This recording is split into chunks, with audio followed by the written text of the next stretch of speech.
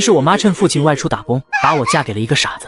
后来我与人私奔，被卖进了红灯区，最后还是被脑子恢复正常的季修然救了出来。可我没脸见他，被救后我却离开了。身无分文的我又被骗进了黑市，我被打断双腿，又在野外自生自灭。我竟意外重生到当年嫁给傻子的时候。我这一世要好好做人，报答前世季家对我的恩情。小暖，发什么呆？快些进去，以后这儿就是你家了。季嫂子，这就是温家的小丫头温小暖，暖丫头，这就是你以后的婆家了。这是你婆母，那是你公爹。伯伯，伯娘好。这是你男人季修然。温小暖偷偷地打量着季修然，而季修然同样也在打量他。妈，这就是你给傻三弟找的媳妇呢，模样生得这么俏，不是个安分的，您可得想清楚，别300块给娶个淫荡货回来。说话的是季家老二季安平的媳妇李春兰，也是整个季家待温小暖最不好的人。胡咧咧什么？你三弟妹看着就是个乖巧的，你若再胡说，又给我滚回去！好孩子，以后来了我们季家，就是我们季家的一份子。修然现在虽然傻，但为人善良，只要你待他好，他便会好好疼着你。是，早前听闻季二嫂未嫁人前是10里8乡一枝花，才能迷得季二哥非娶不可，也不见季二嫂是个不安分的。季二嫂可背着季二哥带人回来过？你瞎胡说什么？我怎么可能会？李春兰气得就要去抓温小暖的头发。够了，妈，他冤枉我，就许你胡咧咧，还不许你弟妹说你一句啊！你二嫂就是这个样子，你别往心里去。伯娘，我知道季二嫂是同我开玩笑，我不会跟她计较的。李春兰被气了个半死，这才刚进门，婆婆就这么护着，以后还有她什么地位？绝对不能让温小暖留下来，要想个法子把她赶走才行。你以后就是我媳妇了，我妈说了，你是我媳妇儿，是不是？修然乖，去边上先玩，妈跟你媳妇儿还有话说，一会儿让你媳妇陪你玩好不好？言罢，王曼云便和温小暖走到了一边。丫头，伯娘也不瞒着你，修然这孩子18岁的时候便应征当兵去了，原该一路征程，前途光明，却在一次任务中被子弹打伤了脑袋，历经2年半，人倒是救回来了。结果伯娘知道让你给修然当媳妇是委屈你了，但只要你好好待修然，我们季家便不会亏待你。伯娘，我知道了，我会跟他好好过日子的。温小暖刚回过身，便见季修然正站在不远处，对着他傻笑。媳妇儿，哎呦，瞅瞅傻三叔，瞧这架势，婆婆来年都能抱傻孙儿了。说话的依旧是李春兰，她对于婆婆花300块钱给季修然买个媳妇这件事情意见很大。如果将这300给他们二房，他们二房的日子也不至于过得这么差。不会说话就给老娘闭嘴！若是再胡说八道，我送你回娘家反省去。王曼云最不喜的就是这个二媳妇，当初老二也真是鬼迷了心窍，为了将李春兰娶进门，没少做蠢事。妈，春兰说错什么了？你本来也不该给三弟娶什么媳妇，他都傻了，凑合着养就是了，干嘛浪费那300块钱？给我做生意也好了。你不晓得，现在外头做个体户的人，个个都发大财了。就是，我看妈就是偏心，一颗心里装的都只有三弟，也不想想我们家难过。我如果发财了，还能不管你们二老不成？修然就是个傻子，你还指着他给你养老送终了。季安平，你有没有良心？那是你三弟，你一口一个傻子的，你是不是都忘了他还好的时候是怎么帮衬着你们夫妻俩的？你的良心喂狗了吗？帮衬我？那妈你怎么不把三弟的赔偿款分我抵？他念着这笔钱已经想很久了，成夜想得睡不着觉。如果王曼云对他们公平些，他早过上好日子了。我打死你个不孝子！那是你弟弟用命换来的，就算我们二老死了，那也只能是你三弟的。媳妇儿别怕，你乖乖的，娘不会打你的。温小暖有些哭笑不得，他是知道季家二房的心里一直都对王曼云存着不满。当年季修然受伤后，季家二房担心自己得担起照顾季修然的责任，出钱出力的讨不到一分好，在季修然头上的纱布都还没拆开就闹着分家，结果加分了，季修然的补偿款却下来了，所有的医药费国家都出了，甚至还得了2万的抚恤金，这可把二房给眼红坏了。妈，你就算是今天打死我，那笔钱你都必须分给我们，我们也不要多，给我们8000，只要你把8000给了，我以后保证不再闹。我今天非得打死你这个不要脸的东西不可！我王曼云怎么就生出了你这么个糟心玩意儿？我说的有错吗？三弟没结婚，他赚的钱就应该算是公中，你给大哥钱做生意，凭什么我就不行？我们3兄弟一人8000，已经很公平了。妈，安平说的没错，三弟没结婚，赚的钱就是公中的，我们应该有一份。闹够了没有？爸，是不是可以给我们分钱了？你既然说你三弟的赔偿款是公中，那咱们也好好说说，这笔钱是在分家后得的，就算是公中也跟你没关系，跟你大哥同样也没关系，这笔钱只会是老三的。你和你媳妇把你们那点小心思都给我收起来，我老头子只要有一口气在，你们谁也别想打这笔钱的主意。爸，你怎么跟我妈一样自私？哎呦，真的是没天理哟！宫中的钱怎么能没有我们的份连？温小暖的嘴角抽搐了一下，看来上一世是他没给李春兰发挥的机会，这撒泼的劲可比他强多了。媳妇儿别怕，我保护你。我不怕。媳妇儿，二嫂是在哭吗？怎么没有眼泪？一时激起千层浪，所有人都看向坐在地上撒泼的李春兰。媳妇儿，哭是没有眼泪的吗？二嫂每次揍我的时候，我就疼得直哭，每次都跟花脸猫一样，她还不许我告诉吗？李春兰，你居然还敢打我儿子！我看你是反了天了。先是我妈趁父亲外出打工，把我嫁给了一个傻子。后来我与人私奔，被卖进了红灯区，最后还是被脑子恢复正常的季修然救了出来。可我没脸见他，被救后我却离开了。身无分文的我又被骗进了黑市，我被打断双腿，丢在野外自生自灭。我竟意外重生到当年嫁给傻子的时候。我这一世要好好做人，报答前世季家对我的恩情。那丫头，你多吃一些，在自个儿家里不用客气。谢谢伯娘。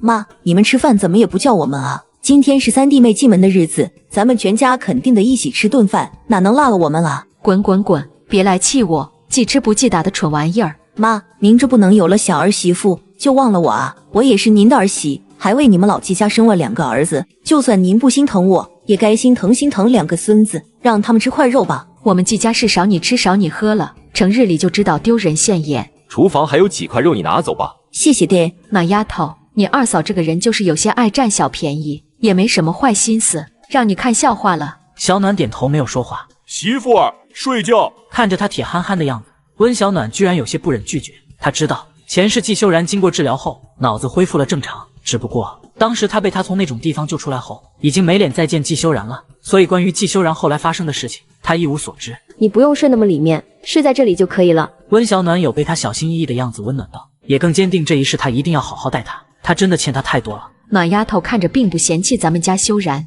看来我的决定还是对的。先看看再说吧。对于这个漂亮的有些不像话的儿媳妇，季老爹的心里总是有些不安，特别是今天二媳妇的那一句话，更是让季老爹有些莫名的觉得可信。这年头改革开放，的确有不少女同志闹着外出打工，尤其是那些长得俊俏的大姑娘小媳妇，一窝蜂都想去大城市打工，难保这新来的三媳妇有没有想法呀？翌日，媳妇儿，我想去玩，你带我出去玩好不好？季修然是有自己的小心思的，他都有媳妇了，而且他的媳妇还这么漂亮，村里好些人都笑话他是个傻子，讨不到媳妇，所以他要去让那些人好好睁大他们的狗眼看看。那好吧，我带你出去玩。走在街上，张大娘开口问道：修然，这是你媳妇啊，生得真好看。我媳妇最好看了。这就是季家那小媳妇儿啊，生得真怪好看的。春兰说的没错，是个不安分的。这是平时跟李春兰玩得很好的一位夫人，温小暖记得她叫苏丽芬。你看她走路屁股扭的，不就是给男人看的吗？应话的则是村里的寡妇陈香琴。据她所知，陈香琴在季修然没出事之前，可是心心念念着想嫁给季修然的，但因为她死过丈夫王曼云不同意。如今见着温小暖，她这自然不爽。前世也发生过这样的事情，当时温小暖不屑理他们，因此这两人加上李春兰的故意到处宣扬，她在村里的名声也越来越差。这位大姐，这话说的真有意思。你走路屁股不扭啊？还是说你不走路，像那僵尸一样跳着走？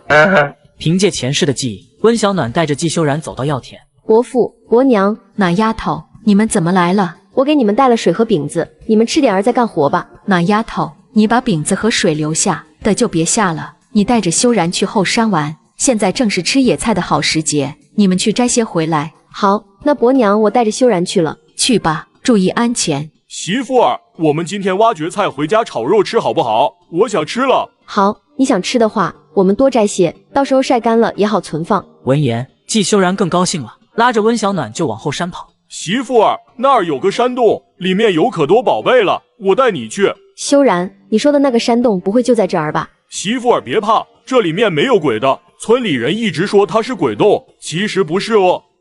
进去之后，温小暖简直惊呆了，她是真的没想到这里面有这么多的萤石。媳妇儿，好看吗？好看。萤石好看，但据她所知只合适用来做一些的工艺摆件或是小装饰，价值并不高。媳妇儿，这个不好看，后面还有更好看的。季修然明显对这儿很熟悉，拉着温小暖的手便往里面钻。媳妇儿，你看。温小暖有些好奇的上前，正要伸手去开那些箱子。媳妇儿，我试过了，他们打不开的。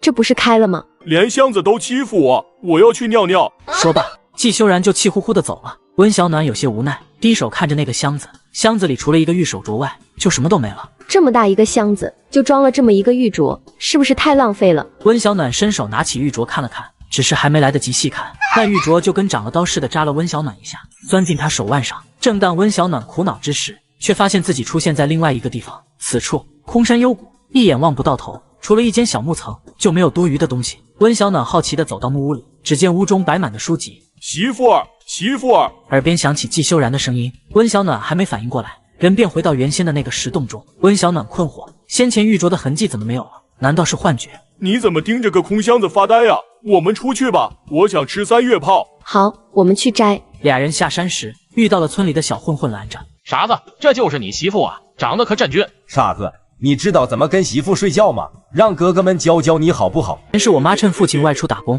把我嫁给了一个傻子。后来我与人私奔，被卖进了红灯区，最后还是被脑子恢复正常的季修然救了出来。可我没脸见他，被救后我却离开了。身无分文的我又被骗进了黑市，我被打断双腿，又在野外自生自灭。我竟意外重生到当年嫁给傻子的时候。我这一世要好好做人，报答前世季家对我的恩情。续接上集，我和季修然下山时遇到小混混拦路。小媳妇儿别怕，哥哥们让你好好快活快活。你们干嘛？不许欺负我媳妇，我打死你们！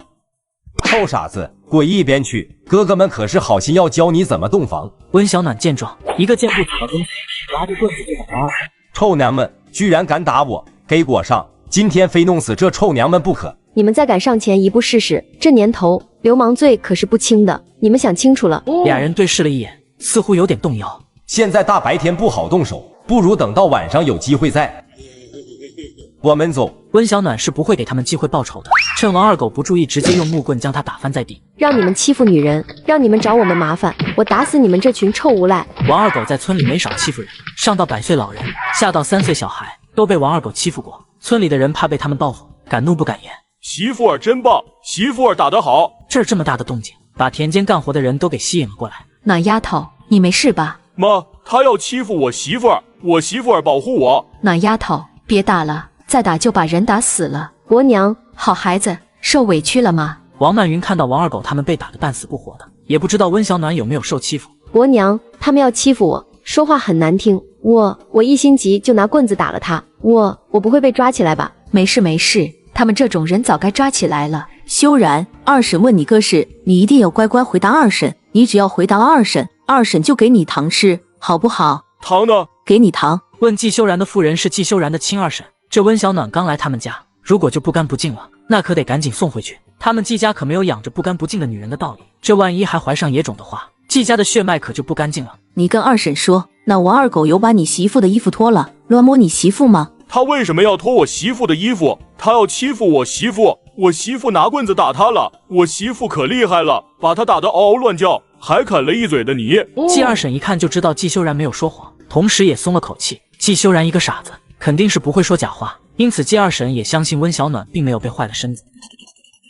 妈，三弟妹都被王二狗坏了身子了，你还是赶紧把人送回去吧，让他们家把这彩礼钱赶紧退回来。李春兰风风火火地跑进来，她正在村口的大槐树下跟几个妇人嗑瓜子扯皮，结果就听说温小暖遇上王二狗的事情，连瓜子都顾不上嗑，抓了一把塞在兜里就急急地跑回来了。二嫂，饭可以乱吃，这话可不能乱讲。我乱说，村里都传开了，昨个我瞧你就不是什么正经的，这才跟三弟一天就耐不住寂寞去勾引王二狗，真是个下贱胚子。二嫂是看到我跟王二狗有什么了？看见棍子李春兰是又害怕又想着那些钱。你不要脸，勾引王二狗，不然村里这么多大姑娘小媳妇的，王二狗为什么偏偏不去欺负，要欺负你？我看分明就是你勾引王二狗。屋内，王曼云气得脸色铁青，恨不得冲出去打李春兰一顿。他们家怎么就娶了李春兰这样的媳妇？但是季二婶却把王曼云拉住了，她轻声道：你总不能每次都替老三媳妇出头吧？你是想给老三娶个能护着他的媳妇？如果他连老二媳妇都对付不了，我倒觉得提前叫人送回去的好。王曼云看了季二婶一眼，终是点了点头。二嫂，你知道我手里这把棍子先前我做什么用了吗？我怎么知道做了什么？我要你现在赶紧去跟婆婆说，把你送回娘家，不要污了我们老季家的名声。这把棍子我刚刚用来打王二狗呢，他乱说话，我足足打了他上百下。二嫂说乱说话的人是不是也该打？李春兰整个人都不好了，瑟瑟发抖地看着温小暖。温小暖，你好样的！李春兰吓得不敢再多做停留，转身跑了出去。季修然在一旁一脸崇拜地看着他。修然乖，坏的咱们不能学。刚刚我拿棍子对着二嫂是错误的，修然可不能学，知道了没？为什么媳妇儿可以，我不可以？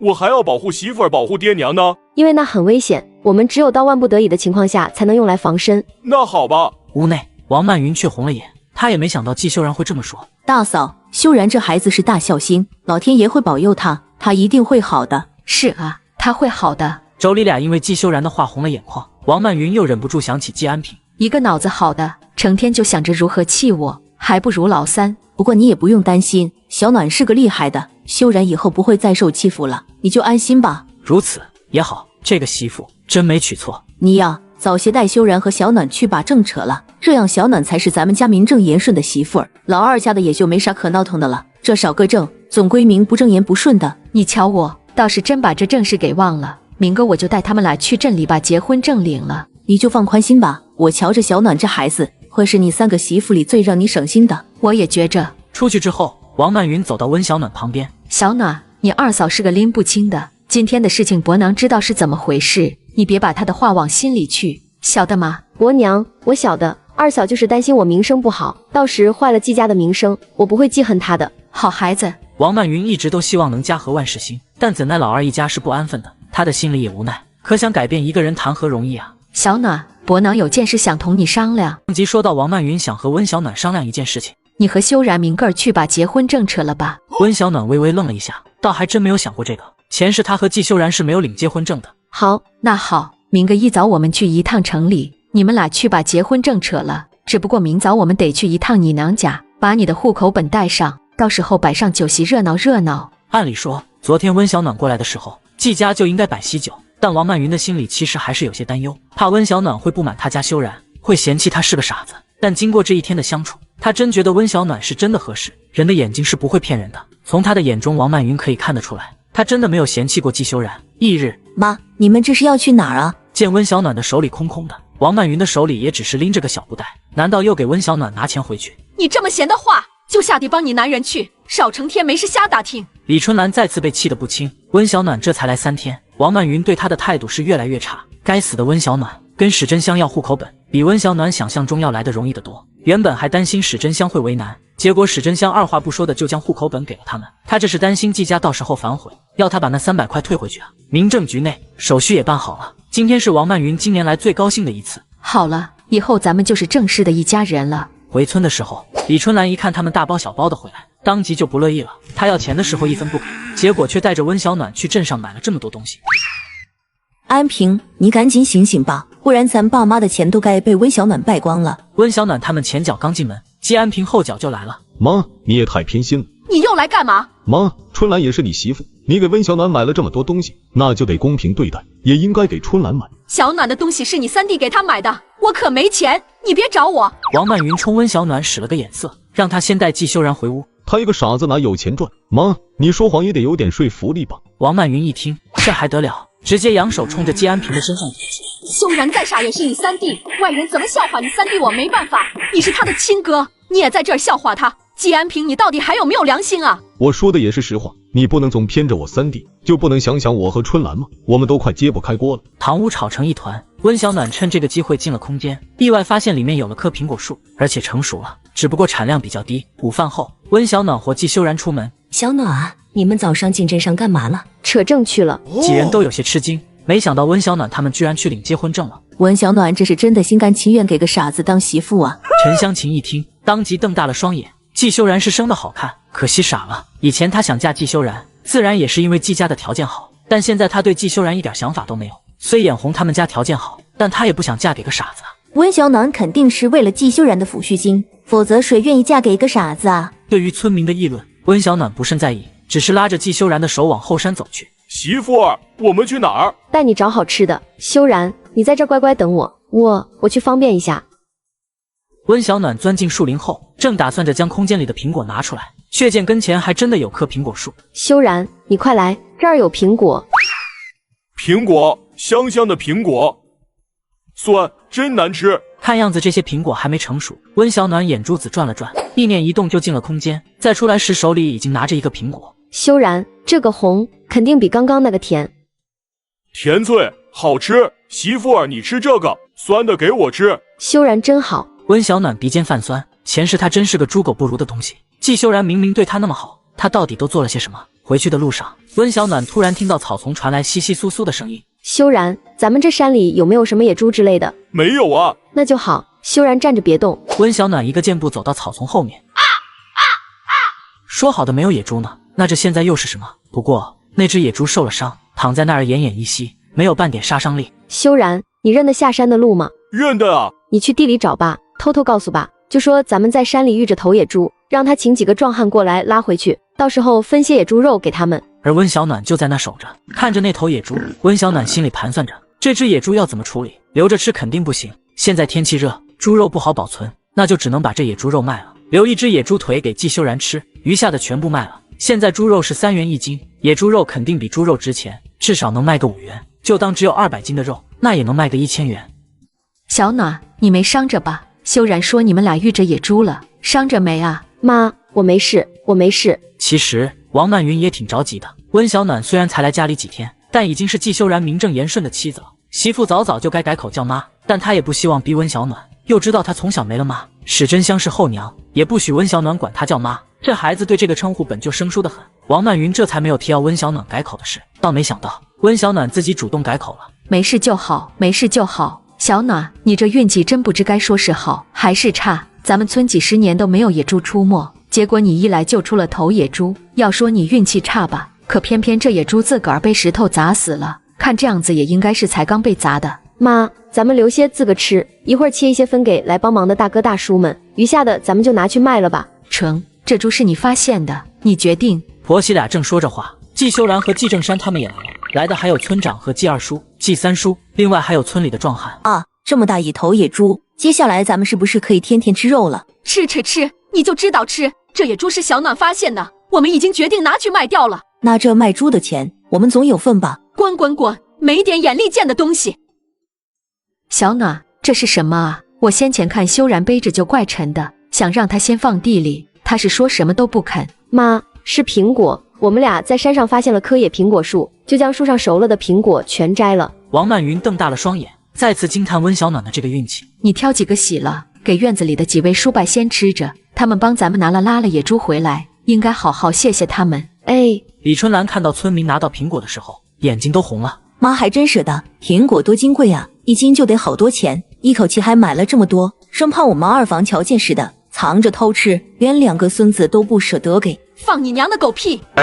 村长伯伯，这苹果不是买的，是我和修然进山的时候，在崖边发现了一棵苹果树，是山里头摘的，不花钱，您快尝尝。正山啊，你这小媳妇是个有福气的。很快，来帮忙的村民都分到了野猪肉。哪有又吃又拿的，就是搭把手的事。小暖太客气了。村长伯伯，这是要的，您快收下。村长，你就听我小儿媳的，收下吧，不然下次都不敢叫你帮忙了。行，那我就收下了。前天我儿子从镇上带了盒糖果，一会儿给小暖和修然送过来，给他们俩当零嘴。您太客气了，村长。朱砂好，感谢了帮忙的人后，温小暖当即扬声道：各位叔婶要买野猪肉吗？咱们村里人如果买的话，就按普通猪肉的价格，你们若不要，我们就准备拉到镇上去卖了。才给我5斤，这也太少了吧？二嫂不要啊，那就算了。要，谁说我不要了？村民都有些无奈的摇了摇头。对于温小暖倒是更喜欢，他们虽然没得猪肉，但是他们家的小孩都吃了温小暖给的苹果。听说你们村有野猪肉，是在这家吗？大叔，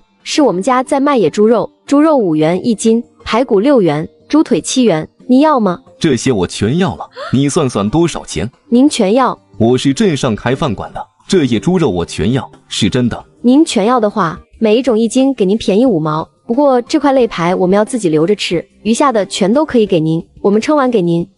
猪肉一共115斤半，排骨45斤，3只猪脚一共50斤，另外还有一些碎骨等等，加起来一共卖了1300元。周老板，这猪肉要我们给您送去吗？不用，我们有车。正山，把那些钱拿出来，这钱是小暖赚的，应该由小暖自己保管。妈，今天这钱应该算宫中的，至少也得分我们660吧。野猪是温小暖发现的不错，可野猪是季正山带人拉回来的，还是季正山帮忙杀的，温小暖只是帮忙卖了下肉，啥也没干，凭啥这钱全部都得给温小暖？李春兰第一个不同意。没有小暖发现野猪，能有这笔钱？这钱你想都不想，只能是小暖夫妇俩的。爸，你也出了力的，我留100在身上，偶尔应个急啥的，余下的你跟妈帮我们俩存着。收着，这钱是你的就是你的，谁也别想拿走。你是个有主见分寸的孩子，也是你和修然扯证后俩人婚后的第一笔财产，你们自己保管。啥？他们俩扯证吗？妈，你疯了吗？他们俩怎能扯证？小暖和修然是夫妻，为什么不能扯证？他一看就不正经。妈，你这是存心想给三弟戴绿帽子啊？二嫂，你一再说我不安分，我倒不知道我是做了什么，你这么一而再再而三的诽谤我。你长得就不安分，我又没乱说。二嫂如果非要这么说，那我也跟妈说，就说二嫂不安分，让妈把你送回娘家，是不是也可以？你胡说八道，哪有媳妇嫁出去后还被送回娘家的？这是会被人瞧不起的。而且当年他和季安平结婚的时候，因为王曼云不喜欢他，所以他们到现在都没有扯证。我就是开个玩笑，弟妹别当真啊。我先回家了。王曼云现在把温小暖当宝贝疙瘩一样的护着，她生怕自己再待着，真被王曼云送回娘家。李春兰回家也没闲着，当即就跟季安平告起了状。我看我妈就是老糊涂了，这么多钱就全给温小暖了。可不是，我当时也说了，这钱应该算宫中，你爸妈还把我训了一顿。我看现在在爸妈那儿，我们都不如那温小暖，她才嫁过来第3天，你看爸妈都偏心成什么样了。还有我们俩办了喜酒多少年了，你妈当时就不同意我们俩扯证，结果温小暖一来，今天白天她就带着温小暖和三弟扯证去了。我看你们家人压根就没把我当成一家人。先吃饭吧，晚下我去找我爸好好说道说道。吃什么吃？还没煮。走，去爸妈家吃。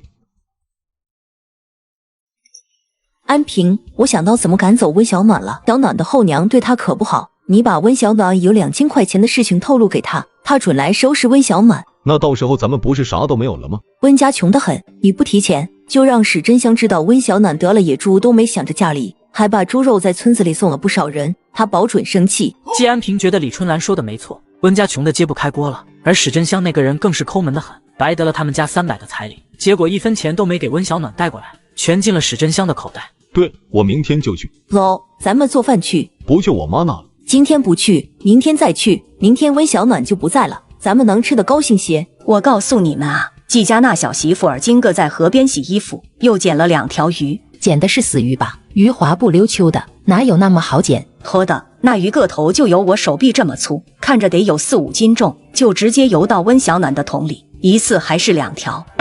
真的假的？我亲眼瞧见的，还能有假？季家这小儿媳妇的运气也忒好了，满满的都是福气啊！可不，昨个是野猪，今个是2条活鱼。我看这福气比咱们村的福宝养宝猪可强多了。宝猪也就是上山的时候挖野菜能比咱们挖的多一些，可也没捡过野猪和鱼啊。经过的杨宝珠在听到村里人的话时，眉心微微皱起，他才是村里的福宝。温小暖一个外村嫁来的，凭什么跟他比？温小暖刚把鱼放到屋里，就看到院外有2人贼头鼠脑的往院子里瞧。修然，你看到那2人没有？他们是谁？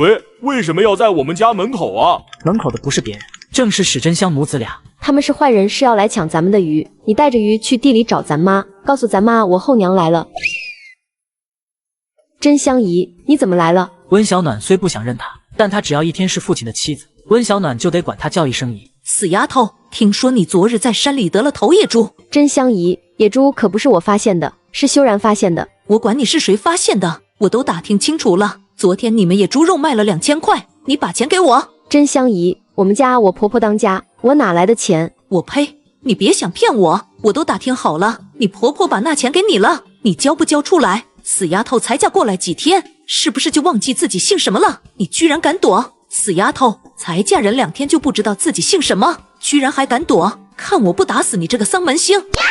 真香姨，你有事说事，我现在已经是季家人，你还想像以前一样对我又打又骂，那你也得问过季家人的意思。我是你妈，我想打就打，我教训自家女儿还得问季家人吗？真是笑话！2天不收拾，皮紧了是吗？还敢反抗我？今天我非打死你不可！我可不是你生的，史真香，你如果今天敢打我，我就打你儿子，我到时候下手没个轻重，你可别心疼。我看你真是反了天了，还想打我儿子！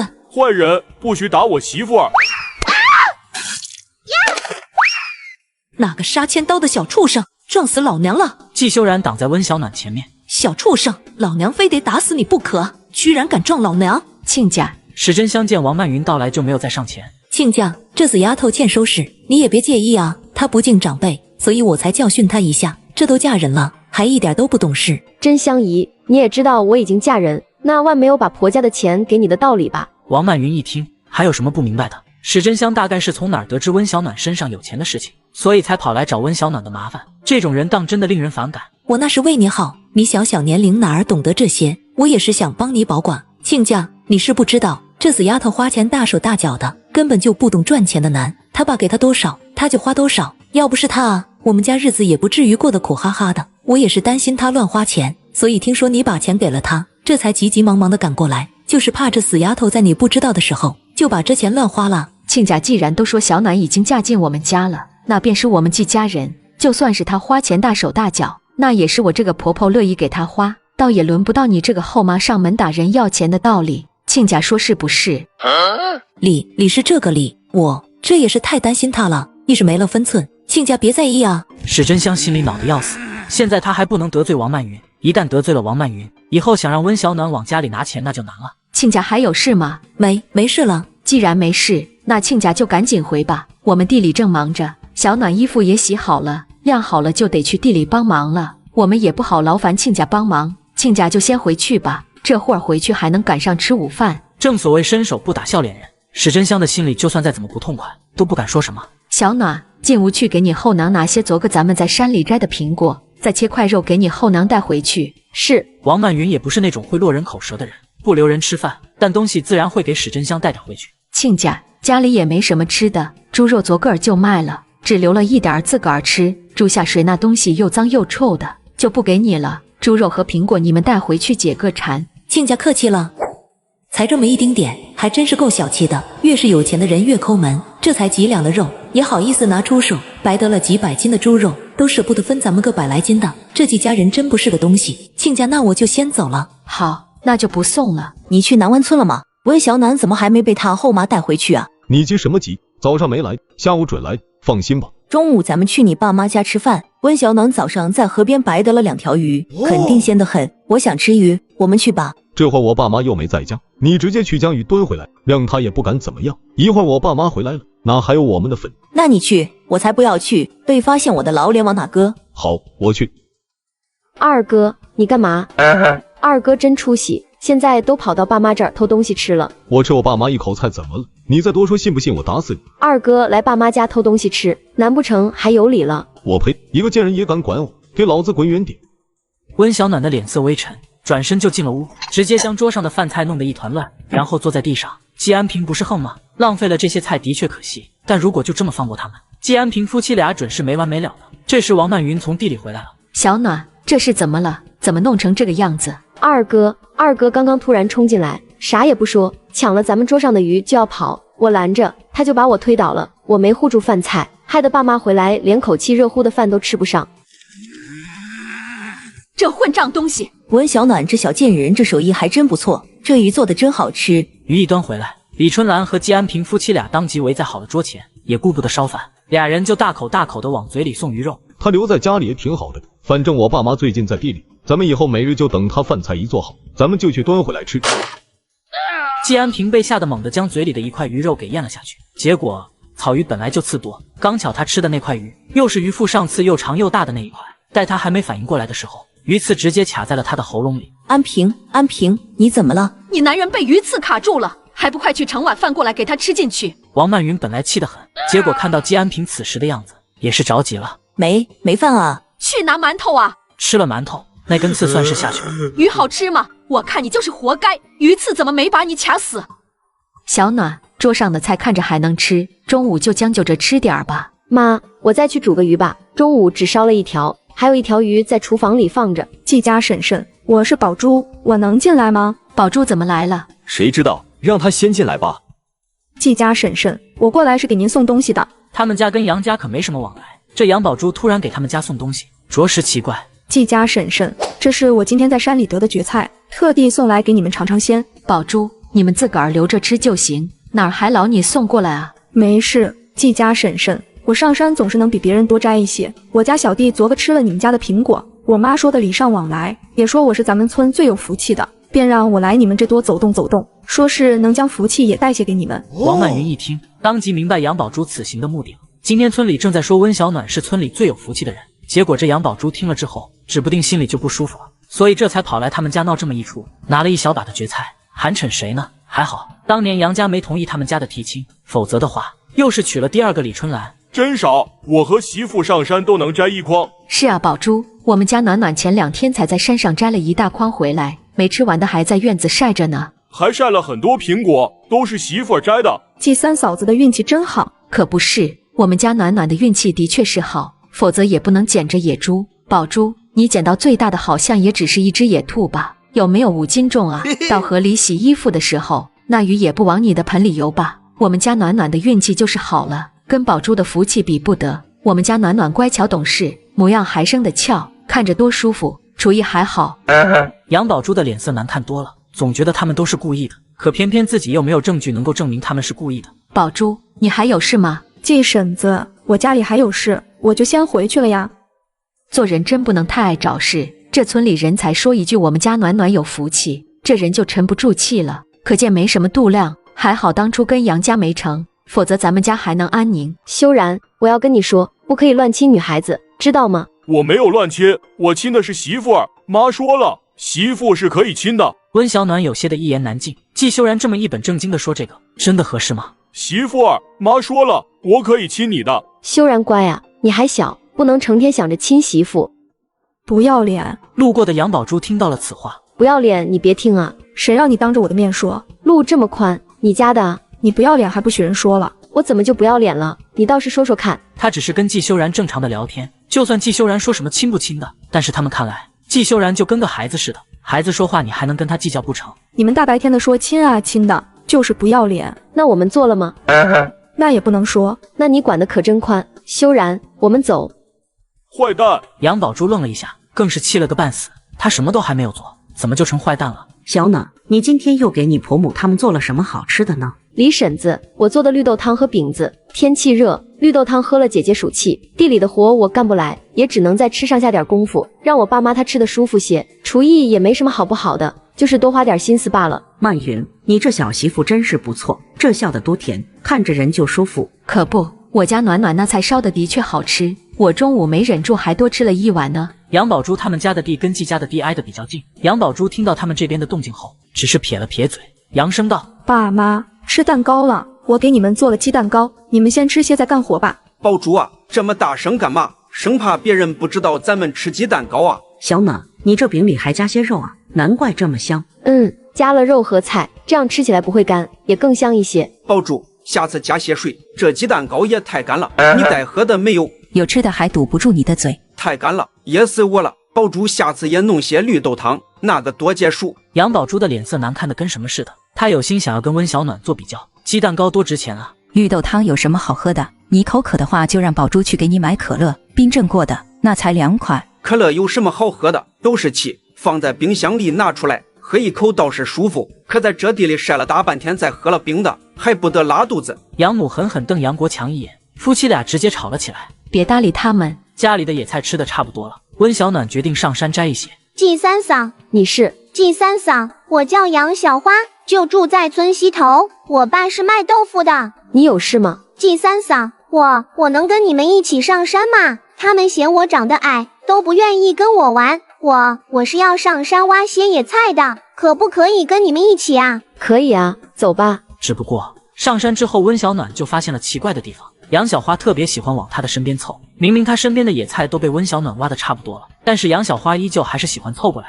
但每次看到温小暖真的只是挖了一些野菜后，他便一脸失望的转身去挖野菜。如此第3天，在温小暖抓到一只野兔的时候，他终于明白了杨小花为什么喜欢往他的跟前凑。季三嫂，这野兔算是咱们一起找到的吧？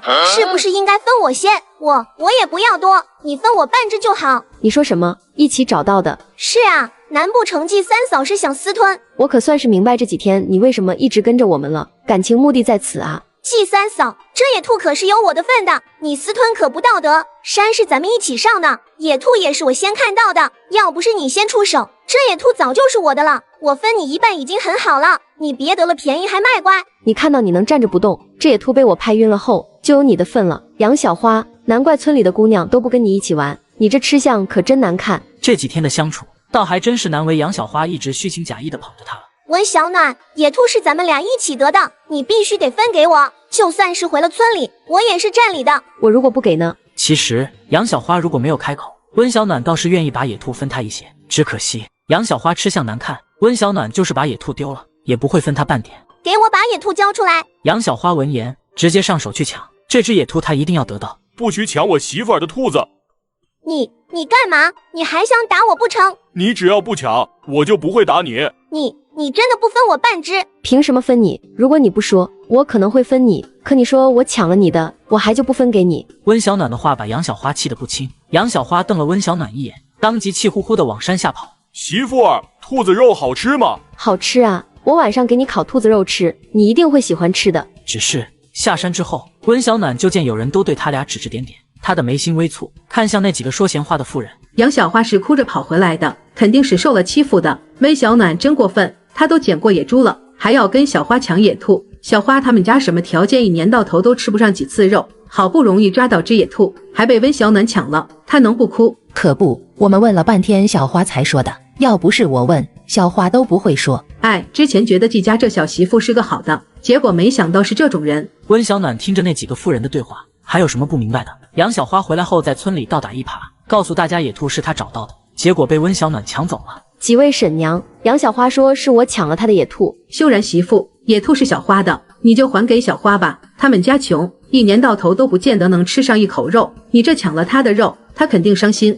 你还是还给她吧。就是，你前些天才得了头野猪，留给自家吃的猪肉应该还没有吃完吧？野兔虽然也稀罕，但小花家一年吃不了2次肉，你忍心跟他抢啊？兔子是媳妇抓的，杨小花抢兔子是坏蛋。两个妇人都愣了一下，总觉得季修然不可能会说谎，但如果这些话是温小暖教他说的呢，那可就不一定了。小花那孩子一向老实听话，虽然人长得不好看，但一直都是实诚孩子，不会说假话。可不是，这是小花的野兔，你交给我们，我们给小花送过去，就当什么事情都没有发生过，否则一会儿闹到你公婆面前，对你也不好。杨小花说是我抢了她的野兔，几位婶子亲眼看到没有？几位婶子都没有亲眼看到，就想从我的手里抢野兔，怕是不能。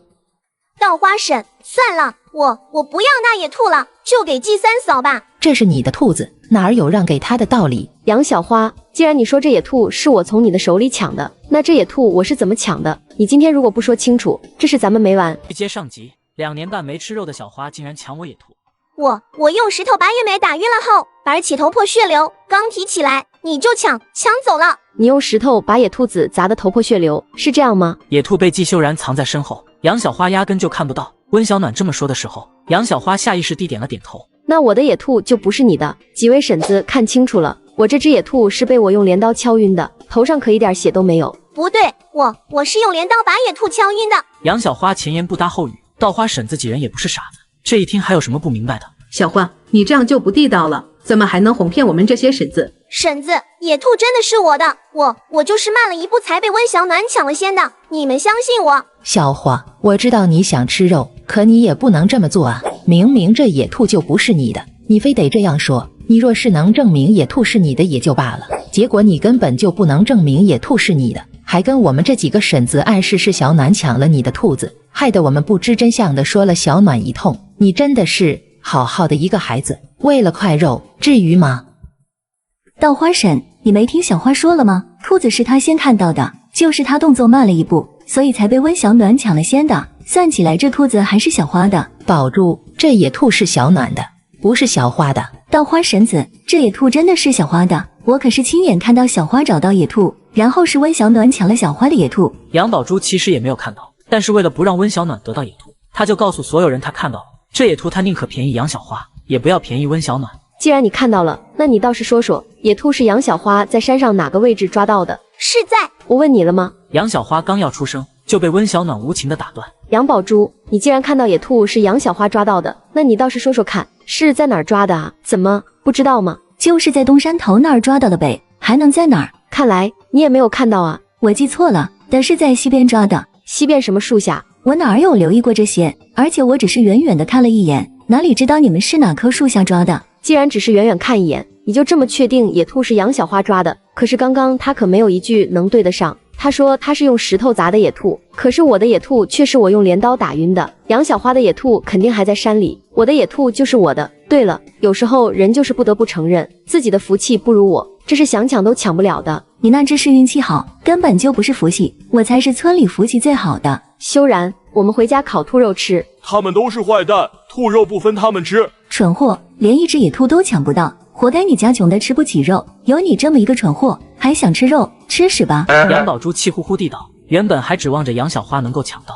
结果杨小花蠢得要死，一点用处都没有。稻花婶还有什么不明白的？她的脑子虽然不好使，可是都到这一步了，她还有什么不明白的？搞了半天是杨宝珠帮着杨小花抢温小暖的野兔，结果因为抢不过温小暖，俩人在反目，这都是什么人？暖暖，以后上山如果找到什么好东西，咱们低调一些，白天不好拿回来的话，咱们晚些再去拿，免得村里人眼红。妈，那些人如果有心盯着咱们再低调，他们也会想方设法的找事，与其避开，倒不如大大方方。不过我也会尽量小心的。小暖说对，不过低调行事准是没错的。爸妈，今天这只野兔我专门在山里摘了一些香料回来烤的，这些香料都带着一些药效，你们多吃一些。老三媳妇，你还懂药理？知道一些，我爷爷是村里的赤脚医生，小的时候跟在爷爷的身边帮忙摘草药的时候，听爷爷说过。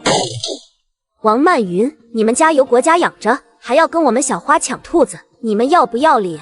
把兔子还给我们家小花。张家弟妹，你这话说的可就不合理了，怎么成了我家楠楠抢你们的兔子了？分明就是你家闺女抢我家媳妇儿的兔子，怎么闺女抢不走，就让你这个当妈的来了？张春丽这都跑到家里来抢食了，王漫云哪里还会客气？怎么，你们抢我家小花的野兔还有理了？都让你们吃了小半只了，就当是你们赔偿我们烧的柴火钱了，余下的可就是我们的了。小花，把兔肉端走。杨小花，你这是不进棺材不落泪啊？怎么，这野兔是你的？当然，野兔本来就是我的，要不是你把我的野兔抢走，这野兔早就在我家了。我看你们谁敢拿，还敢在我们家撒野，当我家好欺负是吧？你们抢我女儿的野兔，怎么当我吃素的呀？脏了，你说的好像你是吃过肉一样。张春丽眼看收到侮辱，当即就要和他俩拼命。不准打我吗？妈，你没事吧？王漫云，你就这么纵容你儿子打人是吧？我跟你们拼了！你们是晚辈，让妈来。爸，这没事，吃饭。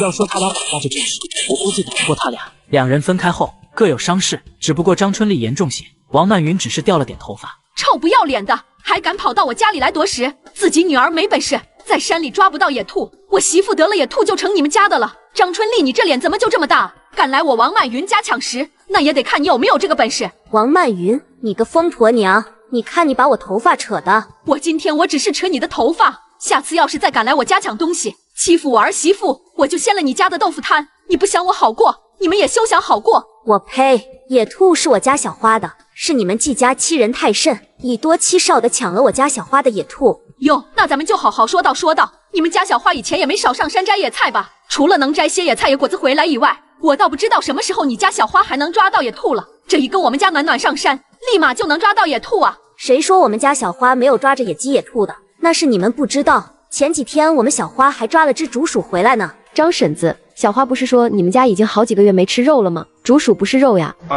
竹鼠我拿去给小花她外婆了，她外婆最近身体不好，得吃肉补补，所以我们家没吃肉。可是小花也说过，她在山上很少遇着好东西啊。妈，你差不多可以了，越说越离谱，赶紧走吧。都给我住口！的父亲不用弯腰干活，我请铁匠打造种地神器，来到面馆吃饭，又遇到史真香，我用一招苦肉计化解危机。你们母女俩闹够了没有？鸡老哥，真是对不住啊！我没想到这两人这么胡闹，对不住啊，还不赶紧走！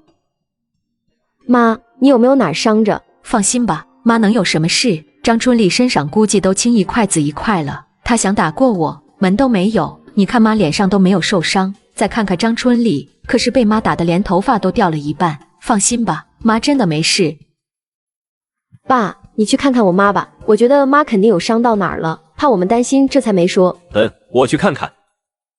你安心在家里休息，地里生一点活了，我自己也能干完。媳妇儿，你在想啥呢？我想做个好东西，这样咱爸以后种地就可以不用弯腰了。什么好东西能不用弯腰就能种地的？等我做出来，你就知道了。翌日，温小暖和季修然一大早就去了镇上。你要做这图纸上的东西。周开成盯着那图纸看了一会儿，也不晓得这要做什么用的，但是上面的字体娟秀，画的也清晰易懂。你看看可以做吗？能做。先做一个，如果效果达到我想要的，会再考虑多做些。完全做好的话，得10元一个，你先付我5元定金。对于这个价格，温小暖倒并不觉得有什么，要来就是样品，它只是一张图，就算写的再详细，可是周开成也得一个个的做过来，也是一件费脑的事情。所以对于这个价格，温小暖并不觉得有什么不合适的。走吧，修然，咱们去吃饭。夫妻俩刚离开周家铺子，就在面馆撞见了史真香。死丫头，有钱出来吃面，没钱孝敬我，看我怎么收拾你！真香姨，你怎么在这儿？死丫头，有钱下面馆，我跟你弟弟在家一口饭都吃不上，你还有脸来面馆吃面？不许欺负我媳妇，后娘坏蛋！死丫头，嫁人了就不知道自己姓什么是吧？我和你弟弟连口饭都吃不上了，你倒好，还敢跑到面馆里来吃面，把身上的钱给我拿出来！我没钱。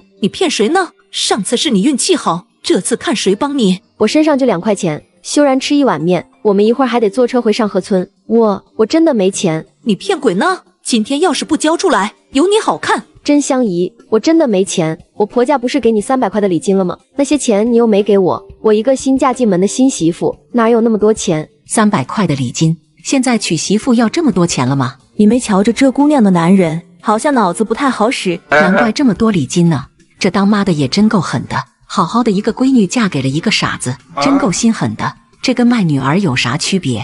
拿了姑娘300的礼金，连这小姑娘身上2块钱都不放过，真是没娘的孩子比草贱啊！真香姨，我知道我爸没在家，你和后弟不容易，可是我真的没钱，从镇上到上河村走路得好几个小时，您能不能别抢我这2元啊？温小暖故意装软弱，为的就是让面馆的人冲着史真香指指点点，因为现在还不是收拾她的时候。温小暖，你婆婆可是给了你2000元，你少在这儿装穷。这个该死的温小暖，现在倒是会装起可怜来。先前在上河村的时候，胆子比谁都大，还害得我被打了，真是个死丫头。真香姨，你非得这么说，我又有什么办法？我一个新嫁进门的媳妇，我家也是婆婆当家。您如果不信的话，您自个儿搜身，看看我身上是不是只有2元。你这当后妈的怎么这样？不是你生的就不心疼是吧？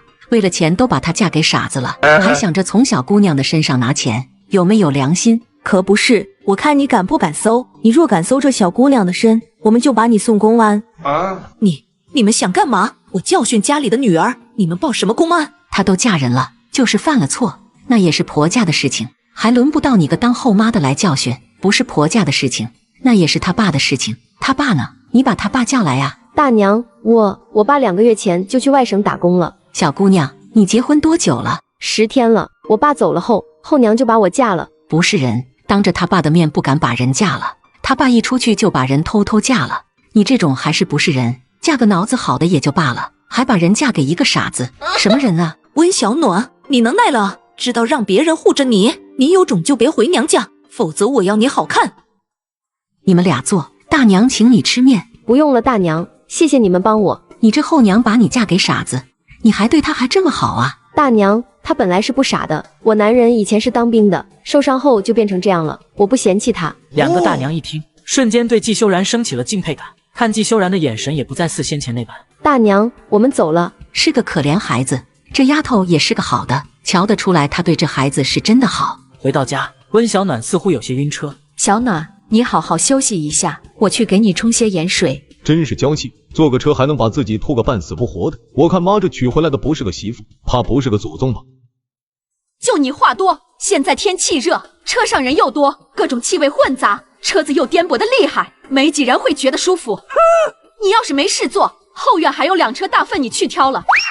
妈，我今天过来其实是有事跟你们商量一下。凭借前世的记忆做出种地神器，而且我即将赚到我的第1桶金。我和安平打算领结婚证了，再过2年铁柱就上小学了。我知道你不喜欢我这个儿媳妇，但是为了铁柱能上户口，这结婚证您总得让我和安平领吧？知道了，明天来找我拿户口本，你们自己去镇上领吧。王曼云考虑到孙子要上学，就算再怎么不想松口，也不得不松口。妈，你同意了？不然我还能把你退回去，我退你走不走？妈，就是那个，您能不能借我们点钱啊？我和安平最近手头有点紧，身上也没钱，就想着……滚滚滚！你们俩这个月的养老钱还没给我吧？你们俩以后别想从我这儿拿到1分钱，2人成天就知道在家里躺，那就继续躺着，看看你们能不能躺出钱来。妈，这不是什么？不是你们俩躺在家里，所有人的脉动都一再的差不多了。再看看你们俩的地土翻过没有？既然这么不想弄，这地我看你们趁早还是还回来。当初要不是看在你们家日子过得还行，要我来我都不来，继续这样也不行啊，家里都揭不开锅了，找温小暖要点去。老三媳妇啊，妈不是给了你2000块吗？你借我1000，等二嫂赚钱了，二嫂再还你。二嫂，我没钱，那2000块我给妈了。温小暖自然不会借钱给李春兰，这可是她的启动资金，她还想靠着这笔钱发家致富呢。你骗谁呢？那钱妈既然给你了，肯定是在你身上。老三媳妇未免也太小气了吧，跟你借点钱都不借，还能指望你什么？我没钱，二嫂可千万别指望我。你刚进门的时候就该把你赶出去，丧门星。二嫂，你没事吧？你别碰我，你这个扫把星，遇到你我准没好事。李春兰最近也发现了，只要她说一句温小暖的不是，或是骂温小暖，她准没好运，各种霉运都会到她的身上来。出门踩牛粪，洗衣的时候衣服能飘走，做饭的时候骂温小暖连锅都能破。这么大个人，走个路都能摔，你可真够出息的。二嫂，你头上……李春兰头上磕了一个大包，然后立马晕了过去。老二，你媳妇昏倒了，还不给我死出来！温小暖，是不是你推的春兰？你哪那么多废话，成天就知道针对小暖。老三媳妇，我们回去。爸，您别走啊！爸，你看春兰受了伤，你看这几天我们一家子能不能先去你们那吃饭？等春兰的伤好了，我们再自己煮。可以呀，真的？那谢谢爸。一天10块钱，你们一家4口吃也不贵，对吧？你把钱交上来，你想吃多久都行。爸，咱们都是一家人，10块钱，您这太狠了吧？哪儿狠了？你给我10块钱，我就让你三弟妹给你准备只10块钱的饭菜，保你是有鱼有肉，一天3顿有鱼有肉。10块钱我要多了吗？爸，我们都是一家人，你这样未免太见外了。不是你闹的分家的吗？家都分了，那就各过各的。翌日，温小暖来到铁匠铺，这东西是你自己画的？是啊，周师傅有什么问题吗？这是后世的东西，只不过现在还没有，也算是他画的吧。那图纸你卖不？周师傅，这个图纸不卖的。且不说别的，我这个东西也才刚做出来，庄稼人的接受度如何还不清楚，我还得进行一波的实验。若是真要做的话，那这订单自然是周师傅的。周师傅可明白我的意思？周开成一听，觉得温小暖说的也是有道理的。现在哪个庄稼汉愿意花10几20来块的钱去买这么个东西？暖暖，这就是你说的那个栽苗器啊？妈，你看啊，我们如果要用的话，把它往土里一插，把种子或者育苗放进去就行了，然后按一下这个，土就会往回缩，这样就埋起来了，就这么简单，真是方便啊！你二叔家的刚好还没忙完，让你爸带着这个去，给他们长长眼。爸，一会儿如果有人问起这东西是哪来的，您就说是买的，可千万别说是咱们自己做的。我打算看看村民的反应，考虑着做来卖的，也能给咱们家添补些家用。做生意，咱们家也没有揭不开锅。暖暖，你不用这么辛苦，有爸妈一口饭吃，自然不会少你一口饭吃的。妈，这个我知道，可是您和爸有没有想过给修然治病？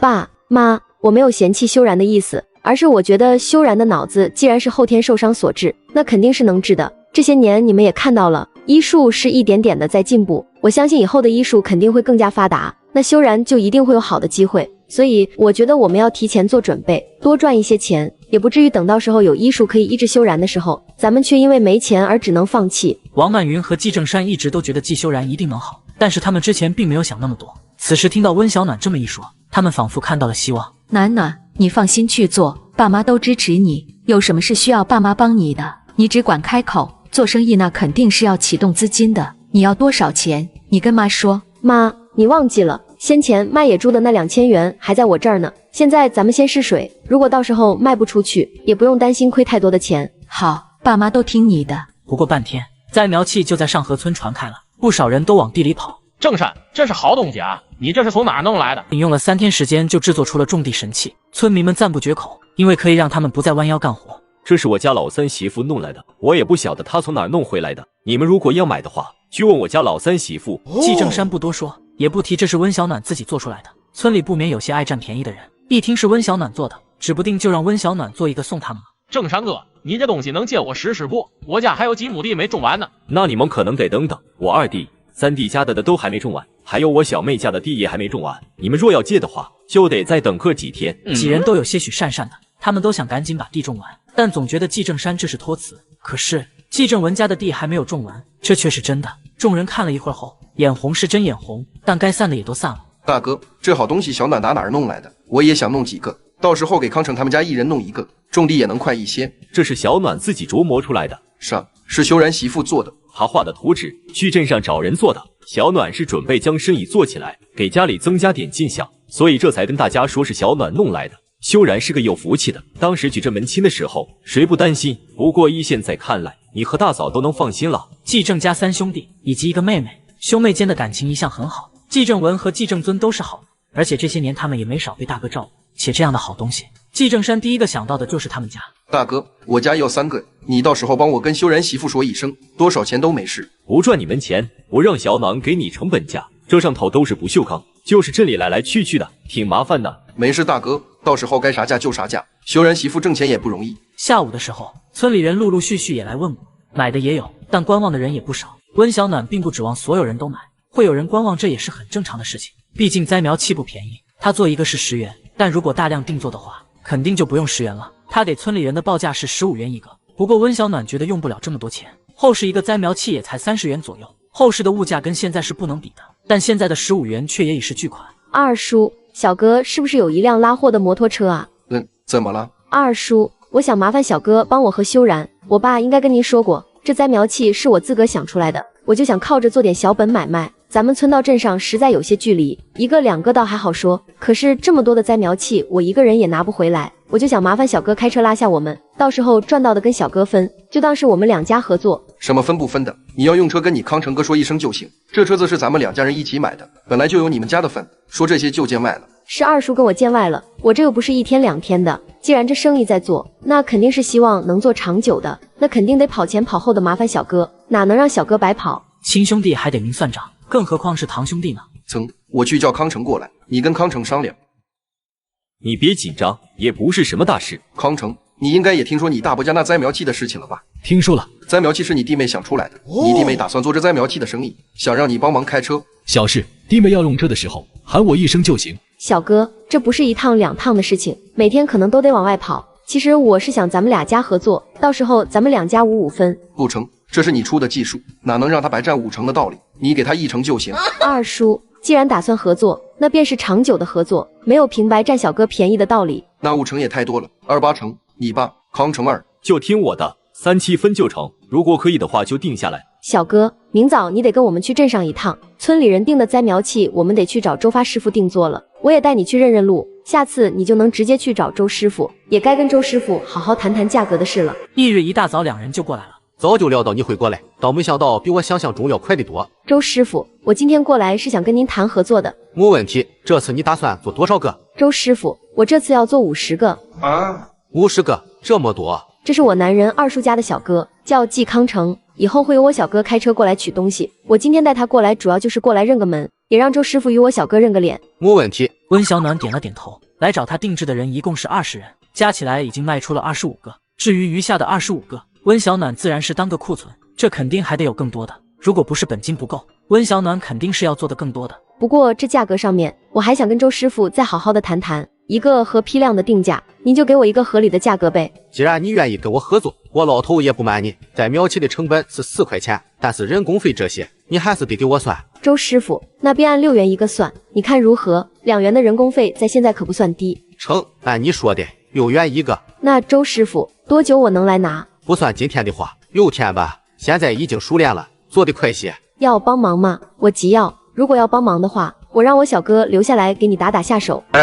周师傅不用担心，既然我打算将东西放您这里做，只要您愿意做，那就会一直给你做。只不过我比较急用，所以才想让小哥给你打下手。你应该知道图纸是我画的，怎么做我只要稍稍琢磨一下，我也是可以做出来的，只是没有现成的机器，你能明白吧？没问题，让他留下帮忙吧。一切处理好后，温小暖和季修然去了药店，因为他在空间里发现了一头特别大的人参，他想看看有多大的年份，带着空间物资去换钱，结果却遭到陌生男子调戏。你要卖什么药材？给哥哥瞧瞧，成色好的话，哥哥多给你点钱。媳妇儿，哟，还是个傻子啊！这漂亮的小女人居然嫁给了一个傻子，还真是够可惜的。你到底想干嘛？想走啊，也不是不可以，只要你留下来配一碗，我就放你们走。你最好别动我，不然我和你拼命。哟，脾气还挺暴，我喜欢。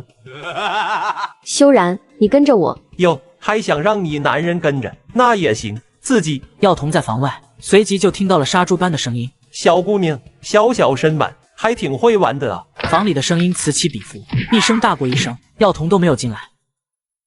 出什么事了？鬼叫些什么？就是少东家刚瞧上一小姑娘，他不让人家走。胡闹！你们东家累了，他说要休息，让你们都别去打扰他。你们东家说了，这根人参他收了，价格是500元。什么人参啊？能值500？老大夫，要不你去问问你们少东家。不过他说了，不让人打扰他。我看你们少东家的脾气不太好吧？他说不让人打扰，你说这个时候你进去打扰他，只怕是不太好吧？对于这家药店已经进入温小暖的黑名单，能有这样的少东家，倒闭那是早晚的事情。老大夫，看你人不错，还是早些另投明主吧。就这黑心药店，犹如你的医德。老大夫明显没想到温小暖会突然有这么一说，而他细细的想了想后，突然就明白了。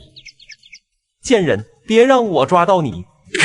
房屋上面的瓦片掉落，正好砸中男子，好像是没了。温小暖和季修然走来路上的时候，刚才的老大夫追了上来。老大夫，拦着我夫妻的去路，是想替你那少东家讨个公道。我是来与你道谢的。其实我早看少东家不耐烦了，他平日里没少欺负过往的客人，怎奈我也不好动手。刚才房屋上的瓦片砸中了他，估计命不久矣。这一切都是报应啊！我不过是随口一说罢了，老大夫不用往心里去。再说那瓦片掉下来可不是我能控制的，一切都是天意吧。我刚来的时候也听了不少关于你们少东家的事情，作孽太多，老天爷也看不过去了。也是报应，报应啊！我们要回家了，再会。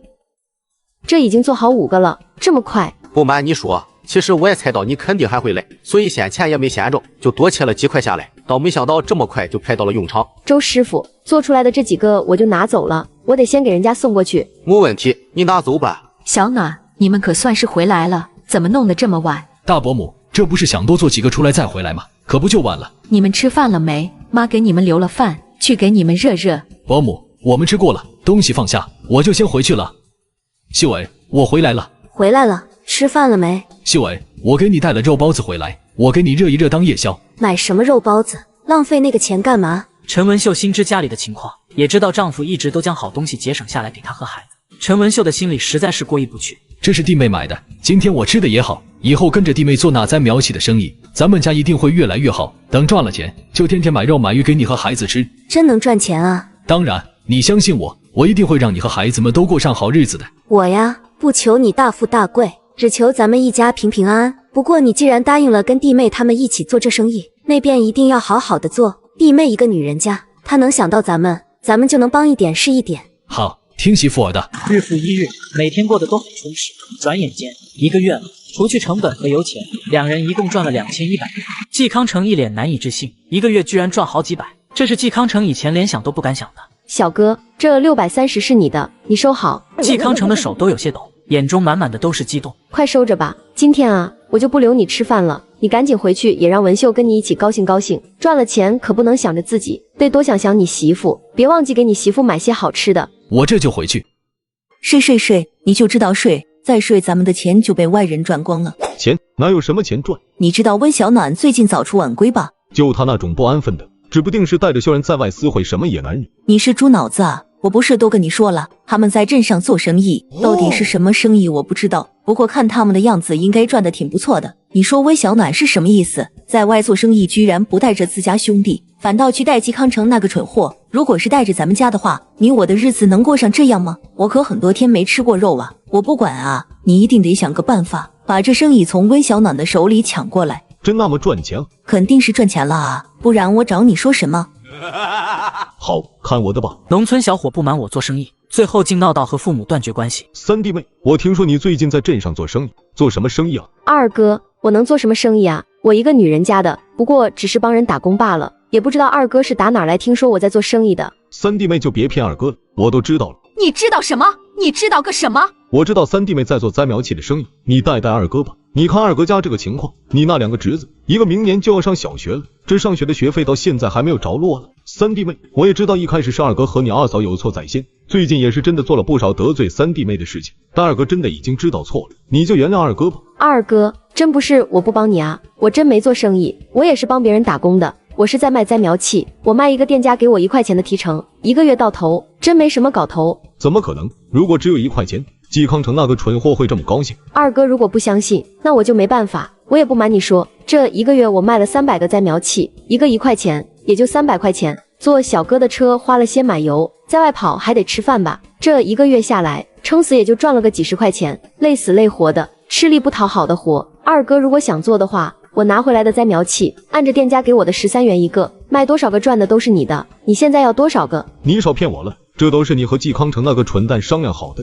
三弟妹，以前是我们的不是，现在我们已经改好了，你就带着我们做吧。你三弟妹也把话放在这儿了，你爱信不信？你如果要做的话，那里还有10个栽苗器，一个是13块，你给你三弟妹130，你就可以拿走了。妈，我赊账成不？你也知道我现在没钱。那不行，你三弟妹的钱就不是钱啊！你把130给你弟妹先，这10个栽苗器你就能拿走，否则就赶紧走，别在这里丢人现眼的，我看着都心烦。妈，咱们都是一家人，我还能坑三弟妹这100多块钱吗？就你这样的人还真会，你什么德行我不知道啊！三弟妹，我也不拿你这栽苗器，不如咱们2家一起卖如何？这样到时候赚到的钱平分，就别带季康成了。不带小哥，你开车啊？季安平不会开车，温小暖是知道的，否则当初2家合着买了那摩托3轮车的时候，那车就不会在季康城那里了。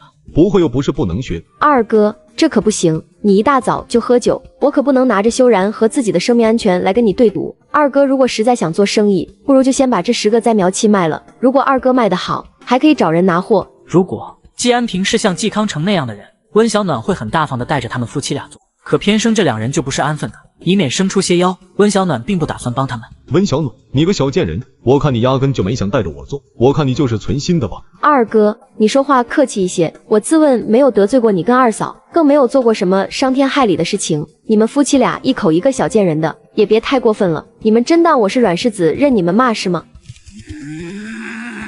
温小暖，我早看你不耐烦了，本想着你带我做生意，我还能忍忍，没想到你敬酒不吃吃罚酒。哼！我看你是反了天了，季安平，你还敢动手？妈，你疯了吗？你打我干嘛？季安平，我怎么就生出你这么个东西？我今天就是抽死你！我王曼云就当没生过你这么个儿子，成天就知道欺负弟弟弟妹，你可真是有本事啊！妈，我看你是偏心过头了，为了一个外人打我。外人？什么叫外人？楠楠已经嫁给你三弟，那就是我们自家人，你算个什么男人？你有种去外面横啊！成天就知道来家里耍横。季安平，你觉得我会纵容你吗？以前你在家里横我睁只眼闭只眼，如今暖暖嫁了过来，我就由不得你再横。我打他就是他活该，谁让他不带我做生意？这时季正山从外面走了过来，街坊邻居听到声响也一并跟了过来。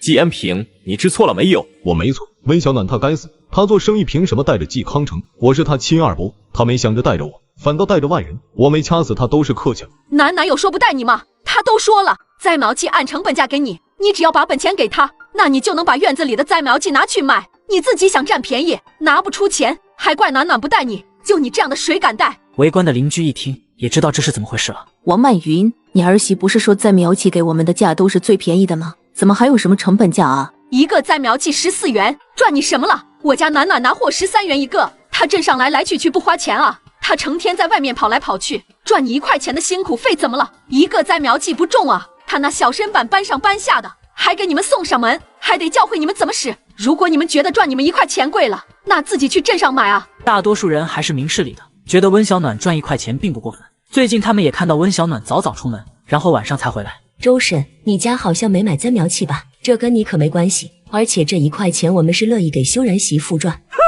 就是暖暖是个热心肠的孩子，我先前在河边洗衣服拎不动，还是暖暖帮我拎回来的。不少人都跟着出声，平时他们也受了温小暖的照顾，这心里对温小暖还是很感激。听说他只赚他们1块钱，没有半点不舒服。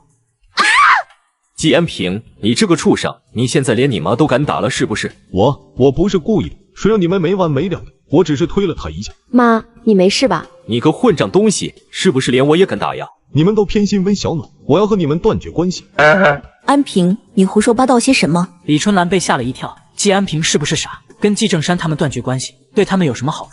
一旦断绝关系，以后就休想再从季正山他们这里分到半分的好。他们如果把我当成他们的儿子，就不会为了一个外人把我打成这样。今天我非要断绝关系不可。季安平，你闹够了没有？闻言，此时昏头的季安平哪还顾得上这么多？一想到自己所受的委屈，以及身上被打出来不知道多少条的红痕，他就觉得自己不是季正山他们亲生的，否则他们怎么会对他下这么重的手？他们根本就没有考虑过他是他们的儿子。你是铁了心的要跟我们断绝关系。是村小伙抢我野鸡，看我一招制服他。老三媳妇，事情不怪你，你不必自责，这是他长年累月积攒下来的怨念，说到底还不是因为一个钱字。曼云，别难过了，他跟我们的缘分也就到此结束了。暖暖嫁来之前，我们对她从来都是百依百顺，可导致她堕落成性，饭来张口衣来伸手的日子踏实过习惯了。现在倒好，只要对她不好，她就跟你犯火，断了也好，省得她成天惦记我们这点钱。如果给了她，几天她就挥霍完了。媳妇儿，我是不是以后就没有二哥了？修然，是他不愿意跟我们当家人，而不是我们不要他，你知道吗？温小暖也没想到事情会发展到这个局面。前世季安平并没有跟季正山他们断绝关系，难道是因为他的重生，很多事情发生了轨迹上的改变？几位可得给我评评理，你们说我说的有错吗？自打他温小暖进门后，我公婆他们看我们夫妻俩是越来越不顺眼，现在居然真的就跟我们断绝了关系。要不是他温小暖进门，我们的关系至于是这个样子的吗？以前他还没来的时候，我们还是好好的，结果温小暖一进门就出了多少事。我男人都30好几的人了，还成天被我婆婆打，如果不是温小暖撺掇，会是这样吗？我看那温小暖就是个扫把星，自打他来后，咱们后山的好东西全被他占了，连我的福气都抢走了。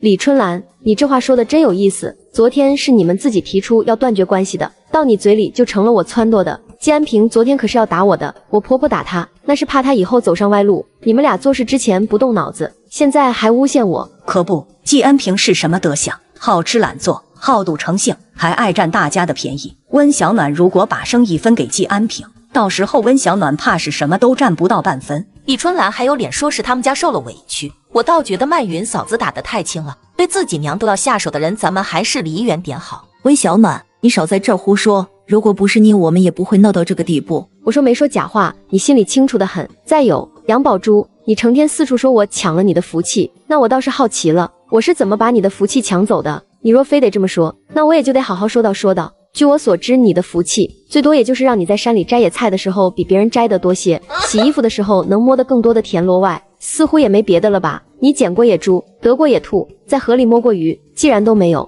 那你一丁点跟指甲盖一样大的福气，我拿来干嘛？塞牙缝吗？以前觉得温小暖长得柔柔弱弱的，肯定好欺负，结果谁能欺负得了她啊？看看杨宝珠的脸色难看的，我怎么就这么痛快呢？我也痛快，你们记不记得之前杨宝珠因为自己有福气这事，可没少在咱们面前得意过，还成天笑话咱们。我看他才是最大的笑话。杨宝珠在村子里的人缘其实一直都不怎么样，特别是杨宝珠每次在山里多得点的东西，都会嘲讽他们这些人没用，连一点东西都得不到后，村里的人就更不喜欢杨宝珠了。你给我等着，走修然，咱们上山。把你手里的野鸡交出来，我就放你们走，否则就别怪我不客气了。季安平，你真够出息的。废什么话，把野鸡交出来，什么事都没有。但你如果不交的话，可别怪我不客气。你想怎么不客气？打我一顿吗？温小暖，我是你二哥，你居然敢打我！季安平，你怕不是忘了，你昨天跟我公婆断绝关系了，你可不是我二哥。季安平脸色难看，一想到自己昨天因为生气而提出来断绝关系，但真没想到他们就直接同意了。季安平事后反应过来，别提有多后悔。我呸！什么断不断关系？他们是我父母，昨天是我一时冲动说的气话，不算数的。那你是不是忘了，你季安平在季氏族谱里现在是单独异业了，跟我们家可是半点关系都没了。废什么话，把野鸡交出来！真是没想到了，你抓到野兔才几天又抓到了野鸡，你还想抢吗？春兰，春兰，怎么了？这是温小暖怎么在这？想吃鸡肉吗？咱们俩把他手里的野鸡抢过来。吃什么吃？跟我回家。李春兰，你有什么毛病？有鸡吃你还不要了？吃是吃，没跟你爸妈断绝关系的话，你还能吃上一口。现在吃不上都是你活该，现在全村人都看咱俩的笑话呢。李春兰这个反应，温小暖倒是意料之外，难道是被村里人唾沫星子淹怕了？修然，咱们走。堂嫂，这是今天刚炖的鸡汤，你现在怀着孕，喝了补补身体。小暖，嫂子就不喝了，你自己好不容易得了只野鸡，你心里念着我，我就知足了。哪儿能天天吃你的东西？你能带着康城赚钱，我们就知足了。小嫂，你的身子好了，小哥才能安心跟着我一起做生意，所以这鸡汤你还真的得喝。你放心，我家的药材都是孕妇能吃的，你就安心吃着。再说我若是想得这些野味，去山里转一转，运气一好，还不是随时都能吃到的。嫂子可能不知道，这只野鸡也不知是真傻还是假傻，看到我和修然的时候，直接就撞到了石壁上，我都没费劲，它自己就搞晕自己了。那是你福气好，咱们村里这么多人也时常上山，可没像你一样有这么好的福气。小暖啊，到时候等嫂子肚子里这个小的出生，你替他取个名字吧，也让嫂子沾沾你的福气。到时候嫂子可别嫌我没文化就好。当然不会，你也别怪嫂子想让孩子沾沾你的福气就好。接下来的日子，温小暖主要以找经销商为主，周边的几个乡镇，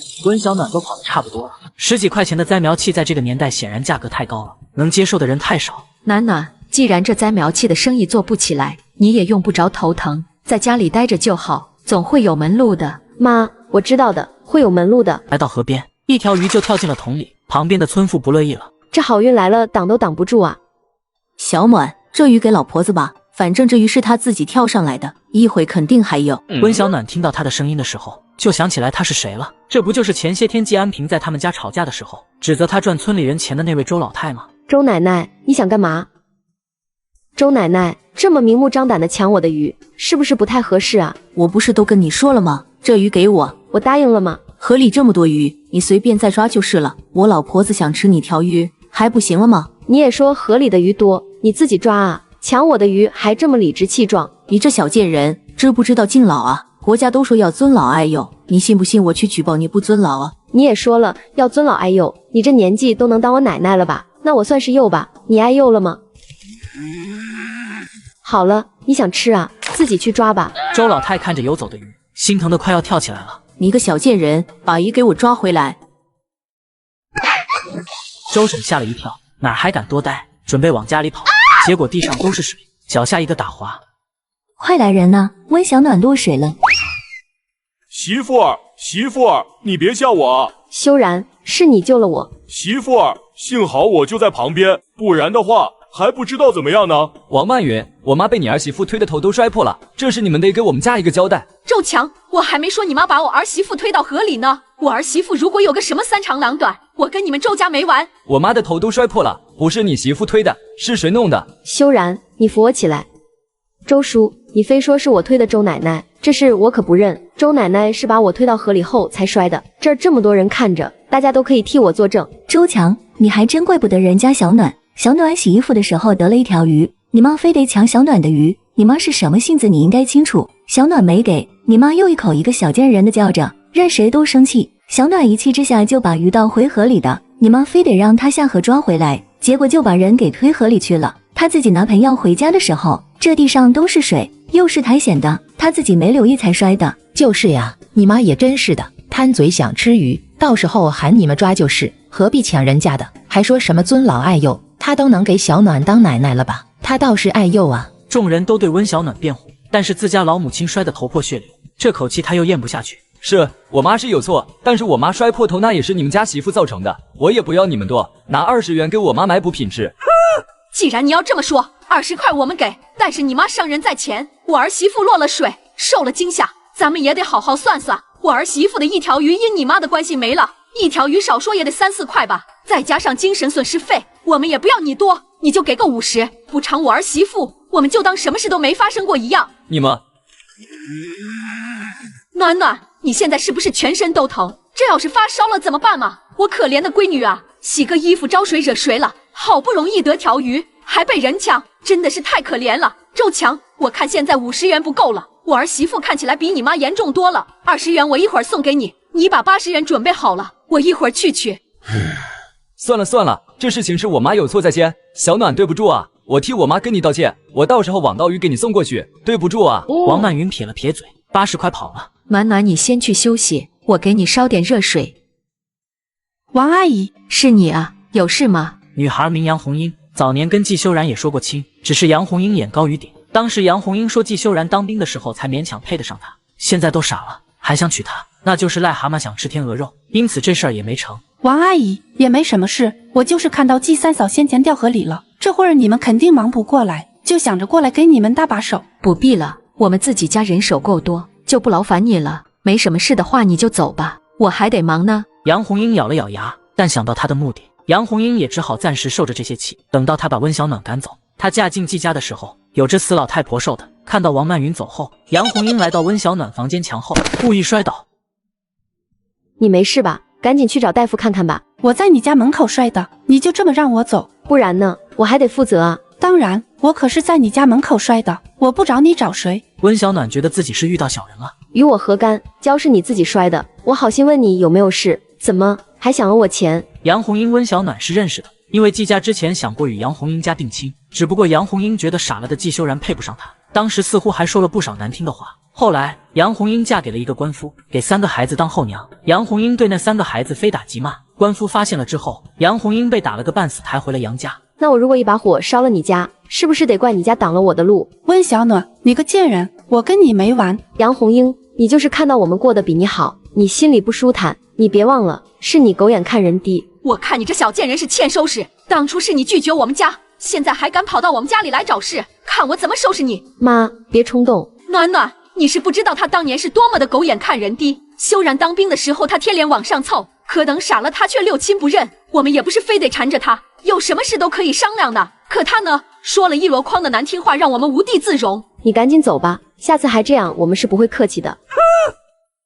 晚饭后，季康成带着一个陌生男子来找温小暖。弟妹，这是赵先生，周师傅的朋友，他是过来跟我们谈栽苗器合作的事情的。铁厂厂长竟要跟我合作推销栽苗器，行医几10年的老中医要以针灸的方式来治疗季修然。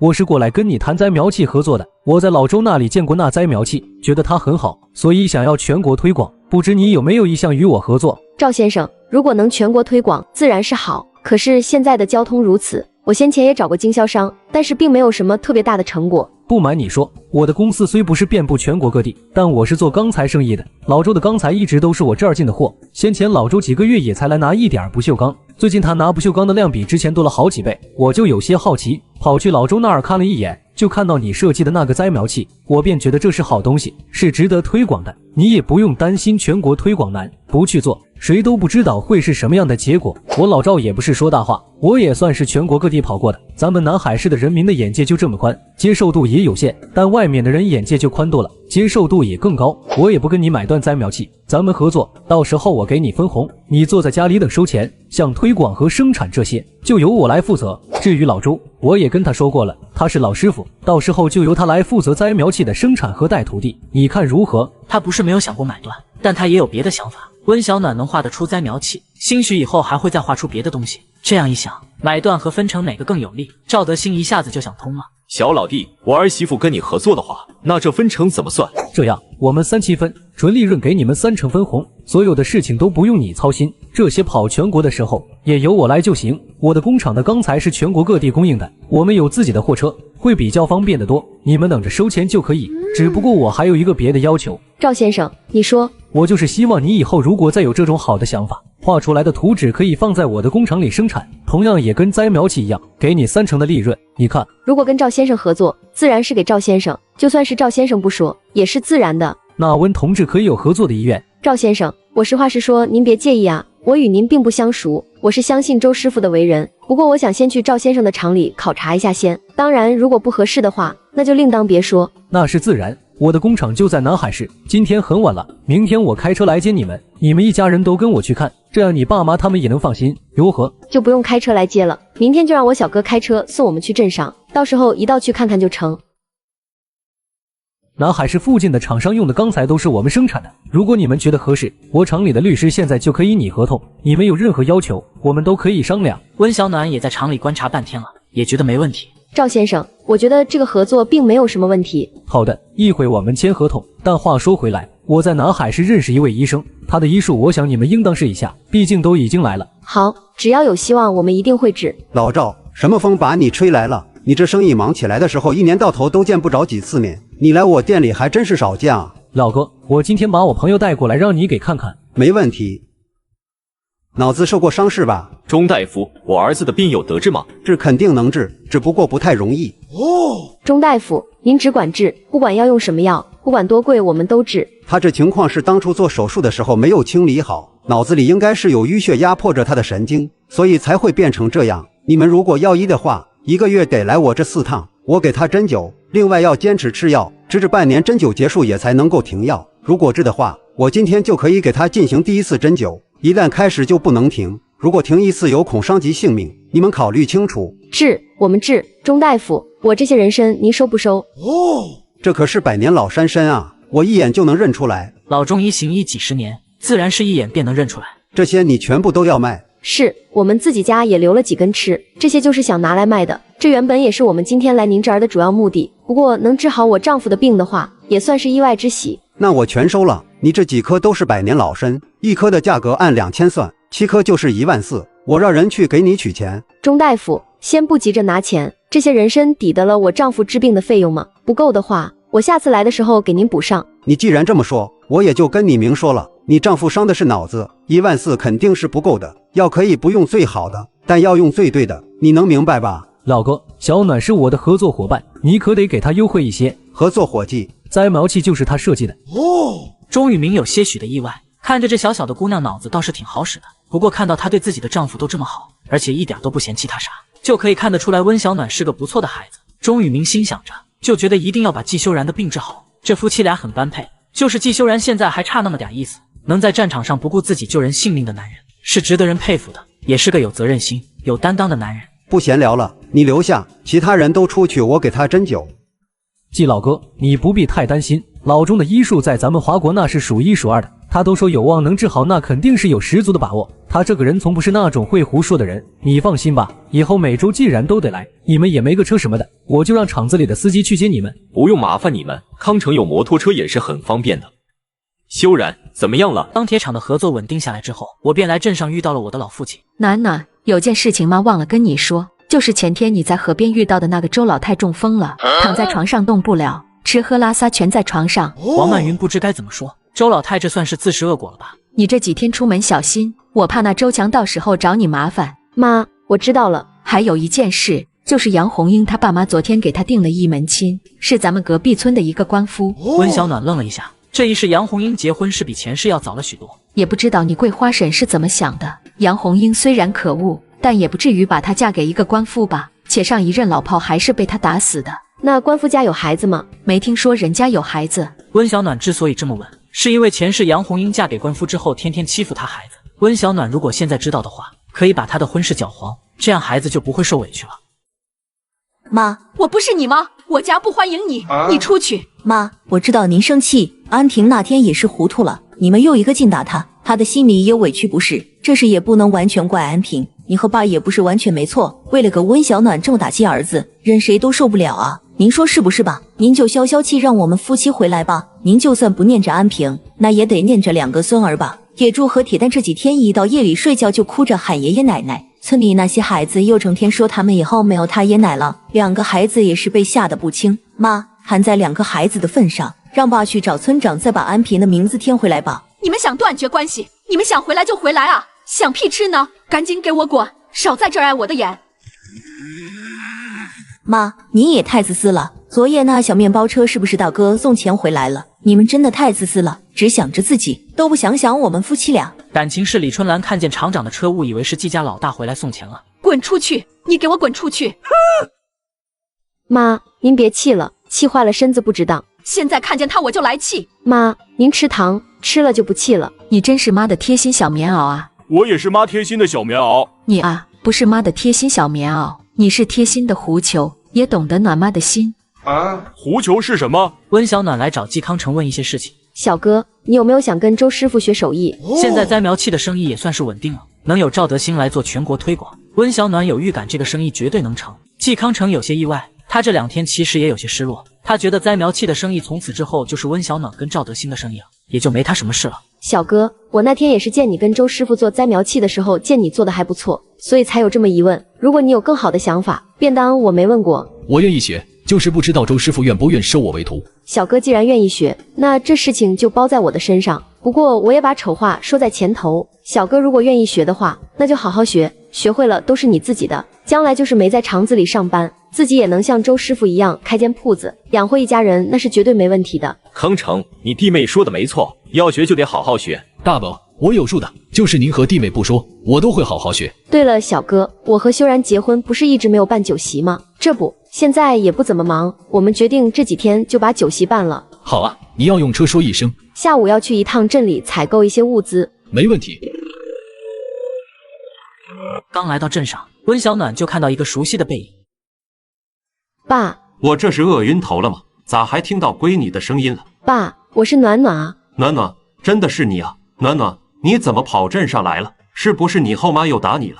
是不是她又把你赶出来了？爸爸对不起你，暖暖。他如果一开始就知道史真香是个什么样的人，当初是绝对不会娶她进门的。有了温来才之后，史真香就暴露了自己的本性。为了温来才，他也没法跟史真香离婚，只能自己回去的时候多守着温小暖一些。爸，我结婚了。真香姨在你离家后就把我嫁到了上河村的季家，给季家老三当媳妇了。季家老三就是那个从战场上下来的季家三傻子。不过爸，我公婆对我都很好，修然也对我很好。你看我身上的衣服都是新的，我是不是比你上次见着我的时候胖很多，皮肤都好多了，是不是啊？温之夜哭得稀里哗啦，她好好的闺女居然被自己后娶的妻子嫁给了一个傻子。暖暖，爸爸对不起你，是爸爸让你受了大委屈，爸爸带你回家，爸爸养你一辈子。爸，我公婆他们真的对我很好，我虽然怨真香姨，但是我真心喜欢我公婆他们。至于史真香，她自然是要让温之夜狠狠的教训一顿，但也不能强求，毕竟他们现在还是夫妻。修然的病能好的，昨天我们去市里，慈恩堂的钟大夫说了，修然的病大概只要半年医治就可以痊愈了。真的能好吗？能好。爸，你怎么在镇上啊？这不，我刚从外地回来，还没来得及回家呢。爸，过2天办酒席，你一定得来。办什么酒席啊？因为当时结婚没办，现在补过来。好啊，暖暖，到时候爸早早的就到。温之夜也不顾道别，一股劲的回家去。村里人一见温之夜回来，心里就一个想法：史真香完了。志夜，你怎么回来了？我的暖暖呢？4年乌市小商品市场成交额高达2300万，86年甚至高达1个亿。温小暖准备向乌市小商品看齐。你都一把年纪了，怎么还想这种事情？哪里是给大哥吃啊？大嫂，你想啥呢？我是说给修然吃。你想啊，修然现在这个样子，老三媳妇这也算是正式进门了吧？你是打算让老三媳妇一直当黄花大闺女啊？老三媳妇是个厉害的，你就真不担心以后她发大跑了？但她和修然如果有个孩子的话，她肯定得考虑这孩子。我娘家那头公羊凶得很，四处拱母羊，要不然我大哥也不把她宰了。慧英，我当是什么事呢？这个暂时不着急。怎么就不着急了？修然也26了，你看那康成他们哪个不是20岁就当爹的？修然都晚好多年了。慧英，我也不瞒你说，修然的病已经在看了，给修然治病的大夫说了，半年的时候他便能大好。我们也已经等了这么多年了，也不差这半年。至于这些事情，是他们夫妻俩之间的事情，我不想让暖暖受委屈。等到修然好了之后，再由他们夫妻俩自己决定。他们都结婚了，做那档子事是早晚的事情，何必等半年后？季二婶却不觉得有什么，毕竟温小暖和季修然现在已经是名正言顺的夫妻了，夫妻俩在床上滚几圈不是很正常的吗？行了，这事就别再提了，我们心急也没用，这毕竟是他们夫妻俩人之间的事情。成，大嫂你自己心里有数就好，只是可惜了那根羊鞭，多难得啊！可惜什么？不如你就炖了喝。大嫂，你怎么还开我的玩笑了？我可没开玩笑，你还年轻呢。妈，我记得二婶家有台缝纫机是吧？有，怎么了？妈，我们做点香包卖吧，端午节大家都会配香囊，而且刚好又采了艾草回来，咱们去买些好看的布头回来，做出来卖如何？可以吗？当然可以，这种香包很容易的，一块很小的布就行，我们可以拉着二婶和三婶一起做，就算是到时候卖不出去，只是花了一点的布钱，而且我相信一定卖得出来。妈，俗有言，带个香囊袋不怕五虫害，大人不带小孩带，我们先做10几个试试，如果好卖，我们再多做一些，您看如何？成，咱们干。1个星期后，温小暖和自家弟妹开始摆摊。桃花，你和你哥在这儿卖，别害羞，放开些，就按我教你们的，准能卖出去。我今天去市里给修然治病，顺道再挑些好看的花样回来，咱们就能做更多的花样卖。你如果放不开的话，那这些钱就都得打水漂了，明白吗？季桃花是季正文的女儿，旁边的是他哥。司桃嫂，我知道了。李叔，这小妞谁啊？长得怪好看的啊。子昂，他们是你爸的贵客，你可不许胡闹。那老头又干嘛？你爸自然有自己的用意，你今天怎么来场来了？我要是不来的话，哪能见得这么漂亮的小美人呢？臭小子，对你嫂子客气点儿。暖暖、修然，你们去过老钟那里了吧？今天看完感觉怎么样？原来是个傻子啊！我丈夫只是暂时受了伤，所以才会这个样子。虽然你是赵叔的儿子，但也麻烦你对我丈夫客气点。你给我滚，别在这碍眼。大，我不要面子的吗？你有吗？赵叔，我今天过来其实是听李叔说你这儿有弹簧夹，我就想过来看看。我先前在百货公司买了一些，价格上偏贵了一些，所以就想着来厂里看看。暖暖，你要这么多的弹簧夹做什么？不瞒赵叔，是修然的堂妹一直在家玩，我就想着让她做些头饰拿出去卖，赚多赚少也不至于成天闲着。如果这生意能起来，我是打算办厂的。你的脑子就是活络，那你自己看看都要哪些东西，你自己拿就行。赵叔，这是我画的图纸，其中包含了鸭嘴夹、水滴夹、方形 BB 夹等等几样。赵叔，你看看这些夹子都是可以做成漂亮的头饰，这个叫鸭嘴夹，它可以做成好几个规格。暖暖，你可真是说的才是啊！这些东西如果做出来，绝对能销得出来。赵叔，你可听说过乌城小商品市场？倒是听说过。那赵叔可知道84年的时候，乌市小商品市场的成交额高达2300万元，而86年的时候就突破了1个亿。这对于咱们而言就是一个天文数字，但这些都是能在报纸上看到的，报纸上肯定不会乱写的，电视上也不会乱说，对吧？所以我的想法是，咱们可以将小商品扩大，到时候前往乌市是一波水。若是可以的话，对咱们而言都有好处。我知道现在说这些为时过早，但我想的就是我的头饰厂如果能够开起来的话，便是一次的进步。前世乌市的小商品市场后面的发展越来越猛，对于他们小农村而言，听到这么多的钱时吓得不轻。小暖，叔会去一趟乌市考察一下市场情况，到时候再给你答复如何？那是自然。赵叔，时间不早了，我先拿500个弹簧夹，看这周的售出情况，如果情况好，到时候我带修然来的时候再来拿。没问题。你们说，小暖这脑子到底是怎么长的呢？怎么就这么聪明呢？赵德汉看着眼前的图纸，他怎么就想不到呢？老李，安排下次打样，到时候送来给我看看，合适的话再安排生产。大，你跟我说说呗，温小暖怎么会嫁给一个傻丈夫啊？她那么漂亮，想嫁什么样的人没有？小暖是被她后妈嫁去季家的，不过修然那孩子没你说的那么一无是处，她也不是天生这样，脑袋是在战场上的时候受了枪伤，所以才会心智不全的跟几岁的孩子一样。不过你钟伯伯说了，半年的时间她就能恢复正常，你的那些花花心思少往小暖的身上打，如果你敢背着我做什么，我把你第3条腿都打断。大，谁才是你亲生的？我管你是不是亲生的，你如果敢做那种败坏品德、坏人姻缘的事情，我就亲手拿刀给你剁了。80年代摆摊卖香囊，同村妇女却来闹事。司堂嫂，真的没想到这些东西居然这么好卖，我刚刚来没多久就卖的一空，我们还是做的太少了。是吗？你们今天收成怎么样？何止是好卖啊，简直是供不应求。弟妹，你都不知道有2个小女孩为了一朵蝴蝶结差点就打起来了，还是桃花想出了一个定做的法子后，这才歇下来。而后来我们还真接了不少，都是客人预定的。那今天订了多少？订了10个蝴蝶结，还有15个香包，小孩的对家也有20对，我都收了他们1分的定金，说好了后天早上给他们。我今天买了不少新花样的布料，还有一些夹子，还有皮筋之类的。明天早上我们早一点开工，多做一些。后天我跟你一起上街卖，你在东街，我在西街，看看生意如何。司堂嫂，这里是今天卖的所有钱，一共40块8毛07分，除掉成本和人工费的也赚了15元。桃花出力最多，做的是技术活，得8块，还有7元，余下的7元我们2家平分，你们看如何？司堂嫂，我们都平分才是，这是我们一起努力的结果。季桃花本来就是占了温小暖的便宜，哪还敢跟温小暖多分钱？这是第一次，所以这么算。不过接下来我们做的话，那就不一样了。我出点子和图纸，你负责制作，到时候我们2家就5-5分。小嫂算是你们家的，你们到时候怎么分，你们俩商量也行。另外，我觉得这生意如果能做，咱们也可以在村子里招工。村里待家里的小姑娘不少，到时候可以招她们进厂子里工作。四弟妹，我都听你的安排。如果我能在家里就能赚钱，给多给少我都可以。我还得照顾着小的，能一边干活一边看着孩子，所以我没关系。到时候1个月给我算点工资就行。老三媳妇，本金都是你在出，所以1、2叔的意思，除去本金后，你占6成，桃花和文秀各占2成。别的你也别说，桃花平时在家1分钱都赚不到，现在2天就赚了这么多钱，他也高兴。你看成不成？成的话咱们就做，不成的话二叔也不许他跟你拿什么提成，你就给他开个工资，1天1元就成。你姑姑家还有一台缝纫机，一直都放着生锈，到时咱们出点钱把它买下来，有2台的话做起来也快。温小暖一听，当即点了点头，2台可比1台要快多了。正好季正文那边还有几间的空房子，就将厂房设在季正文的空房子里。而第2天，王曼云和季正山就去了季修文的姑姑家，花了100块钱把缝纫机给买。温小暖，你出来一下。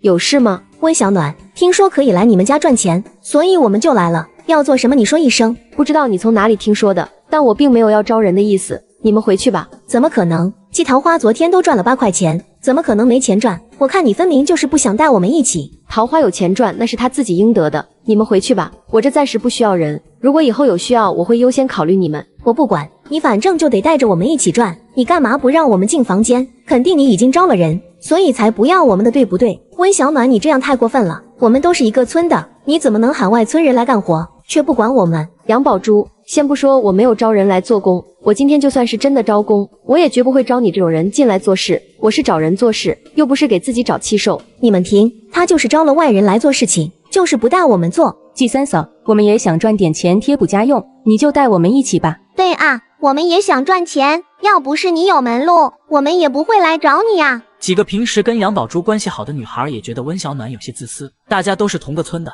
低头不见抬头见的，为什么温小暖就不能帮帮他们？我凭什么一定要带你们做？先不说你们跟我半毛钱关系都没有，就算是有关系，我就一定得带你们赚钱。你们不觉得自己的想法很可笑？求我带你们赚钱，结果一副施舍的态度，真的很可笑，知道吗？你一开始就把我们招进来不就好了吗？就是你主动找我们，哪里这么多事？赶紧走，少围在我们门口。我不招工，招也不招你们几人。温小暖，你也太自私了，大家都是一个村的，你自己有钱赚就不管我们的死活，村里人还把你说的有多好，我看你就是一个黑心肝的人。杨宝珠，村子里说我坏话最多的就是你吧，成天到处说我的坏话，一听我有钱赚，第一次跑来逼着我带你赚钱，凭什么？杨小花，你上次抢我的野兔没忘吧？现在一副高高在上指点江山的样子，要我带你赚钱，你真不觉得自己的脸太大了吗？几人被温小暖说的都有些不好意思，都别聚在我这门口，你们不要钱我都不找你们。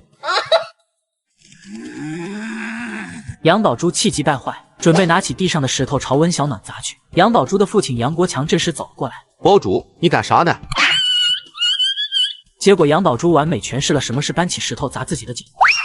杨宝珠真的是越来越讨厌了。以前因为自己稍稍有一点的福气，在村里就觉得自己高人一等。如果大家一起上山摘野菜，杨宝珠指使这个又指使那个，最后还一副施舍的态度给别人1-2颗野菜。司堂嫂，杨宝珠就是个小人，他以后不会报复咱们吧？报复不报复我不知道，但他一定不会善罢甘休的。从温小暖有了2台缝纫机之后，他的香囊和蝴蝶结开始疯狂热销。但在此时有一个噩耗传来了。老三媳妇，爸其实是想问你，你先前说的那个要田咱们还弄吗？当然弄啊，爸，这跟我们做这小厂子又不会有冲突，要田咱们还是得弄，而且要田到时候也是你和妈的事情，地里的事情我不太懂，所以这些事情肯定得交给你们来整。我能做的也就是把我所知道的一些种植的方法告诉你们，除此之外我也就不会了。那暖暖，我们要种什么？爸，我先研究一下，然后再确定我们到底要做什么，您看如何？季正山自然没有意见，地还没有翻，倒也不着急。妈，我们先去二婶那里把明天要带到镇上去卖的东西收拾好，很快就回来。去吧，不过你们俩小心点儿，杨宝珠他妈把杨宝珠当成宝一样，今天杨宝珠受了伤，我怕她到时候算到你头上，会来找你麻烦。妈，我知道了。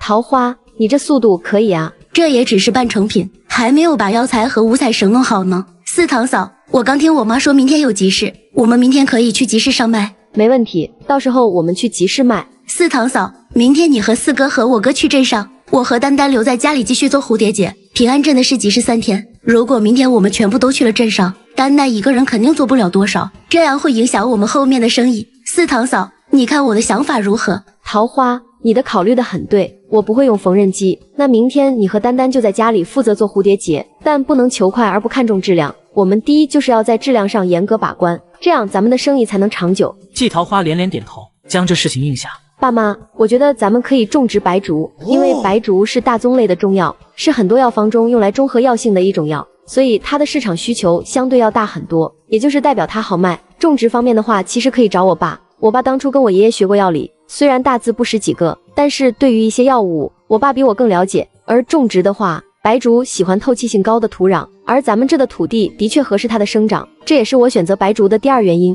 正山，我觉得咱们可以试试，往年咱们种了麦冬之后，这药田就得闲置到来年，大不了咱们先试试看，指不定就成了呢。你说对不对？没问题，就种白术。翌日，温小暖几人就在集市摆起了摊位。小哥，这些是前天那些客人预定的，你手里有名单，里面都写好了对方的名字信息，就由你去东市那边，这一带是另外多出来的，到时候如果有其他客人想买的话，也不会买不到。等那些客人都来拿走后，你就直接过来找我们，不管这里面的有没有卖完。成，那你们2个人小心一些，我一会儿回来找你们。修然，你就站在这里别乱跑，要不然一会人多我找不到你。暖暖放心，我会听话的。不到中午，香囊和蝴蝶结全都卖完了。妹子，你这东西都是哪里批来的？以前没见过啊。这是我们自己做的。黄希英看的那叫一个眼红，她卖的也是发夹，可是一上午也没卖出3个，那些客人全跑到温小暖的摊位上去了。先前围了那么多人，黄希英没有看清楚，直至后来人散了的时候，她偷偷凑上前看了一眼，才发现温小暖卖的发夹是她之前从来都没有见过的。黄希英一时之间就来了兴趣，如果自己把这生意抢过来的话，到时候这钱可就都是她赚的了。妹子，你真爱说笑，你这发夹一看就是工厂里做的，你还骗我是自己做的，这就不地道了。大姐，信不信随你，但这些发夹的确是我们自己做的。大姐，你的摊子上来客人了。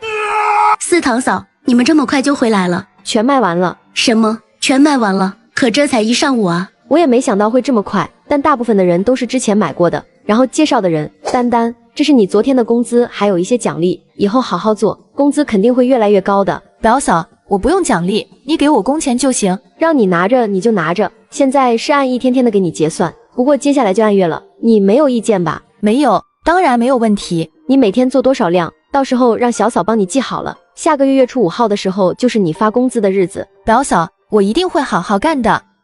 修然媳妇，你已经回来了，你赶紧去地里看看吧。杨宝珠他妈疯了，非得要给杨宝珠讨个说法，一直在地里闹腾，庄稼都被毁了。怎么回事？杨宝珠的脚毁了，据说一只脚都砸烂了，医生根本就没办法修复，以后他那脚就算是好了，走路也会一坡一坡的。杨宝珠他妈可不就把这事怪你身上了，觉得如果不是你的话，杨宝珠就不会受伤，非得让你爸妈给个说法。我去看看。妈，你也快去，孙婶子那人不讲理的很，别让他欺负了四堂嫂。中妇女搬起石头砸自己的脚，却还敢来闹事。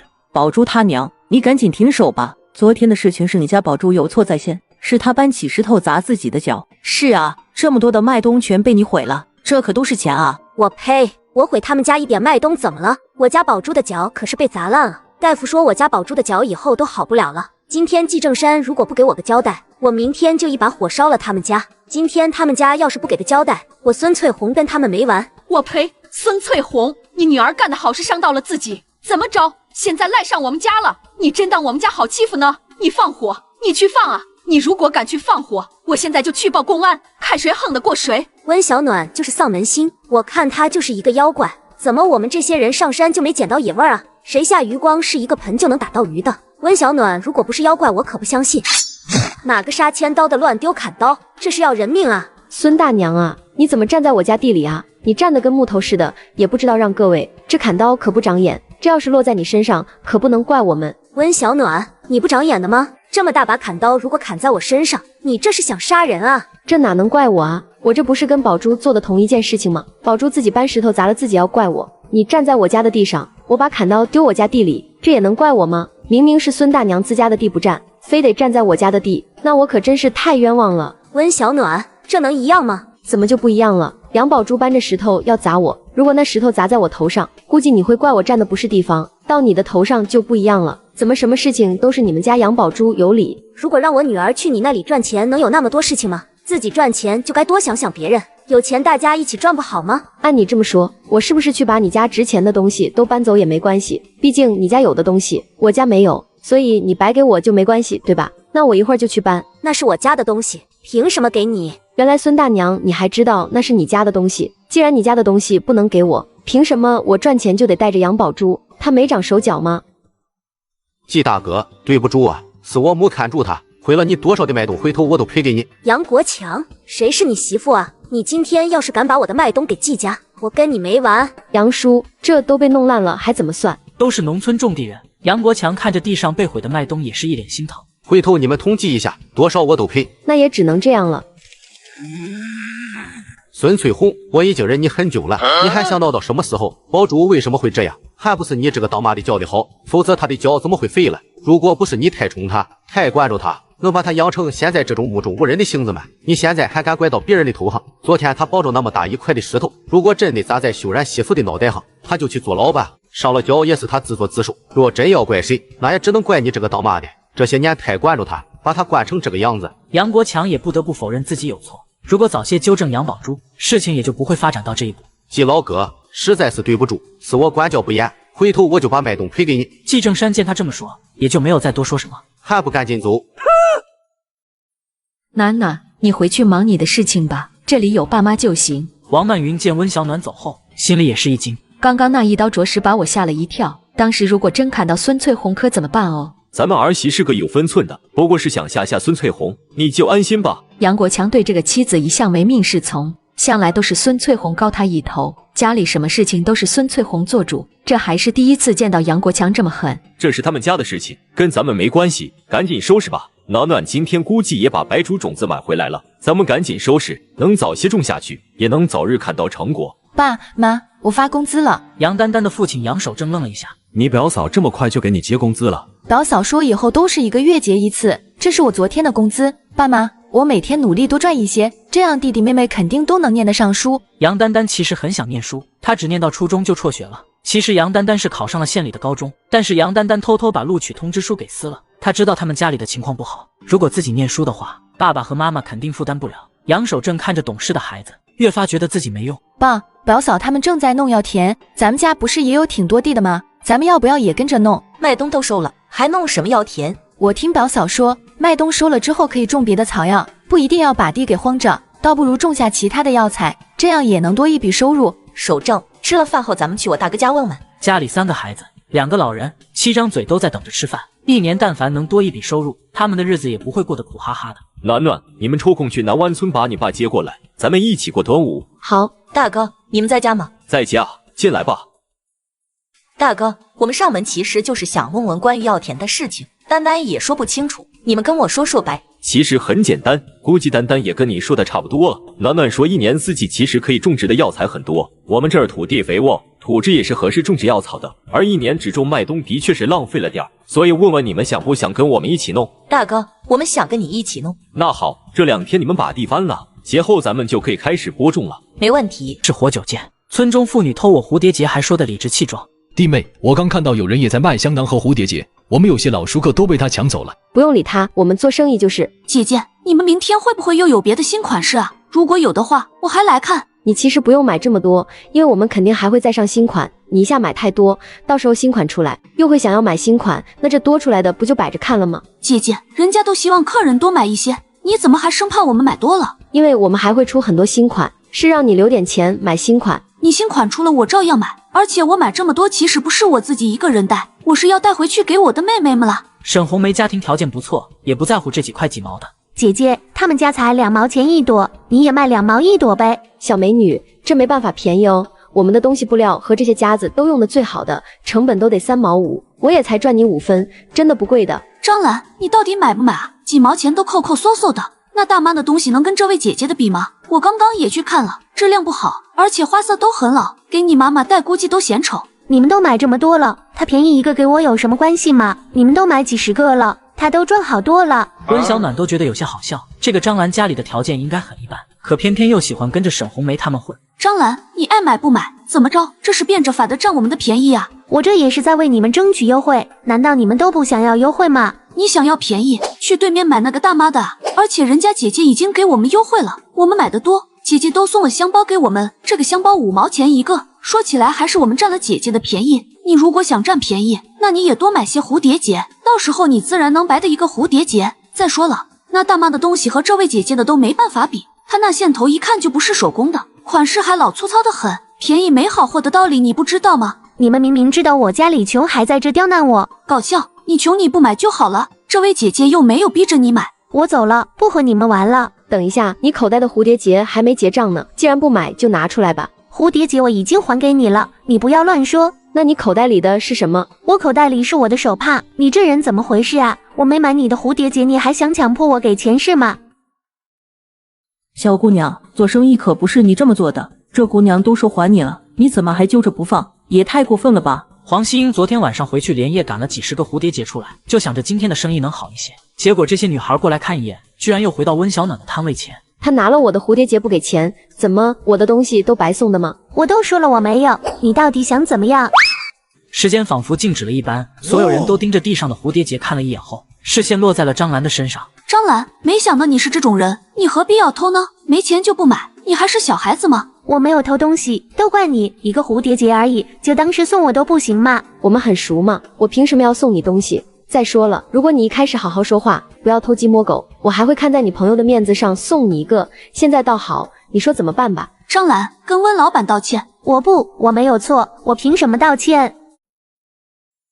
怎么回事？这个蝴蝶结我要了，这是4毛钱。看老师，张兰偷东西，偷了这位姐姐摊位上的蝴蝶结，还死不承认。张兰，他们说的是真的吗？看老师，我已经给过钱了，我没有偷，还不是看到看老师来了，才把钱给人温老板的，也好意思说？这位老板，实在不好意思，我代替我的学生向你道歉，他给你造成的损失由我来赔。是他做的错事，你为什么要道歉？就算是要道歉，也是他自己道歉。难不成每次他做错事，身为老师的你都要帮他道歉吗？你不觉得这样会害了他吗？是我没有教好学生，我应该先反省。看老师，对不起，这跟您没有关系，而且我已经给钱了，我没有偷。张兰不屑地看了季修然一眼，一个傻子而已，就算长得再好看，那也只是一个傻子。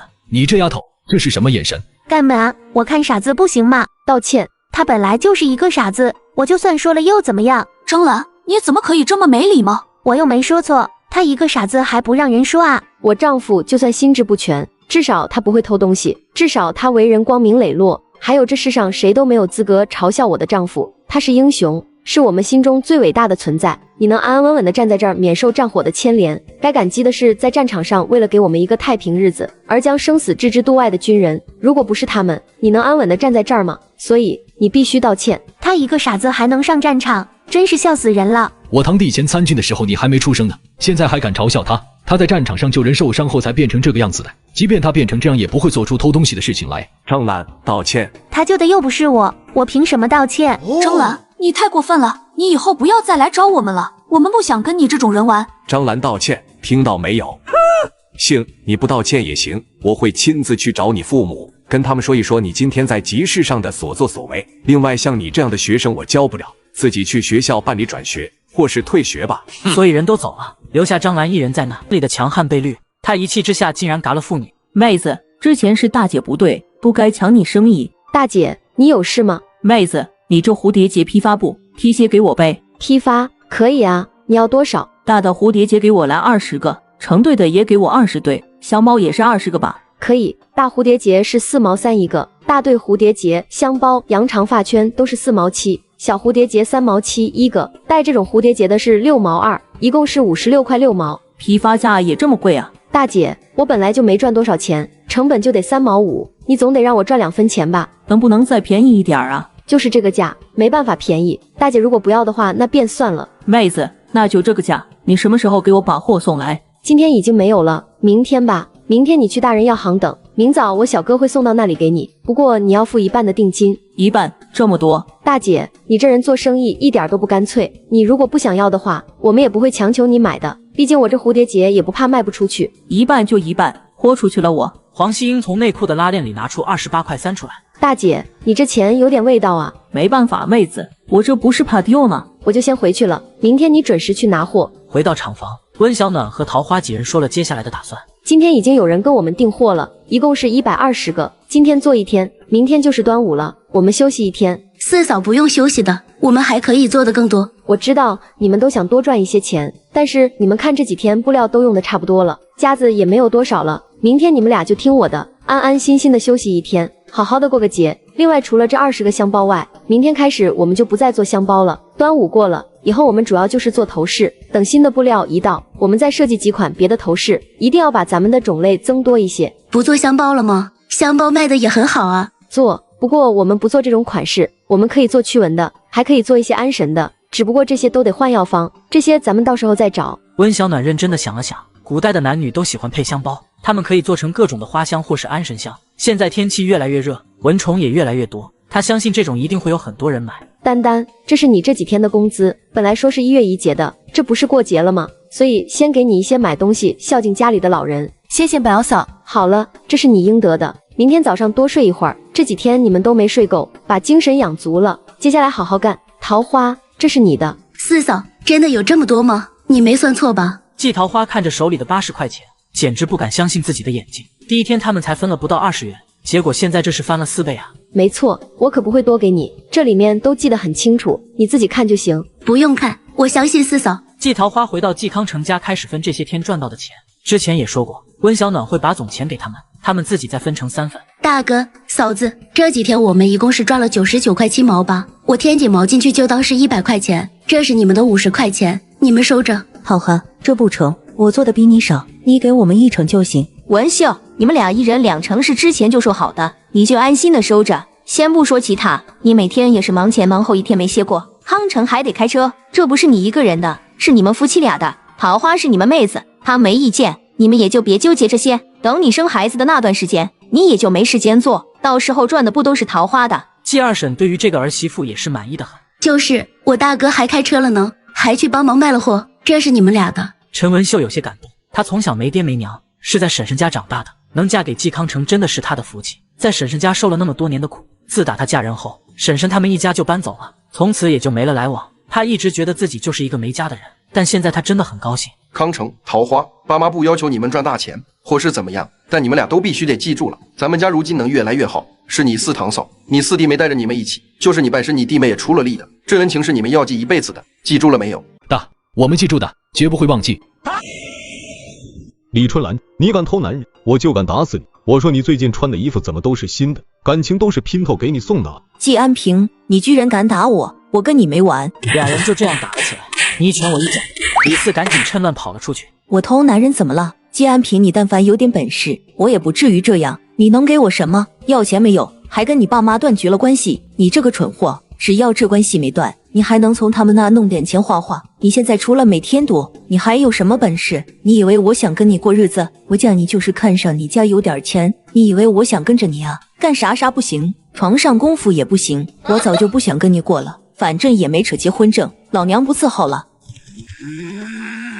你再说一遍。我就算再说10遍也是一样。话落，李春兰就准备走。李春兰，你今天要是敢走，以后就再也别回来。你以为老娘稀罕？李四早就答应我了，只要我给他当媳妇，他就带我去镇上生活。老娘早就不想伺候你了，以后咱们就没有关系了。李春兰，你不要逼我。逼你怎么了？瞧你那怂样，我真是后悔当初跟了你，要不然老娘早就飞黄腾达了。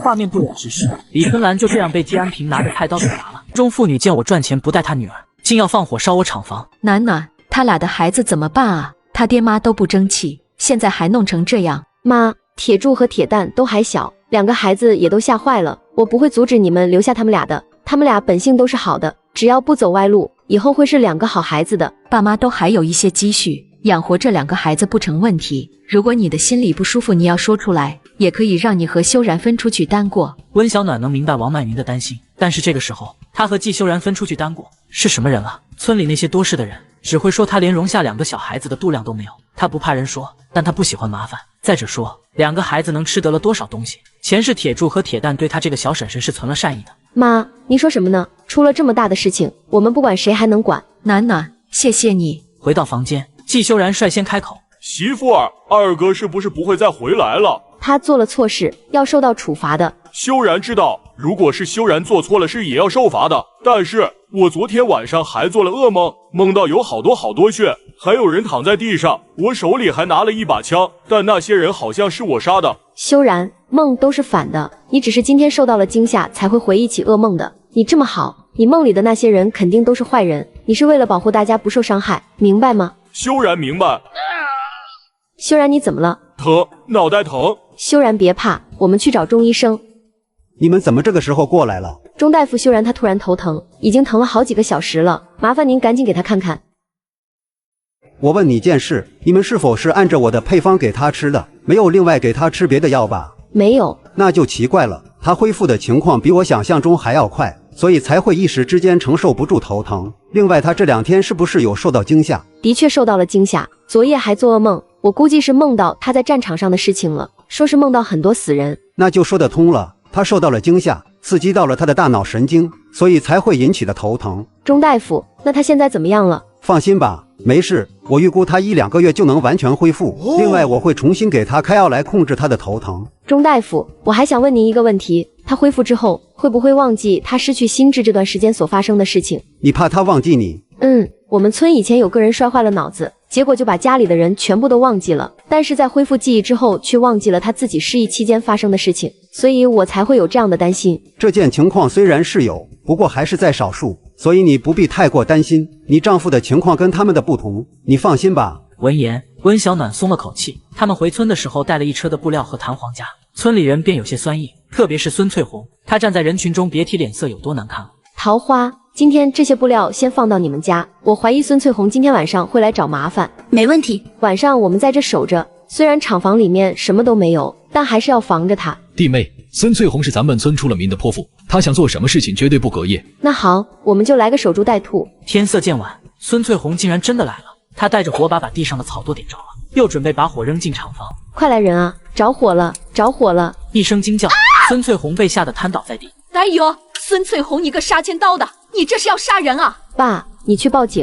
他这是故意纵火。这要不是我们搬完布料后坐着说了会儿话，也不知道这人的心思居然这么恶毒，居然想烧掉咱们的那些布。而此时的杨国强也赶了过来。你真的放火了？他们该死，他们季家人全部都该死，我恨不得杀了他们，他们全部该死。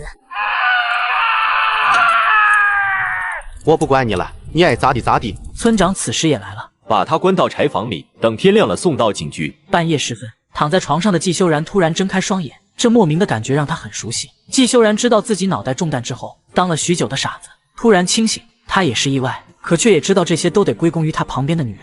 是他说他会好，他没有放弃，所以他好了。只是一时之间，季修然却不知道应该如何去面对温小暖，他的妻子。他从来都没有想过父母会在他心智不全的时候给他娶妻。他其实能够理解，他们也是担心自己100年之后无人照料，所以才会有温小暖的进门。这段时间内，温小暖待他如何，季修然都看在眼里。就算是恢复了神智，可是他依旧无法理解温小暖为什么会心甘情愿地待他那么好。难道嫁给一个傻子，他就一点的怨言都没有吗？季修然想不通，干脆就不想。只是他暂时不知道应该如何面对温小暖他们，那便暂时不要让他们知道他已经好了的事情吧，先瞒着，等到时机合适的时候再告知。翌日一大早，梅大娘便匆忙地跑来了。小暖，你快回家看看吧，史真香又跑到你家闹了，快跟你爸打起来了。人结婚40年，却被戴绿帽39年，就连孩子也不是亲生的。温志业，你还是不是人？我好歹给你生了个儿子，你不考虑我，好歹考虑一下来财吧。你就忍心看着来财被人戳脊梁骨，说他是个没爹的人吗？自从史真香回到娘家，她那大嫂对她就是十分嫌弃，每天让她洗衣喂猪干活。我们已经离婚了，你怎么样都跟我没关系。当初是你要把来财带走，那就好好养着他吧，跟我已经没有关系了。志燕，我知道错了，我们复婚好不好？我以后肯定好好操持这个家，也会好好带小暖，你就让我们母子回来吧。不可能的，你赶紧走吧，以后不要再来了。温志业，你怎么可以这么狠心？再怎么来财也是你儿子，在你心里是不是只有温小暖那个贱人？史真香，没想到你跟我爸离婚了还阴魂不散啊！温小暖，你个贱胚子！你走吧，我是不可能跟你复婚的，你无非就是在你娘家待不下去了，才想到我这儿的好。等到你回来待上一段时间，你只会变本加厉，赶紧走吧。我走可以，你让来财回来，来财再怎么说也是你儿子，让来财回来跟你过日子行不行？史真香想了想后，退而求其次，温来财是他生的，温来财平时心里也只有他这个当妈的，到时候让温来财在温之夜的面前说点好话，温之夜心一软，肯定能让他回来。史真香心里的小算盘打得比什么都响。史真香，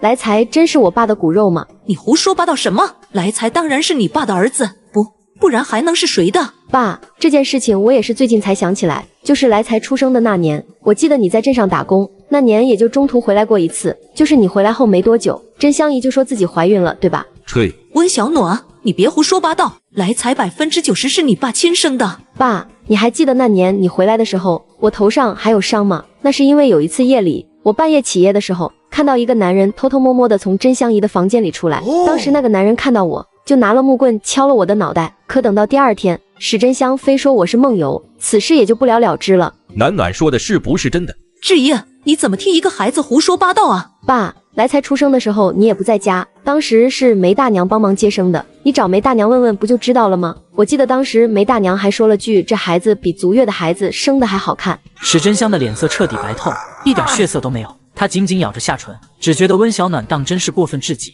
她到底有没有想过，他说的这些话会害死他的？温小暖，你再胡说八道，我掐死你！来财明明就是你爸的孩子，你非得说来财不是你爸的孩子，你不就是怕将来你爸100年之后，来财跟你分你爸的财产吗？你这孩子怎么这么狠心？再怎么说我也带了你好几年，就算待你再不好，我也把你养到这么大，你却要这样害我！这世上怎么会有你这么黑心肝的人呢？没天理了，我活着还有什么意思？还不如死了算了呢。我史真相嫁到你温家后，就得帮你温志业带孩子。我是心眼多，对温小暖是严厉了一点，便好歹把他养到这么大。你现在居然在这儿胡说我偷人，我还是死了算了吧。史真香还在那闹，梅大娘已经来了。梅姐，当年来财是你接生的，我想问问你，来财出生的时候像不像早产儿？你家来财啊，我接生了那么多孩子，还是第一次见着早产的孩子长得那么好，就跟足月了一样。当时你家真香说，大概是怀孕的时候吃得好，所以孩子出生才会好看。怎么突然提这个啊？你现在还有什么要说的吗？来财就是你的孩子，我没有偷人。温志业，你为了不想养来财，还真是什么话都说得出来，你真的是够心狠的。志业，你是不是弄错了？史真香虽然是坏，但对你倒是一心一意的，应该不至于做出偷人的事情吧？可是来财跟我爸长得一点都不像啊，而且也不像史真香，跟我这个姐姐也不像，这不是很奇怪吗？他其实也不知道温来财到底是谁的儿子。当时温志业一直不在家里，他一个年轻的少妇难免寂寞，这一来二去的就怀孕了。到现在，史真香都没明白温来财到底是谁的孩子。既然是我的儿子，你倒是说说看，为什么不像我？谁说亲生的就一定得像老子啊？你别跟我扯没用的，我现在就要听一句实话，不然的话，有你好果子吃。温志业，我算是看透你了，就算你不想养来财，也用不着找这样的借口。不管你信不信来财都是你的儿子。史真香现在是死磕温来财就是温之业的儿子，谁来都没用。当初离婚的时候我说让我养他，你不肯，现在又要甩给我，在我没弄清楚之前来财我是不会管的。你们给我等着！丢下一句狠话，史真香就离开了。在村口，那男人叫住了他。来财是不是我儿子？眼前的男人是史真香的姘头之一，就是当年在史真香的房里过了一夜，出来敲了温小暖闷棍的那个男人，名叫温大强。除了你还能是谁的？大强，你可不能不管我们母子俩，你可别忘了，我怀来财的那个月温志业可不在村里，那时候你经常来我家，孩子不是你的还能是谁的？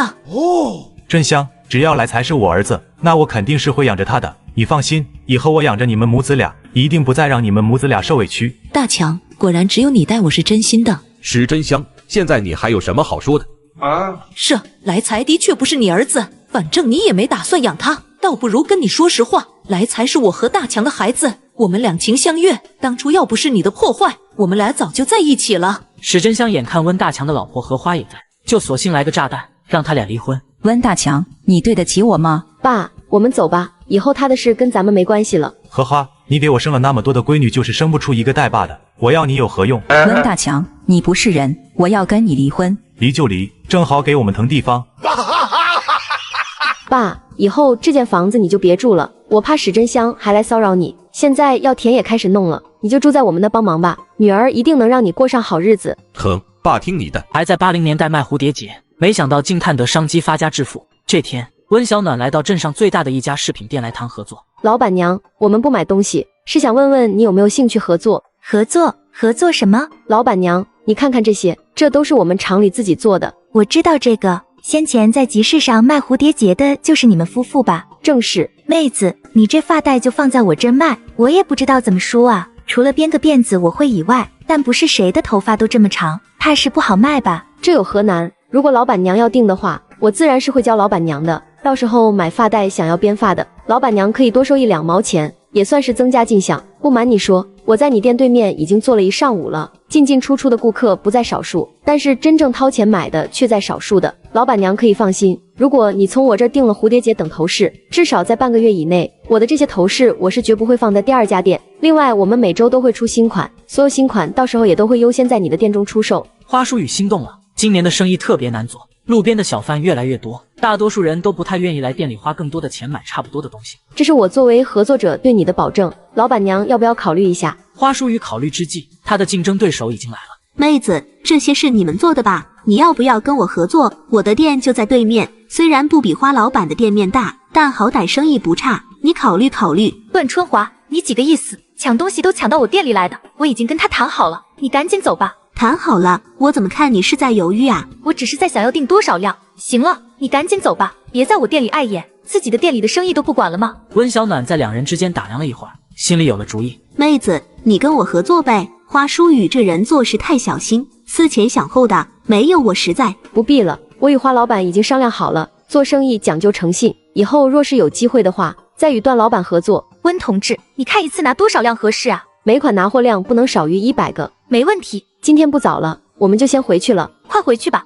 回头我拿到货再聊。走在路上，刚刚的段春华却追了上来。妹子，你那些头饰弄一些放在我店里卖呗，我拿货肯定比花书雨拿的更多，就算是批发价我也多加1分给你如何？段老板，不好意思啊，我已经跟花老板签了合同，平安镇的话，我们只会提供给花老板名下的店铺，不会再给第二家了。像蝴蝶结这种东西很容易被仿，这生意一旦起来，那么仿制的人也就会越来越多。他要做的就是赶早，在出现有人仿制之前，把这第一波的肉吃到嘴里先，而且他的款式也绝对要出的比别人更快，花色更新快，这样他的生意就能一直长久的做下去。做生意哪有只给一家的？妹子啊，你也想多赚钱吧，就批一些给我呗。段老板，我们是签过合同的，我如果把东西批给你，我可是要付违约金的。多少违约金？我帮你付。得3万呢，段老板也要帮我付吗？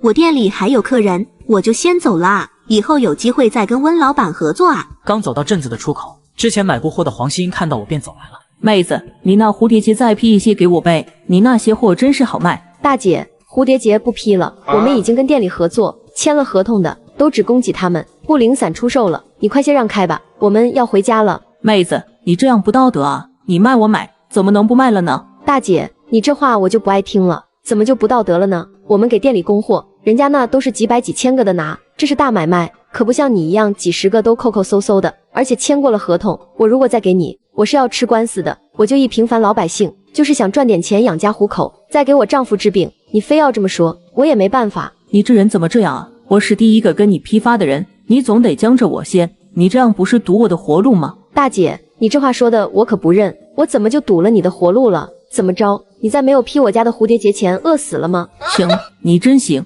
算我倒霉行了吧？回家以后，温小暖突然对季修然说道：修然，我们要个孩子好不好？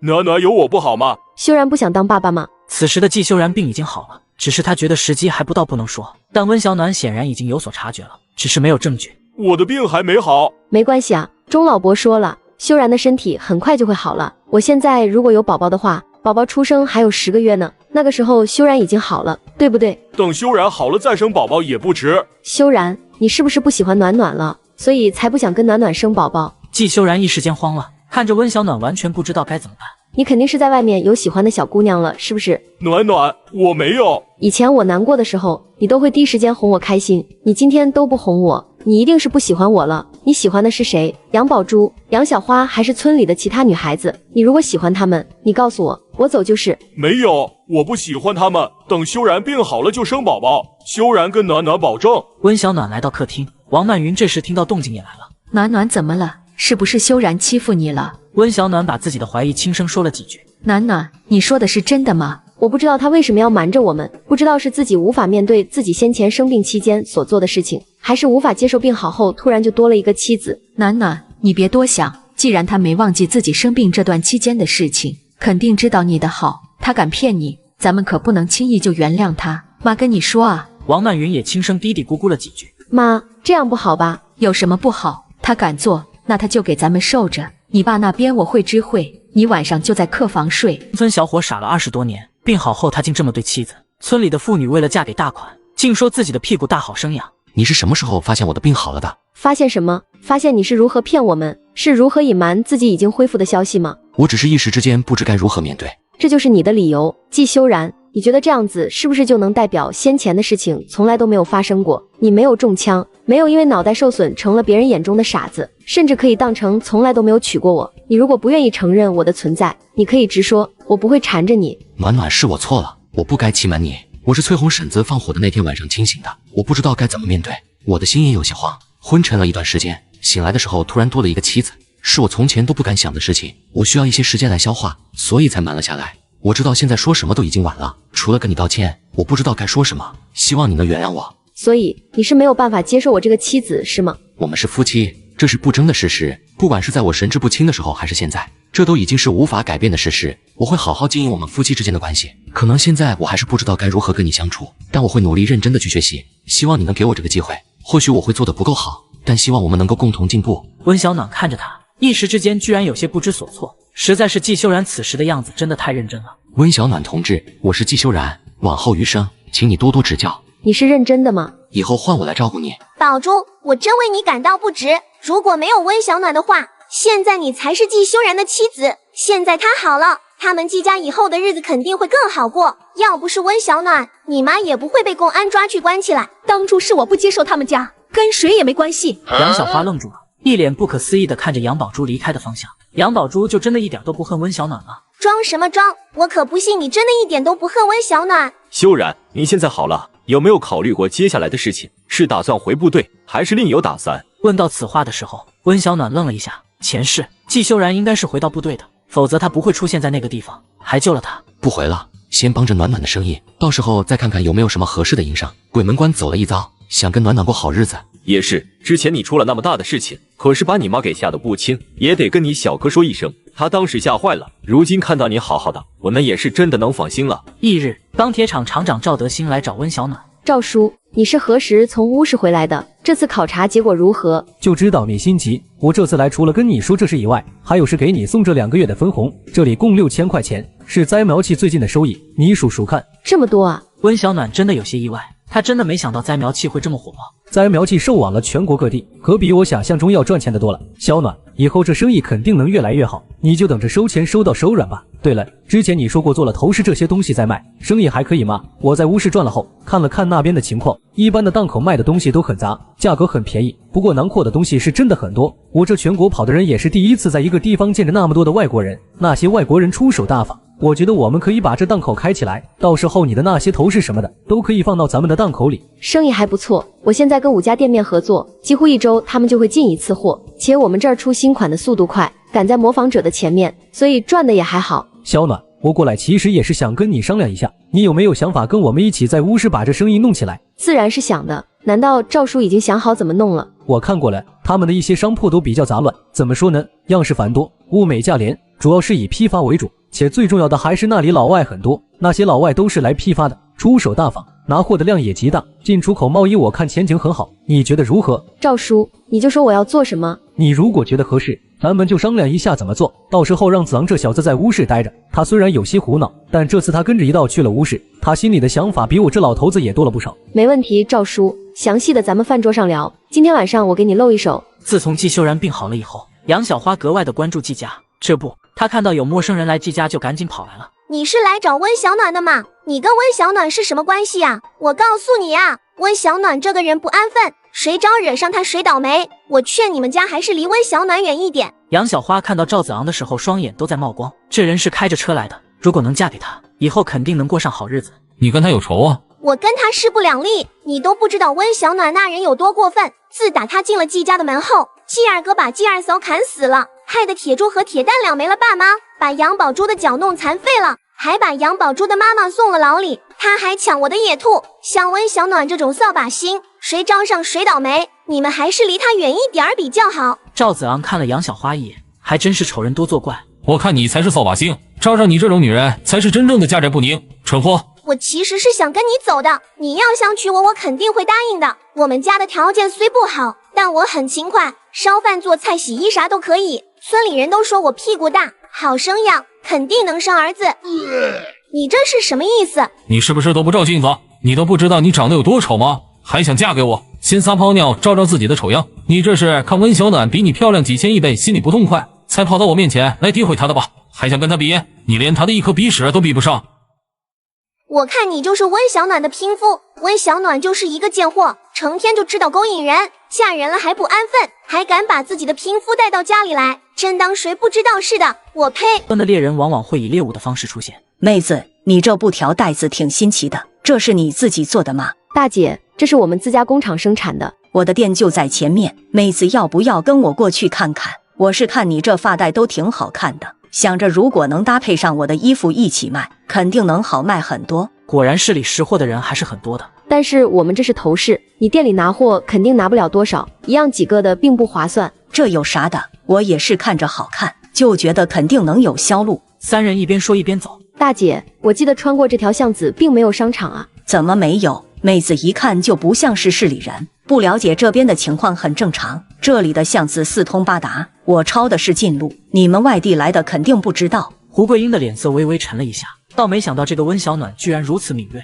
她今天也是闲着没事跑出来转一转，原本也没抱多大的希望，结果倒挺意外，还真让他遇着2条还不错的鱼。一看他们的行头就不像是市里的，他偷偷的跟了他们一路，见他们就四处的转着，见他们都在推自己的这些发带，所以他就通过这发带入手，倒没想到还真的搭上话了。大姐觉得我们夫妻像是很好骗的样子吗？胡桂英愣了一下，没想到这俩人居然是夫妻，不是厨的，那可就不太值钱了。妹子，看你这穿的也不怎么样，倒不如跟着大姐，保准让你吃香的喝辣的。若能被那些大老板瞧上进了门，那可是有享不尽的荣华富贵。温小暖的脸色微沉，听了胡桂英的话，也就明白他就是一个人贩子。温小暖最恨的就是人贩子，前世就是自己愚蠢，所以才会被人贩子卖到那种地方。我呸！像你这种人就是烂心黑肺的，也不怕死了下18层地狱，净做这种破坏他人家庭的事情，简直可恨！下地狱，那是死后的事情，活着当然要享过这活着的福。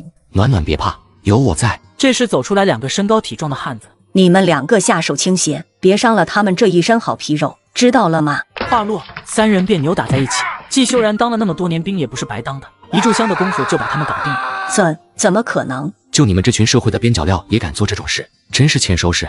你们放过我们吧，我们再也不敢了。别把我们送到公安局可不可以？你在当人贩子之前就该想到你会有这样的结局，不知多少家庭被你们给毁了，还想让我们放过你？现在还是不要浪费口舌，一会儿去跟公安说吧。在他们回村以后，便听到一些流言蜚语，不少村民都在那儿偷偷议论。他们觉得他们村里突然发生这么多事，是因为温小暖的到来。在温小暖来之前，季家与季安平虽然也闹得挺难看，但至少季安平对李春兰这个妻子是真的挺好的。杨宝珠也从来都没有找过季家的麻烦，种种一切的事情，所有人都归根于温小暖。曼云，你也别怪我说话难听，我们觉得你媳妇鬼上身了，如果不是的话，咱们村里哪会发生这么多事？胡咧咧个啥？有这心思还不如想想怎么赚钱，成天就知道编排别人，编排我儿媳妇，你们就能赚着钱了。一个个一天到晚闲得蛋疼，没事找事，让你们这群人放狗屁！曼云，我们也是好心提醒你，你这么生气干嘛？我呸！你们就是眼红我们家的小日子越过越好，跟我说什么好心的提醒我们？放你娘的狗臭屁！要是你家媳妇能带着你全家发家致富，我们都说你媳妇鬼上身，你乐意吗？那人脸色有些难看，觉得王曼云话说的太难听了。再说了，他们也只是猜测，如果不是的话，王曼云直说就好了，何必张嘴就骂人？不过王曼云说的其实也没错，如果他们媳妇能带着他们全家赚钱，外人如果这么指着自己媳妇的鼻子骂他们的媳妇是鬼，指不定都能跟人干架。妈，你别搭理他们，咱们过咱们的日子，跟他们吵还是浪费口水。他们就是眼红咱们家的小日子过得越来越好，现在咱们家只是买冰箱装电话，到时候咱们赚了钱去镇里市里买房，跟他们也见不上几次面，何必跟他们浪费口水，跟他们骂架，他们又不请咱喝水，咱还不是得回自个儿家喝水，多不值不当。暖暖说的对，妈不应该跟这些人置气，显得咱有多小家子气。可不，咱们多做些发家，那赚的都是钱，跟他们吵架，他们又不给咱们钱。咱们能赚钱，能买冰箱，以后就是电视机，咱们买那种3000一台的大彩电，气死他们。虽然我懒得搭理你们，不过有些事情还是得说个明白。第一，我二嫂被砍，那是因为她偷人，我那位二嫂跟我一向不和，我还能撺掇了她去偷人不成吗？第二，杨宝珠脚残，那是她自己搬起石头要砸我，她是自作自受，自食恶果。而他妈在我家要填回我们的庄稼的事情，你们也都看到了，而她为什么被抓，你们心里没数吗？我就问你们，如果孙翠红去你们家放火，你们能大度的当成什么事都没有发生吗？话说回来，村里的人就喜欢落井下石，爱嚼舌根的人太多了，你过得越好，他们越不痛快，反倒你过得比他差，他心里别提有多痛快了。原先我还打算在咱们村子里办场，不过现在看来，这场子还是得在镇上办，以免到时候一个个的怕被我鬼上身。工厂？什么工厂？几人你看看我，我看看你的，都是一脸的困惑。对了，忘记告诉你们了，我们家要办场子了，就我家暖暖做的那个蝴蝶结，你们都知道的吧？现在跟半个月前来的赵老板合作，在乌市开了档口，乌市你们都知道的吧？前2年成交额1个亿的那地方，咱们村里还议论了好几天呢。只不过以后我们不打算在村里开场了，你们这样在背后胡说八道，我家暖暖让你们白说的，还给你们钱赚，想狗屁吃呢？言罢，王曼云和温小暖走了。以后我不希望再听到关于我们家的闲言碎语，特别是关于暖暖。这天一大早，村长听说温小暖要办场，特地来到季家问清楚。修然媳妇，叔来也是为了问问你是不是真的考虑办场。听他们的意思，你一开始是想要在村里办的。正在计划。挺好的，你这场不办在村里是对的。村长，我以为你是来劝我把场开到村里的。你如果真要把场子办在村里，我也是不会同意，更不会给你批的。咱们村里的风气不好，自私自利惯了，扶不起。你有心想帮他们，叔感激你，但是啊，不顶用的。他对这个村子里多数人已经失望透顶了，但凡他们能扶得起，他们村子光是靠着这药田早就起来了。坤叔，我也不知道该如何安慰你，但相信再过几年，村子会越来越好的。无所谓了，叔今年就卸任了，下一任的村长是什么样的人，咱们谁都不知道。你和修然都是好孩子，叔不想让你们俩被村里这群吸血鬼缠着唏嘘，才会跟你们说这些话，你们自己心里记着就好。温小暖没有多说，但心里却默默记住了村长的好意。成，也没什么事，叔就先回去了。坤叔，等我的厂子办好，到时候百灵嫂子如果有想法的话，可以让她来我厂子里做事。到时候再说吧。翌日，温小暖和季修然到镇上找可以租的厂房，结果碰到了季修然战友的老婆乔丽。季三哥、季三嫂，真是你们俩！我之前远远的看到你们俩还不敢认，走近一看还真是你们俩。暖暖，这是乔丽，我战友赵毅的妻子，在平安小学当老师。嫂子，你叫我乔丽就行。对了，季三哥，我看你们好像在找什么？我们想在镇上办厂，想找个地方租房呢。嫂子要多大？我倒还真能给你们问到几处，至少要140-150平吧，不用单间也没事，3、4间连在一起也成。主要我们就是要空间大。还真有，我带你们去看看。几人来到厂房门口。嫂子，这房子里面也是可以住人的，有几间小房间，有很大的平面仓库。我觉得还可以，在镇上想找这么大的房子还真不好找。嫂子，这是房东，也是赵毅的一幕。房租是500块一年。温小暖倒抽了口气，1年500的房租可是真不便宜了。大姨，这是赵毅先前在部队的同志，对赵毅很是照顾，房租再便宜一些吧。那就再便宜20吧，不能再少了。也好，480也行，毕竟老太太这么大年纪了。嫂子，我今天还有些事情，我得先去忙了。等你们厂子装修的时候，我让赵毅再去搭把手。没问题，你快去忙吧。暖暖，我们是直接住在厂里，还是另外租间小院子？我刚刚看了那几间房，隔音似乎不是很好，到时候咱俩亲热都不能放开做。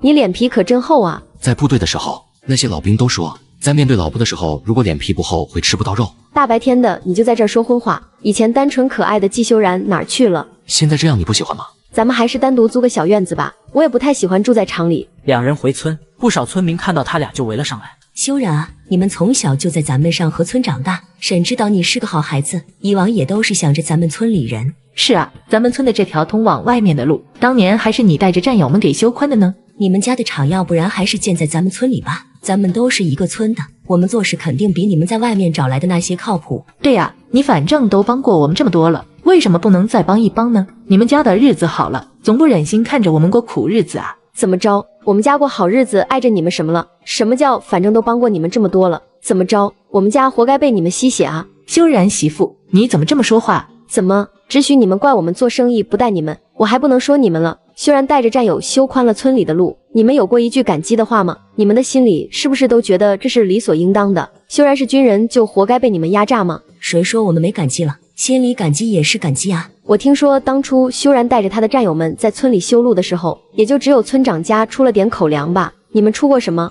他们吃喝全都挤在村长和修然家，当时天也热啊，屋里住不下的，就睡在院子里。你们就是这么感谢人的？谁给你的脸这么大，还好意思说什么心里感激？我看你们怕得要死，生怕他们喝你们家一口水吧。这些话都是之前季正山说的。温小暖当时听完只觉得这个村子都是些什么人啊。修然，你也不管你媳妇，再怎么说你也得叫我们一句伯母婶娘的，也是你们的长辈，你就让你媳妇这么指着我们的鼻子吗？我媳妇难道说错了？所有人都瞪大了双眼，一脸不可思议地看着季修然。修然，你都被温小暖带坏了，当初你妈就不应该给你娶这么个媳妇回来。我的暖暖很好，我媳妇我自己都舍不得说一句，什么时候轮到你们这些外人指指点点了？我妈给我娶了暖暖这么好的媳妇，只能证明我妈的眼光好。你们如果再敢说我的暖暖一句不是，别怪我不客气。所有人都惊呆了，他们觉得季修然变了。以前季修然对长辈唯命是从，哪怕遇到什么事，就算是自己掏钱也会帮忙解决的。而现在他居然能说出这么硬气的话。暖暖，我们回家，不用搭理这些人。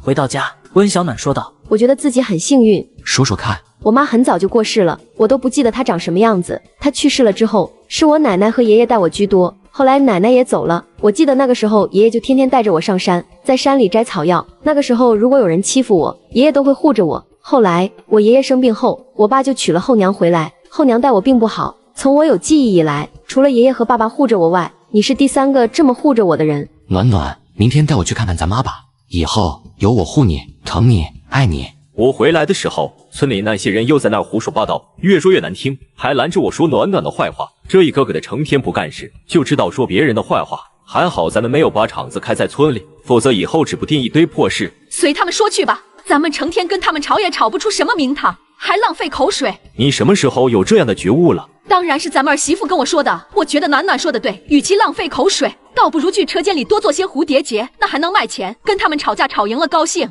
吵输了那就是浪费口水。吵架的最高境界你知道是什么不？什么？不要理他们，这样他们就像是一拳打在了棉花上，骂了一通，我们却不在意。最生气的应该是他们，而不是咱们啊！还是我们王同志的境界高，我还是得跟王同志多多学习啊！什么学习不学习的？哪个村子不都是这样的？说太多废话也没什么用，只有自己有钱强大起来才是底气。自结婚40年，却不知妻子的家世如何。季家有一些风吹草动都能引来村中妇女的议论。温小暖租到满意的厂房之后，也开始了自己的致富之路。爸，我一直都不知道我妈妈叫什么名字。你妈妈的名字很好听，叫温旭。你妈妈说她的名字是温暖的意思，而爸爸刚好姓温，所以给你取名叫小暖。爸，我妈从来都没有提过我外公外婆的事情吗？你妈妈是下乡的那些知青里长得最漂亮的，一看就是娇养的大小姐。跟你妈结婚之后，你妈才提起自己家里的事情，说是成分不好的原因，她才会被指派下乡。你妈妈下乡没多久，她就接到你外公的电话，让她不要回去，就在乡下找个人嫁了。你妈没有细说，我也只知道你妈妈姓沈。另外就是你妈留给你的那块玉以外，一无所知。你妈当时说我知道的越少，对咱们越好，她就不愿意再多说了。对于自己亡妻的事情，她所知的少之又少。当时虽然穷，但我们的感情是真的很好。后来如果不是想找个人帮忙照顾暖暖，我也不会再娶。只是没想到这样反倒害了暖暖。修然，爸不求什么荣华富贵，爸只求你能好好带暖暖。我相信暖暖的妈妈在天上会高兴的。爸，我会的，你放心吧。几人回到村里的厂房，季桃花说道：桃嫂，市里的利多美食品今天有来电话，说是他们的货已经卖的差不多了，让咱们再按照第一次给的货量的3倍给他们送过去。成，我知道了。修然，你说咱们有没有办法买个6、7千的轻型货车呢？现在的合作商越来越多，再加上厂房要扩大规模，以后少不了要发货。现在的3轮车已经满足不了了。我让之前战友帮咱们留意一下二手的，新的得好几万，咱们现在的经济还是不允许。哎，真的太穷了，我要赚钱，赚很多很多的钱。这时，村长走了进来。薛然，市里公安局打电话找你们，你们没遇着什么事吧？村长，我们没遇着什么事啊。我一听是公安局打来的，真的是吓了一大跳。您别担心，修然是从部队退役回来的，再怎么着也不能干违法犯纪的事情。是先前我们去市里的时候遇着了人贩子，修然把人抓住了，当时留了您家里的电话，我们回来后把这件事情忘了，让您担心了，对不住啊。原来如此，我这也是一下子心急，没想那么多。不过没事就好。那人留了电话，让你们给他们回一个呢，好像有什么挺重要的事情。成，我这就去。修然媳妇，还是你有能耐，看看这生意也是风生水起的，真好。我就是瞎想的，倒没想到真的能赚钱。那也得有这么颗聪明的脑袋瓜儿。修然能娶到你，是他的福气。以前我也挺担心他意志如果不好的话，那得多可惜啊。没一会儿，季修然就回来了。暖暖，刚才警局说是咱们那天抓人贩子上面给的奖励，问咱们什么时候去市里让我们去找他。咱们下周过去吧，正好还要批一些布料。村长刚离开车间，村路口就议论声四起。温小暖是不是犯了什么事啊？不然公安怎么都把电话打到村长家里去了？杨成坤微微愣了一下，他接到电话的时候，身边并没有外人在，而且他也清楚这事情可大可小，因此并没有跟任何人说过。怎么就传开了？是谁说的？一看温小暖就不是正经人，被抓也是活该。瞎说什么啊你们！村长，我们这也是听你儿媳妇说的，是你儿媳妇说市里的公安打电话找他们。如果温小暖不是犯了事，公安找他干啥？你们少在这儿给我瞎说！市里公安找修然他们夫妇，那是因为人家在市里的时候帮公安们抓到了拐子，打击了一个犯罪团伙。市里打电话那是要给褒奖。扯烟，你外甥女当时失踪了吧？前些天被公安送了回来。我如果记得没错的话，就是市里的公安破了人贩子的案，那是因为有修然和他媳妇的帮忙，所以你那外甥女才能回来。那是你们家的恩人，你却在这儿胡说八道，积点儿口德吧。陈英愣了一下，脸上的表情有些精彩，因为他外甥女回来的时候说过，公安告诉他是一对夫妇救了他们，听说是退役军人。当时陈英没有多想，退役军人那么多，他压根就没往季修然和温小暖他们的身上想。陈英就觉得自己的脸火辣辣的疼。这么闲的话就都去把自己家里的地翻一翻，成天就知道羡慕修然他们家日子好，人家东跑西跑赚钱的时候，你们东家长西家短，你们穷那是活该。言罢，杨成坤气呼呼地离开了，回到家直接把自己的儿媳妇教训了一顿。爸，我也只是随口提了一句，我没想到他们会胡说八道。村里那些长舌妇是什么德行，你心里没数？你随口一句能给修然他们带来什么样的麻烦？你有没有想过？我成天跟你们说少掺和村里那些人的事情，你都听到猪脑子去了吗？先前人家小暖还说等厂子开起来了就让你上班，现在倒好，你就别去了。爸，我错了，以后不乱说话了。你有脸去吗？我早跟你说的话你都记到猪脑子里去了，早就跟你说过，不要多嘴多舌，咱们都是普通老百姓，多一事不如少一事。陈百灵心知自己犯了错，一脸丧气地从屋内出来。你们俩在市里发生这么大的事情，怎么回事也不说一声？妈，我们这不是都没事吗？不用担心，修然会保护我的。你们俩出门在外的时候千万一定要小心，这几年拐子太多了，都是些黑心烂肺的王八蛋。那些小姑娘的也是真的太可怜了，遇着这种人。现在这个年代，科技不发达，治安不稳定，骗子什么的都非常猖狂。翌日，温小暖来到镇上的厂房，装修也在进行中。咱们明天休息一天，后天去市里。不过以后布料这些东西还是得去工厂里批发，这样他们能把东西直接给咱们送到厂里，也就省得咱们每次都往市里跑。现在量少还好，但等到以后量多起来的时候，肯定是不行。成，明天去问问赵叔，他人脉广，比咱们知道的也更多一些。问啥？季修然的战友赵毅这时走了进来。布料厂你有认识的吗？那我还真的没有，不过我表哥他们不是做服装生意的吗？倒是可以问问他们。我们想要的布料花色肯定要好看，这样做蝴蝶结这些头饰才会好看。成，嫂子，一会儿我打电话问问。对了，修然，上面有消息，这2年咱们这边要修高速公路了。真的假的？文件下来了，我最近就是在忙这件事情，一直都忙得东跑西跑的。这是好事，修了高速公路以后就方便很多了。修然，我这心里总有些不安，外面雨这么大，季欢他们家又在山脚下，这风大雨大的，到时候如果山里的树断了怎么办？因下着大雨，山上有泥石流的风险，在村长的劝说下，他们还是不走。不日后，房子变成了废墟，温小暖成为砍价小能手，8000的房价活生生被砍成2800，一时半会可能不会停，而且越下越大了。姑姑他们家靠近山脚下，我的心里有一股很不安的感觉。你快去吧。成，我去把姑姑他们接到家里来。爸妈，我去一趟坤叔那。暖暖，这么大的雨你过去干嘛？爸妈，这场雨不简单，你一个人去不安全，爸陪你去。俩人来到村长家。正山、修然媳妇，你们俩怎么来了？坤叔，这雨这么大，你有没有办法让住的离山脚下近的那些村民转移走？出什么事了？坤叔，这雨这么大，从开始下起到现在已经2个多小时了，雨是越下越大，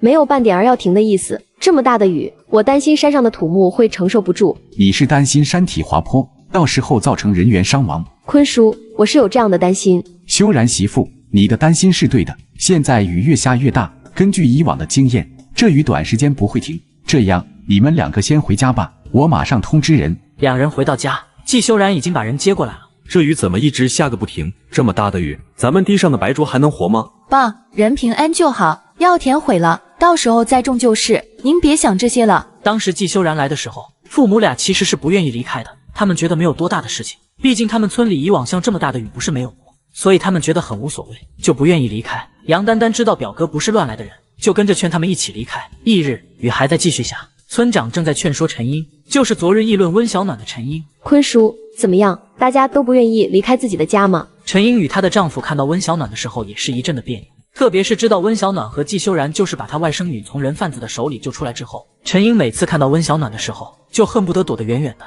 老齐，你看这雨越下越大，这都下了大半天了，咱们要不也去祠堂吧？陈英的丈夫杨奇倒觉得没多大事，怕啥？下点小雨能出什么事？咋了？以前没下过雨啊？随你吧，我带着孩子们去宗祠待着。眼看劝不动杨奇，几人也就走了。他们刚到祠堂，山上的石头就滑落了下来，砸中了杨奇的房子，瞬间变成了废墟。可笑的是，杨奇家是离祠堂最近的，然而他还是不来，真是好言难劝，该死的鬼。我应该听的，我该听的。杨奇，你死了，我和孩子怎么办啊？他是眼睁睁看着杨奇被泥石压死的，那种感觉没人能够明白，当时的他到底有多痛苦。这种天然的灾害，根本就不是他们想躲就躲得了的。陈英，人死不能复生，你和孩子的生活还得继续，你要振作一些。这世上没有后悔药，一切事情已经发生，就无法改变。5天后，雨停了，但村里的人并没有因此而高兴。这次的灾害一共死了50人，其中还有10个小孩。当时我们如果态度强硬一些，他们是不是就不会死了？暖暖，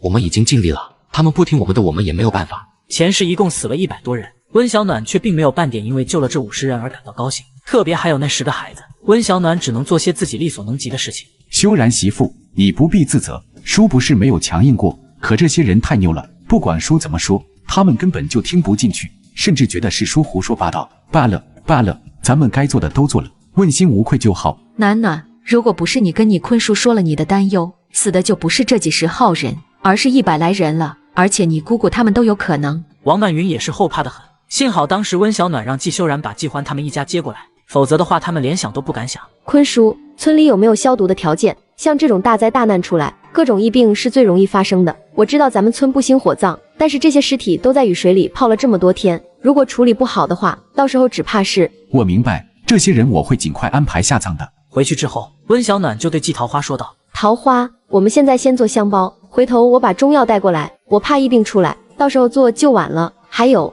家里的水一定要烧开了才能喝，食物也都得煮熟了吃，回家后用醋给家里消个毒，把卫生这些都做到位。没几天，疫病还是来了，村民们都来季家要香包。香包是预防用的，你们现在已经染病了，就听医生的安排，不要再到处乱跑了。言罢，王曼云就进了房间锁了门，免得他们传染。而温小暖已经在镇上了，他们要租房子自己住，他们俩不习惯住在厂里。1楼是厨房、客厅以及书房，2楼有4个房间，1楼和2楼都带浴室，浴室都配着花洒和热水器，且还是少有的抽水马桶。厨房里还有冰箱。2位现在想租着这样的房子，在咱们镇上是真没有的，只有我这一家。那房租怎么算？便宜的很，1个月30元，一次付1年。大哥，这院子卖吗？8000，买的话最少8000块。当初房主把房托付给他的时候，其实是说4000就卖的，4000给他1000，但是他却想多赚一些。这破房子就要8000，大哥怕不是在开玩笑吧？这房子一看就已经几10年了，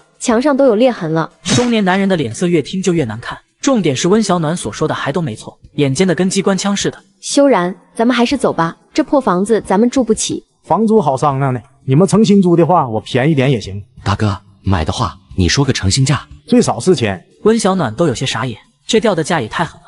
这么破，3000还差不多。3000太少了。他当时拿来的时候也是3000，卖的话还是3000，那岂不是他1分都没得赚？修然，走吧，咱们再看看其他的。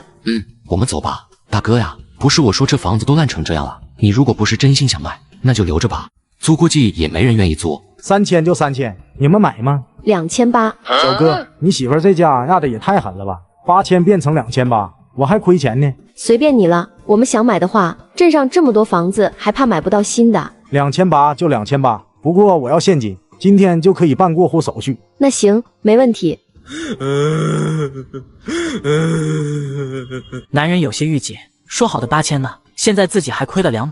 大哥，你也别难受，这房子要是再过段时间再卖，2500都没人要。要不是我侄子要上学，这离平安小学近，我才不要呢。季修然表示，温小暖这是得了便宜还卖乖，2800买了一个学区房，这要是放到20世纪之后，这儿的房价高得离谱。村小伙为自己的饰品厂招工，今年18岁的绿茶来应聘，最后媒婆找上门。乌市那边档口已经开起来了，子昂那小子现在管着，你最近让厂里赶出一波货来，每样要1万个。好了，你给叔来个电话，然后我们直接拉过去。就是上次我拿样品被一个老外看上了，每款要1万的货，你多备一些，这样到时候也不用担心没货。这么多？小暖，以后只会更多，批发是按3.5毛一个批的，一共10万的货，成交付尾款，以后肯定还会更好。温小暖和季修然俩人都暗暗的心惊，这一单下来就能赚不少的钱啊！外国人出手大方，而且他们要的量大。温小暖的唇角微微勾起，虽然比单独批发的价格要低一些，但是最重要的还是量大。档口已经开好了，我直接租了2间店面，一间主要就是咱们厂里的这些设备，另外一边是蝴蝶结等物。你这次来带新品没有？你们最近可能得加大工作量，最好能够多做一些出来。我看这些蝴蝶结受欢迎的程度比咱们想象中要大得多。赵叔，我回去马上就安排。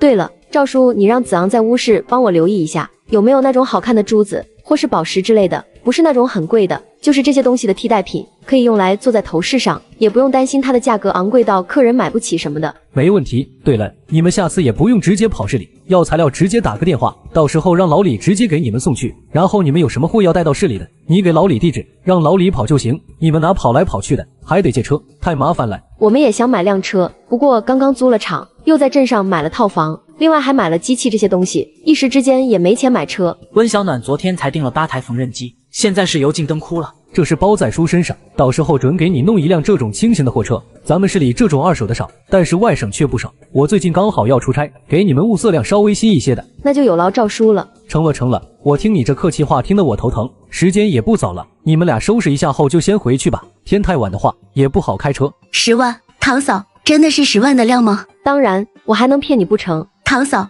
这么多的量，我和丹丹俩人也做不出来啊。这机器不是买了吗？咱们租的这儿原先的那些工人都是做衣服的，所以他们用缝纫机的熟练度可不比你们俩差，可能速度比你们俩还要快。而且今天我除了买了缝纫机外，还买了裁布机，接下来就用不着我们拿着剪刀剪，裁布机的速度很快，各个方面我都会给你们升级到最好。而我也想好了，再加6台缝纫机，我一会儿就打电话给他们，让他们明天就送过来，再把工人招上，布料也会再订一批，你们俩就安安心心的做，不会赶不出来的。季桃花和杨丹丹听完才松了口气。不过招了工人后，我想让你们俩人不用再每天坐在缝纫机前，你们俩做的最久，看的也最懂，所以我想让你们俩学着当管理，检查他们做的东西，工资1个月按50元。你们俩有什么想法？季桃花也是合作方之一，有些事情温小暖也想把季桃花带起来，这样就用着她每天跑进跑出的，也应该把季桃花培养起来。至于杨丹丹，她希望她能够学会管理，到时候连做账也一并学会。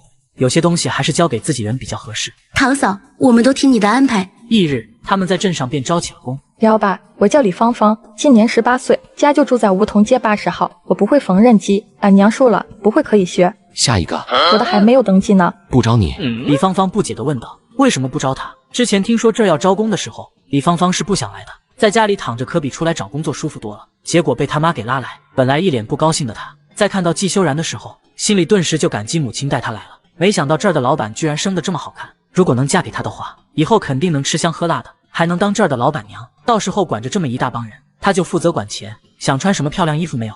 为什么不招我？我比他们都年轻，你为什么不招我？我们不招学徒，那我也可以做别的事情啊。妹子，我四哥不招你，那肯定是有我四哥的道理，你别在这儿浪费我们的时间。下一个，一上午的时间，16台的缝纫机，一共招了16个女工，另外还招了负责包装、检验等等的人员，一共36人。季冠思，老板结婚了吗？把那些小心思都收一收，我们请你们来是干活的，不是搞婚礼介绍的，别往我四哥身上打主意。我四哥四嫂感情好着呢，还有这厂子的大老板是我四堂嫂，晚些你们就能见着她了。开始工作吧，20天内10万的订单必须赶出来，大家抓紧些，做得好的四嫂不会亏待你们的。季修然从厂里出来找温小暖，只见李芳芳突然窜了出来。你谁啊？季大哥，我是芳芳啊，早上还去厂里应聘的。不记得，也不认识。这位同志，你有事吗？季大哥，我第一眼见你就特别仰慕你，我们可不可以交朋友啊？这位同志，请你自重。季大哥，你未婚，我未嫁，为什么不能交朋友啊？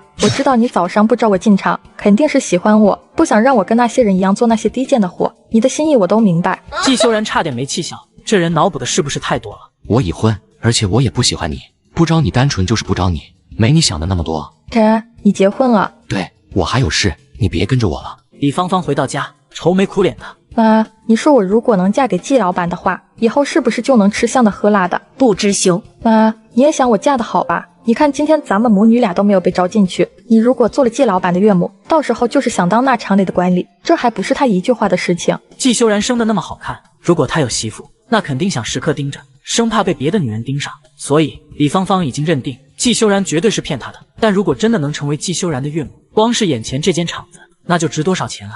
妈去找媒人帮你上门说亲。回去之后，温小暖和季修然商量，他们的品牌名字就叫温然，是他们2个人的名字。正说着，外面就闹哄哄的。季老板，天大的喜事啊！我这是来替李家姑娘跟你说亲的。媒婆笑得跟朵菊花似的，脸上的褶子都皱到了一起。温小暖走了一下眉，好家伙，他这才半天没跟季修然待在一起，季修然就招着什么烂风了？这速度够快的呀！给我丈夫说媒，来，说说哪家的姑娘吧。啥？季老板，你结婚了？这就尴尬了。李媒婆暗怪自己没有打听清楚。中午的时候，李家母女上门来找她，说是让她来温然市平常找他们的季老板说亲。她想着反正都能说，而且李家母女俩还许了她，这门亲说成了后，就给她200元的媒人礼金。李媒人当即就心动了，200元啊，这可是从来都没有这么多的礼金。说说看，是哪家的姑娘吧？既然媒人都上门了，咱们就好好唠唠。就是李家的姑娘，今年18岁了，模样生的也算周正。听你这么说，条件还挺好的啊。弄错了，是我弄错了。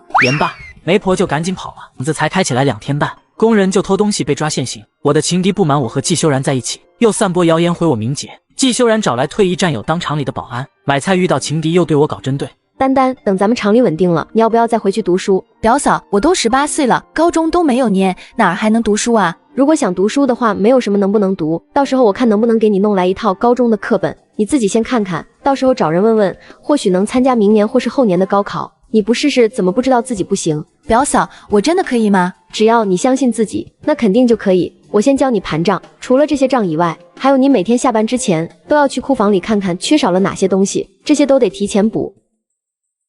陶嫂，这人手脚不干净，怎么回事？陶嫂，这人偷蝴蝶结，足足有30-40个。你叫什么名字？陶嫂，他叫李明艳。我下午在盯着大家的时候，我就看到他鬼鬼祟祟的，后来就发现他一直偷偷的往自己的包里塞东西。说吧，为什么要偷东西？你知道你偷的这么多的东西值多少钱吗？我就是看他们太好看了，一时没忍住。那我们厂里好看的东西多了去了，怎么着？你是打算都搬到你家吗？我没有偷，我就是拿了点。不问自取变为偷，这个道理难道你不懂？李明艳吓得不敢说话。你是一个人来的？我跟妹妹一起来的。桃花，去把她妹妹叫来。李明艳似乎已经被吓破胆了，因为她从来没遇到这种阵势，这次还是被当场抓住了。陶嫂，这就是李明艳的妹妹，叫李甜蜜。你们俩长得不像啊，是亲姐妹。老板娘，我跟她不是一个妈生的。老板娘，您叫我进来是有事吗？你姐姐偷了我们厂里的东西，这件事情你们得赔。李甜蜜咬了咬牙，心中暗骂李明艳没用，这么一点小事都办不好。老板娘，这跟我可没有关系呀，我不知道啊。只不过这个姐姐手脚一直都不太干净。李明艳看向李甜蜜，没想到她会把所有事都推到自己身上。她说她没钱，你有钱，我也不要你们赔偿多少。这里这么多的东西，一共是35块钱，我也不用你们1赔10，但得双倍补偿，那就是70元。今天你们俩的工资全部扣除，同时你们俩也被开除了，把罚金交了，然后就可以走了，以后都不用来了。他已经弄清楚是怎么一回事。一看李甜蜜平时就没欺负李明艳，而且偷东西也极有可能就是李甜蜜让李明艳偷的，或者说根本就是李甜蜜塞进李明艳的包里也未可知。但这件事情必须得严肃处理，否则以后谁看到这蝴蝶结好看，都想偷带点回家。老板娘，这跟我可没有关系，偷东西的是李明艳，为什么还要我罚款，还要开除我？因为你们俩是一家，谁知道你的手脚干不干净？李明艳，看看你做的好事，回家看我妈怎么收拾你。李明艳畏惧了，想到她那后妈打自己的时候就后怕得很。明明是你偷的东西，为什么都要怪到我的头上？老板娘，这东西是他偷的，他塞到我的包里来的，真的跟我没有关系。李明艳，你胡说八道些什么？你偷东西现在还要怪到我的身上，你太过分了。明明就是你偷的，是你放到我包里的，你太过分了，我要回去告诉我妈。你们俩吵够了没有？我管你们俩是谁偷的，今天的工资全部扣除，你们俩也被开除了，现在就给我滚出去。李甜蜜还想说什么，但想着再废话可能就得再赔那70元，气呼呼的离开了。你妹妹都走了，你咋还不走？老板娘，你就留下我吧，你如果赶我走的话，我后妈会打死我的。你自己立不起来，被打也是你活该，赶紧走。像李明艳这种人不值得同情，没一点主意。李甜蜜吼他一声，他就能吓得全身都发抖。他知道这是被常年打骂磨砺出来的。还不快走，等我把你丢出去吗？他眼看季修然来了，也没再坚持就走了。好了，别生气了，他已经走了。一天天的破事这么多，咱们写些条款贴在厂里，现在厂里这么多人，咱们设立举报机制，让这些工人相互盯着，这样桃花他们也省力。那些想投机取巧的人也该反思一下，是不是真的应该下手。还是你主意多？你先休息，我出去把今天的成品打包好，咱们就回家，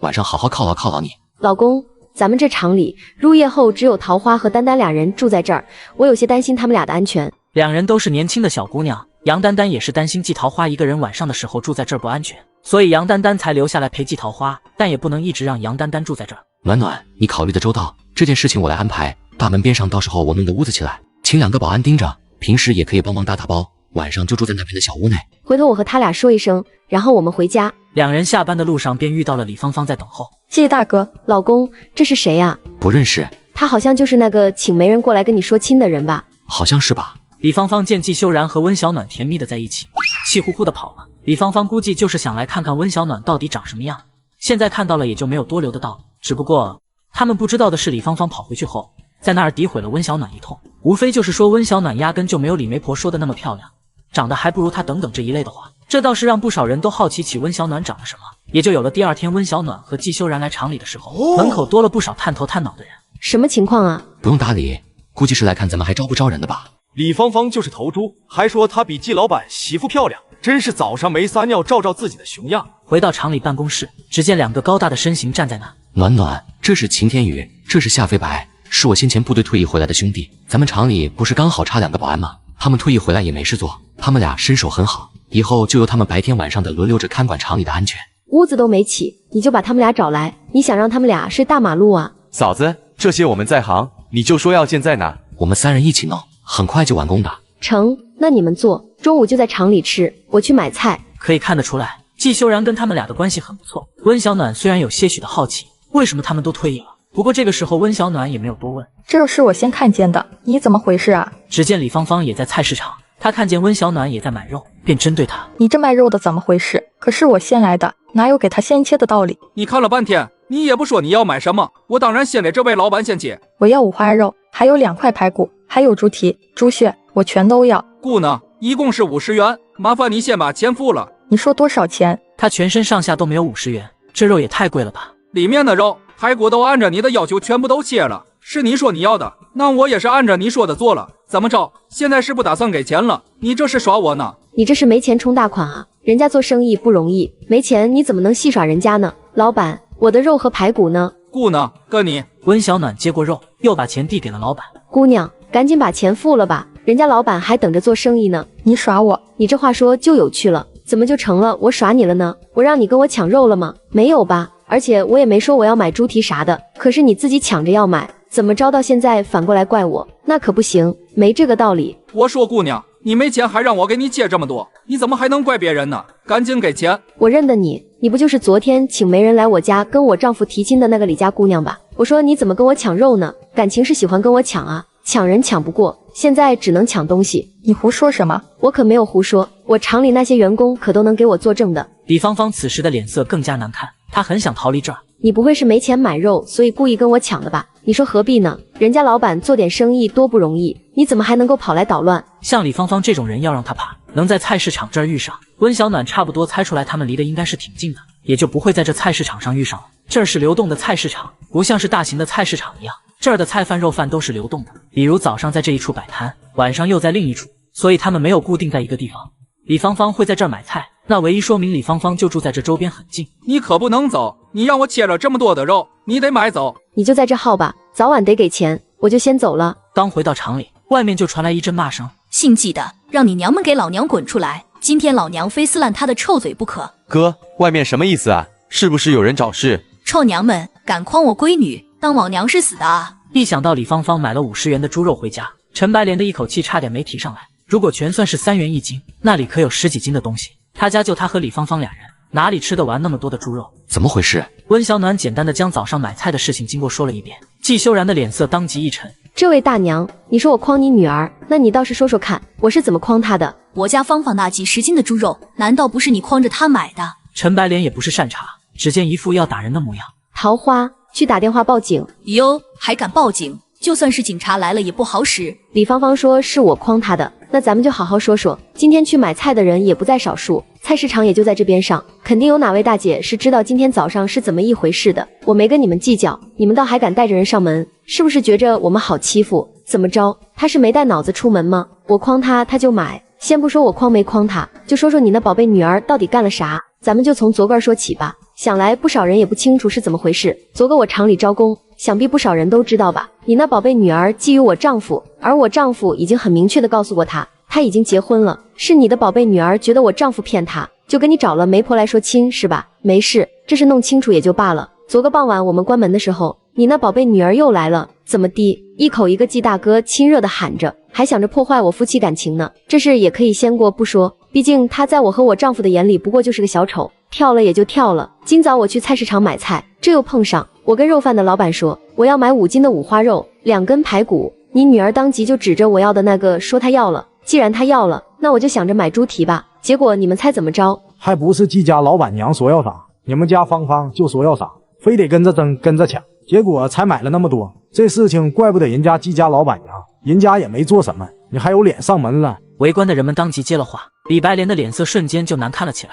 李芳芳说是温小暖诓她的，但李白莲多少也知道自己女儿为人不实诚，而且花了那么多的钱，铁定是害怕她生气打她，所以这才没有说实话。此时再经过这么一闹，事情一下子就明朗了。可是李白莲此时已经骑虎难下，花了50块钱，他这心跟滴血似的，那可是他全部的钱了，总得找个人买单。放你娘的狗臭屁！我家芳芳一向乖巧懂事，从不跟人红脸。如果不是你诓她，她能买那么多？我今天就把这场子给砸烂了。我倒要看看你们怎么做生意。我倒要看看你们谁敢动这半分。对，我们倒要看看你们敢不敢动。秦天宇和夏飞白也不含糊，直接站了出来。陈白莲带的人也不少，这几人都跟他有一腿。他们如果不来，陈白莲就把他们几个出轨的事情告诉他们老婆。几人没办法，也只好来了。上，打死他们几个！公安大哥，你可得给我们做主啊！我们这好好的在厂里吃饭做事的，这大娘带着个这些男人拿着棍棒喊打喊杀的，好好的野安就被这群人给搅和了。他们这不是黑社会的行迹吗？同志，你可不能听他胡说八道啊！师大讹了我女儿50元钱，我有这么大一间厂，你倒是说说看，我诓你女儿那50块钱干嘛？一个小警员去了解完情况就回来了。队长，弄清楚了，这件事确实不是厂老板的错，把人带走。李白莲愣了一下，都来不及反应，就被公安给带走了。怎么？刚才不是还说警察来了都不好使吗？暖暖，我是不是挺没用的？为什么会有这样的想法？我是不是应该找些事做？温小暖先是愣了一下，当即就明白了季修然为什么而苦恼了。男人该死的自尊心啊！你是不是觉得现在咱们的厂子是我的想法，所赚的钱是靠着我的点子才有的？季修然沉默了。老公，你有没有想过，出主意和点子的虽然是我，可是如果没有你的帮忙，我们的厂子能发展成现在这样吗？如果没有你开车带我去市里，你只看到我给了点子和想法，可你却忘了这里面你所帮忙的。比如，如果不是你认识赵毅，咱们能租到现在这么好的厂房吗？再比如，如果不是你开车带我去市里，这些布料和夹子我一个女人弄得回来吗？还有厂里的架子、小屋等等，如果不是你帮我根本就弄不起来吧？你把所有的功劳都加在我的身上，可实际上你的功劳最大，只是你自己没有看到罢了。温小暖的话让季修然的心里好受了许多。还有啊，你如果想单干的话，将来我怀小宝宝的话，你也想让我这样东跑西跑吗？你不帮我怎么办？自然舍不得。那你就放宽心，我相信厂子在咱们俩的努力下会越来越好的。话落，温小暖就进入了空间。我想要关于印染类的书籍。话音刚落，直接将他整个人给埋在了书海里。翌日，赵德兴来到温然食品厂找温小暖。赵叔，你怎么来了？给你们送车，你忘了前些天我答应你们找车的。车子虽不是全新，但至少有80%新，后车厢至少能放到20个箱子。平时他们给那些小店送货是完全足够的。赵叔，这么新的车子会不会很贵？8000，这车子背景干净，你们俩只管放心，我都给你们查清楚了。但是这么新的车子原价是3万多，二手8000已经很便宜了。这车子不错，看起来公里数也不大。我知道你们最近手头上紧，这钱叔先帮你们俩垫着，等赚了钱后再给我。赵叔，我们俩身上还真的没有现金，我让修然去银行给您取了，哪有让您给我们垫钱的道理？这钱我们还是有的。不用着急，我这次来也是给你送栽苗期这些东西的分红的。我们进你的办公室里说。几人来到办公室。赵叔，上次的分红才拿了1个多月呢。我知道，但那次只有栽苗期的，这次还有夹子这些的，分钱你还不乐意啊？这次你们可以分到4000，都是蝴蝶结和夹子的功劳。赵叔，这么好卖啊？主要是出售了一批给外国人，外国人要的量大，他们每一款要了10万呢，全部都寄到了国外，所以才能有这么多的收入，否则可没这多的分红。甚至可以说，他们对于国内的物价似乎不太了解，给的价格总比他们原有的价要高出一些，所以外国人的钱不赚白不赚，能赚那当然得多赚一些。赵叔，这4000就不用给我，我再拿4000给你，算是买车子的钱了。小暖，你说叔怎么就没这么好的运气，能有你这么一个儿媳妇呢？温小暖无奈，赵德兴竟开自己玩笑。不过你现在就跟叔的半个女儿一样，叔就子昂那小子一个儿子。说实话，自打那小子遇着你之后，倒是把他那股不服输的劲给激了出来，生怕自己不如你。不过赵德兴倒是觉得这是一件值得他高兴的事情。他年龄大了，也不知道自己还能够干多少年。如果赵子昂一直不懂事，那么真等到他的退休的时候，他就真的坐吃山空了。赵叔，子昂他在这方面其实很有生意头脑，只不过是差了一个契机。如今这个契机也算是给他提了一个醒。其实不管有没有我，到一定的时间，他自然是会就明白了。赵德兴也明白，所有事不是无故就能成功的，运气和努力都要有。赵叔，咱们就别纠结着这个话题了，你在厂里转转，也看看再给我提些意见。还有桃花他们俩刚刚管理一个厂子，如果能够得到赵叔你的提点，那对他们俩简直就是受益匪浅。我去买些菜，到时候叔中午来家里吃饭。去家里吃太远了。赵叔，我和修然在镇里买了房，您忘了？现在在这边做生意，回上河村太远了，所以我们俩干脆就买了房，离这儿不远。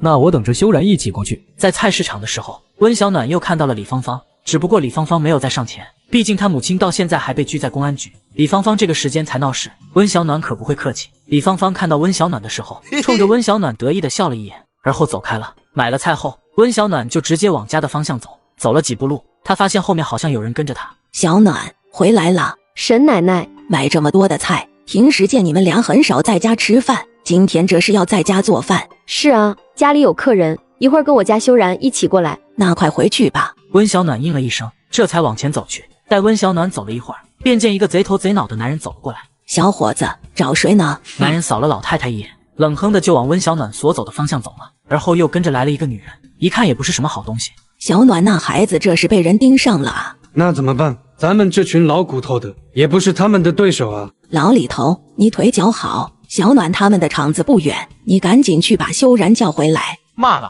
藏哪儿去了？强哥，你可一定要为我做主，我妈就是被这个坏女人给弄进了公安局。张强是这边的流氓混混，平时做的最多的就是敲诈的勾当，而李芳芳跟张强有着一层不能与人道的关系。起初他们的确没有这么一层关系在，但是张强到处乱混，手头有钱，张强这人好色的很，看到温小暖就起了心思，都不用李芳芳多说什么，张强就愿意出面帮他。放心，哥今天一定弄死他，保证让他男人跟他离婚。那漂亮的小模样勾得哥哥心痒痒的，你一会儿就在边上好好看看，学会了好伺候哥。高队长，这是李白莲的女儿，我刚刚藏在角落里的时候，听到他们俩的对话。张强是李芳芳找来的。高队，是这个女的，是她说只要让我帮她收拾了温小暖，就给我钱。我也是一个财迷心窍，您就放过我这一次吧。张强，你才放出来没几天，没想到你又作恶，给我带走。回到厂子里，没想到季桃花在训斥员工。堂嫂，你看这不被切成这样，我们还怎么用啊？让你切个正方形，你到底在想些什么？你说裁成这样怎么用？一直交代你吗？做事情小心点儿。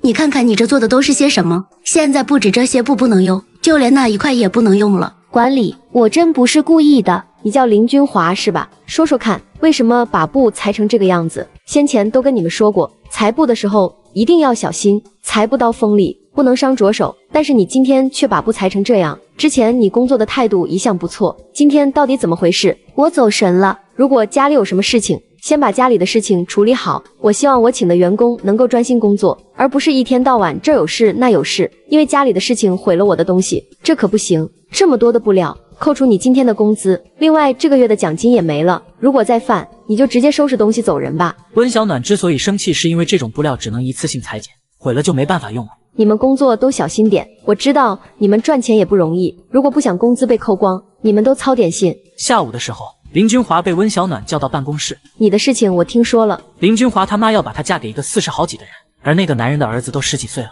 老板娘，我一定会赶紧调整好自己的状态，工作绝对不会再走神的。他害怕温小暖因为他最近工作的态度而开除他，他好不容易才找到一份工作，如果失去了这份工作，他上哪儿找一份这么好的工作？你家里的事情没解决，你真的能调整好自己的状态吗？林君华愣了一下，沉默了。与其被控制，倒不如把命运控制在自己的手里。我相信你一点也不希望被你的父母控制自己的人生吧？既然如此，何不置死地而后生？温小暖这是在给他出主意，置死地而后生。他要如何置死地而后生？谢谢老板娘，我明白了。要怎么做还是得看你自己，能不能成也看你自己。老板娘，您觉得我该怎么办？看你怎么理解了。给你3天假，处理完家里的事情再回来上班。老板娘，你知道裁布机有多锋利吗？你这样每天走神，如果在我的厂里伤了手，是你的过失还是我的责任？我知道了，谢谢老板娘。如果处理不好的话，那就不必回来。裁布机的工作是存在一定危险性的，我不希望我每天付工资，结果因为员工自己的走神出事，最后还得要自己赔钱，你能明白吗？这时季桃花走了进来。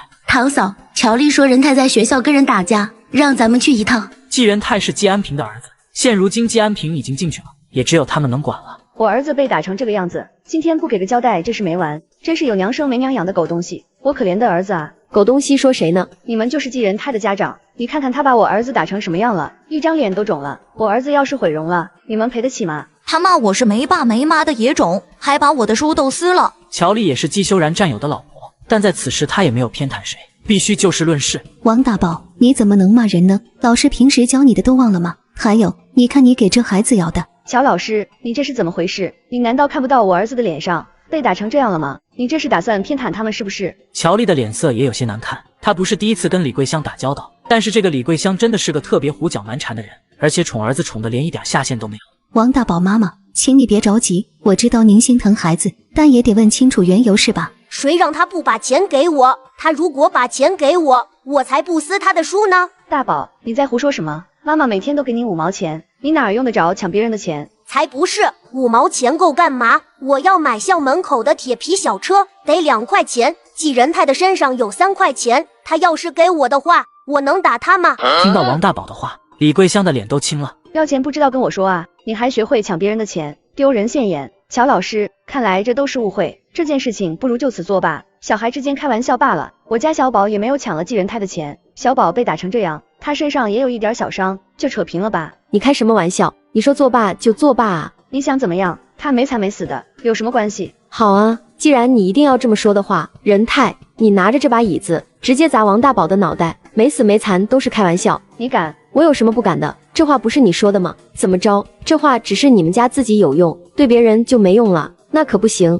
你都说了，我又听到了，当然要实行。王大宝见状，吓得全身发抖。乔老师，我不敢了，我以后再也不敢了。你让季仁泰别打我，我再也不抢他的钱了。一会儿我们还得去打针，别得了狂犬病。行了行了，同学之间要团结友爱，互帮互助，这样老师才会喜欢。今天的事以后不许发生了，如果还有下次，我直接报告校长开除你们。回去的路上，季仁泰也连忙道歉。小婶婶，对不起，给你添麻烦了。没事的，仁泰，打架虽然有错，但今天这件事情错不在你，同学惹你，你生气这很正常。小沈知道你最爱你的课本，王大宝毁了你的课本，你很生气，所以你忍不住打了他，而他也打了你，你是在维护自己的私有物，你没有错。但是打架是不能解决任何事情的，武力虽然直截了当，可以把对方狠狠地收拾一通，可就像今天一样，你自己其实也受了伤，对不对？那要告诉老师，让老师来解决吗？找老师是一个办法，毕竟你现在还小，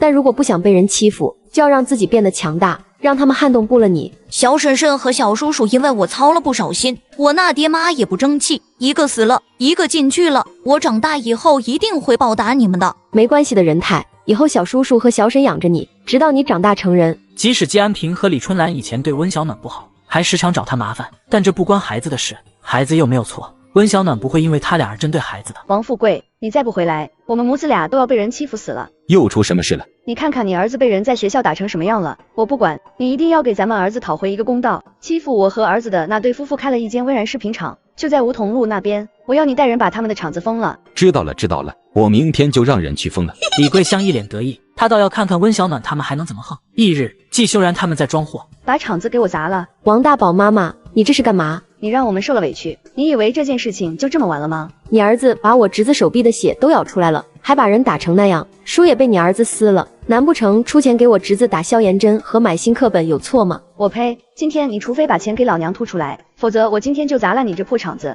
看你怎么赚钱。你们还不动手干嘛？花钱请你们来是看热闹的吗？给我砸，谁砸的最多，我多给2块钱。王富贵那双小眼睛一直在温小暖的身上来来去去的打转，看着温小暖那张好看的脸蛋，王富贵的心思就停不下来。桂香，有话好好说，这是我听温妹妹说，好像是大宝的错。谁是你妹妹？少在这儿给我乱攀亲戚。温妹妹，你也别生气，正所谓不打不相识嘛，咱们两家坐下来好好说说，这事也就能结果了，气大多伤身啊。王富贵，老娘让你来干嘛了？你再说废话，小心老娘收拾你。桂香，女人脾气别那么大，要温柔。温柔你娘的狗屁！你们还不给我砸？你们不砸我来。王富贵，好大的威风啊！王富贵是镇政府一个小小的秘书，一个月拿着100元的工资，平时在单位里跟个孙子似的，没想到到了外面的时候，这胆子够大的呀。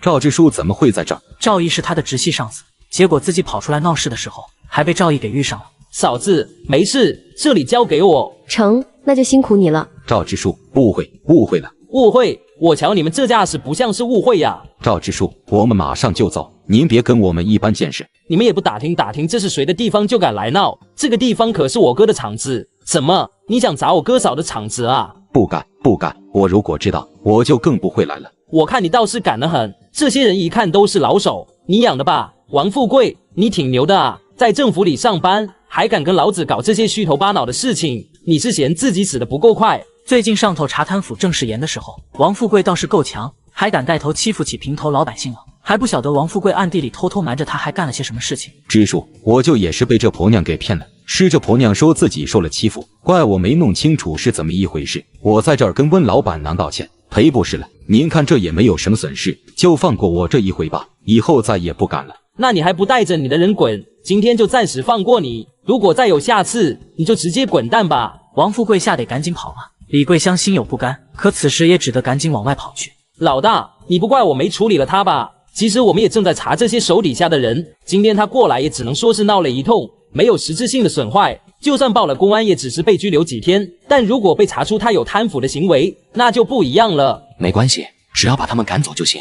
哥，你放心，他今天在你这儿见着我，最近肯定不敢胡来。如果他们再来，你们直接打电话给我，这老东西我还收拾不了。成，那你可就是我们的大靠山了。嫂子，你就别笑话我了。在部队的时候，修兰哥把我当亲弟弟一样照顾，现在退役了，我肯定要帮的。你看看你自己做的好事，我好不容易升到现在秘书的位置，你知道刚刚那是谁吗？我的顶头上司，懂不懂什么叫顶头上司？李桂香，你这是想害死我？关老娘屁事，没用的东西！儿子在学校里被人欺负成那样，只是让你帮忙找个场子，你他妈的吓个半死，要你有什么用？少在这儿跟托付一样，学学人家温妹妹，女人就该像她一样温温柔柔的，说话轻声细语。你再看看你，像什么样？母老虎，母夜叉！放你娘的狗臭屁！姓王的，你今天要是能进家门，我跟你姓。嫂子，你和季大哥结婚也快有半年了吧？你们俩不打算要个孩子？我们俩先忙事业，所以暂时倒是没打算要孩子。现在没钱生孩子也是受罪，不如等有钱了对孩子也是一种负责。翌日，温小暖和季修然由雅兴来看电影。最近新上映了一部86年的《英雄本色》，这绝对是季修然喜欢的类型。进来时便遇到了之前摆摊认识的沈红梅，不巧的是张兰也在，就是在摆摊时偷蝴蝶结的那人。他跟温小暖不对付。温老板，你最近怎么不摆摊了？我们还想着去买你们做的头饰呢。我们现在不摆摊了，我们厂里的饰品现在都供给花间饰品店，还有别的地方也有，市里也有多家的饰品店都有我们厂里的头饰等物。小暖姐，那你们厂子不是很大吗？工人近40人。沈红梅一脸的羡慕，温小暖这也太厉害了吧。张兰撇了撇嘴，却是一脸不屑。就算再赚钱又怎么样，还不是嫁给一个傻子。张兰，你不说话没人把你当哑巴。以前你可以说我是傻子，但现在不行。小暖姐，季大哥这事好了，他的病早好了，端午过后没多久就好了。张兰，你以后再胡说八道，小心我揍你。小暖姐，这人我早就不想跟他玩了，要不是他求我来，我都不会来的。交友不慎啊，厂里这一批的货都发出去了，所以给厂里的工人放了1天假，也给我们自己放1天假，回来陪陪爸妈，让妈好好看看瘦了没。妈，我没瘦，反而还胖了。对了，爸，地里的药田怎么样了？有大半的白株就不活了，之前那场暴雨确实伤到了要害。爸，我想想看能不能种一些季节性短一些的药材，至少明年在种麦冬之前可以把地给收拾出来。这个你别管，你们俩生意上已经够忙了，我和你爸已经商量过了，种什么东西我们俩都安排好了，所以你们俩就不用担心了。成，那你们俩先商量，等到时候实在想不出来的时候就打电话给我。暖暖，要不要让你妈去帮你们？你们俩平时要忙，让你妈去帮你们洗洗衣服，打扫家里的卫生。爸，厂里这么多人在呢，我平时就是盘一下账，清点一下货物，另外就是不让工人断了布料和村料，还有月底的时候算个工资。平时其实都很闲的，而且修然也不让我搬那些重物，我倒是厂里最清闲的人了。而且你们仁泰中午的时候又是在学校里吃的饭，我都不用顾着他的午饭，已经很轻松了。等到我和修然有孩子的时候，那慧儿如果不愿意帮我拖也要把妈拖去帮忙的。你爸就爱瞎出主意，现在你想让妈去帮你，妈才不去呢。再让妈享受一段时间的清闲，等你怀孕的时候，妈就天天去烦你。是，我带操。时辰不早了，你们俩去洗洗，晚上早些休息，难得歇一天，明早多睡一会儿，不用着急起床。翌日，温小暖到山上转了转，她好久没来上山了。不巧的是，杨宝珠也在。温小暖，对不起。什么情况啊？我为我之前对你所做的事情道歉。我承认那会儿我是因为我嫉妒你，我不明白为什么你有一张好看的脸，还会有那么好的福气，甚至觉得是你抢走了本属于我的福气。见你在季家过得好，我觉得这本来是属于我的，也正是因为如此，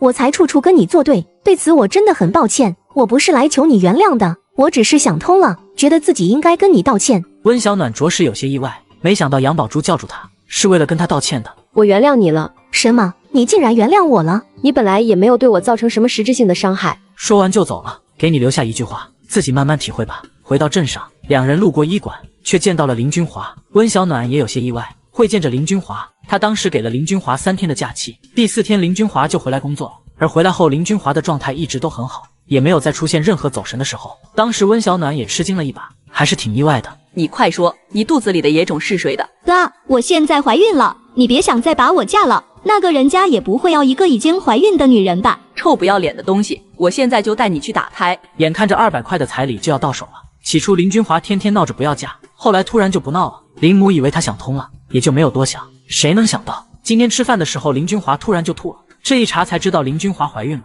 不可能，你休想伤害我的孩子！温小暖与季修然相视了一眼，有些意外，所以他让林君华置死地而后生。他想到的办法就是让自己怀孕，这样的牺牲未免也太大了。林君华有没有想过，自己这么做或许能阻止林母把她嫁娶给老男人？可他有没有想过这么做的结果会是什么？姐姐，你就听妈的吧，妈也是为了你好。为我好，让我嫁个40几岁还打老婆的老男人，这就为我好。你既然觉得那么好，你怎么不嫁？放屁！你妹妹怎么能嫁？她以后可是要嫁给贵人的。小的时候他就给林君华和林玉凤算了命，算命先生那个时候就说过了，林玉凤是人中龙凤，将来是要嫁给当官的，还会带着她过上好日子。把林君华嫁给那个男人，当然是想借此让他们搭上线，能带林君华结交更多的贵公子了。这样林玉凤才能够嫁给当官的人，才能带她过上好日子。小女儿不能嫁，大女儿就能嫁啊！你这哪是嫁女儿，这是送自己的女儿去死吧？你是哪根葱啊？这还轮不到你说话。我是他的老板，我有资格对我的员工负责。我不会把我的孩子打掉的，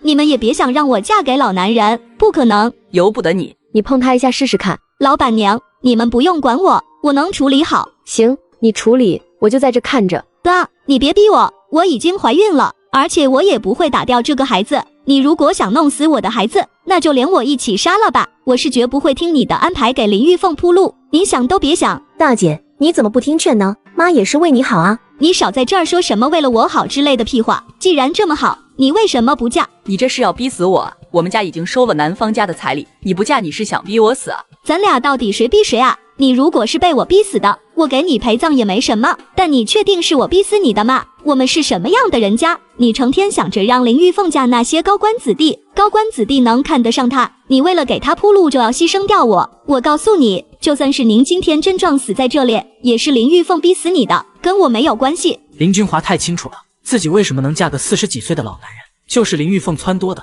这些他都知道。小华，你没事吧？此时一个男青年跑了过来。建阳哥，林神子，小华肚子里的孩子是我的，我会负责，我会娶小华的。安建阳与林君华、林玉凤3人从小一起长大，其实安建阳和林君华一直相互喜欢，只是安建阳的家里实在是太穷了，林母瞧不上安建阳，因此他们俩的婚事一直都没成。而林玉凤其实也喜欢安建阳，要不是安建阳太穷，林玉凤也想嫁给安建阳，只是此时听到安建阳说林君华腹中的孩子是他的，林玉凤嫉妒的一张脸都扭曲了。建阳哥，你在胡说什么？他肚子里的野种怎么可能是你的？你不同意也不行，我和建阳哥已经领证了，而且户口也迁走了。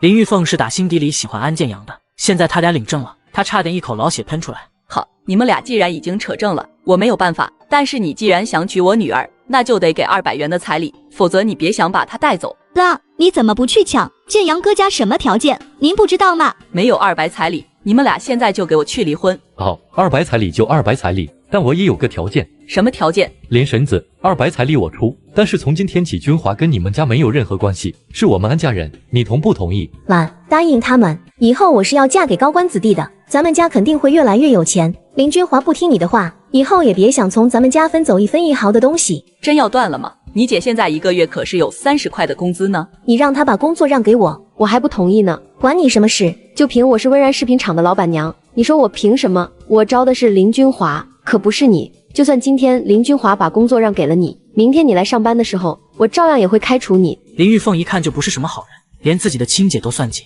这种人眼皮子浅，小心思多。林君华都怀孕了，她还能做得了几个月？等生了孩子后，她就得带孩子，你倒不如提前考虑让我顶替了她。那也是我的事情，你们的家事我管不了，但是我厂里的事情还是我说的算。300元彩礼，这还有坐地起价的，还真的是长见识了。200块，你要不要？安建阳瞪了一眼，没想到林君华会这么果断。不过对于他的母亲是什么样的人，安建阳当即也明白了林君华的用意。他这是担心到时候林母再次坐地起价。双方争执一会儿后，最终说定以240的彩礼。林君华就当着林母的面从身上拿出钱，林君华，你居然敢葬私房钱！这钱是我这些年一点一点攒起来的，因为我知道你们都偏心，算命的说什么林玉凤将来要嫁什么贵人，所以从小到大你们只疼林玉凤，我难道不应该为自己打算吗？这里是240元，从今往后我和你们再也没有任何关系，花240买了自己的自由，可以了吧？林母上前一把夺过了林君华手里的钱，两人也走了，以后跟他们再无瓜葛。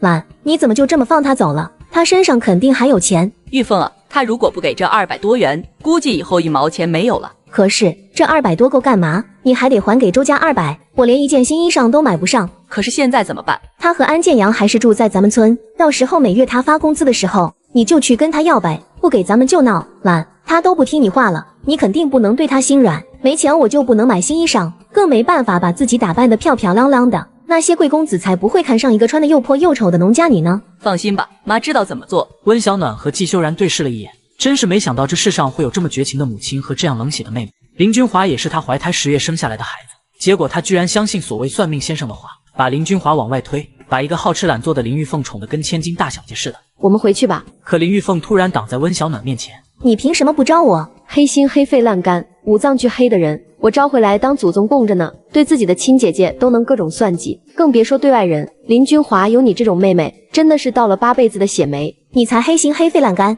谁知道你是用了什么手段勾引的男人，居然有脸说我男人？他说我勾引你，明明是我勾引的你，听到没有？不要脸！男人勾勾手指就跟着跑，有什么可得意的？真是绿茶比比皆是，在这个年代也不少啊。旁边买凉粉的老板走了过来，你们小夫妻赶紧回去吧，被这种人盯上，就跟恶鬼似的，恶臭还恶心。你胡说什么呢？你这姑娘真有意思，我指名道姓的说你了吗？我都没点名，你着急忙慌的跳出来，生怕别人不知道你是恶鬼啊。就这脑子还想嫁高官子弟？高官子弟是傻子吗？在娶妻之前不打听打听，人家还知道装个模做个样，他倒好，生怕别人不知道他很蠢一样。温小暖两人离开了，他看待安建阳的时候，见他天庭饱满，是个有福相的人，这嫁贵人的人可不一定就是林玉凤。就这副尊容，有钱人比起普通人可更注重模样，他们就希望下一代出生后能更精致漂亮。已经长歪的孩子想要扶正难啊。懒，都怪你，现在所有人都看到我刚才当街发脾气的一面了，现在好了，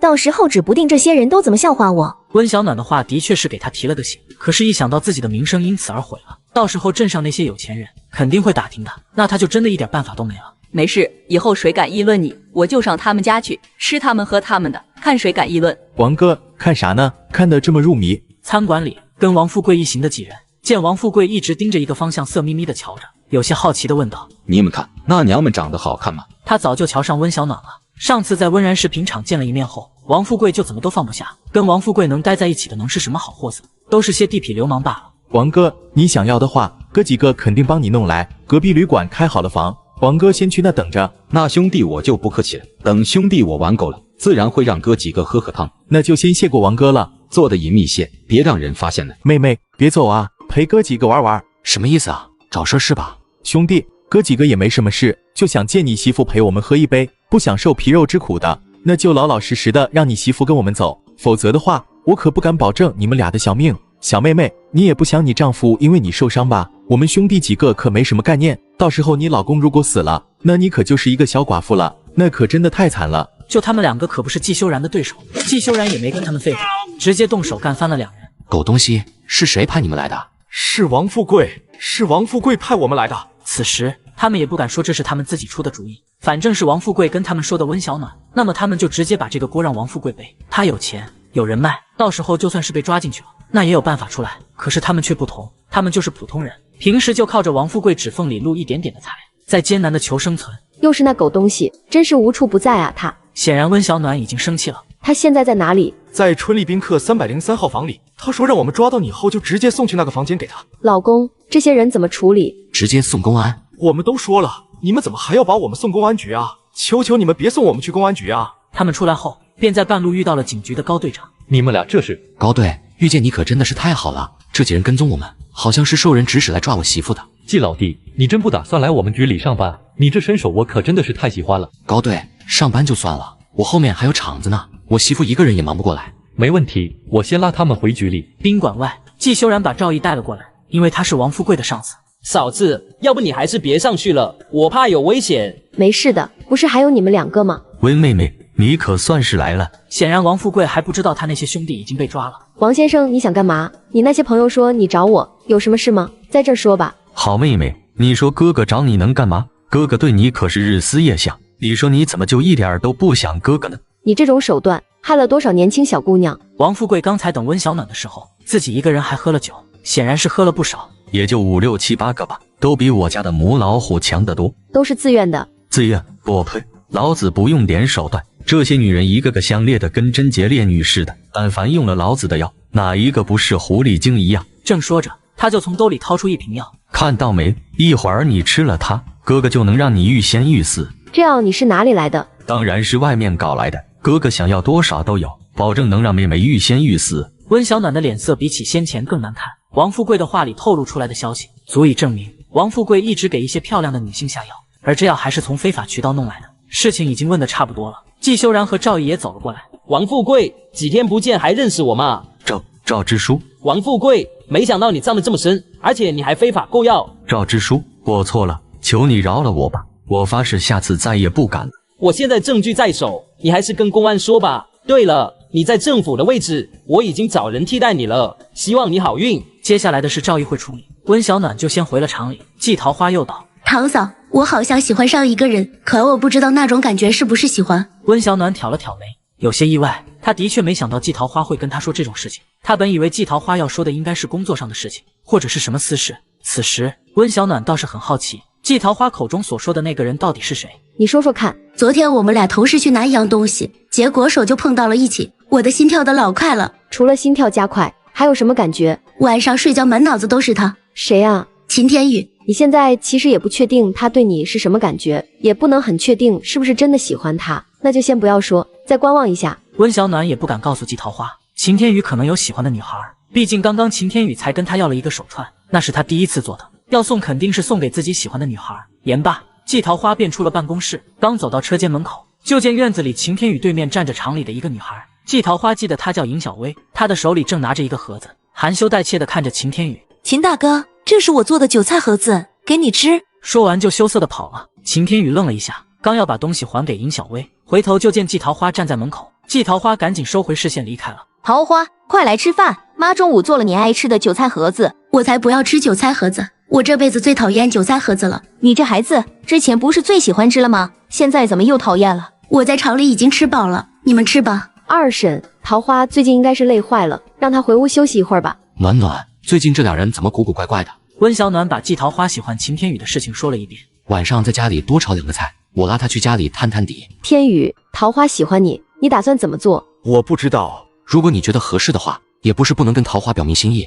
先处处看，合适就在一起，不合适也能早些发现。但我的前提是你不许伤害桃花。你既然知道她还小，就该知道什么是该做的，什么是不该做的。如果让我知道你敢伤害桃花，我不会管你是不是我的兄弟，我第一个护着的自然是自家的妹妹。我不管你的心里是在想些什么，但我希望有件事情你能够明白，既然心里已经有喜欢的人，便要学会拒绝。像今天尹小薇的事情，你如果不喜欢她，那便要说清楚，绝不要让对方对你抱有任何幻想，那样做是渣男的行迹。嫂子，渣男是什么意思？渣男就是指那些对感情不认真、不负责任的男人。嫂子，你放心，我绝不是那种人。你真不打算跟桃花表白吗？嫂子，我再想想啊。翌日，温小暖刚到厂里就听到了他们在说林君华。林君华，你真的跟你爸妈断绝关系了？还能有假？村里都开了证明了，他们林家的村长亲自出的面，写了字据，双方都签了手印的。现在林君华和他父母一点关系都没有了，这也太不孝了。父母再不对，也不能这么绝情吧？如今还是以孝为道，所以在他们看来，林君华居然敢跟自己的父母断绝关系，这是大不孝的行为，是要被人戳脊梁骨的。而且林君华还怀孕了，嫁了一个家里穷得揭不开锅的安建阳。真不知道林君华的脑子里都装了些什么。你这么孝顺的话，要是你妈让你嫁个可以当你爸的男人，你嫁吗？不经他人苦，莫劝他人善。君华，你也别怪我们说的话难听，你就没有想过安建阳家里那么穷，你跟着他能有好日子过吗？那男人虽然老，但好歹家里有钱啊。有钱那也得有命受，那男人都有3个老婆被打死了，林君华嫁过去能享福，你就不怕他被打死？你这是送他去死，享福可不是谁都能享得上的。听到有人帮林君华说话，温小暖就没有理会，这世上本来就有一些三观不正的人，这是他无法改变的。虽说无语，但只要他老老实实的好好工作，温小暖也没有理由赶人。温小暖刚到办公室，赵子昂就来了。你不是在屋室吗？档口有人看着，我回来看看我爸妈，顺道也给你送些东西。东西在车上，李叔一会儿就搬下来。价格方面回头你自己算，到时候别把成本价算错了，赔了钱我可不管。没想到你居然这么细心，赵叔看来是真的可以不用担心了。第一次见赵子昂的时候，真觉得他就是一个吊儿郎当、没个正形的人，结果这才多长时间，他就已经有了成长，真的令人很欣喜。那是当然，我管着那么一大间的档口，你觉得能我没脑子吗？我可比你聪明多了。温小暖无语的摇了摇头，还是没有跟小孩子计较。在他看来，赵子昂就是一个小孩子，无非就是想要跟他争个高低罢了。你这是什么表情？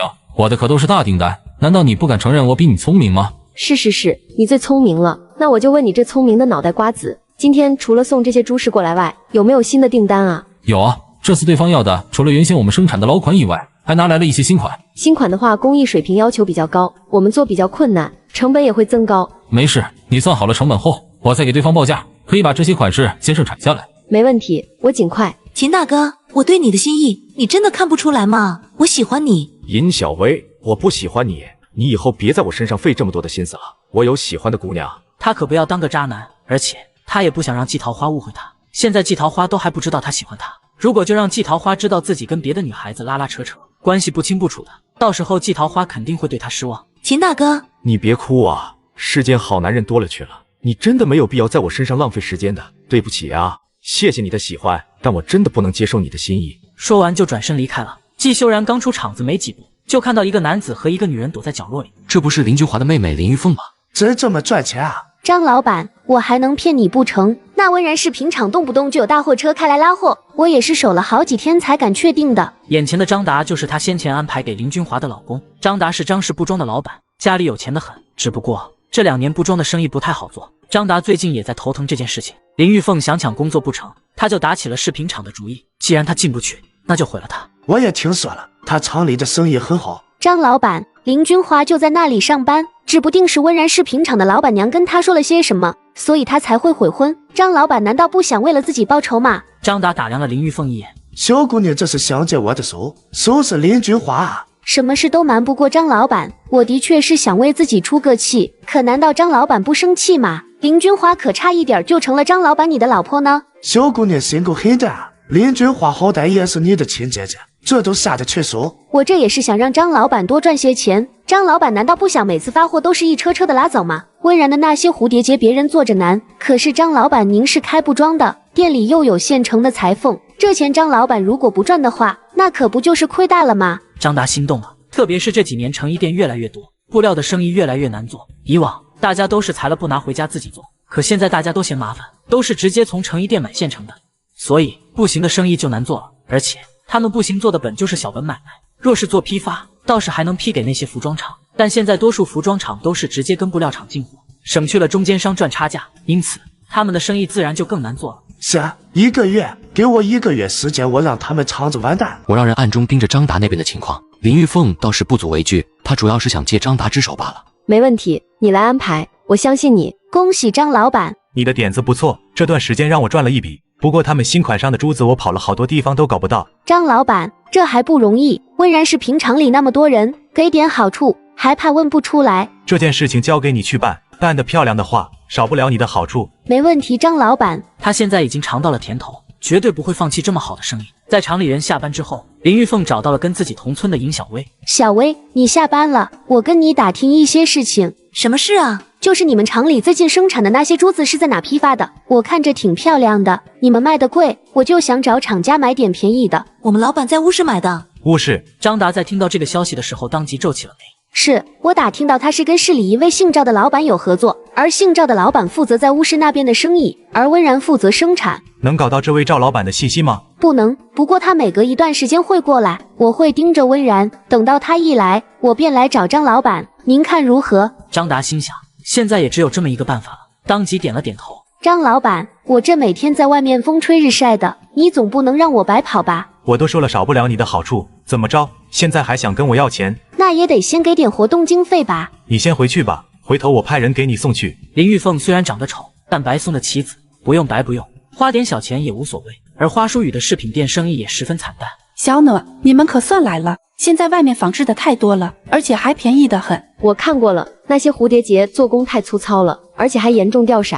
张达的这些布料一看就是在仓库里放了很久的。这几年成衣铺子越来越多，已经很少有人自己裁布制衣。而后我调查过，张达布行的布量比市价高出了5%，一尺布要比其他布行至少贵了3元，所以他家布行的生意一向不好。而他做成蝴蝶结出售的这些布料，应该是在潮湿的仓库里积压了很久，而后又经过了暴晒，所以才会变成这个样子。所以我不用担心生意是吗？你不用担心，过段时间这些问题都会迎刃而解的。你一来啊，我就彻底安心了。我对面的同行，他家的蝴蝶结和头饰就是仿制的，不过最近几天生意是真好。舒雨姐，你可得稳住，我们厂里出新品的速度可不是别人能赶得上进度的。你就说你这几个月里赚的还少吗？这以后模仿的人肯定会越来越多，这蝴蝶结的生意也不会只有咱们独一家。咱们唯一能做的就是在质量上把关，在新品开发的速度上先他们一步。不过舒雨姐如果有好的想法，也可以画在图纸上，到时候我再把图样画出来，到时候你所设计的款，我给你分红。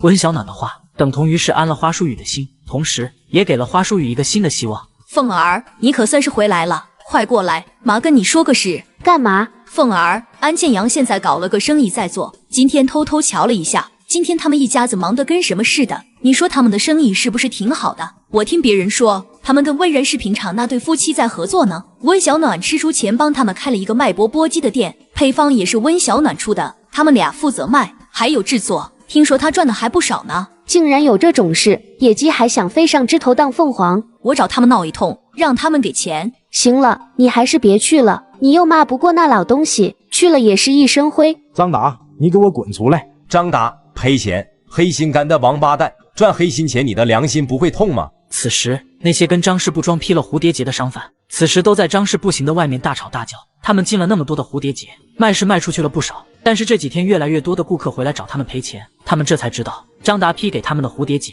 全部都是次品，那些布料就跟沙子一样，一磨就碎。滚滚滚！你们自己在哪里买的东西跑我们店里来闹事？你们这是温然饰品厂批的，跟我们家有屁关系？张达其实早就已经想好了，他仓库里的那些布料其实早就已经烂了，可是张达不舍得丢，那可都是钱啊。这2年的生意越来越难做，当时林玉凤说要做蝴蝶结生意的时候，他第一时间就想到了仓库里的那批布料，而就算是东窗事发了，他也可以把这东西嫁祸给温然饰品厂。放屁，这就是你们家批出来的。我们倒是想去温然批发，但是温然只供货给跟他们合作的专卖店，还有市里跟外国人，这就是你家的东西，我这儿还有单据。我们张氏不行的蝴蝶结都是从温然饰品厂批发来的，你们就算是要钱，那也应该是去找温然，这些都是我们跟温然饰品厂的收据，反正你们找我也没用，要找就去找温然，是我把这些东西卖给你们的，我可以带你们一起去。我倒是不知道，我们温然什么时候批发蝴蝶结给张老板了，这事情可得说清楚啊。我有人证。人证？那就请张老板把人请出来吧。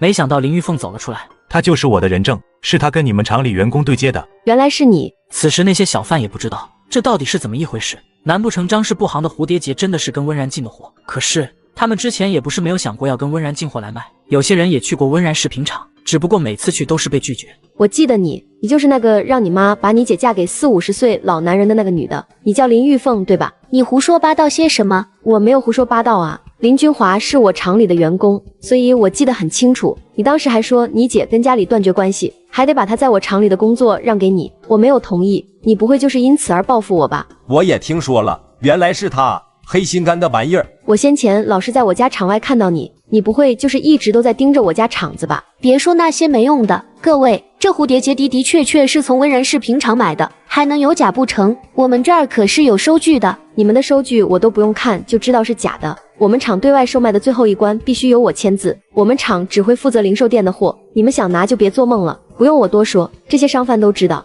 他们在我厂子里拿货，没有实体店想拿货根本不可能。成事不足，败事有余，我怎么会听你这种蠢货的话？张老板，开门做生意讲究诚信，你胡乱攀咬我们温然，损坏我们公司名誉，你是不是应该给个说法，跟我们道歉？误会，都是误会，都是这个蠢货，这些布料也都是林玉凤弄来给我的，当时我也没有留意，要怪你们就怪林玉凤，赔钱也找她。林玉凤瞬间傻眼，哪里还不明白自己这是被推出来当替罪羊了？张达，你个王八蛋，明明是你自己眼红温然的生意，跑去花间买了样品回来，把堆在仓库那些浸过水又暴晒过的布料拿来做成蝴蝶结，现在居然有脸说这是我做的，你还要不要脸？这个该死的张达居然把他推出来顶罪。他哪里有那么多的钱？他上哪儿找那么多钱？钱都进了张达的口袋，却让他赔钱。张达未免太天真了一些。张达这是想逃避赔钱的责任啊！我们的钱难不成就打水漂吗？我看我们直接把他的店抢光，那些布料还能卖点钱回个本。商贩们看有人带头，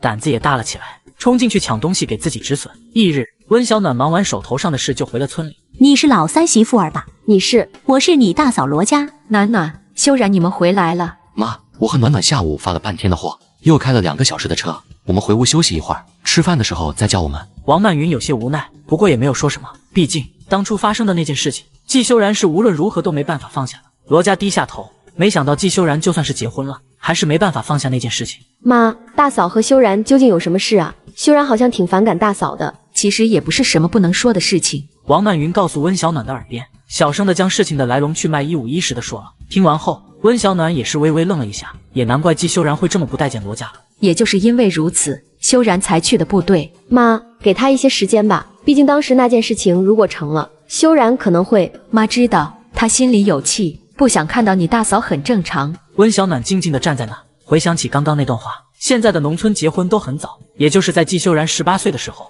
罗家的妹妹罗丽看上了季修然，就想要嫁进季家。起初罗家的却是来说亲了，不过被季修然拒绝了。一方面，季修然觉得自己年纪尚小，那个时候结婚实在是太早了；一方面，也是季修然真的没看上罗丽，而且罗丽还比季修然年长了3岁。不只是季修然没同意，就是王曼云也不同意。结果罗家就直接把罗丽领到家里来了。18岁的季修然并没有什么酒量，而罗家那天晚上故意把季修然灌得烂醉，结果谁都没有想到，在季修然回屋的时候，罗丽就在季修然的屋内等着季修然，差那么一点季修然就被罗丽给玷污了。当时季修然吓得酒都醒了，也正是因为这件事情，季修然彻底怨上了罗家。在没有经过家人同意的情况下，季修然自己去参了军。王曼云也因为这件事情怪罗家挺长一段时间，但后来慢慢的他也就看淡了。罗家知道自己有错在先，跟他们道过歉，可是到如今，有些错或许会随着时间慢慢淡忘，可有些错会随着记忆越来越清晰。翌日，季修然的大哥季成军也回来了。大哥，你回来了。之前咱妈打电话说你好了，我还有些不相信，不过如今看到你真是太好了。大哥，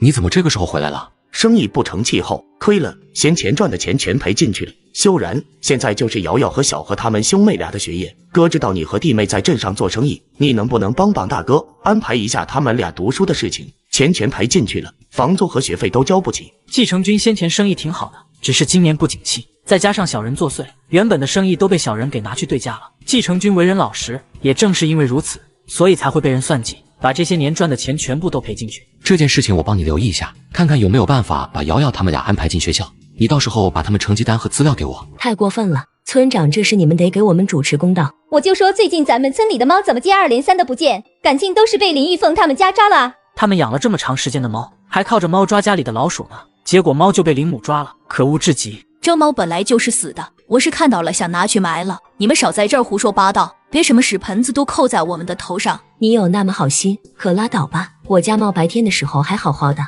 猫的脑袋都被打烂了。我们好心却被当成驴肝肺，下次我见到就不管了。林玉凤，你少在胡咧咧，你们母女俩什么人我们再清楚不过了。我听说你们在镇上做串串的生意，你们不会偷猫拿去卖吧？就是最近村子里一下少了这么多的猫，肯定有阴谋，不然怎么会突然消失了？村民越想越觉得恶心。林母和林玉凤是什么样的人？他们是同村的，当然清楚的知道，所以见他们深更半夜偷猫，他们大概也猜到了。胡咧咧个啥？我们卖的那可都是正儿八经的猪肉。我不管你是不是猪肉，我只知道你现在赶紧赔我家猫。众人见状，当即跟着嚷嚷出声，同样觉得自家的猫肯定是被林玉凤他们母女俩弄死了。此时已经将所有的过错全部都算在了林玉凤母女俩的头上。林母二人也想赶紧息事宁人，就决定赔钱给他们，以免再生事端。安建阳，你跟温小暖他们是什么关系？安建阳懒得搭理林玉凤，转头走开了。妈，你看他。玉凤乖，咱们搭理这小瘪三干什么？妈，你看他现在生意这么好，林君华以后不会真的能跟着他一起享福吧？再有钱有什么用？还不是一个臭摆摊的。而且我都打听过了，他这生意是跟那温小暖合作的，温小暖占大头，到他手里能有多少钱？林玉凤愣了一下，没想到居然会是这个样子，难怪现在他们跟温小暖的关系这么好，感情是温小暖跟安建阳合作。温小暖真的是这世上最可恶的讨厌鬼，实在是太烦人了。那也是钱啊，我恨不得他们一分都赚不到。你现在就在家待着，没有出去找事情做吗？尹小薇因为张达的事情被开除了，事后就一直都留在家里，哪有那么好找？他快恨死林玉凤了。如果不是林玉凤当时跑来问他，起初尹小薇是带着一些炫耀的意思，毕竟想进温然也不是谁都行。但是他没想到林玉凤居然做那样的事情，所以才害得自己丢工作。你还想不想回温然？当然想了，有件事情想让你去办一下，如果这事你办得漂亮，你就能够回去。林君华说完就走了。尹母见状走了过来，爸，你明天上街买菜的时候带着我一起去吧，我毕竟是一个黄花大闺女，以后还得嫁人的，如果在外面闹得太难看，到时候指不定给人留下什么印象，以后谁还敢娶我啊？您都不知道林玉凤现在镇上的名声有多差，我可不要像林玉凤一样。他们要去给林家母女上一课。尹母胡搅蛮缠，那绝对是一把好手，这也才是他最希望让母亲去的原因之一。翌日，尹母二人来到镇上林玉凤摆摊的地方，正好有人吃了他们家串串，发现肉是酸的，在这找人评理呢。尹母当时就故作惊讶地问道：“你们不会真的用猫肉当成猪肉来卖吧？”顾客一听，当即就吓得吐了出来。我要到食品安全局去举报你们，你们竟然拿猫肉来卖，真是丧良心！尹母二人见目的达成就离开了。下周一就是1号了，你下周一可以回来上班了。谢谢老板娘，以后我一定多做事少说话。你先回去吧，我们还有其他事情要商量。待尹小薇离开后，安建阳就看向了温小暖。嫂子，咱们的合作要改一改，咱们原先是55分，从现在开始改为28，你们8，我们2。安建阳觉得他们占了温小暖的便宜，现在店面和配方都是他们出的，自己就只是出个力，拿不了这么多。为什么？55的话，你们不是能分得更多吗？嫂子，你有心帮助我们夫妻，我们夫妻心里有数。之前的资金就几乎都是你们在出，而现在购买店面的钱也都是你们的，我们就是白占了便宜，所以这个分成才是合理的。其实你们就算是开下了店，请我看管也并非不可以，但你们已经愿意让我们拿分红，我知道现在这生意有多好，以后肯定会越来越好，2成很多了。是啊，嫂子，建阳说的不错，如果不是你们帮我们的话，建阳现在还在扛水泥呢，每天累死累活的赚个2、3元钱，可是现在却不同。好，不过是按3、7分，另外1成是给君华附中的孩子的，可不是给你的。我也想沾沾你们俩的运气。安建阳双眼泪汪汪，这世上没想到会有温小暖这样的女子，着实是让他钦佩。回去之后，温小暖和季修然便对串串店起了名字，不如叫上签吧。我们去寺庙求签的时候，上签便是好签，所以多数人都希望自己能够拿到上签，而咱们的串串叫上签也算是一个好名字。好名字，不过我想到一件事情，咱们店里的签子以后要用的肯定是越来越多，光靠安叔一个人销，那也销不了多少啊。就算是他一天到晚不吃不喝的销，撑死也就几百根。现在摆摊的时候是够，但是等到后面生意如果多了，一个人销的签那就不够用了。暖暖，咱们村里其实也有一些人削竹子的手工不错，而且山上还有一大片的竹林，咱们何不把这生意给村长，让村长来集结村民来弄这个事情，而他们的签子要按咱们要求的长度和细度为标准，过粗过短咱们都不收，定下一个标准之后，到时候我相信咱们不会差签子用的。赵叔，我们俩今天也去市里了，我们去你厂里的时候，工人说你出去办事了，没想到你居然是来平安镇了。看来咱们是错过了，我今天来是把后面这几个月的分红给你的，一共是14000元，已经打到你卡上了，其中有蝴蝶结的赚的，也有栽苗器等物赚的钱。没想到有这么多，看来子昂在乌市没少出力啊。我还真没想到这臭小子做起账本来倒是像模像样的，我原本还担心他算不好，想着要不要给他请个账房帮忙，结果这小子态度很坚决地拒绝了我，我就想着到时候他肯定是搞不赢，等到他吃了苦头后，就知道一开始找账房先生有多重要。后来我半个月的时候专门跑了一趟，那小子很得意地把账本拿来给我过目，结果这一看，好家伙，倒还真是像模像样的，这是真的挺令我意外。赵德兴说这些话的时候颇有些得意，从一开始以为儿子是个混不吝的二世祖，本以为想要等到他懂事可能还得等上很长一段时间，但他真的没想到这时间居然来得这般早，早到让赵德兴都觉得有些不现实。是啊，子昂是有头脑的，以后你可以放心的退休了。妈，你们说我开销大，我就是想留些钱给我小弟结婚，我有什么错？你看看温小暖买那么多的东西，你们也不说一句，你们未免太偏心了。离婚后他就住在了娘家，母亲每天看到他都是唉声叹气，父亲更是怪他没多拿些钱回去。罗莉也回来过一趟，反正现在罗家在娘家可以说是里外不是人，现在他就想着如果能够回季家。我讲，你既然跟程军已经离婚了，以后还是叫我王姨吧，这一声妈我可担不起。暖暖的钱那是暖暖自己赚的，她想怎么花多少那都是暖暖自己的事情，既然你都已经不是我们季家的人了，就少在这儿打暖暖的主意。罗家的脸色变得不太好看，温小暖赚的钱那就是温小暖自己赚的，他和季承军一起赚得钱就不是他赚的，所以他花了一些钱，季承军就要跟他离婚。妈，那我倒是要好好问问您，我做了什么错事了？您一定要让我跟承军离婚？温小暖这样花钱，你怎么不让他们离婚？当时让老三娶萝莉多好。罗家，你个混蛋玩意儿，在这说什么呢？继承君，我说错什么了？他花钱那就是他自己赚的，我花钱就是败家。你们季家人是不是太欺负人了？罗家，你是不是还没弄明白，为什么大哥要跟你离婚？没大没小，我是你大嫂。大嫂，你都跟我大哥离婚了，你算是哪门子大嫂？你以为大哥跟你离婚是因为你乱花钱吗？那我倒是问问你，你这些年花的钱应该不少吧？可是大哥一直都没有跟你离婚，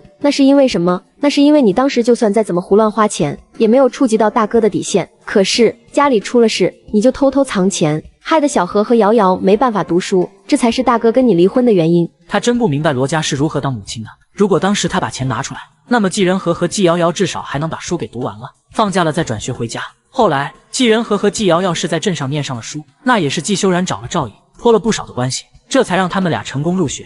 然而罗家却半点都没有意识到自己的错误，只想到把这些过错都怪在别人的头上。弟妹说的不错，你除了想着你自家弟弟以外，何时把2个孩子的学业放在心里？他们回来不是照样念上书了吗？再说念那么多书有什么用？罗良都30岁了还没有结婚，我就他这么一个弟弟，难道不应该替他的终身大事考虑一下吗？他也是你小舅子，你就一点都不为他的婚事着急吗？你滚！以后没事就别来了。罗良没结婚，那是他好吃懒做造成的，他自己都不懂得上进，谁愿意嫁给他？这些年你偷偷拿回家的钱还少吗？都够他在镇上买间房子结婚娶妻了，可他全拿去赌了。罗家，就他那种人，你凭什么让我帮着他？打出去便是，跟他废什么话？听到季修然说这么凶的话，罗家吓得缩了缩脖子。季修然真的是越来越可怕了。你快走吧，以后没事别来我家，我们已经没有关系了。罗家气得摔门而去。下午温小暖和季修然去了村长家。坤叔，我们在镇上又开了间店，做的是吃食的生意，要用到很多的竹签。修然说村里有几位老人削竹子的手艺不错，所以我们就想让坤叔帮忙把他们召集起来，给我们提供竹签。镇上卖的那个什么钵钵鸡是你家的？是啊，坤叔也吃过吗？吃倒是没吃过，只是听别人说那家店很火。对了，你这1个月要多少的量？每个月5万根打底，如果还要加的话，到时候我会打电话跟坤叔说。坤叔，你看，他是算过的，现在摆摊每个月要用掉竹签差不多就要3万根，但如果开店的话，3万根肯定是不够的。这个价钱怎么算？按根数算，100根按1元的价格收。温小暖算过了，后市那种萧园的100根售价也才9.9元一包，但现在的1元的面值跟后市1元的面值可不一样。成，你什么时候要？越快越好。行，没问题，我一会就去找人。坤叔，不过有些话我可能要说在前头，这质量问题到时候如果不过关的话，我可是不会给他们结算工资的。竹签必须要按我的标准来做，如果混进什么乱七八糟的，就算我们收货的时候没有发现，但我们串肉的时候同样也会发现竹签的质量是好是坏。如果让我发现的话，到时候让他们赔钱是其次，这钱还给不给他们赚，那可就说不准了。我希望愿意做的人，坤叔能帮我们把这话给他们带到。你放心吧，这件事情叔保证给你完成的漂漂亮亮的。不过小暖，叔其实是想问你，这些竹签的活，叔和你杨大哥也想做？当然可以，谁都能做。既然叔和杨大哥也会，那当然可以做。不过我对质量的要求还是一样的。成，这件事情叔帮去说，到时候他们开始做的时候，叔再来喊你们俩去看看。削竹签一天如果能赚上几块钱，那也是钱啊！而且在这个80年代，几块钱相当于后世的好几十呢。而且坐在家里就能赚钱，还有什么比这个更令人高兴的？暖暖啊，你妈去得早，有些话本来应该是你妈该跟你说的，只不过现在也只能让爸跟你说了。你和修然也结婚这么久了，赚钱固然很重要，但是你们俩也该早些要个孩子，知道了吗？爸，我们有在准备的。那就好，爸就是担心你一门心思全在生意上面，把这头等大事给忘记了。爸，先前是考虑到暖暖的身子骨弱，想着让她先调理一下身子，而且我们俩都还年轻，所以才没有着急要孩子。不是暖暖忙着生意忘了这事，也是爸考虑不周。那你现在的身子骨可好些了？现在好些了，不过还可以再调养调养。成，那你们自己看，爸也不是很着急抱外孙。听到温建业这么一说，也给季修然提了个醒，不知道王曼云有没有怪他们。妈，我问你件事。啥事儿？妈，暖暖跟我结婚已经半年了吧？暖暖一直没身孕，你有没有什么想法？能有啥意见？你想妈有啥意见？暖暖先前被她后妈那样虐待，刚来的时候瘦成啥样，你心里没数啊？这个时候让暖暖怀孕，你是想要她的命不成？先把暖暖的身体调理好，如果暖暖不想生，妈也不逼着，想生的话妈也愿意帮忙，你也别给暖暖压力。再说怀孕是暖暖一个人的事情吗？你自己不努力，你还指望暖暖一个人就能怀上啊？我已经很努力了。行了，生孩子的事情急不来，这种事情都是碰的，没准哪一次就成了。他没想到王曼云居然会这么说。像现在这个时代，多数女性结婚之后半年之内如果没有怀孕的话，在婆家人的眼里就是儿媳妇不争气，或是儿媳妇不能生。但是能听到王曼云这么说，屋外的温小暖着实意外，婆婆似乎懂得挺多的。村长，这竹签销起来有啥用？季秀然他们到时候不会不给钱吧？是了，这要先付定金，不给钱我们不干。杨成坤却皱起了眉，倒也不着急出声，他也想看看到底有多少人会说这样的话。这样的人没有合作的必要，他就站在那儿静静的听着。说够了吗？说够了就回去吧。村长，您这是什么意思？我们也没说我们不做。你们先说怕被骗，既然这么怕被骗，不做那就不会被骗。薛竹签没你家什么事了，回吧。谁稀罕死的，薛几根破竹签能赚几个臭钱？就是吃力不讨好，到时候不给钱，我们找谁哭去？两人骂骂咧咧的离开了。你们要不要做？既然修然他们夫妻找到我，那就是实心实意的想帮咱们村里人。现在咱们地里也没东西要看护，你们在家闲着也是闲着，如果能赚些钱来贴补家人，也是好事。几人听村长这么一说，也觉得村长说的有道理。季修然、温小暖能够找到村长，那么肯定从一开始就已经打算过。杨成坤的为人如何，他们多少还是有数，村长还能骗他们不成？暖暖，我今天听到村里人说你让他们削竹签，还说不给钱之类的话，你是又做起什么生意了吗？爸，上签以后要到的竹签会越来越多，安叔一个人削是不够用的，所以我才想着让咱们村里的人帮忙。出什么事了？温小暖总觉得这事不太简单，季正山平时都不太会管，今天突然问起，肯定是出事了。还不是杨国礼他们几家四处说咱们家骗村里人给咱们当苦力，你说气不气人？爸，他们爱说，随他们说去吧。坤叔心里有数，如果他们真是这样，那坤叔也不会让他们做。对此，季正山倒是觉得季修然说的没错。杨成坤当了这么多年的村长，为人如何他们都很清楚，什么样的人合适合作，什么样的人不合适合作，杨成坤心里有数。至于杨国礼这些人，摆明了就是吃不到葡萄说葡萄酸罢了。现在摊位上每个月差不多要2万多到3万根，但我们俩想着要开店，而且这竹签又是消耗品，就想多订一些，每个月大概5万根左右，这是现在1个月的量，如果不够到时候再加。山上的竹子也不是砍之不尽的，你们俩有没有想过这个问题？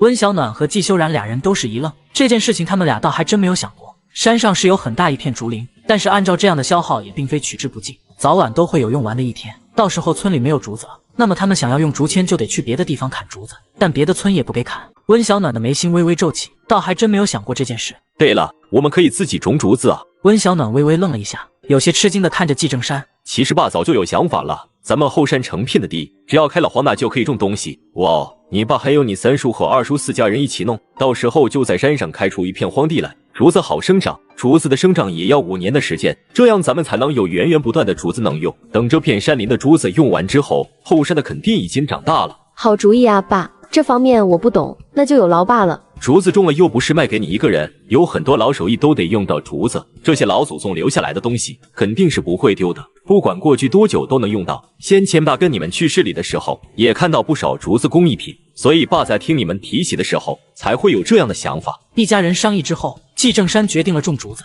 温小暖也觉得这是一个很不错的想法。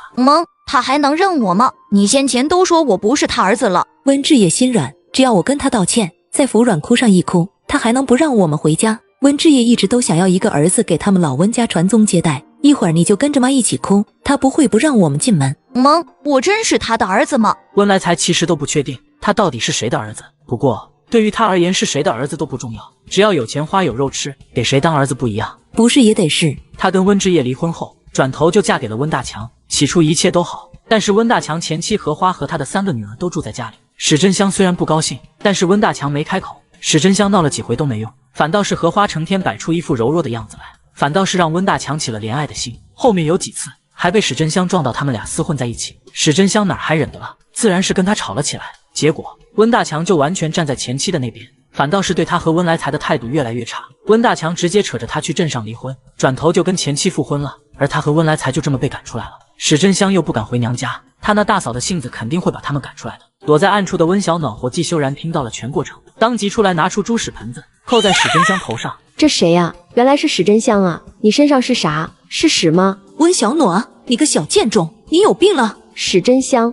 你这嘴真的是跟你身上一样的臭啊！你不是带着温来才去他亲爸家了吗？跑来上河村做什么？赶紧走！小暖，你瞎说什么呢？来才是你弟弟，是你的亲弟弟啊！你爸不就是他的亲爸吗？不对啊，你可是亲口说温来才不是我爸的儿子，是温大强的儿子啊！你们俩不都结婚了吗？我都看到你们俩扯证了，怎么着？这是在温大强家里过得不好，现在想到我爸了，那可真的是抱歉啊！我爸没在家，你见不着他，我也不会让你们见他，赶紧走吧。史真香眼珠子转了转，他可不能被赶走，现在他都没地方去了，一定要赖在温之夜家里。只要时间一久，温之夜还能不跟他复婚，温大强能跟荷花复婚，温之夜就一定会跟他复婚。小暖，先前是我的错，我也是太生气了。我跟你爸结婚那么多年，当牛做马的，你爸一回来就要跟我离婚，我说的那些都是气话。来才真是你爸的亲儿子。史真香，脸是个好东西，只可惜你没有，你一定要说温来才是我爸的儿子。那行啊，我们去医院，现在医院有一个技术可以验亲，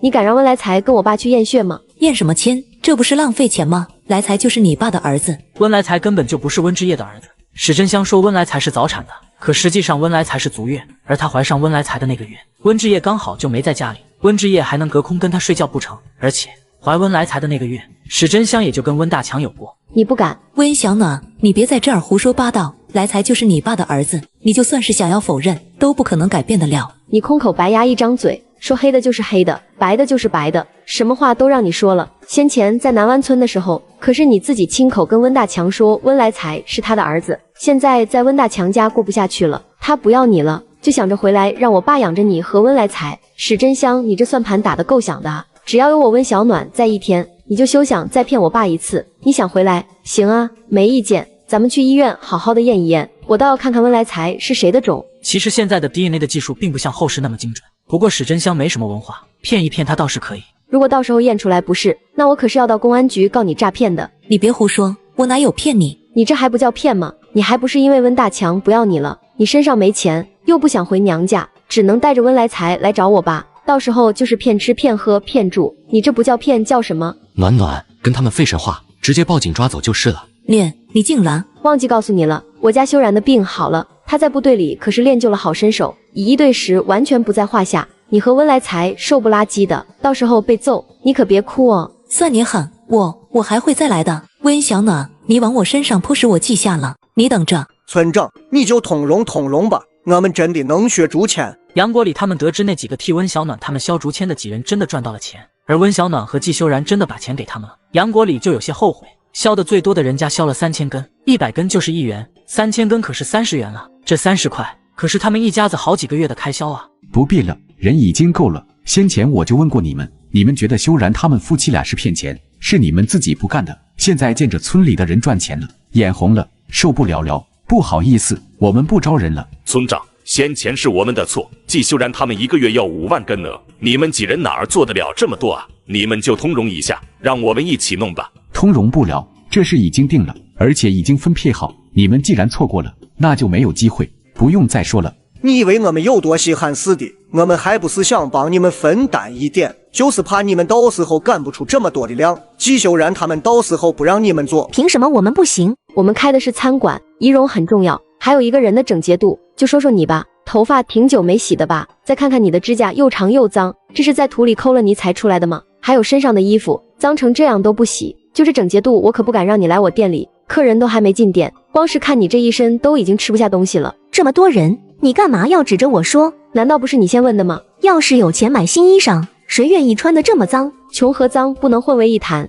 有的人身上全是补丁，可人家身上就是很干净。你是又穷又懒，那我收拾得干净一些就好了，你凭什么不用我？他没想到被学校开除之后来应聘，却因为自己脏没被人看上。张兰，你要我把事情说得更明白一些吗？你是想让大家都知道你在集市上都干了什么吗？我不说明已经是对你最大的尊重，如果你自己连脸都不想要，我不介意让大家知道你先前在集市上干过的那些事情。之前温小暖还在摆地摊的时候，张兰就偷过她的蝴蝶结，现在没说出来就已经是很尊重她了。这天温小暖和季修然来到慈恩堂找钟大夫，是有要孩子的打算的话，我给你开些药，这些药吃完就可以了。那我的身体除了每月痛经还有别的吗？入冬后手脚冰冷，不过从去年入冬开始就一直坚持用生姜水泡脚，后面是有恢复的。那就没问题了，你的身体素质很不错，比起常人的身体还要好一些，看来你们调理的很不错。我给你开的药是助孕的，到时候给你家修然也开一些，你们俩一起吃，今年入夏前就能怀上。不吃药呢？我开的是促排的药物，如果你们不想吃也可以，其实你们俩还年轻，倒也不必太过着急。但你如果想吃，也并非不行，能明白我的意思吗？温小暖点了点头。促排其实就是促进排卵，跟自身排卵是有一些差别，一个是更快，一个是自然。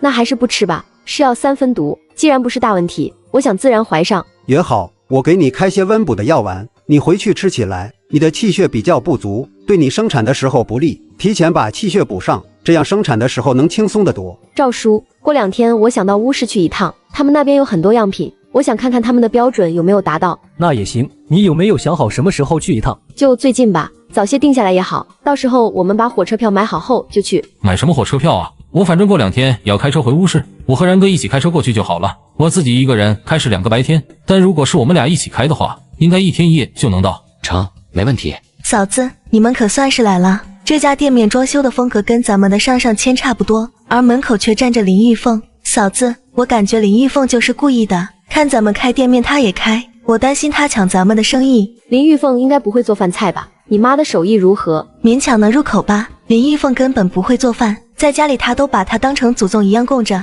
以前我还没有脱离他们的时候，饭菜都是我做的，他们俩基本不怎么进厨房，所以他们的手艺并不好。他们舍得请厨师吗？不舍得，他们可不舍得把钱给别人赚。那不就得了，先让他们折腾，到时候自然有他们哭的时候。凤娃，这可是我全部的积蓄了，里面还包含了你的嫁妆，这次咱们可得长点心吧，别让他们坏了咱们的好事。妈，你就放心吧，失败是成功他吗？我已经吸取之前的教训了，我会把他们的生意全都抢过来的，你就等着发财吧。老板，谁是老板？你们的饭菜里怎么会有蟑螂？我是这的老板，我们的饭店很注重卫生的，怎么会有蟑螂啊？就是你们饭菜里的，这件事情你们必须给个说法，否则我们要去食品安全局去告你。是告你们，我们来吃饭的，可不是来吃蟑螂的。如果你们不能给我们一个满意的处理方案，这件事情没完。那么请问一下，你们觉得什么样的处理方案是你们所满意的？至少要弄清楚他们的目的，才好做决定。如果连他们的目的都不清楚，那么在这儿废话也没有用。赔钱！你们让我们吃了这么恶心的东西，那就一定得要赔钱。那你们要多少钱？最少1000。好，既然你们说了你们要的赔偿，那咱们就来说说这蟑螂是从哪儿来的吧。他们俩把桌上的菜都吃完了，点的全部都是肉菜，加上汤底得50多元，这2人倒是真能吃。如果说这蟑螂是直接从汤里的，那么他们在吃的过程中就已经发现了，而不是等到把所有的东西全部都吃完了才发现。目的还真的不要太明显。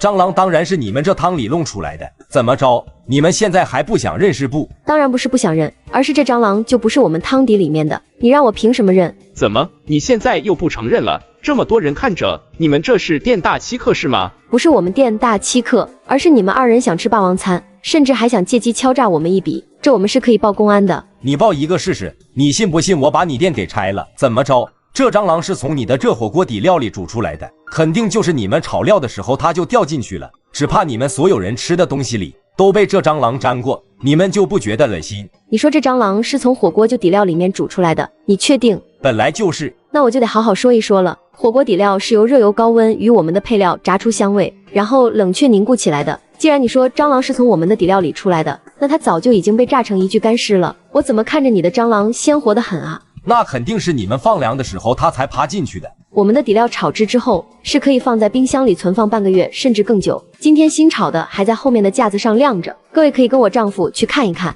蟑螂它爬得进去吗？你们2个就是没事找事。说那么多废话干嘛？给不给钱？不给的话，老子今天砸了你们的店。话落，警局的高队长就来了。高叔，您怎么亲自来这一趟？其实可以让其他人来，您不必亲自跑一趟的。今天我刚好值班，接到电话得知是你店里出了事，就来看看是怎么回事。你们俩挺难抓的，现在碰到硬茬了吧？昨天还在南街那边坑了那对老夫妇的钱，今天又跑来上签了。你们俩活动的速度挺快的。高胜波明显是常跟这2人打交道，对这2人他显然已经很熟悉了，而且还是惯犯。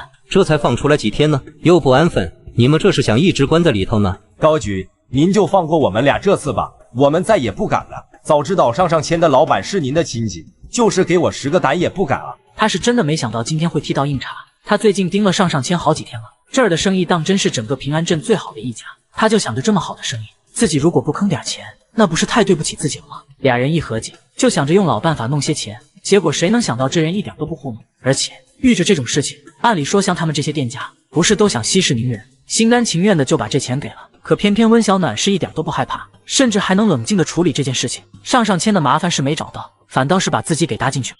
怎么不是我的亲戚你就敢放心大胆的敲诈？看了先前关了那么长的时间，也没有学乖，押回去吧，好好审审看。我倒要看看你们又四处敲诈了多少钱，够不够判刑？高局没这么严重吧？我们这不是没敲诈成功吗？高叔，他们俩敲诈我1000元，还吃霸王餐，他们这一餐可得60元，而且还损坏我店里的名声，我要告他们俩。成，你想要怎么处理？你们要怎么告？到时候来局里一趟。妈，你说咱们这儿还得多久装修啊？我都想赶紧开张了。上签的生意太好了，每天那钱都跟流水似的进了他们的口袋。林玉凤特别不满看到林君华脸上的笑容越来越明媚，林君华就应该是被困在臭水沟里的死老鼠，永远都不见天日才好。坏了，玉凤啊，妈可是把钱全投进去了，这如果赚不回来，到时候你可就真的连家庄都没有了。妈真的有些担心啊。有什么好担心的？等咱们的店开张后，就没上签什么事了，你相信我。可是咱们已经没钱了，到时候还得买锅买碗的，上哪儿找钱去？那你去借呗，你的脸那么大，肯定能借来的。行，妈去借。想什么呢？我在想明天的行程，明天早上咱们先在批发市场上转一圈，我还是想再找找看有没有一些别的猪材以及其他东西，如果有的话，我想带一些回去，明天下午再去看布料还是如何，总得有个计划，不然明天跟无头苍蝇一样四处乱转，到时候东西没买全，先把自己转晕了。我其实觉得我们明天先可以去看看，像这种批发市场应该有分类区域，就好比一处卖布料，一处卖猪市，几家店面相同的连在一起，方便顾客挑选。行，不过如果转到猪市区的话，我们还是要先看，能定下来最好，争取3天把所有事情都办好。温小暖多少还是有点不放心上签，林玉凤这人惯会恶心人，所以还是得赶紧把这件事情给解决了，绝不能让林玉凤坏了他们上签的名声。安建阳现在还是太嫩了，遇上可能会慌。你跑到我房间来做什么？那个客房我睡不习惯，晚上我睡你的房间。眼前的钟岩是赵子昂的青梅竹马，他俩从小一起长大，钟岩也是钟大夫的女儿，他们跟随温小暖一起来到乌市考察情况。钟岩，你是不是女孩子啊？大晚上的跑到一个男人的房间里来，你就真的不怕有人说闲话吗？再怎么说自己也都是一个男人，而他就这么不管不顾的跑到他的房里来，实在是……我是不是女孩你不知道啊？我们从小一起长大，小的时候老是睡在一起，现在的确是长大了，但我只是睡你在房间，又不让你跟我一起睡。不行，你回你自己的房间，别在这儿睡。我不管，客房我睡不着，我就要睡在这儿。我真是服你了，你睡，我睡沙发，行了吧？赵子昂，你究竟有没有一丁点喜欢我？赵子昂贵瞪大了双眼，压根就没有想过钟岩居然会这么问他，而他也从来都没有想过这个问题，这要让他如何去回答钟岩的话？一时之间他竟是有些迷茫，他可是把钟岩当兄弟的。钟岩，我们从小一起长大，在别人看来青梅竹马，但是我真的只是把你当成兄弟，但你现在这样，我们只会更尴尬。他们先前还是吵吵嘴，这么一弄之后，俩人以后只怕是说2句话都难。我明白了，你睡觉吧，我走了。子昂，你老实说，你们俩昨夜怎么了？他们俩人肯定是发生了什么事情，否则钟岩为什么会连招呼都不打一声，就自己坐车回南海市？这若是说什么都没有发生过，谁相信呢？反正温小暖是不相信，他们俩人没发生什么事情。这也没什么事情，就是意外。这件事情你得早些处理，你们俩既是从小一起长大的青梅竹马，你们俩家父母的关系那么好，如果因为你们俩而疏离，我相信你也不愿意看到吧。显然他也不好意思明说他们俩人之间发生的事情，既然不好意思明说，温小暖也就不多问。见温小暖走了，赵子昂开口道：仁哥，你说女人怎么这么奇怪，总是爱胡思乱想？女人会胡思乱想，那是因为身为男人的你没有给她足够的安全感，你如果给了她足够的安全感，她就不会多想。有什么事情他们夫妻俩也都是商量着来，从来都不会自己私下就做下决定，这样只会让他们夫妻俩的关系变得越来越微妙，这并不是季修然所想的。仁哥，你和嫂子一直都这么恩爱吗？你知道我刚清醒的时候，其实并不愿意承认自己傻过，宁可装傻也不愿意让他们知道我已经好了。赵子昂有些意外，跟季修然这么几次相处之后，赵子昂其实可以看得出来，季修然其实是个很骄傲的人，这一点他跟季修然其实挺像的。如果他自己也傻过，或许他做的会比季修然更绝一些。暖暖很聪明，从我清醒的那天开始，他其实就发现了，我不说，他也不说，还借此故意整了我一通。话说你喜欢钟小姐吗？怎么可能？我就是把她当成兄弟，怎么可能会喜欢她呢？是吗？你好好问问自己的心之后再回答我的问题吧。昨夜你们俩发生了什么事情，我们是不知道，不过应该挺亲密的。你们俩人早上的神态还是能让人看出一些什么的。你好好的想想，昨夜你或是他为什么要那么做？当时是什么想法？事后又为什么而睡不着？想通了就好了。秦天宇还在厂子里发呆。天宇在想什么呢？我在想我能给桃花什么？桃花有厂里的股份，我是知道的。现在我们只是在谈对象，可是等到过几年我们俩结婚之后，我能给她什么？就算我每个月不吃不喝，一年到头也才存得下500多元，可是她却是我的好几倍。他第一次觉得很自卑，觉得原来自己如此的差劲。所以你不想再跟他在一起了？当然不是，我只是觉得我有点没本事的感觉。你能考虑的这么长远，证明你是真心待桃花的。这件事情暂时不着急，你先在厂里好好干着。我和你嫂子有打算把厂子做大，等到高速公路通了之后，厂子可能就会搬到市里去，到时候这儿的分厂肯定得找个人管理。你这2年好好干，只要你表现得足够出色，不会亏待你的。季修然其实也想过这件事情，既然打算把批发的小贩市场都做起来，那么这儿最后肯定会直接用来发展周边小贩的生意，而在市里办的大厂房，那就极有可能会用来负责乌市和大市场的生意。哥，我一定好好干。他并没有想走的打算，因为复原之后他就一直都待在家里帮忙种地，每个月没有收入还要受尽白眼。是季修然找到他，给了他这么一份工作。季修然是兄弟的同时，也是他的恩人。对你这个妹夫我还是很满意的，所以你可一定要加油，别想太多。我们家不是那种势利的人，我二叔和二婶很疼桃花，他们更希望能够为桃花找到一个懂得疼她爱她的丈夫，对于钱财却看得不重。温小暖回来之后就去了店里，没想到林玉凤竟取名夏夏千，这脑子怕不是有病吧？嫂子，你不知道，夏夏千接捕之前可是做了很大的宣传，林玉凤跑遍了全镇，甚至去报社印了广告，所以前天他们店开业的时候，外面不知道围了多少人，就连原先咱们家的老客也都跑去了林玉凤他们店里。结果你猜怎么着？他们的布艺街来吃饭的众人看到夏夏千3个字后，全跑来了咱们店里，连一个人进他们店都没有，可真是把我笑死了。这店面一听就不吉利，谁不想要上上签啊？谁会希望去求签的时候求个夏夏签？结果林玉凤为了跟他们争，居然不动脑子就取了个夏夏签的名字。昨天我们其实没有准备多少菜，我们可都已经做好了被对面抢走大部分生意的打算了。结果林玉凤搬起石头砸自己的脚，还有那天你跟我说过的那个张兰，她跑到对面夏夏千去当服务员了。你说这几人聚在一起能做出些什么事情来？而且现在张兰跟林玉凤称姐道妹的，俩人聚在一起的时候，林君华总觉得这俩人待在一起肯定会搞出一些什么事情，因此觉得有必要跟温小暖说一声，以免到时候这俩人做出什么有损他们店里的事情。这俩人都不太聪明，能做的也就只有那么一点阴险的手段，不必担心。咱们还是想着先换个店名吧，现在大家还不都是因为夏夏千，所以才不愿意进来的。那我们叫什么？沈红梅，是不是你们自己搞的鬼？你们明明都在对面上签吃过饭了，却又跑到我们店里点了这么一大堆东西，你们就是故意的。张兰，你怎么出了事，反倒推到我们的身上了？明明是你说今天丽丽生日，你没有准备礼物，所以请我们吃饭。我们的确是在上签吃过了，我们说不来吃，你就说我们不给你面子，我们这才进来的。我们把你当朋友，现在在你们店里吃出老鼠，你却说是我们把老鼠投进锅里的。我们几人进来的时候都是空着手进来的，我们真的是看错你了。公安同志，我们跟张兰是同学，先前张兰生日的时候，丽丽送了张兰一对银耳环，就是她耳朵上的那一对。今天是丽丽生日，我们来上签庆祝。我们从上签出来的时候，张兰说要请丽丽吃饭，我们说吃过了，张兰就说我们不给她面子，把我们拉进来，她让我们多点一些菜，然后我们就点菜了，结果我们才吃几口，就在锅里捞出一只老鼠，真的太恶心了。所有人你一言我一语的，全部说是张兰请他们吃的饭。现在依法对你们店铺进行查封，5个工作日之前去把罚款交了。林母听到这个消息的时候差点昏死过去，这可是他全部的钱才开了这个店啊，这才开业几天啊就被封了。翌日张兰就找到温小暖，温小暖，是不是你指使沈红梅他们往店里投老鼠的？店里的老鼠是你们投的？我说我没做过，估计你也不会相信。张兰，我们之间无仇无怨，我倒是很好奇，你对我的怨念为什么这么深？你在我的摊位上偷东西，后面做的那些事情都是你自己做的，怎么着？我的钱是天上掉下来的，所以你想偷东西，我就得让你偷，还不能指出来。你都卖了那么多，赚了那么多钱，给我一个又能怎么样？你害我在同学面前丢人，害我被学校开除，这都怪你，都怪你，怪我。张兰，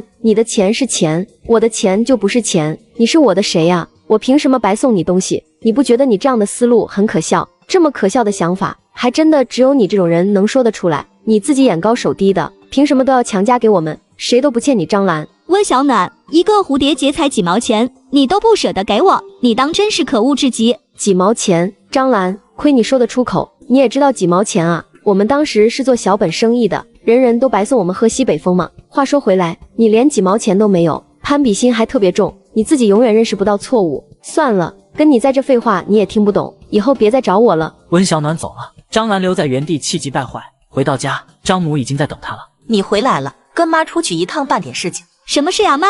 到了你就知道了。两人来到一间房子门前，张兰走了进去，张母紧接着他们把门关上了。小兰，妈收了他们家的彩礼，以后你就是他们家的人了，你好好跟着李老汉过日子。至于彩礼钱，妈得留给你弟弟结婚用，你别怪妈。张母丢下这一句话后，快步的转身离开了。救啊！我不要嫁给他。二位是这儿的住户吗？我是想问问二位知不知道这户人家还有人住吗？这房子是我们夫妻的，你找谁呀？我要找的人叫宁云英，你们知道他们现在住在哪儿吗？这房子是我们夫妻去年才买的，至于其他的，我们不是很清楚。不过听说他们这一家人搬走挺久了，你跟他们什么关系啊？我是替我爷爷来找的，至于别的我也不太清楚。不过能不能麻烦你们带我去找一下那位卖给你们房子的人？好吧，你跟我来吧。三人来到当初卖房子的李富贵家。李哥，今天我们过来其实是想跟你打听些事情，就是我那套房子原先的主人，他们一家子搬到哪儿去了，你知道吗？你们打听这个做什么？其实不是我们夫妻俩要打听，而是他要打听一下。是这样的，您家跟我爷爷是旧相识，是我爷爷想找宁云英宁奶奶，他老人家快不行了，所以我才会找来这儿。李哥，你知道宁云英宁奶奶他们一家人现如今搬到哪儿去了吗？有没有他们的地址？你也不用找了，宁家如今只剩下宁良弼一家了。至于你说的那个宁云英，都去世30年了。陈思远愣了一下，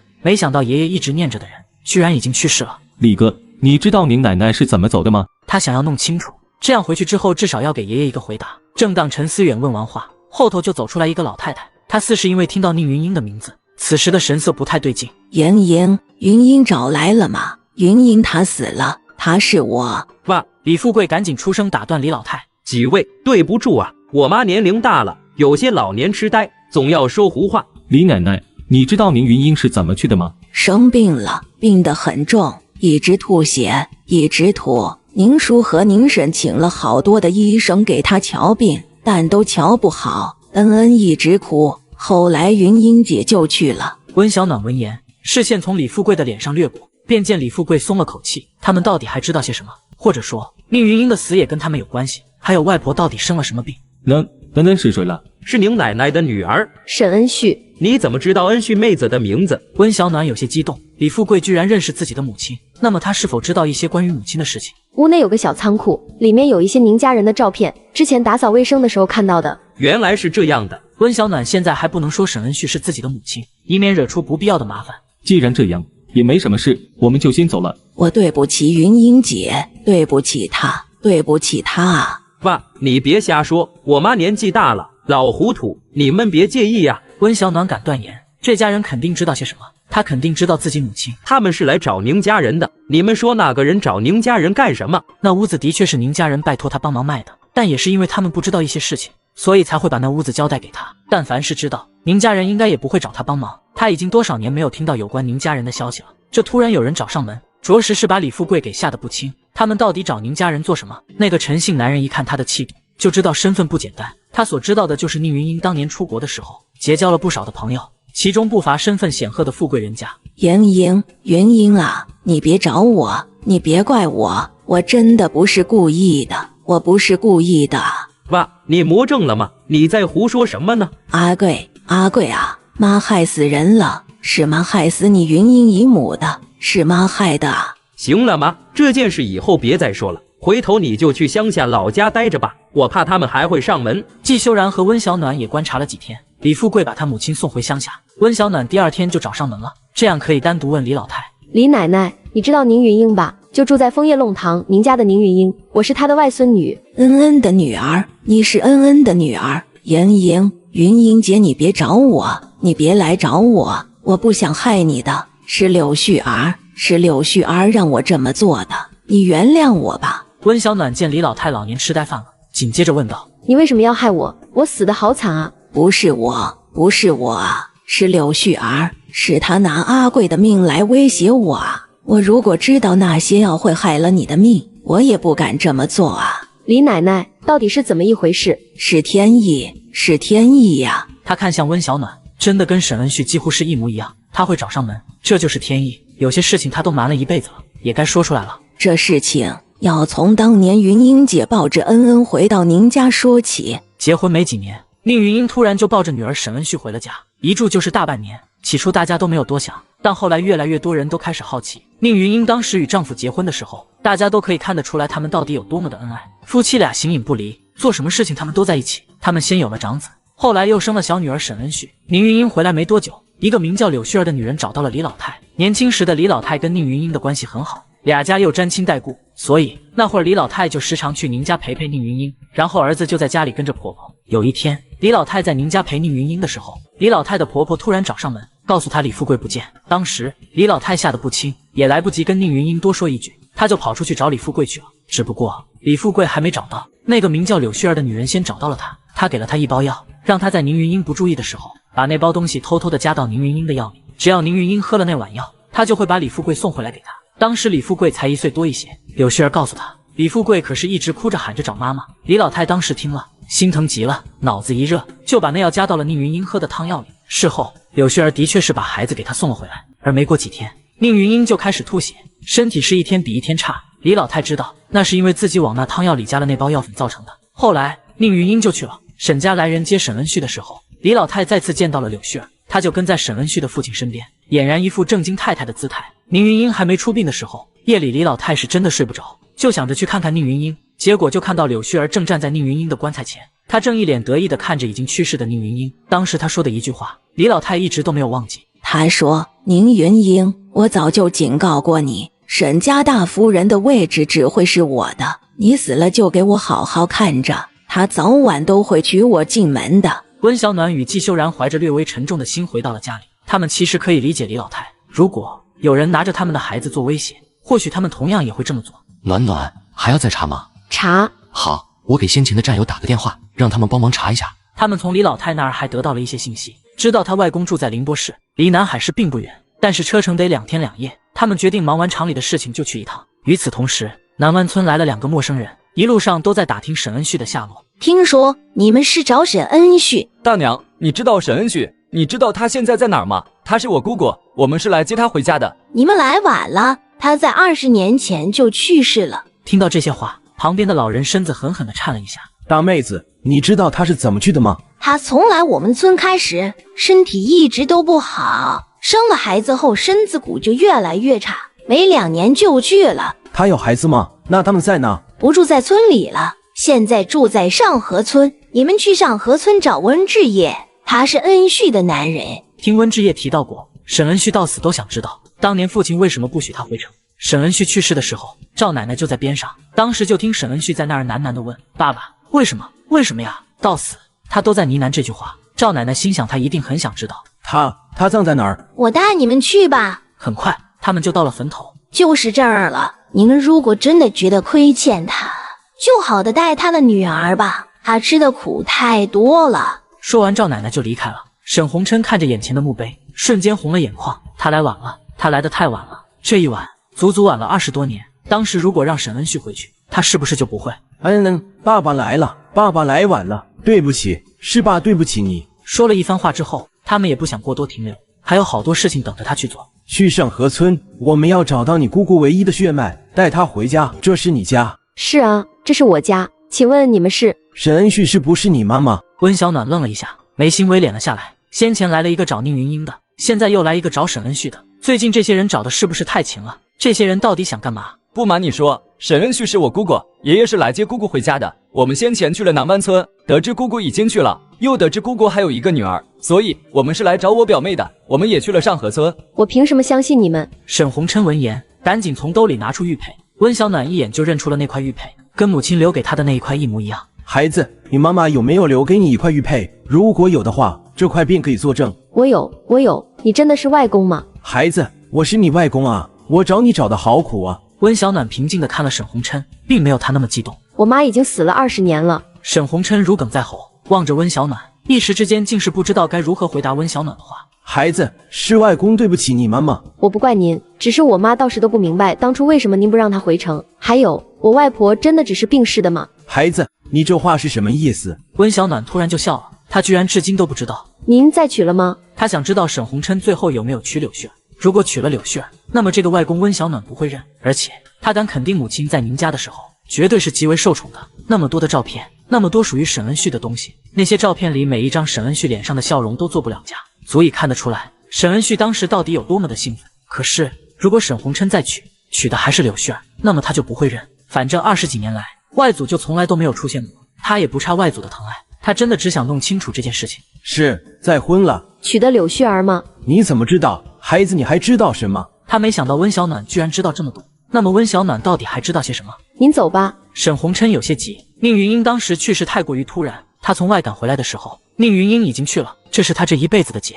他不知道当初宁云英为什么会突然回了宁家，宁云英当时到底都发生了些什么事情。此时沈红琛真的很想知道到底是怎么一回事。那您就要好好的问问您的妻子，你问问柳絮儿都做了些什么。我外婆的死可是拜她所赐。你们走吧，以后别来了，让我妈和我外婆安息吧。孩子，你告诉外公，你外婆当年到底是怎么死的？你还知道些什么？你告诉外公好不好？外婆是被毒死的，是被你的好妻子生生的毒死的。我说完了，你们赶紧走吧。爷孙俩被这突如其来的话哽咽住了。他没想到现在的妻子竟是杀人于无形的刽子手，他很想弄清楚这些事情，可想要弄清楚这些事，那就得先回去一趟。爷孙俩闷不作声地离开了，他们必须调查清楚，还外婆一个清白。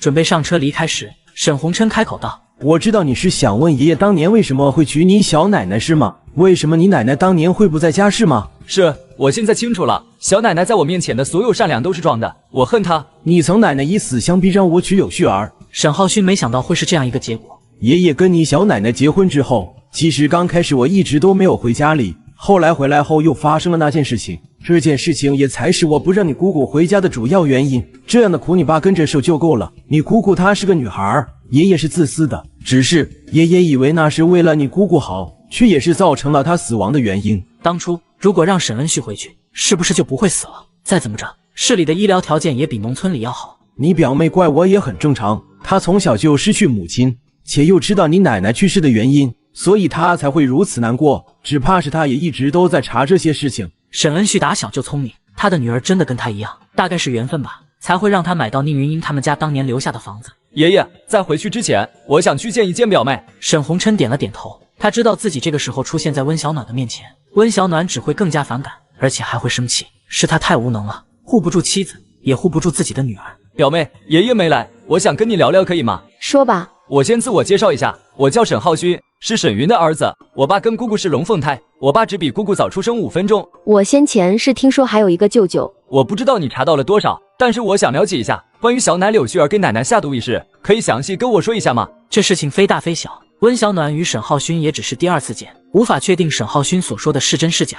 如果沈浩勋其实是柳絮儿的孙子呢？他今天上门只是想要探一探口风，想要弄清楚当初的事情呢。所以温小暖并不想拿这种事情来打赌，到时候甚至还有可能会害了李老太。如今李老太还活着，等同于是唯一的证人了。有些事情我还不能明说，是我想保护证人。我所查到的信息就是外婆当年的死是因为柳絮儿的下毒，所以才会致命，外婆一直吐血，直至后面身亡。妹妹，我和爷爷明天回去，这件事情我会暗中的查一查。既然做过的事情，不管过去多久，总是能找到蛛丝马迹的。季三嫂，你在杀鸡啊？我帮你吧。你是谁呀？我怎么没见过你？季三嫂，我是杨雅舒，就住在村尾。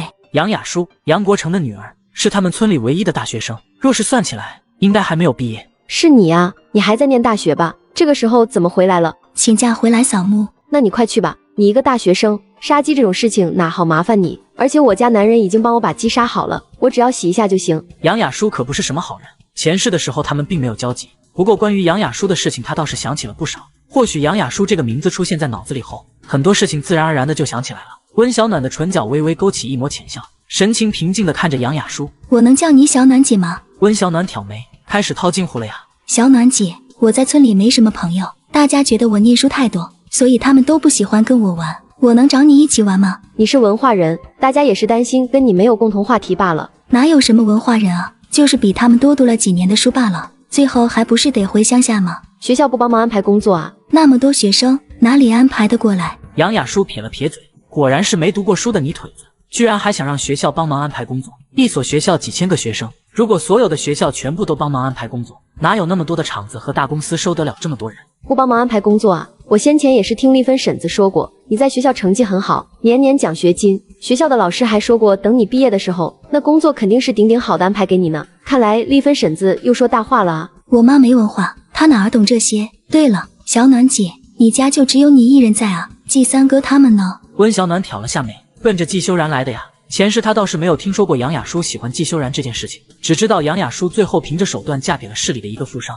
前面还发生了不少事情，比如逼得富商原配跳楼自杀，他小三上位等等。这些消息温小暖在村里听到不少。反正杨雅舒嫁人之后，杨雅舒他们一家人就搬走了，之后发生了什么就没人知道了。他们去田里了，你来找我家修然啊？不是了，我就是看小暖姐一个人在家里，就想着过来陪陪小暖姐。雅舒妹子，我要去田间给我男人他们送点信，你要不先回家吧？小暖姐，我帮你送吧，我看你还有许多事情要忙活啊。屋内俩人正说着话，季修然就回来了。修然哥哥，你回来了。暖暖，他是谁？修然哥哥，我是雅舒啊，你不认识我了吗？杨雅舒知道他们村里可是有许多女孩子都喜欢季修然，只不过他们不敢表现出来，特别后来季修然在战场上受了伤，脑子有病的回来了，所以大家对季修然也就歇了心思。当时杨雅舒正要考大学，所以他只能暂时歇了心思。这些年杨雅舒都不爱回村里，实在是他们村子太穷了，而且他们家还没有车，他就是想回来都不方便，所以好几年都没有回来过。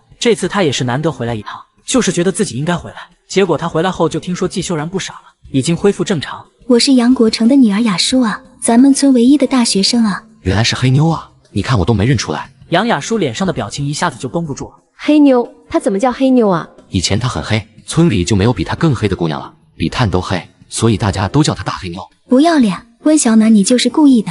怎么不装了？你什么时候看出来的？这很难猜吗？3句话有2句都往我男人身上引，你是觉得我温小暖的有多蠢，才听不出来？真给大学生丢人。杨雅舒咬牙，季修然怎么会喜欢像温小暖这样的人？一看就是那种特别爱妒忌人的人，礼义廉耻都不要的脸。你说你这书都读到狗肚子里去了，畜生都知道不跟同类抢对象，你呢？对已婚男人的心思就那么重？你看看我家修然理不理你？杨雅舒冷哼了一声，便跑了出来。她原本就是过来看看温小暖到底是个什么样的人的，现在都已经看过了，就没有什么好继续待了。温小暖这样还真的是令人反感的很，她真的是一点都不喜欢。雅舒回来了，怎么样了？今天的事情，苏丽芬也有出主意，她自然是眼红季家的钱。一想到季家如今的生意这么好，村里那些能跟着季家一起削竹签的几人，这才做了几个月呀，最少的赚了100多了。还能怎么样？他连认都不认识我，只知道我叫黑妞，烦死了。雅舒，妈觉得季秀然应该是因为温小暖在的关系，所以才会假装不认识你。你听妈说啊，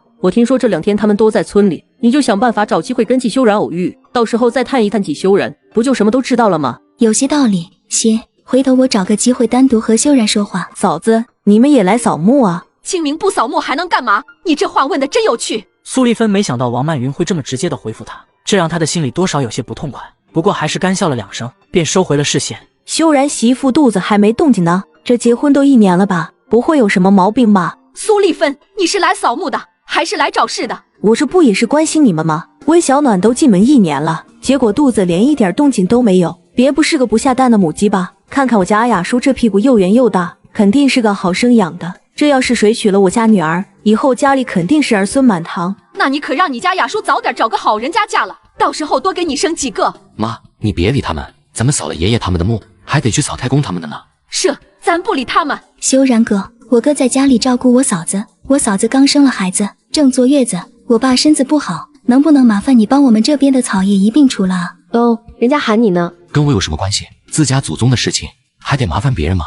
杨家妹子，你的要求可能不能答应你。我男人除自家的祖先墓前的草已经够累了，凭啥帮你啊？你和苏婶子2人站在那看，去让我男人帮你们，不合适吧？可不就是不合适，还大学生呢，来扫墓，结果一双眼睛就全在我哥身上。以前怎么不知道你这么不要脸？季桃花，你胡说什么？我胡说了吗？难不成不是你们家一个子你的屁股大好生养？一下子我嫂子跟我哥结婚1年都没有孩子，一下子又让我哥帮着你们除墓上的草，你这意图可真的不要太明显了啊！不是个傻子都能看得出来你到底想干嘛？杨雅舒他们家这是看上季家现在条件好了，季修然先前的病也治好了，而且自打温小暖和季修然把削竹签的生意给村里的几人之后，有些人表面上不说，可实际上这心里都眼红着季家能有这么多钱呢。桃花，别搭理他们，管咱们自己的就是。苏丽芬的脸色也不好看，特别是女儿被他们这么直接的说，换谁都不高兴的。李玉嫂子，听说你家桃花处对象了吧？小年纪不学好，这么小就处对象，你们家家教可真好。我们家桃花跟小琴那是正儿八经的处对象，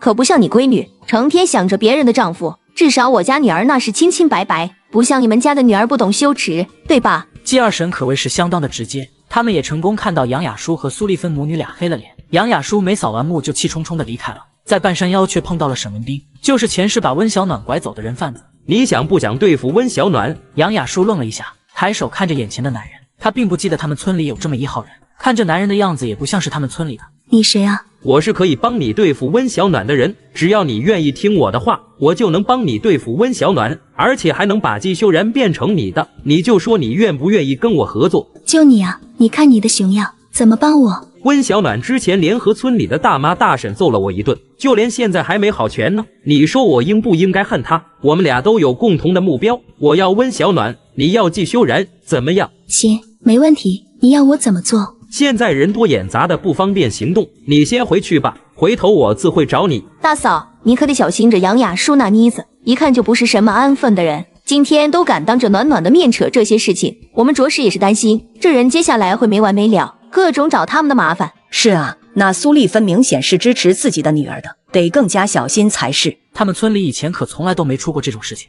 如今突然听说这种事，着实也是将他们无语了一把。这都是什么人啊？放心吧，小暖和修然他们俩心里有数，而且暖暖不是那种任人欺负的主，你就放心吧。话是这么说，我就是不安心。二弟妹，你在镇上帮忙，你多帮着我留意着一些。明天小暖和修然就回镇上去了，我看这杨雅舒肯定没这么轻易就放弃，所以你帮我多盯着些，他肯定会找到厂里去。好，你放心吧，我帮忙盯着呢。劳烦你了。大嫂又说这种见外的话，要不是暖暖，我们家的日子哪能像如今这般？若真要说起来，我们还得好好感谢暖暖呢。这种见外的话，以后你可千万不要再说了。几家人的日子能过得这么舒服，可不就是温小暖帮忙吗？就是季三婶家最近也帮着削些竹签，每个月都能贴补一些家用，所以在他们的心里是真的很感激温小暖的。大嫂，我听说了一件事，罗家又嫁了，嫁给同村的一个官夫，那男人带着3个孩子，家里好似挺有钱的，没有婆母啥的，罗家一嫁过去就能当家。与我们有什么关系？嫁了便嫁了吧。长君，二婶帮你物色物色，到时候若有好的，你再娶便是。谢谢二婶的好意，不过我没有再婚的打算。小何和瑶瑶都这么大了，我想好好把2个孩子养大，我也担心到时候再娶一个，若是他带2个孩子不好呢，那倒不如不娶。再说我也30好几了，不是毛头小伙子，没那想法。到时候看吧，有合适的就娶，如果真没有合适的，便就作罢。二婶，看来是时候找个时间把他们俩的婚定了。二婶，我过几天就回去跟我家人商量这件事情。好，你先跟家里人商量，订个婚，咱们没那么多讲究。回去之后，秦天宇单独找到了季修然。我想在镇上买房，先前复原以及这块1年存的钱，我差不多有800多，所以我想跟你们预支几个月的工资，在镇上买间房，到时候我和桃花结婚的时候，才能有一处属于我们自己的小家。虽说现在只是提到订婚，但是明年季桃花就可以嫁给他了，所以秦天宇想提前把房子这些都准备好，到时候让季桃花按自己喜欢的风格装修。他知道自己现在很穷，可是他就是想把最好的都给季桃花。你房子看好了吗？我想最近抽空去看看，多看一些地方，如果能找到带小院的最好。天宇，你有没有想过买地皮自己建？现如今建房子更便宜，而且地皮也便宜，他倒是觉得这是可行的。自己建还真没想过，嫂子你有好主意吗？是，现在建一个院子1000上下就能建得很好，而且房子也是全新的，全部下来1500左右就能一有间令你们自己都满意的房子，你可以考虑一下。秦天宇微微愣了愣，倒是觉得这个可行。嫂子，谢谢你，我到时候看看这周边有没有好的地皮，然后买一处建院子。差钱到时候直接找你哥，我们可以先借你，等你有钱了再还给我们就行。去忙吧，买地皮的话可以考虑找一下赵毅，赵毅门路肯定比我们多。谢谢哥，我记住了。秦天宇说罢便往外走去，季桃花这时缓缓地走来了。堂哥、堂嫂，我想请你们帮个忙。刚刚听到了吧？他先前就看到季桃花要进来，正巧听到秦天宇的话后，季桃花这才急急地转身退了出去，而且在门口还听了挺久的。听到了。他有些意外，他们才刚刚提到了订婚，而秦天宇就已经考虑到他们结婚要用的房子。说实话，季桃花是真的非常意外，他压根就没考虑的这么多，但是秦天宇却把该考虑的事情全部都考虑到了，他很感动。堂哥，他到时候跟你们借钱的时候，你们先给他，到时候多少钱我从我这儿扣。既然是为我们俩结婚准备房子，我也想出一份力，但我知道他有自己的尊严，所以季桃花想过，既然是他们俩人的婚房，自己也应该出一份力，而不该全部都让秦天宇来出。桃花，你想清楚了吗？想清楚了。但是你不担心到时候房证了他不写你的名字吗？堂嫂，这些不在我考虑的范围，我也想看看他是什么想法。好，这个事情我们俩帮你。什么？回镇上了。不然你觉得他们会一直留在村里？季修然和温小暖在镇上可是有生意的，你就没想过要做些什么？我这次只请了10天的假，现在已经过去3天了，只剩下7天。接下来我们要怎么做？7天足够了。沈文斌，你到底想干什么？你就不能把你的计划告诉我吗？你这样我都不知道你到底要做些什么，让人的心里一点数都没有。你只管听我的话就行，至于不该知道的事情，你还是少知道为妙，否则对你可是一点好处都没有。杨雅舒莫名有些心慌，甚至有些后悔自己为什么要跟沈文斌合作。这个沈文斌着实有些奇怪，杨雅舒有些慌张。我回去收拾东西去镇上。高局，是有什么事情吗？你可还记得上次你跟我说过张达的事情？我们查了一下，他的3个妻子的确全是买的。我们查到了那些人贩子的落脚点，想让你帮个忙。没问题。昨夜你跟高局干嘛去了？记得上次咱们回村的时候，你提到张达3个妻子的事情吗？查清楚了。那昨夜是去抓那几人去了吗？的确是去抓他们去了。高局查到张达所娶的3个妻子，就连正室也都是从人贩子的手里买来的。难怪张达打死了3个老婆，都没有娘家的人过来闹事。温小暖当时也只是猜测，但没想到还真的被自己猜中了，这让温小暖都觉得很不可思议。高局查到了他们的窝点，所以才让我去帮忙，都抓起来了。只不过他们的头目一直都没有现身，高局还在查他们的头目。不知怎地，温小暖就想到了沈文斌。这次回村他就见到了沈文斌，只不过经过上次的教训之后，沈文斌看到他的时候仍是一脸的怒火，倒不再像上次一样赶来招惹他了。但是依着沈文斌的性格，不可能当成什么事情都没有发生过。温小暖总觉得最近要发生些什么。他们真住在这儿啊？杨舒雅看着面前的洋房，眼前便是一亮。她没想到季修然居然住得这么好，这样的房子可得好几千才买得着，而季修然和温小暖居然买下了这儿的房子，他们得多有钱啊！温小暖今天没在家，不过季修然好像在，你不进去找他？你怎么知道？这个男人似乎知道很多事情一样，他知道温小暖和季修然的厂子在哪儿，也知道上签在哪里，另外还有温小暖他们的住处。好像他很早就开始查温小暖的信息。你不用管我是怎么知道的，你要做的就是想办法让季修然把心思放到你的身上，我自然会把温小暖带走。我知道了，我去找季修然，你去找谁？不要再让我说一次。沈文斌冷哼了一声，径直往先前温小暖离开的方向走去。修然哥哥，我是雅雅，你给我开下门。杨雅舒在门口喊了半天，却没人过来给她开门。杨雅舒愈发难看，你这人怎么回事啊？在门口喊了半天，肯定是没人在家，还起劲了是吗？吵吵嚷嚷的，吵得我老太婆头疼。死老太婆，少在这儿多管闲事，老不死的东西！你赶紧走，听到没有？要不然我报警了。杨雅舒对这个地方也不熟悉，听到要报警，就着急忙慌的离开了。季修然见人走后就出来了。怎么样，奶奶干得漂亮不？可不，还是奶奶厉害。这女人谁啊？一看就不是什么善茬。我们村的，上次还欺负暖暖。啥？她还敢欺负暖暖？刚刚就该狠狠地收拾她，居然就这么放她走了，还真是便宜她了。周管，我同你们订货，且每次批量都极大，你们就是拿这种次等品来糊弄我。这应该是工人装车的时候弄错了。周议员抹了一把额上的冷汗，他们原本以为温小暖他们不会发现，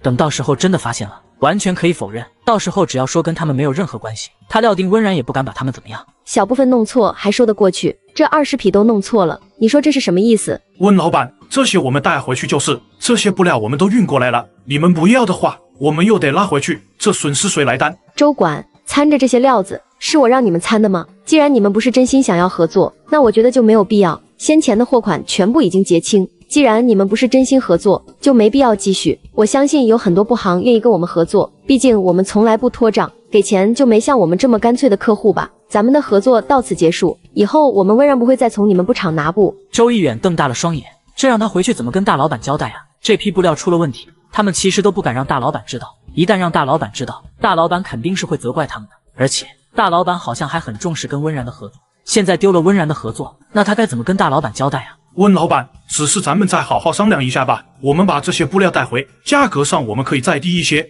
您看。做生意重在诚信，既然你们连最基本的诚信都不愿意保留，还有合作的必要吗？我今天如果没有抽查呢，你会告诉我们这些布里有这些次品。这样吧，温老板，这次是我们不对，我保证下次不会再发生了。我们按现在的价格每匹再降2块钱，你说可以吗？2块8。温老板，你这也太狠了，我们多少也要赚一点啊！我突然不介意你再来几次。周议员差点没吐血，他第一次发现温小暖如此腹黑，小暖，我真的只是想请你吃个饭，没有别的意思。就上次的事情，想跟你道歉。但我并不想跟你吃饭，而且先前你在村里耍流氓的事情，至今都过去好几个月了。沈先生现在才想起来要道歉，是不是太晚了？他倒没想到沈文斌居然还敢找上门，倒是小瞧了沈文斌。这个沈文斌比自己想象中要更加可恶得多。我那不是受伤了吗？一直都在养伤。看来是我下手太重了。那次是我的错，小暖，你别跟我生气好不好？注意你的称呼，叫我季三嫂。小暖，我们之间什么时候变得这么生疏了？陈文秀下来就听到这么一句，都觉得这沈文斌有些可笑。这是谁啊？不是李大娘收的养子吗？怎地还跑来胡说八道了？你这不会是因为先前李大娘让我家弟妹给你安排个工作，我家弟妹他们不同意，就怀恨在心，想着来破坏我弟妹他们夫妻的感情吧？这心也忒黑了些。弟妹，他之前还在村里耍流氓，被人打了吧？这种人咱们别客气，跟他废什么话，直接打出去便是了。可不，我还当是谁来找我们暖暖的麻烦呢？感情是你啊，先前在村里调戏了不少人，现在还敢跑到镇上来，看来上次是打得太轻了。我没有，我就是心中喜欢小暖，所以想要跟小暖交个朋友。不要脸的狗东西，明知我们暖暖是我们家修然的媳妇，还敢跑来在这儿破坏我们暖暖的名声，我打死你个狗东西！狗东西也想坏我名声，我打死你个狗玩意！上次老娘就说过，见你一次打你一次，看来你这是不长记性啊！沈文斌狼狈而逃，温小暖冷眸看着跑走的沈文斌，心中的那口郁气却得不到疏解。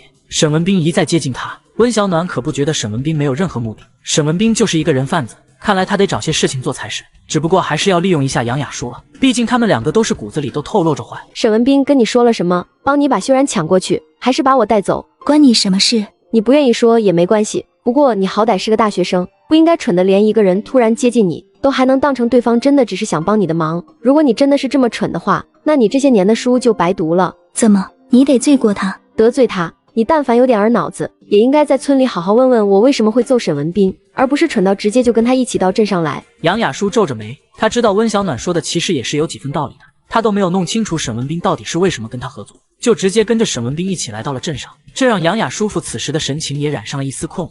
她偷偷的看了看温小暖，温小暖却只是双手环胸，神情冷淡的看着她。那你说他到底想干嘛？你觉得漂亮女人值钱吗？我相信这句话一出，杨雅舒就知道怎么回事了。回去之后，杨雅舒就带着疑惑找到了在出租房的沈文斌。我跟你说过多少次了，我的事情你少打听。我以为我们至少能够多几分坦白，既然要合作，你却什么都不愿意告诉我，这会让我觉得我们根本就没有合作的必要。沈文斌的脸色一沉，他到底都知道了些什么？此时杨雅舒突然这么一说，让他也开始有了几分担忧。我其实也没有别的意思，毕竟我们之间是合作的关系，而且就算没有你，我也相信我可以拿下修然哥。你这是准备不跟我合作了？我当然愿意跟你合作，但你什么事情都不跟我说，我觉得你并不是真心的想要跟我合作。一开始的确是我先去招惹温小暖的，毕竟她长得漂亮，我一个正常的男人会喜欢她，似乎也不奇怪吧。只不过我是没想到她会把我当成流氓，把我揍了一顿。就是这个理由吗？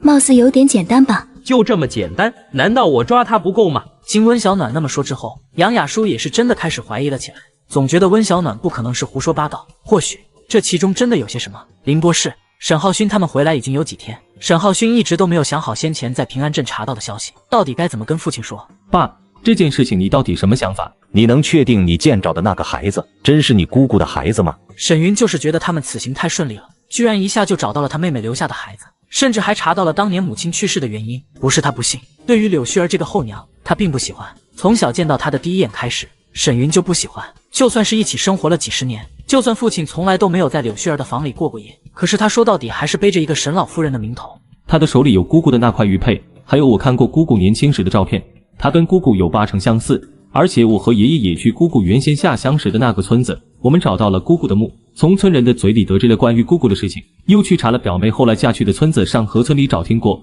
所以才弄清楚的。关于你奶奶的事情，你有查证到多少？我这次回来就是想要弄清楚这件事情的。有什么要爸帮忙的，你只管说。至于柳絮儿，那老东西比你我想象中要更有计谋些。如果要查当年的事情，肯定得从他的身边人查起。于妈是他陪嫁带来的下人，你或许可以从他的手里开始查。沈浩勋本以为父亲可能会有别的想法，不过听到父亲这么说，倒是让沈浩勋松了口气。你最近不如就搬回你爷那住，就近好查，由头就当是陪陪你爷爷。你姑姑走的时候痛苦吗？他也不知道沈浩勋知不知道，只是自己这唯一的妹妹。当初他们全家可都是捧在手心里宠着长大的，他们甚至想过等到妹妹长大之后，他们可以给妹妹找一个好人家，让妹妹风风光光出嫁。可是任谁都没有想到，妹妹最后却嫁给了农家汉子，最后就这么死在了他乡。姑姑是病逝的，表妹好像才刚满周岁，姑姑就去了。后来姑父找了个后娘回来照顾表妹，但那后娘对表妹并不好，姑父又一直在外赚钱，表妹受了很大的委屈。去年表妹的后娘还把她以300礼金嫁给了一个傻子。姑父回来之后得知这些事情，就跟表妹的后娘离婚了。啥？你表妹嫁了个傻子？表妹夫其实也不能算是傻子，他原先是在部队里，在一种任务中受伤，被敌方打中了脑袋，命是保住了，但是就浑浑噩噩了好些年。去年表妹他们就带着他一直在治疗，后来表妹夫的就恢复正常了。现在他们在镇上办了一间厂子，还跟人合伙开了一家美食店，生意都很好。那就好，那就好。只是你说的这人我怎么觉得有些熟悉？你表妹夫叫啥名字？季秀然。竟然是他，这个世界可真小啊！爸，你认识我表妹夫啊？你记得不记5年前爸去过一次南部军区，那次在南部军区爸待了大半年，回来之后对一个后生很是欣赏，还想着把你妹妹嫁给他的事情。记得，我妹当时还因为这个事情跟你大闹了一通呢。爸，你说的不会就是表妹夫吧？都对得上，应该没错。那小子的脑子居然好了，这还真是奇迹啊！当初军区医院的军医们全都说他一辈子也就这样了。奇迹，真的是奇迹啊！你们这头饰的颜色倒是鲜艳的很。是的，我们店的饰品是温然饰品厂出的，零售只有我们一家才有。零售只有你们一家？温然不做批发的吗？他们做批发，不过都是批往乌市和国外居多，像每个镇都有单独一家从温然拿货，刚好我们拿到了经销权。眼前的男人正是和温然饰品厂合作的不行的老板，昨天投机倒把那人的上司。这温然的老板娘还真的有些奇怪，放着这么多的店铺合作，独独合作你们一家，真是令人好奇。这是温然给我们最大的福利，如果谁都能卖温然的饰品，我们上哪儿赚钱？老板娘，你们这儿上千的东西怪好吃的啊。花书雨知道他们是外地人，所以当听到他们这么问的时候，倒是一点都不觉得奇怪。那是当然，上千可是我们整个平安镇最好吃的美食，就没有人不喜欢的。这上千的老板倒是个厉害的，能做出这样的美食。上千的老板就是温然饰品厂的老板，你们想不到吧？温老板的厨艺可好着呢。上千的老板也是温然饰品的老板。魏耿颇为吃惊，我刚看了一下，火锅底料这些还有不少。你跟建阳说明天让他们送材料过来，我明天下午抽空过来炒一些。你让建阳把明天下午的时间空出来，我教他炒火锅底料。嫂子，这怎么行？火锅底料可是温小暖的独家秘方，他居然愿意交给安建阳，心中感动的同时，却又觉得这有些不合适。我知道你在想什么，可是这秘方我早晚都要教会你们的。我是想着开很多分店的，而我也不可能每次都有时间过来炒火锅底料。如果像上次我去乌市出差的时候，若是有什么事情耽误了，赶不及回来了，难不成我们店里的生意就不做了？店里这么多人，每天都是一笔开支，所以教建阳这是早晚的事情。我其实也考虑过，专门做个厂子，到时候咱们的这些底料就从厂子里发往全国各地的店面。但是想实现这样的想法，却不是1天2天就能完成的。你明白我的意思吗？林君华知道温小暖说的有道理，而且温小暖和季修然肯定早晚都会要孩子，到时温小暖怀孕后，真让温小暖待在那么重味道的房里，温小暖肯定是受不了的。嫂子，你放心，我们一定不会背叛你。行了，你记得跟安建阳说，我还有些事情要忙。安建阳忙完立刻就来了，不巧的是温小暖刚走。建阳，嫂子刚刚让我跟你说，叫你把明天下午的时间空出来。嫂子说她教你炒制火锅底料。安建阳显然是有些意外，真的没有想到温小暖她居然会做出这个决定。不成，那是嫂子的独家秘方，我不能学。我觉得学会也挺好的。媳妇，你在想些什么？我们不是这样的人。如果你学了秘方，咱们自己开店如何？现在咱们可是得跟嫂子分，嫂子还是占大头，咱们全家直接换个地方开店，那么赚的肯定比现在要多得多。媳妇，你怎么会有这样的想法？吃水不忘挖井人的道理你不懂吗？我就是想多赚一些钱，毕竟谁都不会和钱过不去是吧？媳妇，这样的想法以后可千万不能有，咱们家能有今天，完完全全都是嫂子的功劳。你看现在咱们忙进忙出，忙前忙后的，他1个月也就来店里那么几次，但是他们却占了70%，100块他们分70，我们只分了30，你甘心啊？不是这么算的，在咱们最穷困潦倒的时候，是嫂子他们对我们伸出了援手。上千店面和房子是嫂子的，但是嫂子却免费让咱们全家住，还带着咱们全家做生意。就算是咱爸削的竹签，嫂子他们也是按照他们村里人削的价格给的。这是嫂子他们夫妻对咱们的恩情，这是一辈子都不能忘记。君华，这样的想法是万万不能有。你记住了吗？我也想多赚些钱啊，咱们的房子还那么破，你不想住新房吗？我们现在1个月也能分到好几百人，1年到头咱们能分到小1万，这是以前咱们连想都不敢想的。所以你听我的话，早些打消自己这个念头，切莫不可以再有。如果你真的抱着这种想法，明天我就不会跟嫂子学着炒配方，你明白了吗？他是挺意外，妻子居然会有这样的想法，但是他也觉得有必要跟林君华说清楚，这种想法是绝对不能有的。林君华看着安建阳，随即扑哧一声的笑了出来。你没有这个想法，我就安心了。安建阳先是愣了一下，哪还明白妻子这是故意的，想要试试他呀。建阳，对不起啊，我不该试探你。他不是那种不懂感恩的人，温小暖待他如何，他的心里有数。从一开始就是温小暖先找到他们，可见是温小暖是真的信任他们。其实那个时候，温小暖与安建阳也只是几面之缘，并没有深交过。可是温小暖和季修然却愿意相信他们，这对于他们而言就已经足够了。所以不管怎么样，他们都愿意站在温小暖这边。温小暖今天提起要教他们煮，这个时候其实林君华也不太确定，所以才想着要试探一下安建阳。没事，我明白你心中的担心，我并不怪你。其实我也有些担心，如果到时候咱们的配方从咱们的手里丢失的话，那得多对不起嫂子他们。但是此时听你这么一说，我更觉得自己应该保护好嫂子交给咱们的配方。而且我相信，咱们只要跟嫂子好好干，以后咱们的日子肯定能够越来越好，也能挣更多的钱，让你和爸妈他们都过上好日子。我也相信。最近林玉凤他们那边的事情，没人过来找过你吧？倒是没来找过来，不过先前一次回村里扫墓的时候，倒是听说了一些事情，他俩被抓了，铺子也被封了，而我还不知道他们俩居然还借了不少的钱。听说他们出事，借钱给他们俩的那人就找到了林家，结果林玉凤他们俩都被抓了，村长就出面把家里的地全都赔给那人，屋子赔给了另外一个人。村长嫌弃他们俩丢人，更是直接将他们的名字划掉了，以后估计也回不去了。如果不是林母太过于偏心，做的事情过于令人寒心，或许林君华或多或少也会心软。有时候他真得要好好的感激一下他们，如果不是他们做的太过绝情，林君华也不至于那么冷漠。自作自受，你别太难受。嫂子，我其实已经放下了，或许以前的确挺难受的，不过如今倒是放下了。一开始他要把我卖了的时候，我多少还是抱着那么一丝的希望，直至有一次我听到他和林玉凤的对话，才让我彻底的死心。在他的眼里，心里都只有林玉凤这么一个女儿。他说当初我出生的时候就该掐死我，不该留我至今，这样家里也能多点钱，能让林玉凤过得更好一些。都是他肚子里出来的孩子，我真的不明白自己到底做错了什么，他能够待我如此绝情，就因为神婆的几句话吗？林玉凤想嫁什么高官贵公子哥，可人家高官也不是瞎子啊，就我们家那种条件，谁能瞧得上我们？林玉凤但凡自己努力一些，不是这个样子，或许都能够过得稍微好一些吧。林君华有时候都觉得很可笑，他真不明白林母为什么会有这样的想法，怎么会觉得林玉凤就真的是个好的呢？好了，你别想这些了，都过去了。暖暖，你说咱们的宝宝是男是女？你喜欢男孩还是女孩？女孩。我希望我们的女儿像你一样漂亮。可是男孩子不是要传宗接代吗？现在的人更加喜欢男孩子，后世为什么变得男女比例差的那么大？其实就是多数家庭重男轻女，女孩出生后嫌弃是女孩，可能就用被子把他们给闷死了，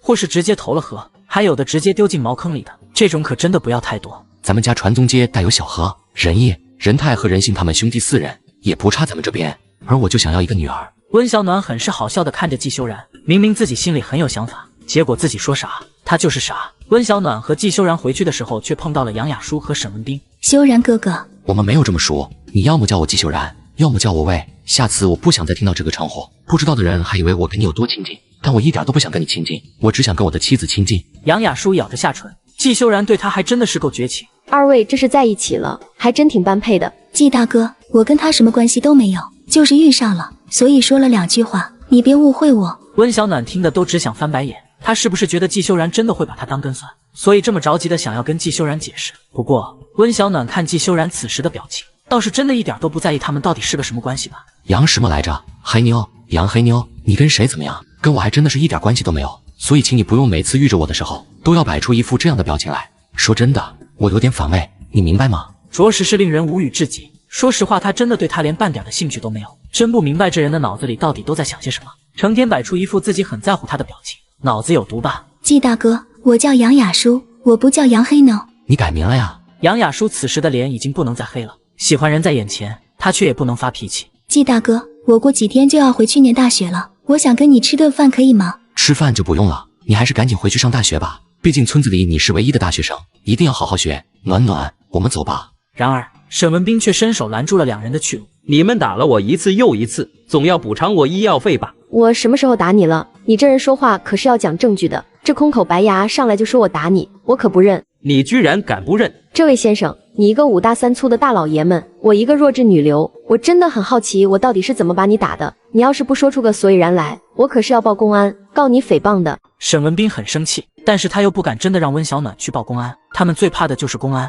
特别是他的团队最近被人一锅端了，现在团队里只剩下他们几人，因为最近太过于紧张，所以他们此时也不敢聚在一起，就怕他们其中的某一人被盯着，一旦他们碰面，那就是真的会被一锅给端掉了。你们还有事吗？没事的话赶紧让开，好狗都知道不挡道。他就是故意在激怒沈文斌，这样沈文斌才能够沉不住气，到时候自己才会有机会对付沈文斌。两人就这样大摇大摆的走了，真没用。你如果有用，你至于到现在没拿下温小暖？只要温小暖背弃了季修然，我不就有机会了？还有脸在这儿说我？你最好给我识趣点儿，否则的话我弄死你。沈文斌，我准备回学校了。你不要季修然了？他我当然要，但现在这个时候肯定没办法。他跟温小暖现在的感情太好，我就算是想插足也插不进去。与其在这儿自讨没趣，倒不如先回学校，等再过上一段时间，我相信他们的感情肯定会淡。可没有什么夫妻的感情能够一直这么好，所以我现在在这儿讨人嫌，倒不如换个时间，再晚一些再来。他小心留意着沈文斌的脸色，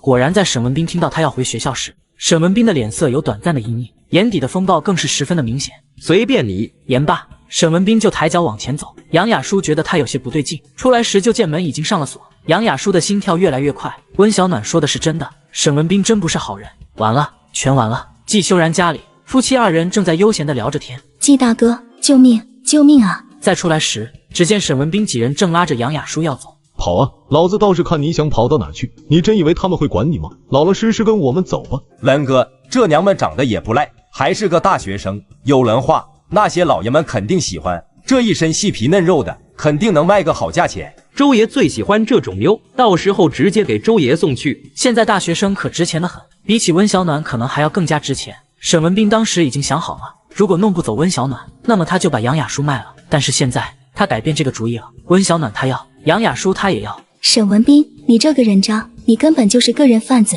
这也不傻，现在才知道，可惜已经晚了。沈文斌，你不是人，你这种人就不得好死。我不是人，这点我不否认，毕竟像你这么漂亮的小姑娘，有钱的大爷可是愿意花好几千买呢。我们哥几个一年只要卖5个，那一年赚的钱就够我们爽上好久了。这么好的买卖，当然要做。至于你又算个什么好东西吗？如果是个好东西，会想勾搭已婚男人，别把自己说的有多高尚。像你这种女人最恶心。你觉得季修然会救你？我告诉你，他现在巴不得我赶紧把你带走，他只会感谢我。沈文斌的话无疑是一盆冷水从他的头上浇了下来。季修然真的不会管他吗？可是季修然不是军人出身吗？像他们这样的人，正义感应该很深才是，不可能不会管他的吧？说得好，我今天就算不是救他，那也是要抓住你们这些人贩子，真是可恶至极。上，别客气，他的娘们可漂亮的很，先弄死他，再把他的娘们拿去卖了。像这种少妇喜欢的爷们可不少，有些人就是有这种爱好，就是喜欢玩别人玩过的女人。曹操已死，可曹贼还在。几人听沈文斌这么一说，当即跟着扑了上去。没几个回合，几人就倒在地上动弹不得。而此时温小暖刚报了警，高队长着急忙慌地赶了过来。高叔，这个是他要带走的人，是我们村的。另外先前我们村里还有一个姑娘丢失，据我所查，当时沈文斌很巧的没有在村里，所以不排除此事跟沈文斌有关。沈文斌，这件案子我找了你1年多了，可算让我逮住了。你说说你怎么搞成这样子？当初是想让你去勾搭季修然，结果季修然没勾搭成，反倒差点让自己被卖掉。我怎么就生了你这么一个没用的女儿呢？真是把他气死了，一点用都没有。原本还指望他能够嫁进季家，到时候再从季家要些钱来帮衬他们，结果他倒好，没勾搭成季修然，反倒害自己差点就被人贩子给卖了。妈，你有完没完？那你是不是觉得去抢别的人的丈夫就很光荣？你就不怕到时候在村子里被人戳着脊梁骨骂吗？你以为我是为了谁？我还不是想让你嫁得好吗？咱们10里8村除了季家的条件越来越好，光是他的厂子和那店铺一年到头收入有多少你知不知道？我要不是为了你，我能做这种不要脸的事情吗？你也知道这是不要脸的事情啊！我一个大学生，以后想嫁什么样的男人没有？我是喜欢他，可如果不是你说那些话，我会跑去干那些丢人的事情吗？还害得我差点被卖掉。我要是被卖掉，你就很高兴吗？杨雅舒现在还有什么看不懂的？苏丽芬就是为了自己的那一点私心，否则又怎么会让她做出这样的事情来？你别以为我不知道，你无非就是想让我嫁去季家，这样就可以多帮衬着我哥。你真当我不懂吗？我是想让妈来照顾你几天，我好去把牛油的事情定下来。你现在可不方便出差，我带着飞白一道去，提前把这件事情定下来。可是让你独自一人待在家里，我又不放心，所以还是让爸妈他们过来住几天，我才能安心一些。好，我听你的。我可能出去得要好几天，这些天你一定要照顾好自己。厂里的事情有桃花他们，你尽量能不去就不去。下午的时候，赵德兴来厂里召温小暖。赵叔，你这是遇着什么好事了？这么开心？你这眼睛还真的是够毒的，真是啥也瞒不过你。我要当爷爷了。子昂不是没结婚吗？看来赵子昂这小子是先上车后买票啊。小妍她怀孕了，这臭小子有时候太胡来，所以我们就只能赶紧的。还好两家都是知根知底的，我对小妍这孩子也满意，而你钟叔对子昂这小子也满意，所以就在他显怀之前，赶紧把婚礼办了。子昂这小子谁也不怕，最怕的还是钟岩，以后有小妍盯着他，我也就放心了。赵德兴这人其实没啥过多的想法，就希望能找个能够盯着住他家这个臭小子的儿媳妇。以前他就喜欢钟岩这孩子，也想着如果钟岩能够嫁进他们家，那简直太好了。如今可算是圆了他的愿。现在赵德兴比谁都要高兴，终于有人可以管管那臭小子了。恭喜赵叔啊！修然呢？怎么不见你家修然？我们家的白竹收成了，他回村帮忙把白竹运出来，到时候也想看看钟叔呢，收不收？他收，他肯定收。你是不知道，今年北面那边的白竹基地遭虫害，现在药市里的白竹最是紧缺的时候，而且白竹又是中和类的药草，几乎每一味药都要用到白竹来调和，这需求量可不就大得很吗？你钟叔这几天正为这件事情发愁呢。成，那等修然回来，我让修然直接把白竹送到慈恩堂，先给钟叔过目。那可太好了。他知道这个消息肯定高兴，我下午回去就去他那儿一趟，让他先宽宽心。就不知道你们有多少？我爸说我们村里的总产量有5万斤左右，除去我家的，另外还有我二叔、三叔，我姑丈和村长他们都有种。5家人收量5万斤，其实这个量并不算大。原本这量是能更大的，但去年我们村下了一场大暴雨，被祸害了不少，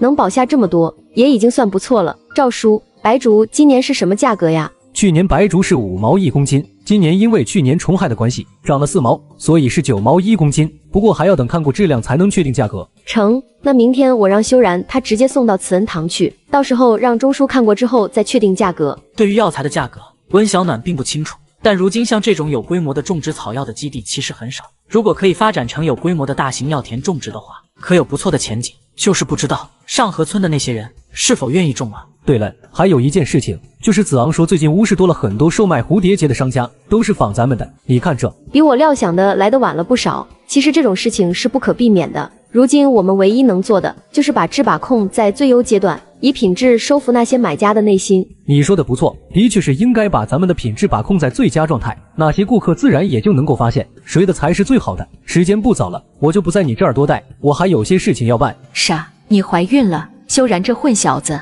真是一点儿都不着调，这么大的事情也不知道跟妈说。如果知道，昨天妈也就带只老母鸡来给你炖鸡汤喝了。平时挺细心的一人，遇着大事怎么一点都不懂，真是气死我了。妈，我和修然原本是想等到宝宝满3个月的时候再跟您说，头3个月大夫说不太稳定，不太合适太多人知道，所以二婶他们都还不知道的。修然估计也是担心，不说，妈也不说。不过一会儿你爸回来的时候，肯定是要把这个好消息告诉你爸他们，也让他们高兴高兴。季修然和季正山卖完白竹也回来了。曼云一共卖了2万5千多，我回来的路上已经算过账了，咱们家赚了8800多。我把老二、老三和村长他们的凑个整数给他们，你看成不成？你自己看着办就成。咱们家的8000分出来3000给亲家的，亲家这1年多一直在地里忙活，咱们不能让他白干。再说咱们对白竹也不太懂，可全是问的他。这1年里头，温志业干的可一点都不比他少，有时候温志业在地里忙活的时间比他们还要多。成，听你的。这样一来，季家已经提前过上小康生活了呀。对了，告诉你一个好消息，暖暖已经怀孕2个月了。什么？怀孕2个月了？我是想等过了头3个月的稳定期后，再告诉你们这个好消息。咱们是一家人，这件事情外人可以不用说，但是自家人又有什么关系？难不成你还怕爸妈能冲撞了你媳妇不成？你就一开始就告诉我们，也好让妈过来照顾暖暖。平时你明明细心的很，怎么到现在脑子里都不知道在想些什么？行了，儿子这也是希望稳定一些，你又不是不知道他是个多谨慎的人，儿媳妇怀孕是好事，该高兴的事情。转眼间，温小暖已经在医院准备生了，一家人都在产房外等着。一名医生这时走了过来，怀里抱着2个孩子。恭喜，是一对龙凤胎，哥哥5斤4两，妹妹5斤8两。护士，我妻子呢？她怎么样？产妇很好，不过你们准备红糖水没有？我可以帮你们拿进去给产妇喝一些，可以帮助她恢复体力。护士，我妻子还有多久能出来？1个小时就可以出来，现在她还得在里面观察一会儿，情况稳定的话就可以出来了。一家人整齐地看着孩子，真没想到是一对龙凤胎，可真是太有福了。暖暖，让你受苦了。暖暖，妈回去给你做吃的，你有没有什么想吃的没有？妈看看什么是你能吃的，妈都给你带来。有哪儿不舒服的话，记得跟修然说，可千万别自己杠着。这个时候要可不是杠的时候，记住了吗？我知道了妈。你这次过来是干什么？如果是带来什么不好的消息，我希望你暂时不要告诉暖暖，我希望她能够养好这个月子，你能明白吗？不管她这次带来的是什么样的消息，季修然都希望是一个好消息，而并非是什么让温小暖听了之后会生气的消息。沈浩勋愣了一下，当即明白季修然此话的意思。之前那段时间，他没日没夜的查询证据，就是要看看柳絮儿的所作所为。我明白，这次来是带一些证据给表妹的，不过很显然这次并不合适，等到表妹出了月子之后再说吧，我还有其他事情要处理，晚一些再过来。你告诉表妹，我这次过来就只是恰巧经过这儿，所以过来看看你们。说罢，沈浩勋就离开了。1个月后，厂子里重要的人员都来到了温小暖办公室。我今天把你们都叫进来，是想跟你说关于开分厂的事情。几人你看看我，我看看你，都有些吃惊。按理说，其实去年我就有这个打算，但因为怀孕的关系，所以这件事情就一直拖到现在。而现在高速公路也通了，我就想把市里把工厂办起来，而且厂房的占地面积，我想要比现在更大2到3倍。陶嫂，我们都听你的，你看怎么弄？要我们做什么？你们交代一句就行。我想把分厂交给你们夫妻俩看着，小嫂你跟我们一起去市里。仁义下半年要不要改到市里去念初中？你自己考虑。现在我们就算是着手弄新厂子的事情，肯定得要几个月的，你可以好好考虑一下。陈文秀很意外，一下子就想明白温小暖这是什么意思了。季康成现在在赵德兴的厂里，不大也算是一个管理，工资也从原先的几十涨到了150一个月，工资是多了，但是季康成能够回来的时间却少了很多。温小暖和季修然让他去城里的厂里，这是希望能让他们夫妻俩能有多一些的时间待在一起啊。陈文秀有些感动，感激地看着温小暖。小嫂，你可千万别这么看着我，我和修然这也是想要看看你怎么样，问下你的意见。你如果觉得合适，那么到时候市里的厂子你就跟我们过去。选址的话，我们打算是选在跟赵叔的厂子相近的地方，到时候你跟小哥也就不用夫妻俩相离这么远了。弟妹，谢谢你事事都为我考虑到了。新厂那边肯定还得招人，交给外人我也不太放心，而你对厂里的事情都已经熟悉了，所以我才想要问问你。我听你的安排。好，那么接下来这段时间，厂里的事情就麻烦你们俩了。我和修然要去市里把厂房的地址定下来。商定之后，温小暖与季修然相视了一眼。之所以一直拖到现在，自然也是先前他们的手头上是真的没有这么多的钱，再加上温小暖怀孕之后精力也不足的关系，所以这件事情这才一拖再拖的拖到现在。如今也算是终于有了时间可以把这件事情安排起来。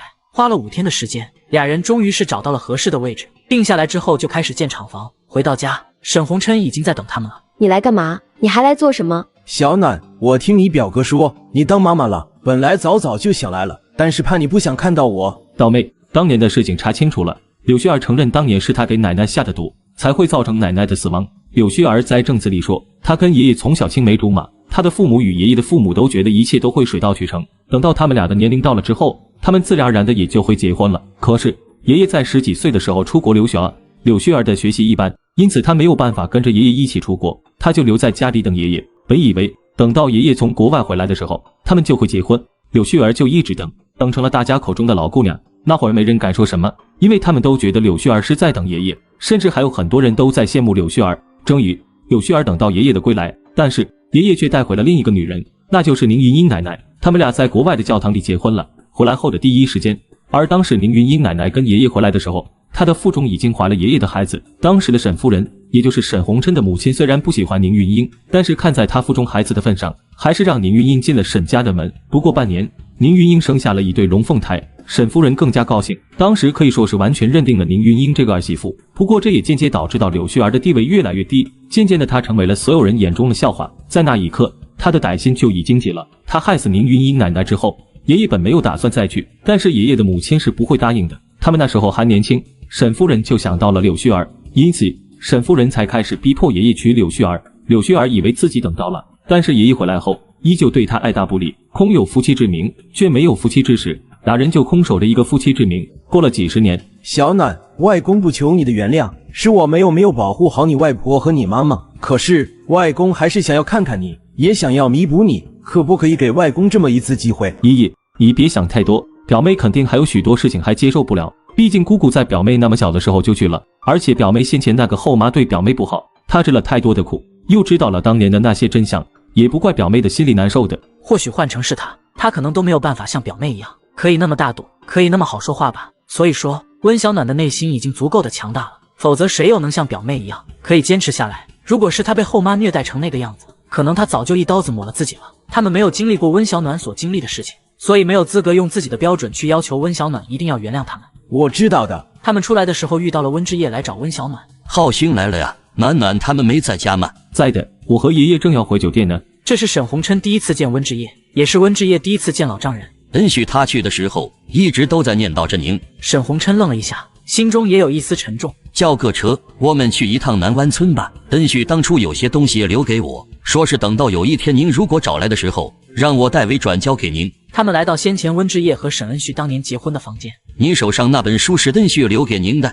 先前他担心你后娶的妻子发现，所以一直到现在才给您。沈红琛看着自己已故女儿的日记本，哭成了一个泪人。妈妈让我原谅她。暖暖，妈虽然在日记里这样说，但一切的事情都是你自己做决定，谁也逼不了你。你如果真的不想原谅他，没有人会强迫你。孩子，外公把这个给你，只是觉得这是你妈妈留给你的，应该让你看。至于你妈妈最后说的话，你可以当成她没说过。你怪外公，外公也能够理解。我可以认你，但我没有原谅你。我不想让我妈死不瞑目。即使是这样，沈红琛心里也会好受许多吧，毕竟这一切都是自己造成的。晚饭后，温小暖在房间独自的难过，季修然发现不对劲就赶来了。暖暖，还在想今天的事情吗？妈妈的日记上写道，她很伟大。外婆去世之后，妈妈说她总能看到她偷偷的躲着他们抱着外婆的照片哭，有时候甚至还会多喝2杯，然后就抱着外婆的灵位，一抱就是一整夜。外婆去世之后，就一直都是她带着舅舅和妈妈。妈妈说她其实都知道奶奶要给爸爸娶新老婆，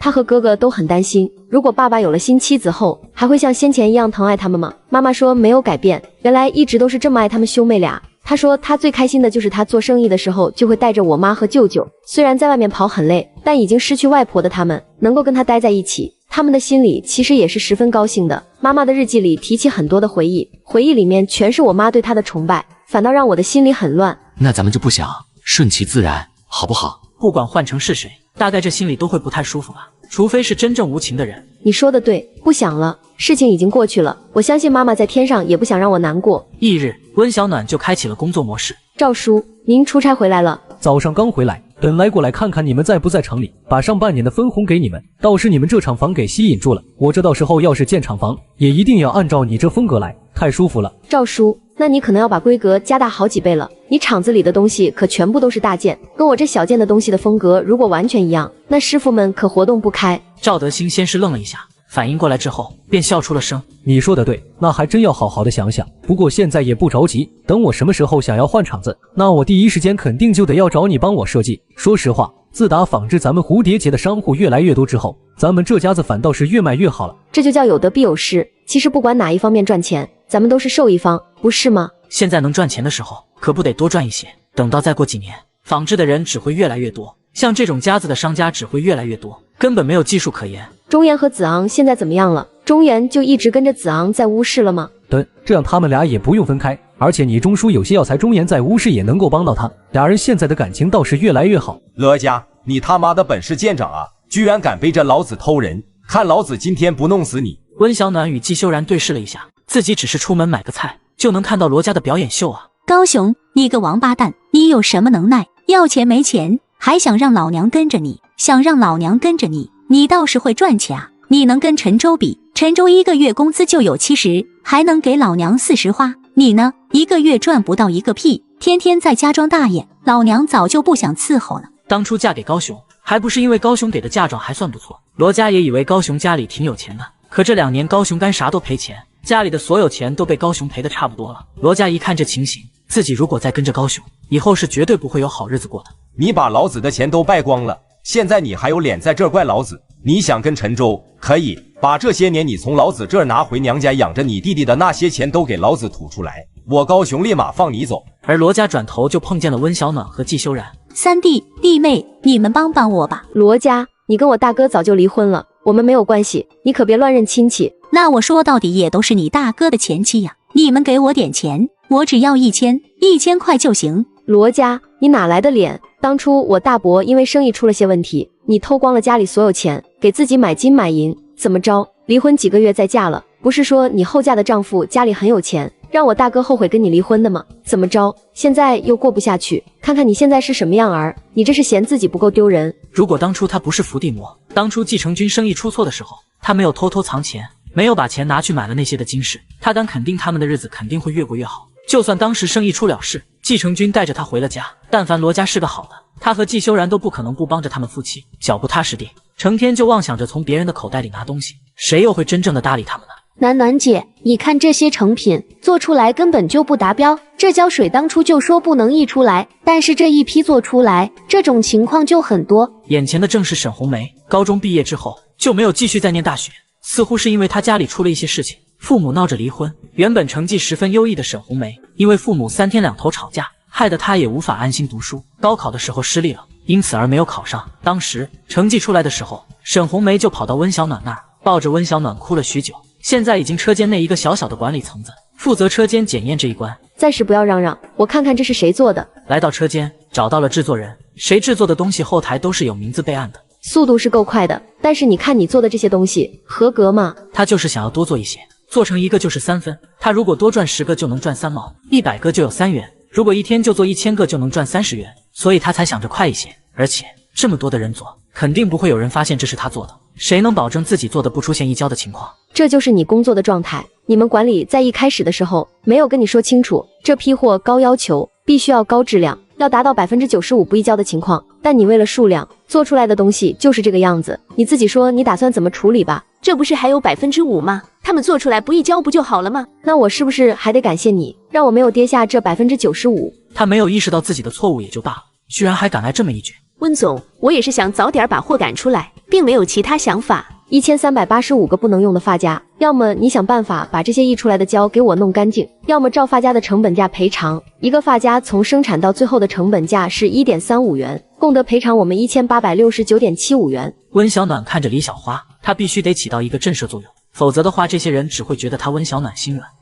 这胶都粘上去了，怎么弄得掉啊？那你就赔钱吧，我没有让你赔你的误工费，已经算是仁慈了。到了现在必须杀一儆百，有功就赏，有错就罚。好啊，既然你说要我赔钱，那你先把这2天的工资算给我先。拿了钱他就跑，南海是这么大，温小暖还想找到他，比登天还难。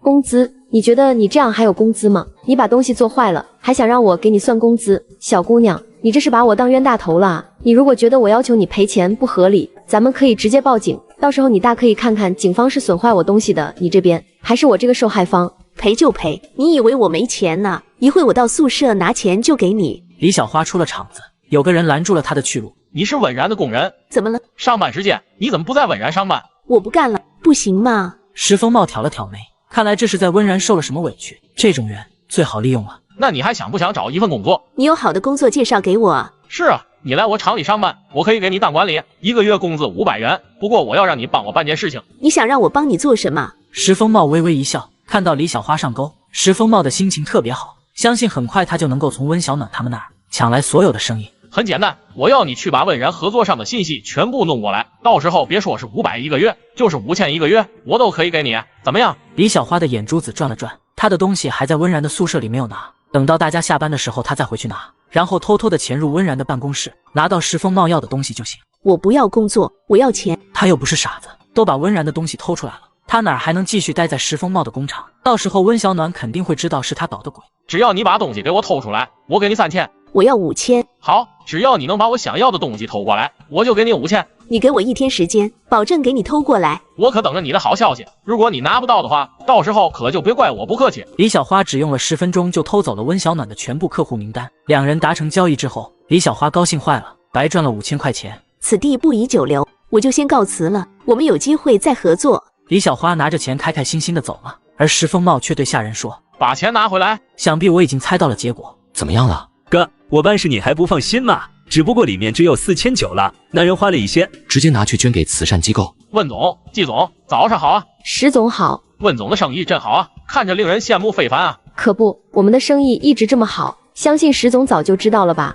只可惜啊，石总的生意看起来并不是很好的样子呢。石风茂的手攥成了拳，看着温小暖此时的表情，这女人到底是故意的，还是无意炫耀？这话让人听着着实不痛快。问总能一直这么有自信就好，那是必然的，毕竟我们的生意一向很好。石风茂冷漠地看了温小暖一眼，冷哼了一声，转身回了自己的场子。钱呢？茂哥，没有了。什么叫没有？昨天我跟着那个女人，正准备找机会动手的时候，那女人突然在那儿大喊说自己的钱不见了。当时我就冲了上去，把她的包都翻遍了，1分钱都没有。我觉得肯定是这女人的把戏，我就跟了她一路，就见她跑去了公安局报警了。后来她回了临时的租处，我又偷偷潜了进去，把里面的东西全部都翻了一通，钱真的不见了。二狗蛋也不知道是怎么回事，他明明一直都跟着李小花，可是那钱就莫名其妙的不见了。现在二狗蛋最怕的就是石风茂会收拾他。石风茂的脸色阴沉到一种可怕的地步。李小花呢？还在先前的小屋内，把他抓起来，好好收拾收拾，送去一品人间。等他什么时候赚够5万，什么时候放他走。石风茂不是什么好东西，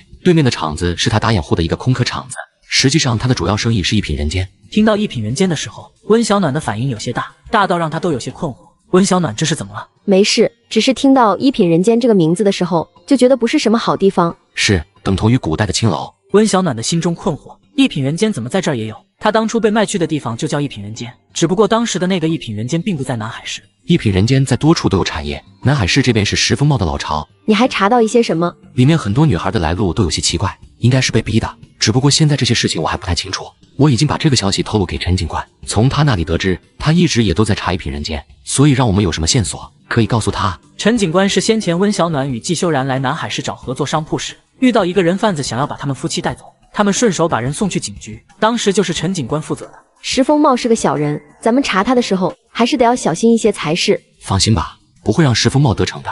那份客户名单呢？当天李小花跑出去后，与石风茂的对话正巧被夏飞白听到了，夏飞白当即就把这件事情上报给他们。当得知这些的时候，温小暖与季修然就打算将计就计，而季修然也想到第一次做通讯录的时候被他写错了好几次的地方。季修然一想，便直接拿来进行大面积的修改，比如1改成7， 3改成8，一个联系号码，这么稍微的改掉一个数字，那差别可就大了。李小花偷走的就是这一份错误的通讯录，石风茂现在应该还没有发现，不过等到他发现的时候，石风茂也不敢找他们对峙。放心吧，假的。我知道，不过我挺好奇石风茂在知道他是假的后会是什么反应。那就不关我们的事情了。我觉得我们俩真的是越来越坏了。我还可以更坏，你想不想看？这是在公司。好，回家再坏。终于发货了。是啊，终于是把这批货发出去了。他们办厂这么久，这还是他们接的订单里最难做最耗时的一次。不过每个发夹的价格也不便宜，订货价就是2元5一个，那这卖的话至少也得10元吧。这么贵的发夹，估计也就有钱人才能带得起。你也好好休息一天，带着朵朵玩一玩。我记得小哥明天也刚好休息，你们一家人出去玩。让你办的事情，你办的怎么样了？都按照您说的办了。茂哥，您看不惯文然，让兄弟带人去他们厂里闹一闹就是了，怕个啥？你懂个屁！文然看似就是一个普通的工厂，但是实际上文然招的那些工人却不简单，不管是看门的、管理的，或是搬货的，全都是部队退役下来的，一个个的身手只怕是好得很，只一眼就足以让人看出来他们的身手有多好。石风茂的身份不能让人知道，更不能让公安局的人知道，一旦被查到，那么他身为一品人间的大老板的身份就会暴露。特别是最近他明显能够感觉得到，有多方势力都在查一品人间，也就是因为如此，现在石风茂有很多的事情都不敢做。小暖，你们回来了。这几位是修然先前在部队的战友，说是来看看你们家修然的。妹子，你是老大的妹子，是他2婶还是3婶家的？我是他的妻子，不是他的妹妹。听到这些话，南影却瞪大了双眼。季修然结婚了，谁会愿意嫁给季修然？毕竟季修然当初受了伤后，军医都说季修然不可能恢复，这是季家人给季修然娶的妻子吗？我们修然的病好了，你们还不知道吧？多亏了我儿媳妇。然而南影的心情却有些沉闷，他这次过来其实是想带季修然去看看他的病的。在部队里的时候，南影最崇拜的人就是季修然，女兵和男兵并不在一处，但有次出任务的时候，2队组合，他们女兵营正月跟季修然他们营分到了一起。在那次任务中，南影对季修然无比崇拜，他真的从来都不知道季修然居然那么厉害，以一敌十都不为过。那次的任务他们完全都是占了季修然的便宜，如果没有季修然带队，只怕是没有那么轻易完成。自那之后，南影的心里就藏着一个小小的心思，但是他不敢告诉季修然。季修然为人清冷，对谁都是一副冷冰冰的态度，所以他不敢说。等到他想说的时候，季修然就出事了。之后的几年，南影一直都托在国外的亲戚帮忙打听，看看是否能够有人可以医治好季修然的病。只是他好不容易打听到了，本来想说服季家人，让他带着季修然出国治疗的时候，却告诉他季修然好了。婶子，他是什么时候好的？快2年了，这都是我家儿媳妇的功劳。那会儿我们没有那么多想法，就想着让他开开心心的度过每一天就好了。是修然他媳妇进门之后，坚持着说带着修然去看大夫，结果吃了一段时间的药，还真就清醒了。其实大夫说他的脑子里就是有一块血块，那块血块没了后，他就能恢复，所以就好了。恭喜婶子。南影发现王曼云3次话不离温小暖，这让南影可以感觉得出来，温小暖在这个家里的地位有多重要。你们来也得算是真的巧，我们家修然和暖暖平时都不在家，今天也是因为他们俩的那一双孩子过2天就周岁了，回来是为了办周岁宴，不然你们可遇不上。而这时季修然从山上回来了。季营长，好久不见。你是？你别介意啊，我男人的记性不好。季营长，我是南影，先前我们2个营合并一起出过任务，不知道你是否还记得？老大，你还认得我吗？当然认得，只不过以后别叫我老大了，我比你们年长一些。你们几个就跟飞白还有天宇他们俩一样，管我叫生哥就行。今天都别走了，在家里吃饭吧，我去买菜，你们尝尝我的手艺。嫂子，他们大男人说话的，也没我什么事情，我跟你一起去买菜吧，我长这么大还没买过菜呢。就这样，2人一起去买菜，但在路上却聊了起来。嫂子，你是在季营长还没有好的时候嫁给他的，那个时候你怎么会愿意嫁给他的？我后妈收了修然家300的彩礼，就把我嫁过来了。我一个女孩可没有阻止嫁不嫁的权利，不过嫁过来之后，我就心甘情愿了。我婆母、公公还有叔婶姑嫂待我都很好，就是修然也万分护着我，所以就算他当时有病，我也愿意守着他，因为他们让我感受到了家的温暖。他或许智力不够，有时候还得哄着，可是他的心思很单纯，他知道我是他的媳妇，他就该保护他的媳妇。南影莫名有些羡慕，如果温小暖不是这种懂得知恩图报的人，或许跟季修然又会是另外一个结果吧。有人偷孩子，有人偷孩子。听到温小暖喊，王曼云立刻就赶了过来。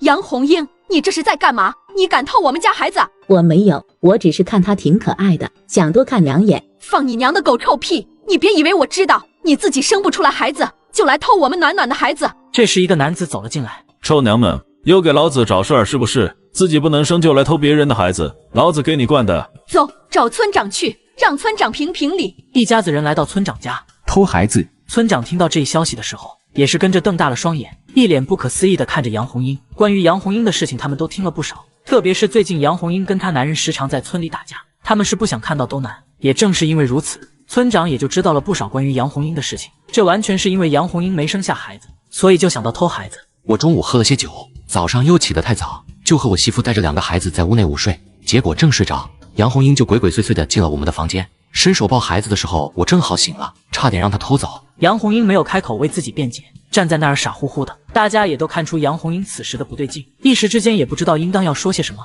李作霖，你有什么想说的？你媳妇偷孩子这件事情你知道吗？村长，这我哪儿知道啊？她一大早就出门了，中午连饭都没回去煮。此事你们家必须给季修然他们家一个说法。你媳妇偷孩子，你有什么要说的吗？村长，这不是没偷成吗？要不就算了吧。你说的可真轻巧，要是你家孩子被偷，就算没偷成，吓都要吓死了。修然，你们打算怎么处理？报公安吧，他既然敢偷第1次，那肯定还会再偷第2次，难不成让村里的人都每天都担心孩子被偷？大家都不闲，谁能真的一天到晚都盯着自己的孩子，就什么事情都不用做了？这不是没偷成吗？没有这么严重吧？那你说什么样叫做严重？你看杨红英的状态，谁知道她偷孩子是什么目的？如果她偷孩子是想把孩子弄死呢？到时候我们找谁说去？所以在你的眼里，是事情出了之后才算是严重。如果男人道了歉，温小暖也不会这么生气。从出事到现在，一句道歉也没有。那你们想怎么样？我媳妇多少有点精神不正常的。报公安吧。随你们便，反正跟我没关系，你们找杨红英就是。你这人怎么回事？杨红英是你媳妇吧？你媳妇儿犯了错，你就打算当成什么事情都没有发生过一样？这我们可不同意。我把杨红英关家里，不让她出来行不行？然而大家对于他这个处理方法并不满意。杨红英关在家里，李作霖他们就能一天24个小时的守着杨红英，这根本就不可能，所以他们绝不同意就此作罢。算了，就算报公安也是批评一顿，毕竟没偷成，没办法定罪。我也不是偏袒谁，杨红英一直以来精神上就有问题，以后不让她出来就是了。季家人也是看在村长的面子上，此事作罢了。你们2个赶紧回去吧，以后别再让她出来了，再有下次你们两个休想在村子里住。李作霖也没有吭声就走了。暖暖，薛然，今天这个事我觉得报警也没用，批评他教育他肯定也不会听的，浪费的还是咱自己的时间。他自从生不出孩子，精神就有问题了。我相信杨红英回去讨一顿打是逃不掉的，希望在肉体上的疼痛能让他长记性。温小暖是女人，也是一位母亲，看到她生不出孩子，还把自己折腾出精神病了，就感到惋惜。村长，你既然这样说了，我们也没什么问题。翌日，温小暖刚到厂里，就听到季修然说，李作霖家昨夜出事了。昨天晚上杨红英趁着李作霖睡觉的时候，一把火把李家烧了，一家人全烧死在了里面，包括杨红英自己。温小暖瞪大了双眼，难怪他们早上经过下河村的时候，看到那么多人围在一处，那个地方应该就是杨红英他们家了。温小暖也是真的没有想到，杨红英嫁过去之后，受了太多的委屈，据说从进门开始就没少被打，而且因为杨红英没有怀孕，所以李家人对杨红英一直不满。杨红英昨天的状态其实就可以看得出来，杨红英其实也已经是忍无可忍了，否则的话，杨红英应该不会做出这种害人的事情，这大概也是一种解脱吧。温小暖回家路上遇到了石茂峰拦路，石总有事吗？没事就不能来找温总聊个天吗？如果这温小暖没有结婚的话，这么漂亮，如果能在一品人间，多少男人都会喜欢她这一款，绝对是能赚大钱的主啊！只可惜这女人结婚了，而且太过于聪明，再漂亮的女人都不能太聪明，这样她可不喜欢。过于聪明的女人难对付，所以她非常的不喜欢。季修然神色平淡的扫了她一眼，也便跟着收回了视线，神情冷漠。石总这么盯着我妻子看，不合适吧？温总这么漂亮，爱美之心谁都有，我也不例外。季总可千万别介意。既然如此，石总可得好好看清楚了，到时候眼睛看瞎了，可就别怪我了。有趣，真是有趣。看石总的印堂发黑，最近没少被骂吧？果然，就见石风茂的脸色瞬间就难看了许多。说完，两人扬长而去。茂哥，要不要收拾他们？当然，非得好好收拾这夫妻二人不可，气我太甚。茂哥，我去吧，我帮你狠狠揍他们一顿。你是傻叉吗？季修然是退伍的，当过兵的，就你那三狗猫的身手敢跟他比，找死啊！那咱们怎么办？石风茂靠近二狗蛋的耳边，也不知道低声在说了些什么。茂哥，还是你的脑子好使，咱们就这么办。温小暖、季修然，你们给我等着，我要你们把整个温然宫总想让。听说隔壁新搬来一户人家，这么快就搬进来了？赵老伯昨天才把房子卖了。我也觉得这搬进来的速度挺快的，不然赵伯他们一家也没时间那么快的去买新房。先前听说赵伯一家可是祖祖辈辈住在这儿的，应该也只有这么一处房产，结果早上才搬走，下午新房子就又搬了进来。这让温小暖他们觉得有些神奇，有些不太正常，能有多着急？才德妃在今天搬进来。说吧，到底想做什么？温小暖长得挺漂亮的。你疯了？疯了吗？卓爷，你可别忘了，一品人间现在可不安全，你难道不想换个途径赚钱吗？我看着倒是觉得温然的生意就挺不错的，这生意如果变成我们的，到时候卓爷可是占着70%的股份的。眼前的男人就是温小暖刚搬进来的邻居石风茂，跟唐子卓其实就是合作的关系。一品人间原本就是唐家的生意，石风茂当年借着救了唐老爷子这件事情，跟唐家要了30%的股份。唐老爷子过世之后，石风茂设计让一品人间的法人代表变成了石风茂，这些年并没有分过1分钱给唐子卓，这也是因为唐子卓一直都在国外的主要原因。石风茂先前见过唐子卓，知道这男人生得好看，跟季修然比倒也不相上下，也就是因为如此，所以他才会想着要让唐子卓去接近温小暖。只不过石风茂这次找到唐子卓后，把唐老爷子刚去世这几年的盈利给了唐子卓。一品人间既然已经是你的，便与我们唐家无关。唐先生着急什么？我记得唐老爷子最大的心愿意就是把一品人间发扬光大，我相信唐先生也不想让唐老爷子死不瞑目吧？难道当年不是你骗我爷爷签的字吗？石风茂就不是个好东西，当年救唐老爷子只怕从一开始就是石风茂自己设计的，而后在唐老爷子病重的时候，又设计让唐老爷子在转让书上签了字。一品人间原本就是一间舞厅，自打石风茂抢走之后，一品人间就变得不一样了，所有的事情都开始往一种奇怪的方向发展，至今让人愤怒。如果不是我，一品人间能像现在这么热闹吗？自打我接手之后，一品人间可是多了好几家的分店啊。我们要做的是舞厅，而你却让它变成了夜总会，里面多少女性被你逼得卖身。既然你这么希望一品人间变成一个正常的舞厅，那你就老实的跟我合作，这样你就能拿回一品人间，从而变回你想要变回的样子。记住你今天说过的话。言罢，唐子卓径直往楼下走去。茂哥，你真要把一品人间还给他吗？一品人间他想要，那也得我想给。唐子卓真把自己当根算了，一个刚念完大学出来的小破孩，还想跟他玩心眼。唐子卓那可真的太嫩了，他但凡敢玩心眼，石风茂都能让他知道这个世上没有后悔药。你好，我是新搬进来的邻居，希望以后我们能多多相处。你好，唐先生，你是一个人住吗？我已经跟家人断了联系了，我之前一直在国外，才回来没几天。杨丹丹对眼前的人似乎感到好奇，你是在国外念书吗？现在毕业了就回来了。好多人都想留在国外，你怎么想回来啊？我们学校的学姐学长出国留学后都不太愿意回来，他们觉得在国外更能体现自己的价值。家在这儿，自然是要回来的。我也是这样想的，出国留学自然是为了学习更多的知识，但学习更多的知识，不就是为了报效祖国吗？如果我有机会出国留学，学习完后我也要回来。你在南海市念大学吗？我在师范大学念大一。我大学也在师范念的。那你还是我学长啊，我在师范念的管理学，你呢？我也是。一瞬间，俩人好似突然就亲近了一般，有说有笑。他坚决不能动情，他是有目的的，他要接近温小暖。看得出来，你表哥表嫂的感情真好。当然啦，我表哥表嫂的感情绝对是好的，没话说的。我表嫂是在我表哥毕业还没好的时候嫁给我表哥的，当时我们村里所有人都不看好他们，觉得我表嫂长得太漂亮了，会不甘心嫁给我表哥，早晚都会红杏出墙。但是他们谁都没有想到，我表哥的病好了，他们的感情也越来越好，还做起了生意。我家本来挺穷的，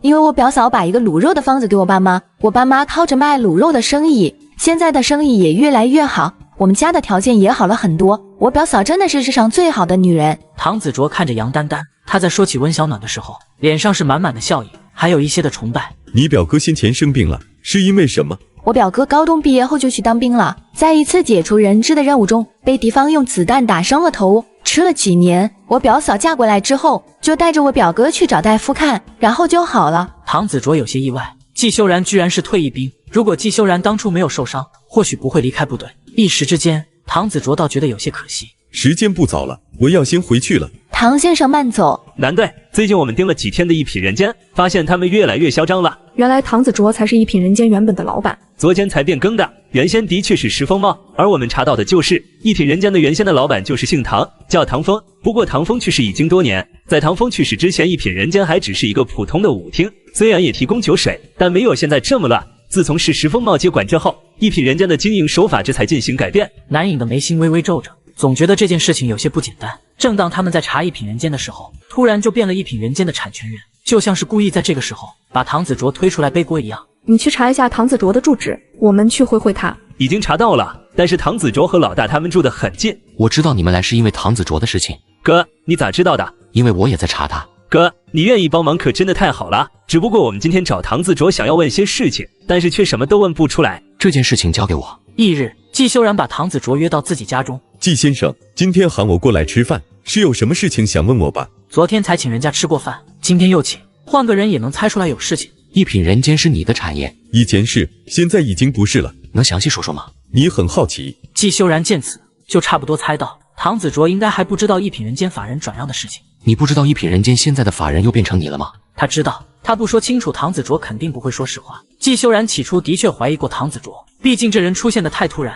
而且还在这个档口出现，所以季修然才会有所怀疑。此时看到唐子卓，他就想要弄清楚一些事情，也好确定唐子卓对于这些事情是否清楚。法人在几年前就改成石风茂了，怎么会是我？昨天石风茂就把法人改成了你。唐子卓困惑地皱起眉，为什么石风茂要这么做？当年石风茂费那么大的周章，从爷爷那儿骗走了一品人间，可是现在又把一品人间的法人改成是他。你最近最好不要签一些文件，石风茂不是什么好人。你为什么要跟我说这些？我有正义感。到底怎么回事？温小暖还一直被蒙在鼓里，还以为唐子卓是一个普普通通的新邻居呢。一品人间有情色交易，甚至可能还存在洗黑钱以及毒品的交易。除了南海市的一品人间以外，另外包含的几处都带有这种交易。上面正在查一品人间，石风茂肯定是发现了什么，否则为什么会在这个时候把法人的名字改成了你的？你自己好好想想，早不改晚不改，为什么偏偏挑在这个时候？你没有想过吗？先前石风茂想要抢温然的生意时，季修然就已经查过石风茂，只不过这些事情季修然除了告诉陈警官以外，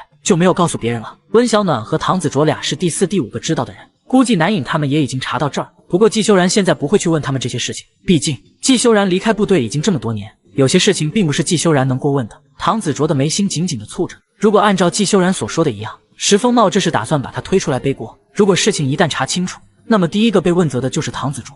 你自己好好想想吧，你如果真想背这个锅，可以当我今天没有跟你说过这些。唐子卓没有说话，低着头，应该是在想些什么。季修然没有着急，不管他在想些什么，季修然能做的也都已经做了。至于他是怎么想的，那就是唐子卓自己的事情。如果他真的想进去，那么任谁都拦不住。你就不怕我真的是幕后的黑手？你跟我说这些之后，我就跑路吗？他可以感觉得出来，季修然并不是很喜欢他，可能还有一些反感吧。但是季修然却愿意跟他说这些事情，这让唐子卓很意外。你不会，你也不敢，你先前住的地方好好的，突然搬到我家隔壁是石风茂授意的吧？你想要拿回一品人间？我查到的信息就是一品人间是你们唐家的生意。你的爷爷唐风还在世的时候，一品人间只是一个舞厅，并没有这些暗色交易。自从5年前你爷爷去世，一品人间就突然焕然，但你们唐家好像还包含30%的股份。根本就没有，石风茂根本就没给我们家一分一毫，所有钱全部都被石风茂给占了。唐家当初在南海市也算是有头有脸的存在，如果不是爷爷出事，唐家不会没落。你应该庆幸1分钱都没有拿到。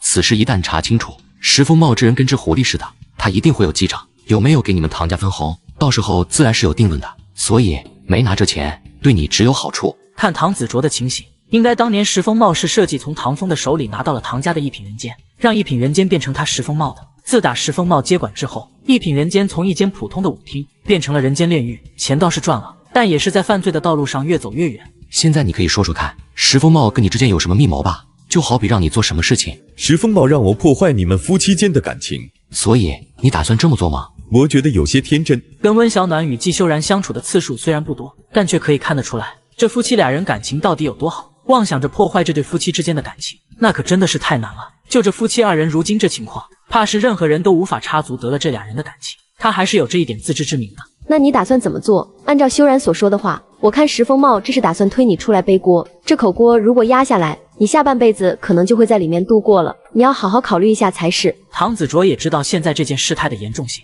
他是小瞧了石风茂了，嘴上说着只要他把这次的任务完成，那么就会把一品人间归还给他，但却又在暗戳戳的偷偷干这种事情。他可是把什么都沾了。如今的一品人间早就是一潭黑水，自己一旦踏入，那就等同于是进入了万丈深渊。我们能够明白你想要拿回你爷爷的心血的这种想法，但现在的一品人间真的还是以前的那个一品人间吗？我不知道该怎么办。这个锅你不能背，现在要做的就是想办法把石风茂的那些证据找到。他不是想让你勾搭我吗？那就让他误以为你成功了。暖暖，石风茂的目标是温然，对吧？他眼红你们温然的生意。既如此，那你便来温然。你们有什么计划？你来了就知道了。而一脸懵逼的唐子卓出了门就去了母校。我出国也就没几年，变化竟然这么大。而路过的杨丹丹却看到了唐子卓。这么巧啊，你怎么还在学校？不是放假回家了吗？我回家也没事做，我就在学校把论文写了。我很久没回过学校了，可不可以陪我转转？两人来到学校后面的花园。我们学校的变化其实不算大，图书馆里的书我听老师说增加了几千册，比起以前更富有的。另外最大的改变就是我们学校建了一个人工湖，大家管那儿叫情人湖。听说那个人工湖建成的时候，有一个学长在那儿跟一位学姐表白成功了，后来他们毕业后还步入了婚姻的殿堂，所以那儿被称之为情人湖。听学校的一些学姐说，在那儿表白都会成功。人工湖的有棵合欢树，现在都快变月老树了，好多人会去那儿许愿，然后挂红布条。听说这是学校学生打发时间的一种方法。你呢？有学长或是同学跟你表白吗？没有，我大多数的时间都在图书馆里待着，他们都叫我杨呆子，估计也没有男生会喜欢我这一款。而且我现在想把更多的时间放在学业上，好不容易才能来念大学，我不想因为其他事情让自己分心。杨丹丹其实也想过这些事情，只不过最终她还是放弃了这样的想法。谈感情当然是可以，但是她也担心到时候因此而分心。我听你表嫂提到过，你中途休息了一段时间。以前我们家里穷，我还有一双弟弟妹妹，我父母他们2人赚钱，要养我们3个小的，还要养我爷爷和奶奶，我不想他们有太大的压力，所以偷偷把录取通知书给撕了。后来是我表嫂带着我赚钱，然后我花了1年多的时间回到了学校，又花了1年时间考上大学。杨丹丹有些不好意思，她在他们学校还是挺有名的，突然来了一个插班生，比起那些孩子，她小了1岁多，所以并没有人看好她，觉得她杨丹丹肯定是不行。杨丹丹就是不信这个邪，她一直都憋着一股气，她也相信自己能有这个实力，可以考上她想要考上的大学。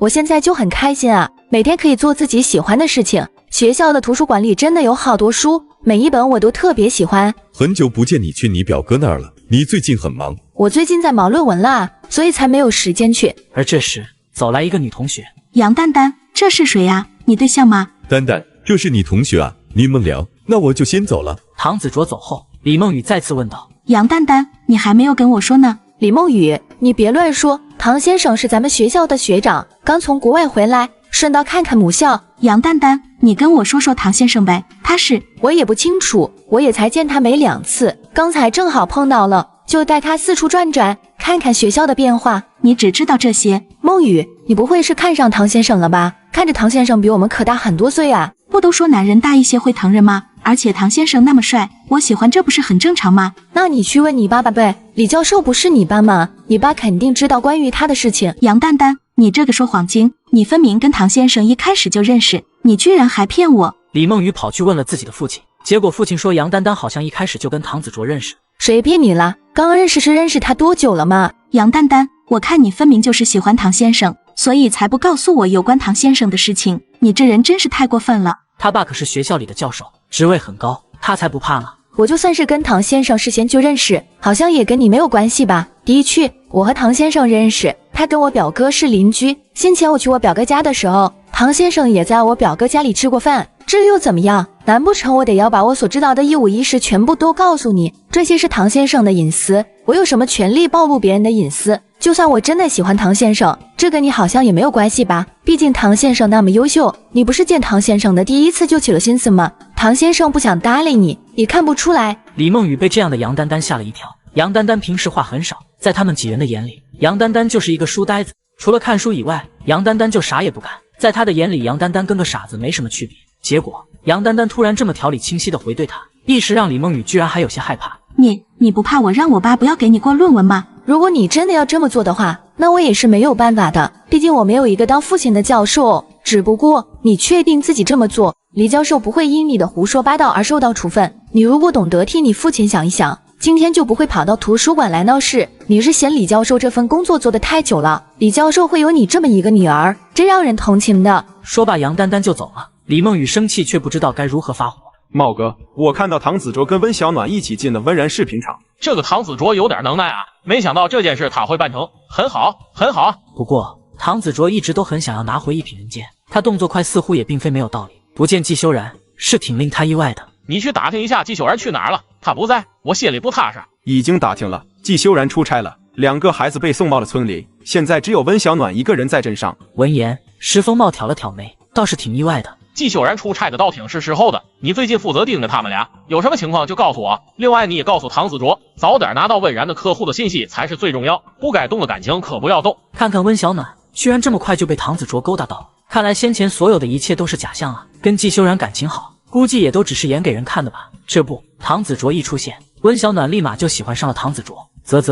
果然是个贱人。你今天就在办公室里待着吧。我跟大家说，你是新来的财务，你其实什么都不用做，待在办公室里，然后等下班的时候跟我一起回就行。我知道了。杨丹丹，你把唐先生的地址给我。李梦雨这人没有太大的抱负，就是想着拿个大学文凭，然后找一个自己喜欢的，且家里条件足够好的，能够保证他一辈子衣食无忧，这样他就可以安安心烦的待在家里当他的阔太太。而唐子卓生得好，能出国留学的人，家里条件自然也不会差，所以他就想着，若是能让唐子卓娶她，那他一辈子就无忧了。不好意思，那是唐先生的隐私，我没有权利透露给你。杨丹丹，我看你分明就是喜欢唐先生，所以才会怕我过于优秀，抢走唐先生，否则你为什么不敢告诉我唐先生的住处？你又不优秀，我不清楚。你既然这么想知道唐先生的事情，你自己去问啊，没事跑来我这吵什么？就算我喜欢唐先生，这也是我的事情，跟你有什么关系？麻烦你先搞清楚现在是什么情况，不要成天摆出一副跟我欠了你似的。就算你父亲是咱们学校的教授，也不是你成天欺负同学的借口。杨丹丹真不明白，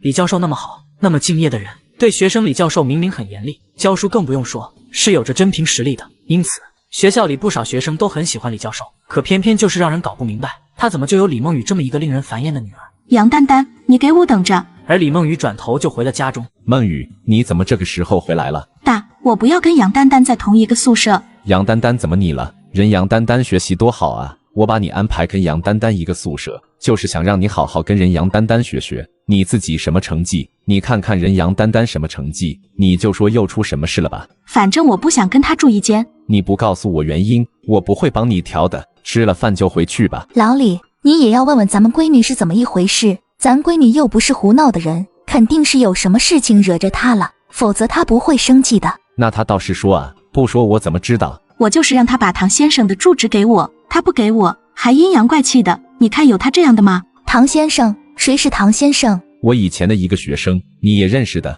子卓，昨天来了我们学校，应该是跟杨丹丹认识。子卓在我办公室跟我说话的时候，一直往外看，我看到杨丹丹在外面的树下看书，是为了论文的事情找我看的。只不过后来子卓说想让杨丹丹带着他在学校里转转，太久没回来了，想看看学校里的情况。结果这丫头估计是在路上遇着子卓了，就把杨丹丹认为是情敌了呗。唐子卓就是当时你那批学生里最优秀的那个，还出国了的。是他，当时我们学校还想等到他毕业后就让他在校任职，毕竟这么优秀的学生少见。不过他爷爷去世后，他就直接出国了，一去就是几年，前不久才回来。我倒是觉得女儿的想法可以，唐子卓那孩子家境也不错，人模样好，又聪明，如果能成了咱们的女婿，我觉得挺合适的。好什么好？你们知道唐子卓家是什么情况吗？他爷爷去世的时候是给他留下一些钱，但是他们家的产业在他爷爷去世后就被分得差不多了，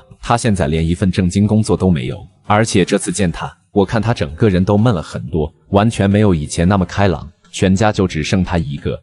那不成，这人命不好，不会是克星命吧？李母一惊一乍的，随即对李梦雨说道：梦雨啊，你听妈的话，这世上好男人多得很，你想要条件好的，妈帮你找一个。这唐子卓不行，以后你嫁给他，他克你怎么办？李母迷信的很，对于这种全家只剩一个的家庭，她是特别的排斥的。李梦雨也有被吓到，唐子卓的命真的这么不好吗？我不管，就算我不能跟唐子卓在一起，我也不许他杨丹丹跟唐子卓有联系。我太讨厌杨丹丹了，恨不得把他赶出学校。干得不错啊，我果然没看错你。现在你已经取得了他的信任，接下来就是把通讯录搞到手。你这个时候找我，就不怕被温小暖发现些什么吗？女人最容易昏头，特别是在爱情面前，你如果骗她吃是好吃的巧克力，她都会给吃进去，你信不信？唐子卓下意识地皱了下眉，果然是个粗俗的人。还有事情没有？没事的话我就先回去了。这什么急？你不是想要一品人间吗？石风茂，你真的愿意把一品人间还给我？那是自然，但你也别忘了我的要求，通讯录到手之日，一品人间自然就到你手上了。表嫂，我被学校开除了。你先别哭，你们学校为什么好端端的要开除你？这其中到底出了些什么事情？唐子卓也是紧张的站在那儿，看到杨丹丹哭的时候，唐子卓的心口揪着的疼，紧张的看着杨丹丹，想上前却又觉得自己的身份不太合适。我参赛的论文被人偷了，提前投给了出版社，然后在前几天的周刊上登出来，跟我交给老师的一模一样。校方这边就说我是盗用了他人的论文，不管怎么解释，都没人愿意听我一句，然后他们就把我开除了。你有没有证据可以证明上面的论文就是你的？我证明了，那个刊出来的论文上面连带着错别字都给我当时写错的一模一样，可是就是没有信我。现在所有人都在骂我，那个偷了我论文的男生家里有点权势，就给学校施压，然后我就被开除了。杨丹丹哭着说道，她也不知道怎么就发生了这样的事情，上面的错字跟自己论文上面的错字是一模一样，对方连改都没有改过就直接登到了书刊上，她就算是做了证明，可却没有一个人愿意信她。杨丹丹知道是有人想害她，但是杨丹丹却不知道到底是谁。你当时那篇论文给谁看过？李教授，我把论文交给过李教授。丹丹，你告诉表哥，你有没有得罪什么人？先前唐先生去我们学校，我同宿舍的一个女生看上唐先生，得知唐先生你们的邻居，就让我把唐先生的地址给他，我没有给他，当时让我等着瞧。但是杨丹丹没有想那么多，只觉得他是一时口快，吓一吓他罢了。对了，她是李教授的女儿，叫李梦雨。自从我没有把唐先生的住址给他之后，他就搬回了家属楼去住了。我不知道是不是他。你可以告诉他，让我来处理这件事情的。杨丹丹不想别人来打扰她的生活，毕竟私自把唐子卓的住址给李梦雨很不礼貌。不行，怎么能麻烦你呢？放心吧，不会让你没学上。这2天你先住在你表哥他们这里，你把论文的证据给我，此事由我来处理，是谁做的，该是谁走，而不是你。丹丹，你放心吧，我们会把这件事情处理好。我们季家的孩子没有平白受人欺负的道理，表哥跟唐先生帮你一起把这件事情处理好，你在家里休息。季修然看了唐子卓一眼，这件事情因唐子卓而起，如果唐子卓不帮着处理，季修然也绝不会放过唐子卓。梦雨，你怎么这么高兴？当然高兴，杨丹丹那个讨厌鬼终于从咱们学校里滚蛋了，我能不高兴吗？这个法子还是他母亲给他出的。李梦雨那天说要把杨丹丹赶出去后，父亲可是把他狠狠地骂了一顿，甚至还教训了他。在父亲的眼里，杨丹丹学习好，就是个好孩子，而他就是个坏孩子。对此他的心中特别不快，就想着一定要想个办法对付杨丹丹。直至那天晚上，他听到李教授跟他们同系的另一个教授的对话，当时提到了杨丹丹的新论文，李梦雨就偷偷的进了李教授的书房，把那个论文偷了出来，快速的抄了一遍之后，就拿去交给了他的一个追求者，再以他的名义以及他家的势力，让这篇论文早一些刊出来。也正是因为如此，所以论文才能这么快的登出来，否则他也不可能这么快就能把杨丹丹给赶出去。李梦雨，那篇论文是不是你搞的鬼？你胡说什么？这跟我可没有关系，就算跟我有关系，你能把我怎么样呢？杨丹丹已经被开除了。说完兴高采烈的就走了，而这个小女生准备离开，季修然二人却来了。唐先生，你知道杨丹丹的事情了吗？杨丹丹她被学校开除了。我就是来处理这件事情的。唐先生，我可以证明那篇论文的确是杨丹丹写的。杨丹丹当时在写这篇论文的时候，一直都在查资料，我就看了一段，当时丹丹还跟我讨论过，我真的可以证明的。谢谢，我们现在要去找校长，你是否愿意跟我们一起去？我愿意去，丹丹人很好，跟我们一个宿舍。先前我有不懂的都是问丹丹，会发生这样的事情我也没有想到，如果不是刚刚李梦雨说的话，我都不知道丹丹就是被李梦雨陷害的。校长办公室内，李教授似乎在对校长祈求着什么。校长，我觉得校方对杨丹丹同学的处理方式太狠了。那篇论文的确是杨丹丹同学写的，我一开始就看过。李毅，这件事情已经过去了，而且周文斌是拿出了所有的证据，可以证明那篇论文是他写的。杨丹丹就什么都没拿出来，你让我拿什么相信他？你以为这件事情我们学校很光彩吗？开除杨丹丹就等同于是告诉外人，咱们学校的学生有多无能，连一篇论文也得用抄。所以你们学校就连查都不愿意查，就直接开除杨丹丹吗？你们是谁？谁让你们进来的？你们赔我的门！我是杨丹丹的表哥，我叫季修然，今天是来处理丹丹被你们学校开除的这件事情。自卓，你也来了。老师，当时杨丹丹把论文交给你的时候，我也在场。当时我看到你翻看了一下，我很好奇，这篇论文是周三才登出来的。那么请问一下，杨丹丹上哪儿抄的论文？跟周文斌都不认识，又是从什么地方拿到周文斌论文的原稿的？周文斌拿出他写这篇论文时所查资料的所有资料，足以证明那篇论文就是周文斌写的。校长，那些资料根本就不是周文斌的，是杨丹丹的。我和是杨丹丹一个宿舍的。当时杨丹丹在写这篇论文的时候，我好奇也看了一小段，而他所做的那些资料先前一直都收在他的书架里，在出事之前那些东西就不见了，后来就出现在周文斌的手里，这点我是可以作证的。还有，李教授，有件事情我觉得您应该知道，杨丹丹的论文只交给您，另外就只有我看过一小段，除此之外就没有第三个人看过。而论文为什么会跑到周文斌的手里，这件事情得要问问李梦雨了。李梦雨刚才自己承认的，这件事情是李梦雨主导的，似乎是因为唐先生。你说的是真的？是，李梦雨在宿舍的时候一直欺负杨丹丹，杨丹丹不爱搭理他，就前几天杨丹丹出去了一趟，回来的时候朋友送了他一盒巧克力，李梦雨趁着杨丹丹不在宿舍的时候，把他的巧克力都给丢到了水里泡着。还有先前杨丹丹在图书馆的时候，李梦雨也三番两次找过杨丹丹的麻烦，图书馆阿姨都知道这件事情，您不信的话可以去问问。安一宁又说了一些李梦雨平时欺负杨丹丹的事情，虽说都是小事，但是加起来的话，那就真的是一件大事了。唐子卓的眉心皱起，他没想到杨丹丹在学校居然受李梦雨这样欺负。李教授，这件事情如果是你的女儿做的，你会偏袒她吗？自卓，我也不知道会这样，这件事情我先回去问一问，如果真是她做的，我会还杨丹丹一个公道。我跟您一起去。你今天怎么回来的这么早？让孟雨偷杨丹丹的论文去给周文斌，这件事情是不是你给他出的主意？你在说什么？我怎么可能会做这种事情？李烨，你平时怎么样我不管，你如果非得冤枉我，我也不可能让你平白冤枉了去的。李母没想到这件事情丈夫居然猜到了，反正现在杨丹丹都已经被开除了，自己咬死不认就行。李母就只有李梦雨这么一个女儿，最是看不得女儿受到半点委屈，特别是听说女儿所受的委屈后，她这心里就特别的不舒服。因此当时无意间看到李教授的那些论文里面有一篇就是杨丹丹的，李母这才想到这么一个法子，让李梦雨把杨丹丹的论文拿去摘了给别人。而为了不让李教授知道这些，李母也是帮着李梦雨打了一顿掩护的，这才算是把这件事情给做好。我再问你一遍，是不是你出的主意？你在说什么啊？我怎么听不懂啊？杨丹丹怎么了？还有咱们家梦雨怎么了？爸，怎么了？是出什么事了吗？是你偷拿了杨丹丹的论文，从而计划的这一切是不是？爸，我不知道你在说什么，我怎么可能会这样做？有人提供了证据给我，所有的证据都显示这件事情是你做的，还有你跟周文斌的计划都被人看到了，你还有什么要说的？李梦雨的心里一慌，那天她约见周文斌的时候，她也不确定周边到底有没有人，正是因为无法确定，此时听到李教授这么问，他也不确定。爸，我没做过。孟雨，你还不说实话？爸，到底谁才是你女儿啊？我被杨丹丹欺负的时候，你从来都不护着我。既然你不护着我，那么我就自己想办法把她赶走，又有什么不可以？我没有做错，李丹丹就该滚蛋，就该被开除。李梦雨是怕李教授的，但是一想到李教授这么护着杨丹丹，李梦雨就不管不顾了，越想越生气。而李教授又把矛头指向李母，你还敢说不是你给他出的主意？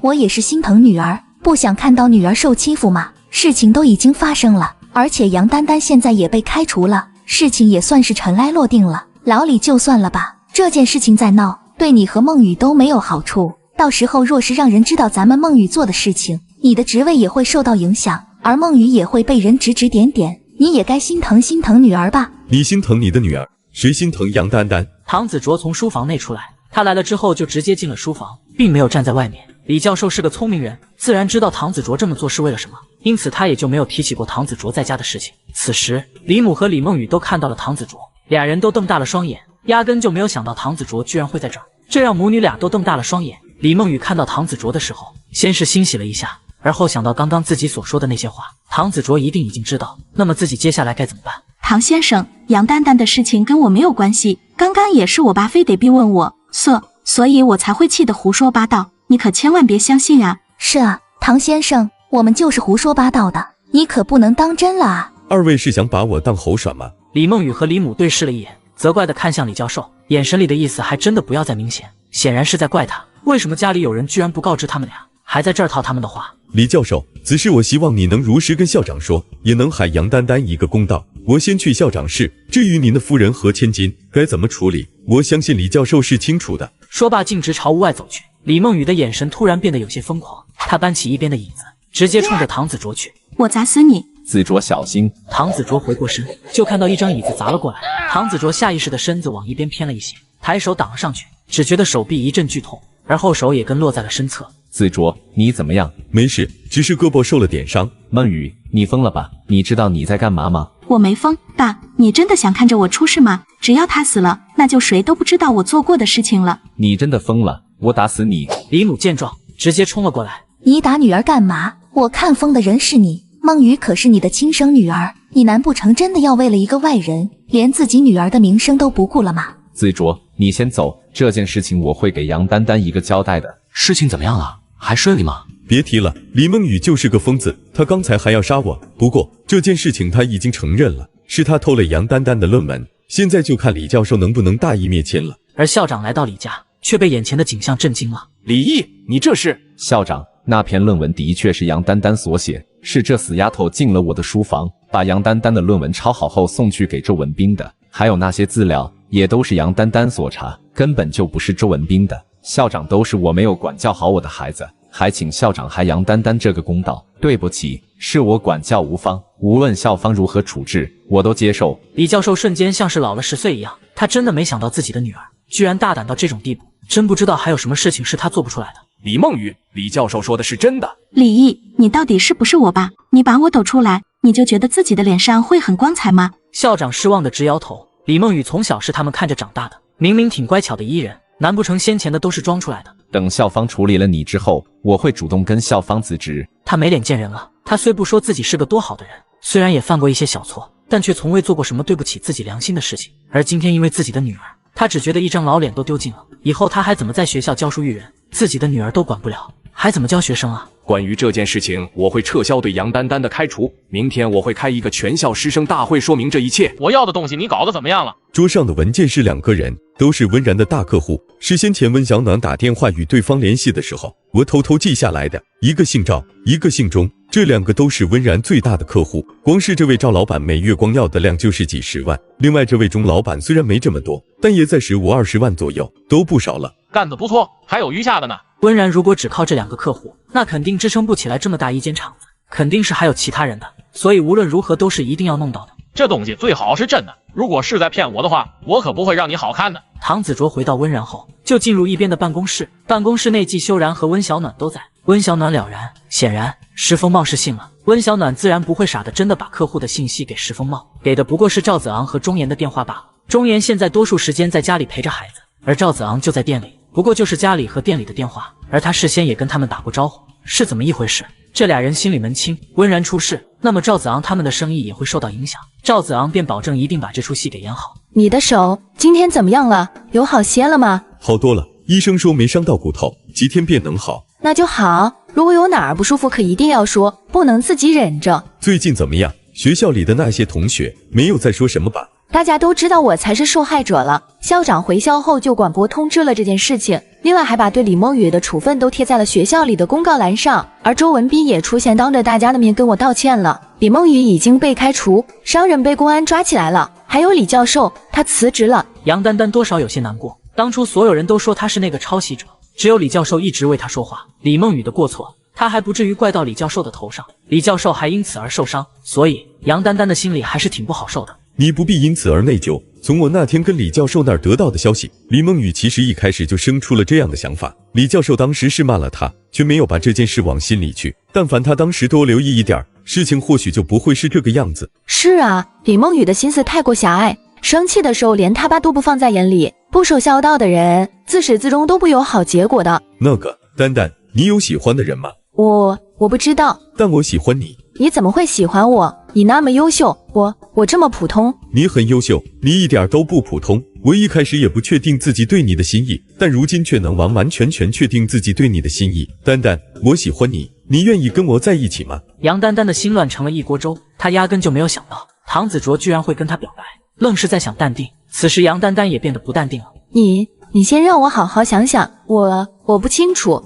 我也不勉强你，你好好考虑一下。一品人间被查抄，被抓人员近100人，唯独石峰茂跑了。当得知这个消息的时候，季修然他们的脸色都有些沉重。石峰茂的手里肯定还有筹码。元哥，接下来我们怎么办？唐子卓的心里有着很不好的预感，特别是得知一品人间被查抄，石峰茂逃脱，下落不明，唐子卓的一颗心就像是被揪到了一起一样，满满的都是不好的预感。现在最重要的就是查到石峰茂的下落。最近几天暖暖你待在家里别出门，在抓到石峰茂之前，我们一定要格外小心。而唐子卓的管家这时面色沉重地走了过来。先生，刚刚有人来传话，说杨丹丹小姐被他们抓了。听到这些话，几人瞬间紧张起来，因为他们知道石峰茂是一个杀人不眨眼的恶魔。怎么会这样？能确定丹丹被抓吗？可以确定，他本来今天是要来借书的，但到现在还没有来。唐子卓很后悔，早知道会这样，当初真不该让杨丹丹过来，结果反倒害了杨丹丹。你别着急，我们得想想看该怎么把丹丹救出来。你这么直接跑去，就是中了石峰茂的计谋，你没有想过吗？我管不了那么多，我现在只想赶紧把他救出来。你容我想想。片刻之间，唐子卓便跑了出去。让他去吧，不是有地址吗？你赶紧通知南影他们，让他们赶紧派人过去。你也快去吧，丹丹如果出事，我们也没法跟姑姑交代。茂爷已经把你交代的事情办好了，唐子卓正在赶来。他敢来，我便敢弄死他。石峰茂真是没想到，看着弱不拉几的唐子卓居然敢算计他。当他沉浸在拿到温然的客户订单的喜悦中时，反手就是给他这么一击。他知道一品人间一直都有人在查，但是因为没有证据，所以他们压根不能把他们怎么样。唐子卓跟温小暖又一直同进不进同出，石峰茂当时真的怀疑这俩人的确是搞到了一起，倒是没想到居然是被骗了。要不是有次二狗蛋发现唐子卓跟这个杨丹丹的来往，他们都快要相信唐子卓是喜欢温小暖的。一品人间那边什么情况？被围了，老六他们全部都被抓了，还有其余几处的一品人间全部都被封了。石峰茂的脸色铁青，一品人间虽说是他算计来的，但这几年暗地里的生意却是他费尽心思经营起来的。而在一侧的杨丹丹似乎已经昏死过去了。石峰茂，我来了，放了丹丹。放了他！你们听到他说什么了没有？他居然让我放了那娘们！唐子卓，你真当老子傻呢？最近把老子耍得团团转，很高兴吧？这件事情是我们之间的事情，跟他人无关。我留下来，你放他走，不要连累无辜的人。唐子卓，他对你很重要吧？如果不够重要，你也不敢独自一人跑来。啧，我倒还真是小瞧你了。你在算计老子的时候，就该知道我不会放过你。这是咱们之间的私人恩怨，与其他人无关。放了他，我随你处置。哟，好感人啊！你觉得我会同意吗？你把我害得这么惨，我的兄弟们全都被抓了，都是拜你所赐。咱们之间是时候做个了断了。你想怎么样？但话说回来，你居然敢一个人来，当真不要命。而在这时，南影他们也冲了进来，没想到来的还挺快啊。放了人质，你们要什么条件，我们都可以谈。臭娘们，就是你查抄了老子的一品人间是吧？条件好，你对自己的腿上打一枪，我们再谈条件。昨天逃了之后，他其实可以直接逃离这儿，只不过他不想放过唐子卓。唐子卓居然敢耍他，那么他不弄死唐子卓，自然不会离开。你们不用管我，你们快动手，别让他跑了。你先放了他，我就如你的愿。你当老子是3岁小孩呢，还想哄骗老子？见时机成熟，埋伏在后边的警察突然冲出来，打了石风茂一个措手不及。你没事吧？没事。果然反派都是死于话多。丹丹，你现在该告诉我答案了吧？我答应了。两人都尴尬的笑了，毕竟这种事情谁都会脸红。对不起，以后一定不再让你身陷危险。你不要自责，本来就是坏人的错，现在坏人也已经被抓了。听我表哥说，石风茂所做的事情是得判死刑的，估计很快就会执行。要不是现在是法治社会，唐子卓都想要狠狠地给石风茂几刀，把唐子卓所受的让他全部尝一次，不对，是2次，让他感受一下别人的痛楚。石风茂的案子已经开始审理，应该判刑就在这几天。我已经跟南影他们打过招呼，一品人间原本是你们唐家的，我让南影帮你争取一下，把一品人间的产权还给你们，还有你们唐家的老宅。唐子卓一脸不可思议地看着季修然，没想到季修然会帮他做了这么多。你怎么知道这些？周婶说的。周婶说了关于你们家以前的事情，也清楚了你们与石风茂的恩怨。石风茂与唐家的事情，就是典型的农夫与蛇。当年唐老爷子也没有想到，救了石风茂，居然给家里招来这么大的祸事，甚至让人怀疑当年唐老爷子出事的事情跟石风茂又有多少关系？或者说，唐老爷子生病，石风茂在其中做过什么？着实是令人不得不多想。谢谢你，你不用感激我，我也是为了丹丹。季修然又不瞎，哪看不出来这俩人的猫腻？经过这段时间的观察，他对唐子卓也算是满意。不管是为了谁，我依旧还是得谢谢你。季修然就算是不帮他，其实也没有谁能说什么，但是季修然却愿帮他。唐子卓很感动，若要深究起来，这件事情他还真的得要感激一下石风茂。如果不是石风茂让他去勾到温小暖，破坏他们夫妻的感情关系，他也就不会搬到季修然他们的隔壁，更不会认识杨丹丹，也就不会有后面的这些事情。他很庆幸能与季修然他们成为朋友。以前爷爷一直跟他说，朋友不在多，贵在真心相待。他很幸运遇到了愿意与他真心相待的好朋友，这一辈子就算只有季修然和温小暖他们这2个朋友，也是他这一生最宝贵的财富了。跟妈说说咋回事呗？是跟你说的那个唐先生吗？温小暖有些乍舌，王曼云这么八卦的吗？不过看到王曼云此时的神情，温小暖倒觉得有些有趣，便也就跟着点了点头，把唐子卓和杨丹丹的认识经过以及最近发生的事情挑了一些有趣的说给王曼云听。就见王曼云听得双眼亮晶晶的，温小暖觉得有些好笑，真的八卦是不分年龄了，不管多大的人都会忍不住八卦，真的太有趣了。看看王曼云此时的表情，真的特别有趣。只要唐先生是真心待丹丹的，咱们也就没什么可说的了。既然这位唐先生是你们俩的邻居，那你和修然就多盯着一些。你们姑姑对丹丹这孩子心里亏欠，若是将来丹丹遇着一个不好的，只怕到时候你姑姑他们的心里会更自责。妈，你放心，我和修然看着呢。经过这次的事情，倒也可以看得出来，唐子卓的人品不错，待丹丹也算是真心。以后我们俩也会盯着，如果他真的不合适，我们也会护着丹丹。你们俩办事，妈放心。你们俩好长一段时间没回来了，晚上咱们要不回村吧？你爸他们俩都怪想你们的。正巧明天又是周六，一会儿接了任信和任太他们兄弟俩，咱们回村一趟。好呀，最近几天厂里也不太忙，而且还有小嫂和飞白他们在，我们回村待2天，陪陪我爸他们。刚回村以后，季三婶便来找王曼云诉苦了。大嫂，你说我这该怎么办啊？出啥事了？还不是兰花这孩子被婆家赶回来了？有这种事？兰花是3天前回来的，半夜3更的。我和正孙听到门外有敲门声，便起身看了，结果就看到兰花抱着妮子坐在门口，一副快昏过去的样子，着实是把我们俩给吓得不轻。王曼云不解，季兰花当初嫁去林家的时候，林家那小子不是喜欢季兰花喜欢的紧吗？当时为了娶季兰花，林家小子可以说是做了很多努力。季正尊他的确是真心的，这才答应让季兰花嫁过去。结果林平外面有人了。王曼云也是瞪大了双眼，一脸不可置信的看着季三婶。大嫂，你也不信对不对？我当时也不信，毕竟想着林平当时对兰花的态度，我还以为是兰花胡说，结果兰花这才把自己这些年在林家受的委屈说了。林平一开始的时候的确是稀罕他稀罕的不行，可是自打结婚之后，林平的态度就有所改变。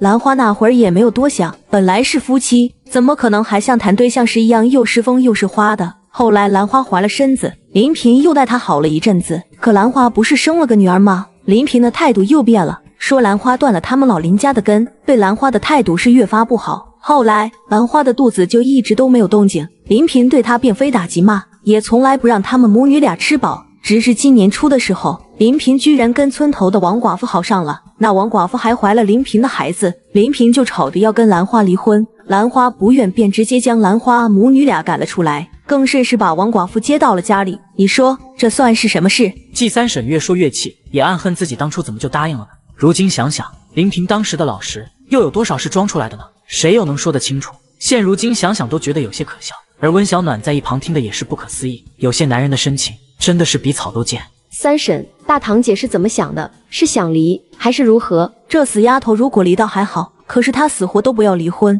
你说我这能怎么办？看到女儿所受的委屈，季三婶心疼至极。季兰花从小到大都很懂事，也就只有在跟林平结婚的这件事情跟家里吵过，平时也从未对家里的任何人说过一句重话。如今她一提让她跟林平离婚，季兰花就跟被踩了尾巴的猫似的就跳了起来。对于这个女儿，季三婶是真的心疼，可偏偏她现在不愿意听她的话了。否则，季三婶想着让王曼云帮忙出个主意。三婶有问过大堂姐为什么不愿意离婚吗？温小暖想了想后，总觉得这其中肯定还有原因，否则季兰花为什么不愿意离婚？林平一看就是一个渣男，只怕从一开始对季兰花的好，也不过是装出来给人看的。至于为什么，季兰花生的还是很不错的，毕竟季家的基因好，季兰花还能真的长歪不成？所以林平当时对季兰花的感情或许是真的，可是绝对是因为季兰花长得好看。他说王寡妇肚子里的孩子不是林平的，说这王寡妇平时在村里的时候没少跟村里那些男人眉来眼去的。兰花也说自己不止一次看到有男人从王寡妇的家里出来过，他死脑筋，非说林平只要知道王寡妇肚子里的孩子不是他的，他就会回心转意。他就打算这么等着，如果那孩子真是林平的呢？他又当怎么办？我是真不知该怎么办了。三婶，你问问大堂姐要不要去一趟林家，她的事情肯定得处理，也看看林平的态度。如果林平真的想离婚，或许这王寡妇的事情只是一个借口呢。大堂姐，难不成妮子不是你的孩子吗？妮子都瘦成什么样了，一个7、8岁的小姑娘瘦得跟5、6岁的孩子一样，你就一点都不心疼？季兰花先是愣了一下，随即看向温小暖。她其实挺羡慕温小暖的，长得漂漂亮亮的，身上穿的衣服也好看，脸蛋白白的，漂亮的有些不像话。但先前季兰花没什么感觉，毕竟他们都不认识，温小暖怎么样跟她就没有关系。但是此时听到温小暖出声，季兰花的脸色就不好看了。你老婆就是这么没大没小的吗？我们说话哪有她一个女人插嘴的份？大堂姐这话好笑，你不是女人吗？我们家一向都是暖暖做主，万事也是暖暖说了算。她就是个女人。暖暖是女人怎么了？我们家能有如此，都是暖暖的功劳。家里盖新房子的钱是暖暖赚的，我身上穿的用的都是暖暖赚的，就是家里要田种植也是因为暖暖才会像现在这么好。她是我们家最大的功劳。暖暖的意思就是我的意思。她挺意外的，以前的季兰花不是这样的。这些年季兰花到底都经历过一些什么？我们家如果没有暖暖的话，可没有如今这样的好日子过。所以秀然说的不错，暖暖完全有资格当这个家的主。兰花，我们家也从来都没有女人不可上桌的这种陋习，你从小也是在家里长大的，如今怎么变成这个样子？季兰花更加不可思议，真是不敢相信他们居然都这么护着温小暖。你要吃就吃，不吃就给我回去。秀然和暖暖他们难得回来一趟，原本高高兴兴的一顿饭，谁都不想因为你而有半分不快。季兰花的亲爹发话了，他突然就明白季兰花为什么会把自己的生活过成这样。但凡他有点主见，或许都不至于如此吧。昨天季三婶和王曼云还在商量季兰花的事情，现如今确实是不用商量了。下午，季兰花又单独找到季修然和温小暖。你们现在是住在市里吗？在市里居多，偶尔回来。听我妈说你们在镇上有一套房子，现在空着吧？没有空着，仁泰在镇上读书，房子我妈他们住着。你出来一下，堂姐想跟你商量件事。大堂姐有什么事情就在这说吧。季修然听到季兰花问起房子的事情，差不多就猜到一些了。季兰花如果没有什么事情，若只是闲聊，也就不会再提起房子之后还想让他出去说话。有什么事情不能当着温小暖的面说的，在季修然看来是没有，但是季兰花却不是这么想的。其实也不是什么大事，你镇上的房子不是空着吗？我想跟你堂姐夫在镇上做些生意，就想着租你家的房子住。你看，房子没有空着，仁泰和仁信在镇上念书，我妈得留在镇上守着他们，房子里住着人，怎么是空着的？大伯妈他们回村里住不就好了吗？村里这么大的房子，就是一天多花一点时间。我倒要问问大堂姐，我们家凭什么要把房子租给你？我妈会开车吗？我妈可不会开车，开车都得半个小时，从镇上走回家，你知道要多久吗？别站着说话不腰疼，镇上的房子是我们的，我们不会租给你，你就早点死心吧。嘴上说的是租，但温小暖敢肯定，一旦季兰花他们住进去，他们就会直接把那房子当成是他们自己家的。别说了房租了，以后还可能会搞出什么温小暖他们把房子送给他们的这种那种说法。温小暖最烦的就是这种，所以绝对不可能会同意。现在公交车不是通了吗？不是你妈你不心疼，可那是我妈，我心疼。你就帮帮堂姐吧，我不想跟你姐夫离婚。如果我们能在镇上有生意，每个月的收入增加，你姐夫肯定就不会跟我离婚。你就帮帮我吧。都出轨了的男人，你留着过年？光是听他们说，就知道林平不是什么好东西。就这样的男人还想留着，着实不明白季兰花到底是怎么想的。不过像季兰花这种人，似乎不愿意离婚才更加符合他的人设。你怎么说话的呢？我家林平那是被王寡妇那个贱人勾引的，林平是爱我的。我先去休息了，你自己解决吧。你就帮帮堂姐吧，堂姐真的不想离婚。这是你的私事，跟我没有关系。我的房子我妈他们在住，不可能会租给你。你早点打消这个念头吧。至于你自己家的破事，跟我也没有关系，你自己处理。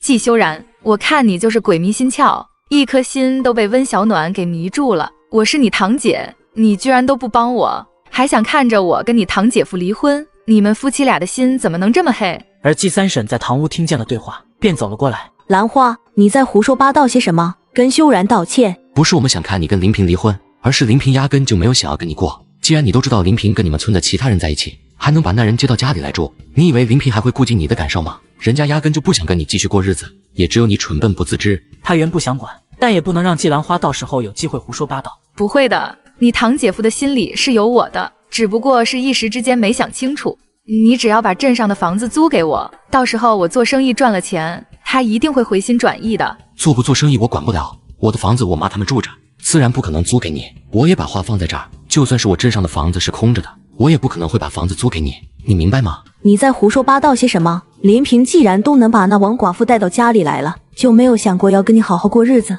你脑子里装的是什么？都这样了还看不懂吗？那林平压根就没有想过跟你过日子，就算是你有了钱，人也不会对你好。我怎么就生了你这么蠢的女儿？给我回家去，少在你大伯这儿丢人现眼。大哥，出什么事了吗？弟妹张缓被火锅汤烫伤了，现在在第一医院抢救。到底怎么回事？大老板，今天晚市的时候，其实一开始还是好好的，但是后来来了2桌客人，全是5大3粗的男人。他们来了后，起初他们也没有多想，就当是来吃饭的人。只不过这些人吃着吃着就开始吵了起来，越吵越大，闹得也有些不可开交。也正是因为如此，张缓见这情形，就想着上前安抚2句。结果谁知道这些人突然发难，直接端起桌上烧得滚烫的火锅，直接就往张元的身上泼去。张元的反应虽然快，但却没跑掉，后背被烫伤了一大片。唯一庆幸的大概就是没有伤到别人，庆幸这是工作日，来吃火锅的人较少。那些人抓到没有？当时他们见这情形就跑了，我们都太担心张杰了，就没拦住他们。最近有没有什么异常？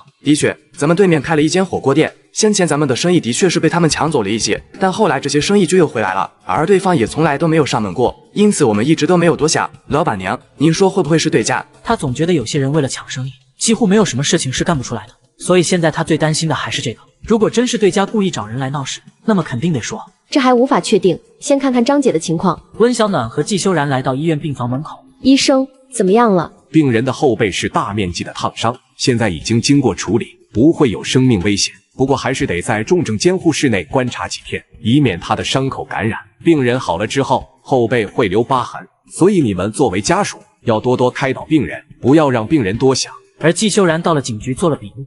这起案子我也不能保证一定能够查到，不过我们会尽力。现在他们都无法确定对方到底是蓄意，还是真的只是吃饭的时候有意见不合，所以才闹起来。因此陈警官也无法确定这件事情到底应该如何处理。我明白，出了这样的事情，作为朋友也不知道应该怎么安慰你。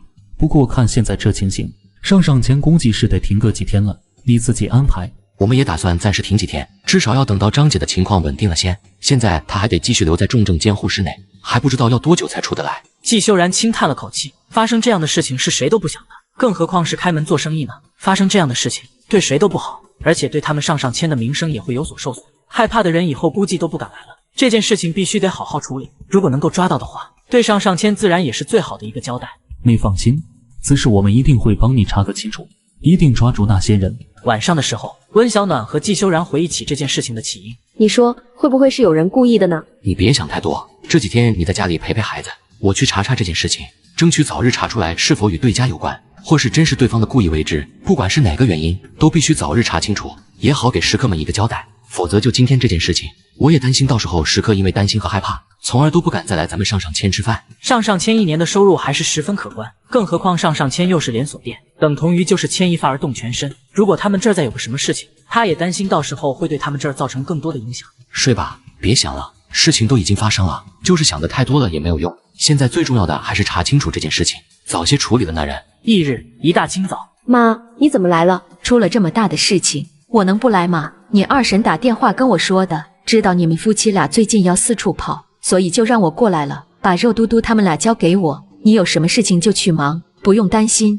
谢谢妈，咱们是一家人，出了这么大的事情，咱们一起面对，你也不用担心。修然当初在部队里的时候就特别厉害，肯定很快就能查清楚这起事件，把那几人抓起来的。我主要是担心张姐，就张姐现在这个情况，也不知道多久才能醒。只要命保住了，那么她就一定能够醒，没什么比命更重要，知道了吗？闻言，温小暖点了点头。他知道王曼云说的没错，只希望能够早日查清楚吧，找到那个幕后黑手。现在要辞职的人也差不多都走了，留下来的人都是这个店的元老，上签是不会亏待你们的。现在要关店几天，把事情查清楚，这几天你们的工资照发，你们也趁这个机会休息一下。老板，我们是不会走的，我们会跟着你好好干的。对于刚才辞职的人来说，他们觉得上签经过此事之后，生意会一落千丈，跟着季修然没有钱赚了，他们都要养家糊口，谁也没错，因为这就是生活。对面的上签关门了。关得好啊，他们关了门，咱们才有钱能赚，他们若不关门，咱们可是赚不到半点钱。昨天上签出事，是不是跟你有关系？他不明白妹妹为什么突然要开火锅店，一开始的时候倒还好，只不过后来慢慢的，他们的生意就不如对面的上签。上签的根基那可比他们深得多了，毕竟上签开了这么多年了，那些老顾客最喜欢去的还是上签。这重要吗？雅丽，你是不是还没有放下姓氏的？姓氏的犯了那么大的事，你别执迷不悟。那老东西都死了，难道我不用过日子吗？开火锅店不过是想着下半生能过得好一些。季修然在门外听得很疑惑，姓石的难道是石凤茂？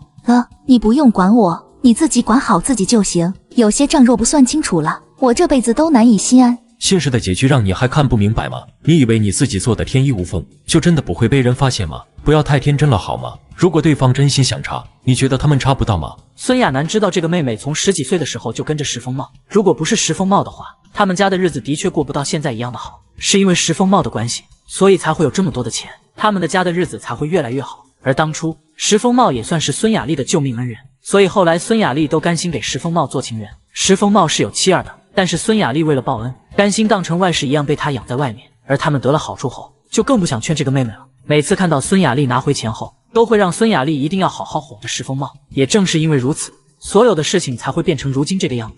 我就想看上签不好，被抓又有什么关系？或许我还能早些去跟他见面呢。雅丽，你真打算这样吗？那些闹事的人呢？不过几个混混罢了，想找到他们可不容易。我不会这么蠢给自己留下把柄。我交代过他们，让他们当成吃饭的时候意见不合，所以才吵起来的。任何人都不可能猜得出来，这件事情跟我们有关的。我知道，我就是再怎么劝你都没用，唯一希望的就是你保护好自己。爸妈也不会希望你后半辈子在里面度过。没事的话，你就先回去吧，我还有事情要处理，就不留你了。爸妈让我跟你说，最近有空回一趟家，那边抽屉里有1000块钱，你带回去，没事别来烦我。哥，你有查到什么吗？跟他们有关，你先跟我去个地方找个人，然后再去一个地方。而季修然找到了目击者之一，他是能认出小混混的。飞白，他就在那边，你去找他，我们俩在这观察，看能否认出来。接不接活？什么活？大老板，就是他。知道了，你在这待着，别让他认出你。怎么称呼？大家都叫我一声龙哥，你们也可以这么叫我。龙哥，这一片都归你管。正是，你们有什么事情要做，直说便是。上签知道吧？他对面那家火锅店你去帮我砸了，事成之后给你1万。这种事情我们不做，你找错人了。2万。这让龙哥很是郁闷，一边是2万的钱，一边是昨天帮孙雅丽办的事情。老板，对不住，不管你给多少钱，这事情我们都不会办。我们虽在道上混，但讲究的还是道义。道义？昨天上签泼油锅是你们干的吧？怎么那个时候不说道义，现在却突然讲起道义来了？你到底是谁？我就是上签的老板，你这是在害人性命。她一个女人，后背大面积烧伤，昨天在抢救室里足足待了4个多小时才抢救回来。昨天夜里高烧到将近40度，医生护士抢救了一夜，她才30出头。她是一个孩子的母亲，她跟她的女儿相依为命，你们怎么下得去手？你们怎么做得出来？是她自己冲上来的，跟我有什么关系？与此同时，他们来到了警局。你怎么来了？昨天在我店中泼伤张元的就是他。你在外面等一会儿，我马上审讯。对了，他是收钱办事，主谋是上签对面的如火如荼火锅店的老板娘孙雅丽。陈警官皱着眉，当时他也走访过如火如荼，只不过对面火锅店的老板孙雅丽表现得很意外，看起来也不像是说谎的样子。可是季修然不是一个没有证据就胡说的人，他肯定是查到了什么。孙雅丽还是石峰茂养的小情人，接下来的事情交给你们处理。对于这次的事情，他们必须付出代价，也应该做出赔偿。张元从昨天进医院到现在，已经花了数万元。我不是心疼这些钱，但这是孙雅丽害的，他就必须做出赔偿，赔偿张元的医药费、手术费等等一切费用。此事我们会请律师过来处理。放心吧，这件事情我会抓紧处理，你也别太担心。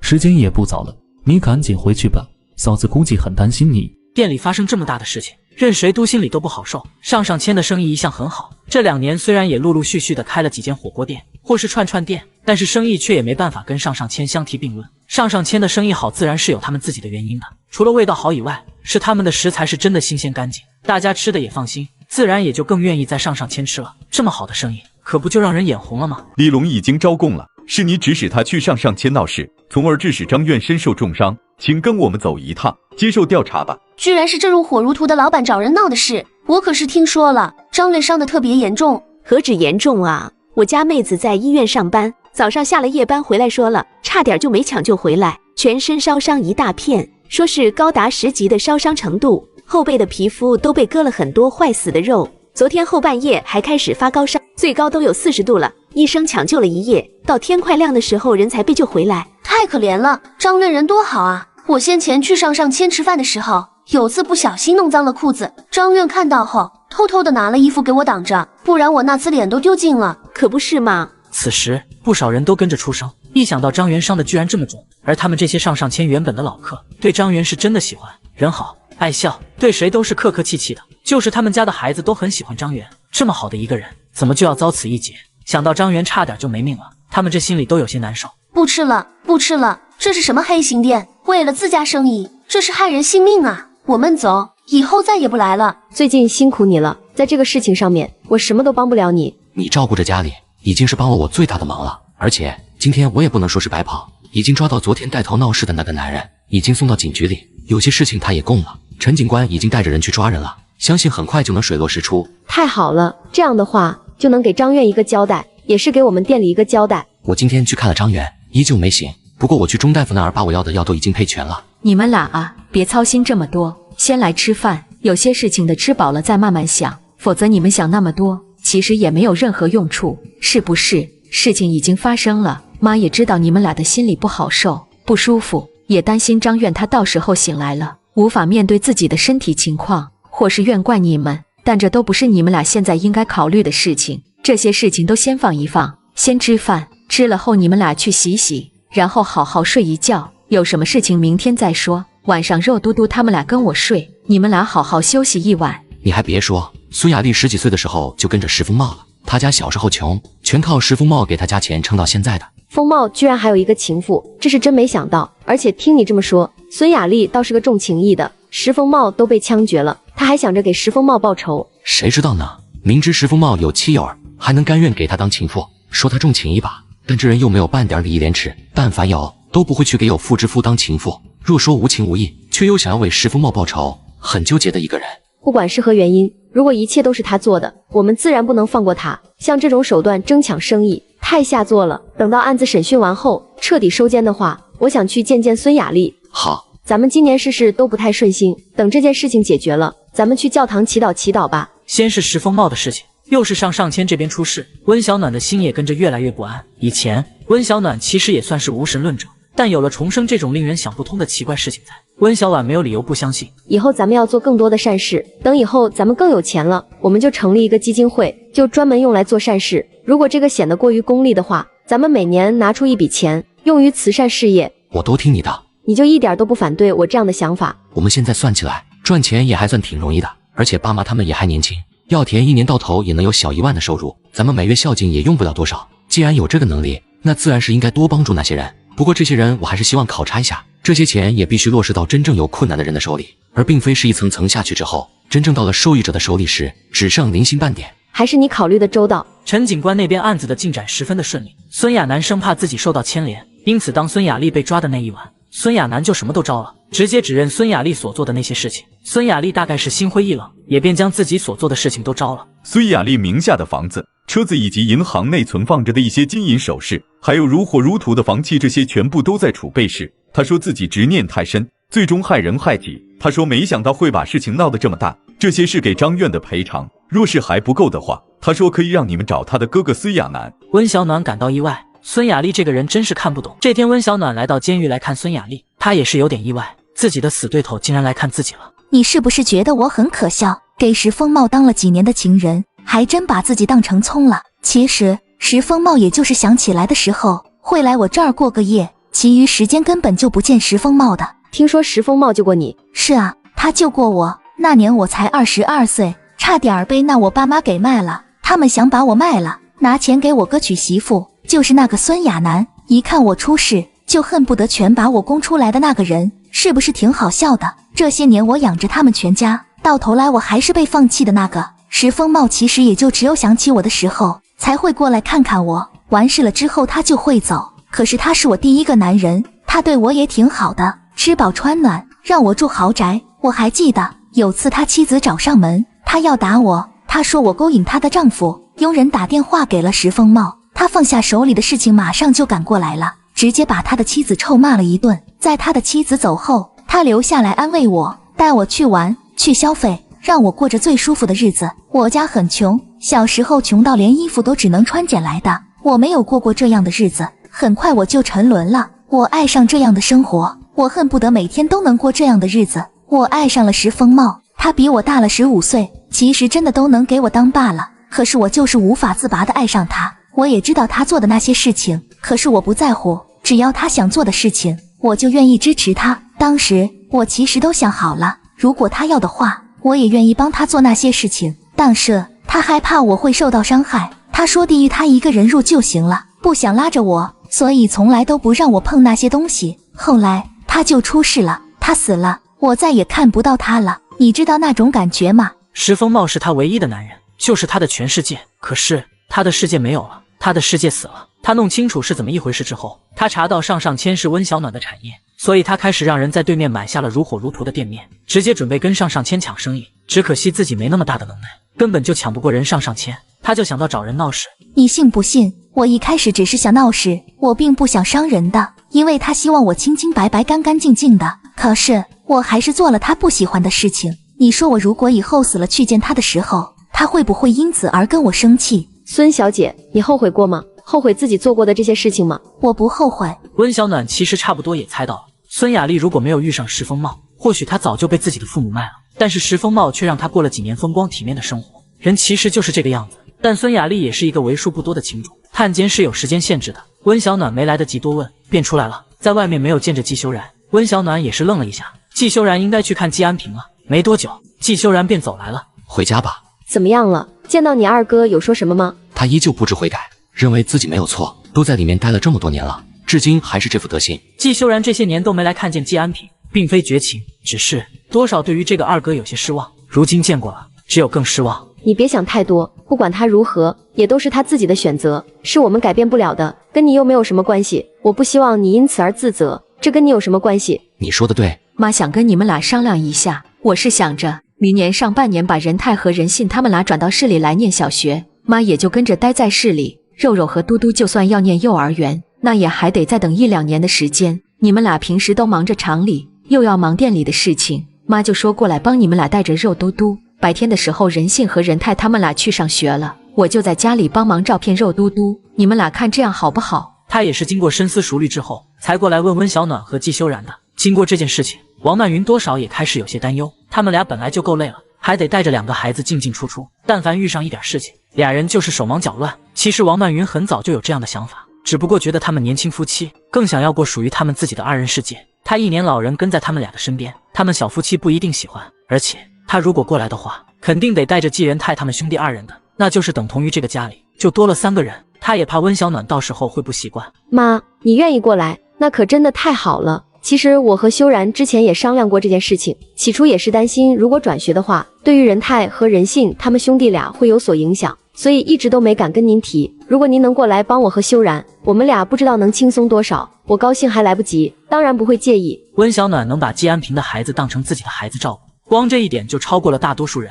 暖暖，妈问你个事，妈最近见丹丹时常去隔壁的唐先生家里，他们俩不会住在一起了吧？没有的事，先前唐先生不是受了伤吗？他的伤还没有完全好，丹丹不放心，所以会时常过来看一眼，而且他们俩本来就在处对象，丹丹时常过来也没什么奇怪的。唐先生伤得很重吗？不严重，但也需要人照顾。妈，唐先生人挺好的，你也别担心，而且他有学识，是从国外留学回来的。丹丹跟他在一起，我觉得挺不错的。我们俩家住得近，我和修然对唐先生也有所了解。唐先生这个人挺没趣的，天天就知道看书。他们俩人待在一起，估计也是在一起看书，一起进步。这么无趣，丹丹就够无趣了，再来这么一个无趣的，这俩人得多闷啊！应该不会吧？我偶尔会看到他们讨论学业上的事情，或是书中的知识，俩人话就挺多的。暖暖，你要不给他俩当媒人吧？妈，那媒人红包多不多啊？应该挺多的吧？那我肯定是他们俩的媒人啊！要不是我和修然，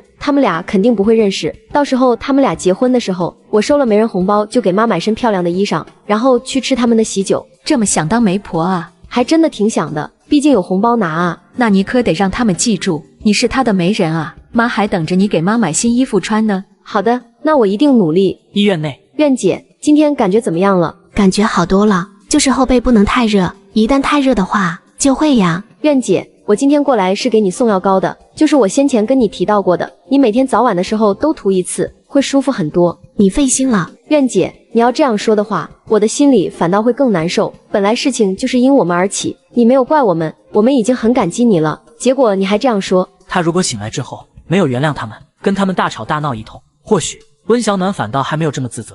苑姐，当时你得有多疼啊！火辣辣的汤汁泼在他的后背上，当时的张元是什么感受？这不管是谁都没法做到像张元一样这么大度吧？先不说别人，就拿他说，他都不可能当成什么事情都没有发生过一样。当时的确很疼，我当时都觉得自己可能连命都没了。我当时就一个想法，我要活下来，我成功的活下来了，还有什么不知足的？当初如果没有季大哥的话，我和小雪可能已经流落为乞丐了吧？而且当时也是我自己上前劝说，明知那些人都在气头上，若要算起来，也是我自不量力，不是吗？不过我现在有经验了，如果再发生这样的事情，我一定会直接选择报警。张元也后悔，当时如果没有直接冲上去跟那些人理论的话，可能就不会有事。但是因为自己没有考虑那么多，所以才使得自己变成这个样子。张元也知道是自己不自量力。苑姐，你别这么说，这药膏你是从哪儿找来的？外公他们那边要的，据说是很古老的方子。不过苑姐不用担心，在调配好之后，我和修然都先用过。你记得我手臂上有一道小伤疤没有？我用了一段时间，已经很淡了。药膏在消毒，等下就给你用上，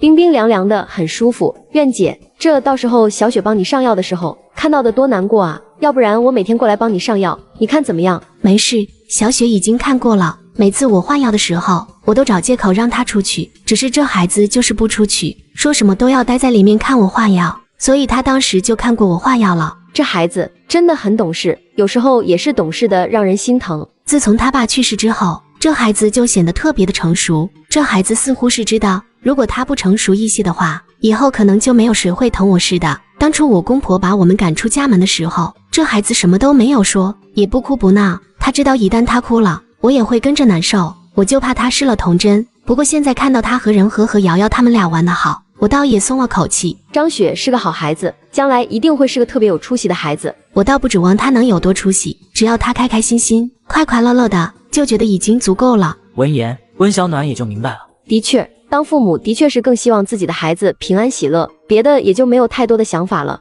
而这时季修然的大哥季成军走来了。季大哥，你怎么变得这么扭捏？先前我们相处的不是很好吧？我知道我受伤你很自责，但是我不是都说过了，这跟你没有关系，本身我受伤也不是你造成的，或多或少的确是跟店里有那么一点关系，可是你真的不用这么自责。可你后背打住，刚刚小暖才在这儿纠结半天，怎么现在轮到你了？你们如果再这样，我就带着小雪一起回蜀川去了。现在我们母女俩也有一些钱，也不怕到时候在蜀川过不下去。好，我不说了。季成军站在那跟个木桩一样。温小暖见此有些好奇，大哥，你是不是有什么话想跟苑姐说啊？我要不先走。我能有什么事情啊？温小暖的眼神是不是太厉害了？他的确是有话想跟张元说，只不过现在还没有想好到底要怎么说罢了。张远，我想问你愿不愿意跟我结婚？这天，杨丹丹的奶奶去世了，唐子卓陪着杨丹丹在墓碑前。丹丹，奶奶一定不想看到你这么难过，我明白失去亲人的这种痛苦，你想哭就哭出来好不好？你这样憋着反倒会更难受。他从小就是孤儿，与爷爷相依为命，所以他完全可以理解杨丹丹此时的痛苦。我以后再也没有奶奶了。丹丹，奶奶只是这样离开你了，但是你有没有想过，奶奶只是换了一种方式陪伴在你的身边。奶奶之所以没有等你回来，是不是可以理解成奶奶害怕看到你哭，所以才会在你还没有回来的时候就先离开了？是这样的吗？我觉得应该是这样的。你看奶奶走的时候都是带着笑的，所以奶奶在离开的时候并没有留下什么遗憾，你说对不对？奶奶是笑着离开的，没有痛苦，没有病痛，是不是应该庆幸？可是我的心里还是好难受。上次回来看奶奶的时候，她明明还好好的，还跟我说说笑笑，说等到元旦我回来的时候，她就给她包我最爱吃的豆沙汤圆，可是我以后再也吃不到了。以后我给你包，你先前跟我说过，说奶奶最喜欢看你笑，最不喜欢看你哭，对不对？杨丹丹先是愣了一下，随即点了点头。这些都是自己在唐子卓住院的时候跟唐子卓说的，只是他没想到唐子卓居然把这些事情都记在心里。可是我忍不住，一想到奶奶走了，我就难过。换成任何一个人，亲人去世后也不可能不难过，但或许会随着时间慢慢淡忘。修然，那个男人是谁？他姓唐，名子卓，是我的邻居，以后会是丹丹他们学校的导师。那丹丹跟他……姑姑，丹丹长大了，可以有自己的交友圈了。这个唐子卓人不错，有和我小暖盯着，你别担心。姑姑就是觉得丹丹还太小了些。姑姑，丹丹20岁了，唐先生25岁，虽然比丹丹大了5岁，不过只要丹丹喜欢，人品合适，有责任和担当不就好了吗？您对丹丹应该要有点信心，她比你们想象中都要好，都要懂事。我知道了，让她陪着丹丹，比起我们谁去跟丹丹说这些都要合适，有她陪着，您也不用担心。季欢没再问，也没管唐子卓和杨丹丹他们这儿。杨丹丹此时正是伤心难过的时候，自己这个时候上前打扰他们，杨丹丹的心里反倒会更加难受。子卓哥，你去找我表哥，让他给你安排住处，你不用在这儿陪着我。没事，我可以陪着你。你的伤才刚刚才好，你听我的好不好？让表哥他们给你安排个住处。我现在已经好多了，我只是想多陪陪奶奶。头，那我去找然哥给我安排住处，你别太难受。孩子，你别太担心他，这孩子就是一时接受不了他奶奶去世，慢慢就好了。阿姨您好。唐子卓这是第一次见杨丹丹的母亲，心里难免有些担心，担心他们是否喜欢自己。我让他们带你去修然他们家，你晚上先在他们家的客房里将就一晚，农村的条件有限，希望你别介意才是。不会的，阿姨。你不用紧张，我们不会反对你们俩的。唐子卓愣了一下，显然没想到会听到季欢这么说。阿姨知道在丹丹奶奶过世的这个节骨眼上说这些不合适，只是有些话阿姨还是想让你知道。阿姨有3个孩子，最心疼的还是丹丹。阿姨也不知道你知不知道，丹丹这孩子打小就聪明，也因是女孩，家里条件也差，所以懂事的经一般的女孩子早很多。阿姨自己没文化，就想这3个孩子总得念个2年书，识点字，学点知识，将来长大了也能有点本事，不至于大字不识2个，连这个小小的农村都走不出去。所以再苦再累，就想着孩子的书肯定还是得要让他们念的。我们村里没学校，10里8乡的也就在镇上有一所小学，从我们村里走到镇上就得好几个小学。丹丹那会儿上学难，都是他爸踩着自行车带着他去的，那自行车还是修然他们家的，每天天不亮带着他上学，天黑透了才踩着月色回来。不过丹丹这孩子争气，知道读书不容易，所以在学业上也从来都没有让我们操心过，次次考试都是第1名，都是100分，老师都说他是个聪明有出息的孩子。阿姨这心里高兴啊，就想着将来就是砸锅卖铁，那也得供着他念书。好不容易丹丹念完了初中，考上高中了，这傻孩子却因为知道家里穷没钱，就偷偷的把录取通知书给撕了，回来又怕我们担心，就一直都没有告诉过我们这件事情，我们也只当他没考上。后来还是我们去镇上卖卤肉，遇着这孩子当时的班主任，他跟我们说了丹丹考上高中的事情，我们这才知道这傻孩子自己把录取通知书给撕了。3个孩子，他最心疼的就是杨丹丹。杨丹丹是大女儿，其实这些年她的学习成绩又好，平时什么事情也都是自己就处理收拾了，都用不着她这个当妈的跟着操心。所以这些年以来，她就把更多的精力都放在2个老2和老3的身上。我们家最该感激的人就是修然媳妇，我们家的日子能有如今，也都是那孩子带着大家过来的。而丹丹之所以会继续拿起书，也是他表嫂开导他，这才有了如今。孩子，阿姨是不是说太多了？阿姨，怎么会呢？我喜欢听关于丹丹的事情，她很少提起，我也只知道她之所以重新念大学是因为冉嫂的关系。阿姨跟你说这些，其实并不是在跟你说我们家丹丹有多可怜，多不容易。一方面，阿姨是想让你明白，但凡你对丹丹不好一些，我们家的人都不会轻易的放过你，不是威胁，这是警告。另一方面，阿姨也是希望你若是真心喜欢丹丹，真心想跟丹丹有所发展，阿姨希望你能够更了解她，更怜惜她一些。这样说可能会显得我很自私，可是身为父母，这一颗自私的心只够给自己闺女，你明白吗？阿姨，我明白的，您说的这些我都懂。我在这儿向您保证，我绝对不会让丹丹受到一丝伤害，也绝不会欺负她或是负了她。若是您相信我，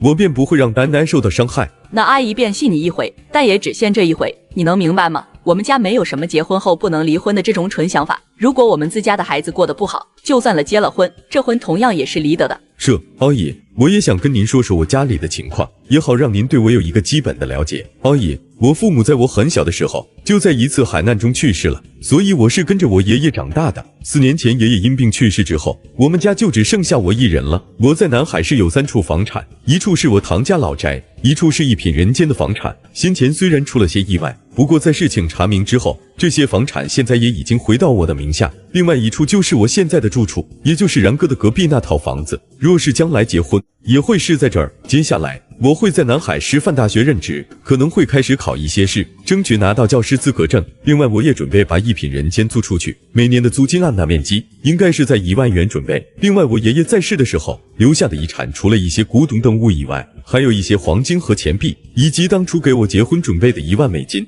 都在银行内存着。孩子，这些你可以不用跟阿姨说的。季欢越听越不对劲，这傻小子这是的算把所有的家底都告诉他。我只是想让阿姨放心，丹丹以后嫁给我后，我不会让她受半分的苦。阿姨，我父母早逝，所以我不是很懂这些事情，不过我会努力的去学习。我家还有一个保姆周婶，她是当年跟在爷爷身边的老人，我从国外留学归来后，她就过来照顾我的生活起居。以后如果我有什么地方做得不好，请您一定要告诉我，我会努力改进。孩子，阿姨相信你会好好带丹丹，你在这好好休息吧，阿姨就先回去了。那您慢走，阿姨。子卓哥，在这里睡得还习惯吗？还好，你在市里睡得舒服，晚上安安静静的，没人打扰。你昨夜是不是没有睡？我睡了的，只是一整夜都在做梦。我梦到了奶奶，奶奶在前面跑，我在后面追，可是不管我怎么追，跑得多快都追不上。眼看着我要追上了，奶奶却回过头跟我说，叫我快回去吧，不要再追了。傻瓜，奶奶这是在给你警示，她怕你太伤心，害怕自己因为来不及跟你说一句话，所以才会到你的梦里跟你见面。我还梦到很多奶奶跟我小时候发生过的事情。你这是舍不得奶奶，可是奶奶的年纪大了，我们往另一个方式去想这件事情，你的心里就不会这么难受。丹丹，其实我很羡慕奶奶，奶奶没有任何病痛，走的时候脸上还带着笑，显然是高高兴兴的走的。而我的爷爷病痛缠身一整年，吃药打针，年纪大了，血管找不到，针在手背上扎了一次又一次，拔出来一次又一次，手背上全是针眼留下的乌青。他吃的那些药很苦，甚至味道还很重。每次给爷爷熬药的时候，家里所有的窗户的全部打开，这才能勉强的把里面的味道散出去一些。你希望奶奶也像爷爷一样，靠着吃药打针吊着吗？杨丹丹看着他，见他提起爷爷的时候，眼眶都红了，知道他其实也很想念爷爷。你不要难过好不好？爷爷去世4年多了，我已经放下了。一开始的时候我也像你一样，但是周婶跟我说，我这么难过，爷爷反倒无法走得安心。爷爷最希望的是看到我开开心心。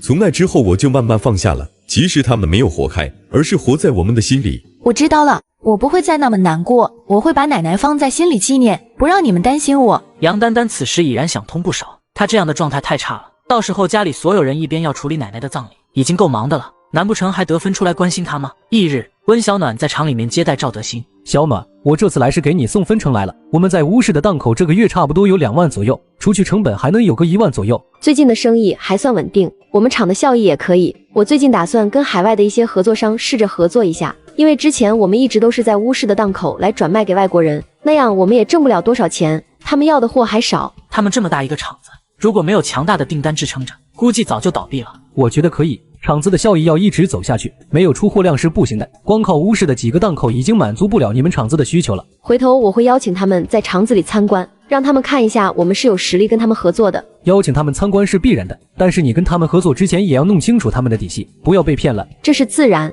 修然呢？怎么没看到修然？修然还在老家，那边有亲人去世了，厂子里不能没人，我就赶紧赶过来了。修然回来你通知我一下，我有事跟他说。修然回来估计要2天后了，老家的事情还没处理完。没事，我等他。桃花，你怀孕了？怀了。桃花，嫂子问你啊，如果你腹中这个孩子还是闺女呢，你打算怎么办？我没有打击你的意思，只是想知道你的想法。那就再生一个啊，家里现在的情况也不是养不起孩子。温小暖是真的没有想到季桃花会有这样的想法，不过她倒是能够理解，毕竟这个时代的女性对于传宗接代这个老话的想法真的可以说是几乎每个女孩都有。就算是她们没有，父母长辈也都会给她们灌输一种要给丈夫生她儿子传宗接代的这种想法。若是换成前世，温小暖估计也会有这样的想法。不过重生一回，她明白了很多的事情，且借着空间的福利，从中又了解到了许多事情。桃花，你可能会觉得堂嫂是站着说话不腰疼，但是我有话，我觉得我还是想说一说，生男生女，这不是咱们女人能够决定的。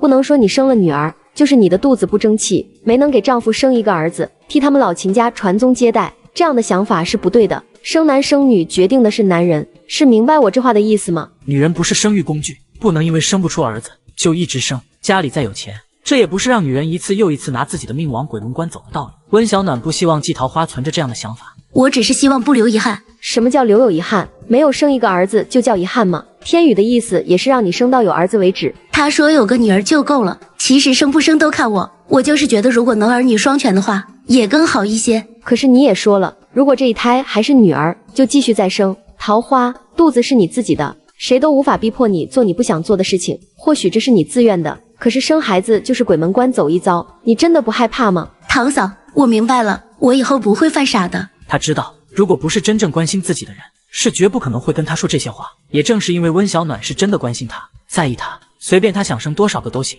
也绝不可能会跟他说这些事情。也正是因为真的关心他，担心他，所以才会说这些话。你能自己想明白是最好的，既然怀孕了，那就好好养胎，厂里的事情让天宇盯着就行，他现在也已经能够很好的上手。桃花，真正爱你的人不会让你一次又一次的往鬼门关走，明白吗？堂嫂，谢谢你。你不觉得我是在说风凉话就好？堂嫂，我知道你是为我着想，所以才会跟我说这些话的。以前是我想的太傻，觉得只要给他生个儿子才能够圆满，却没有考虑过自身。生完女儿之后，他的心里其实是不想再生了，当时那种感觉真的太疼了，疼到他几乎开始挠墙。生完孩子后，他就想着再也不想再生了。可是随着时间的推移，身边人各种的言论，有些人更是劝说他，他们说秦天宇现在越来越好，会动小心思的女孩也越来越多，如果他想要留住秦天宇的心，那就一定要给秦天宇生个儿子。现在秦天宇嘴上虽然什么都不说，可实际上秦天宇肯定是介意的，再加上最近的确有些小姑娘有意无意的给秦天宇送东西，季桃花这心中就难免生出了一丝担忧。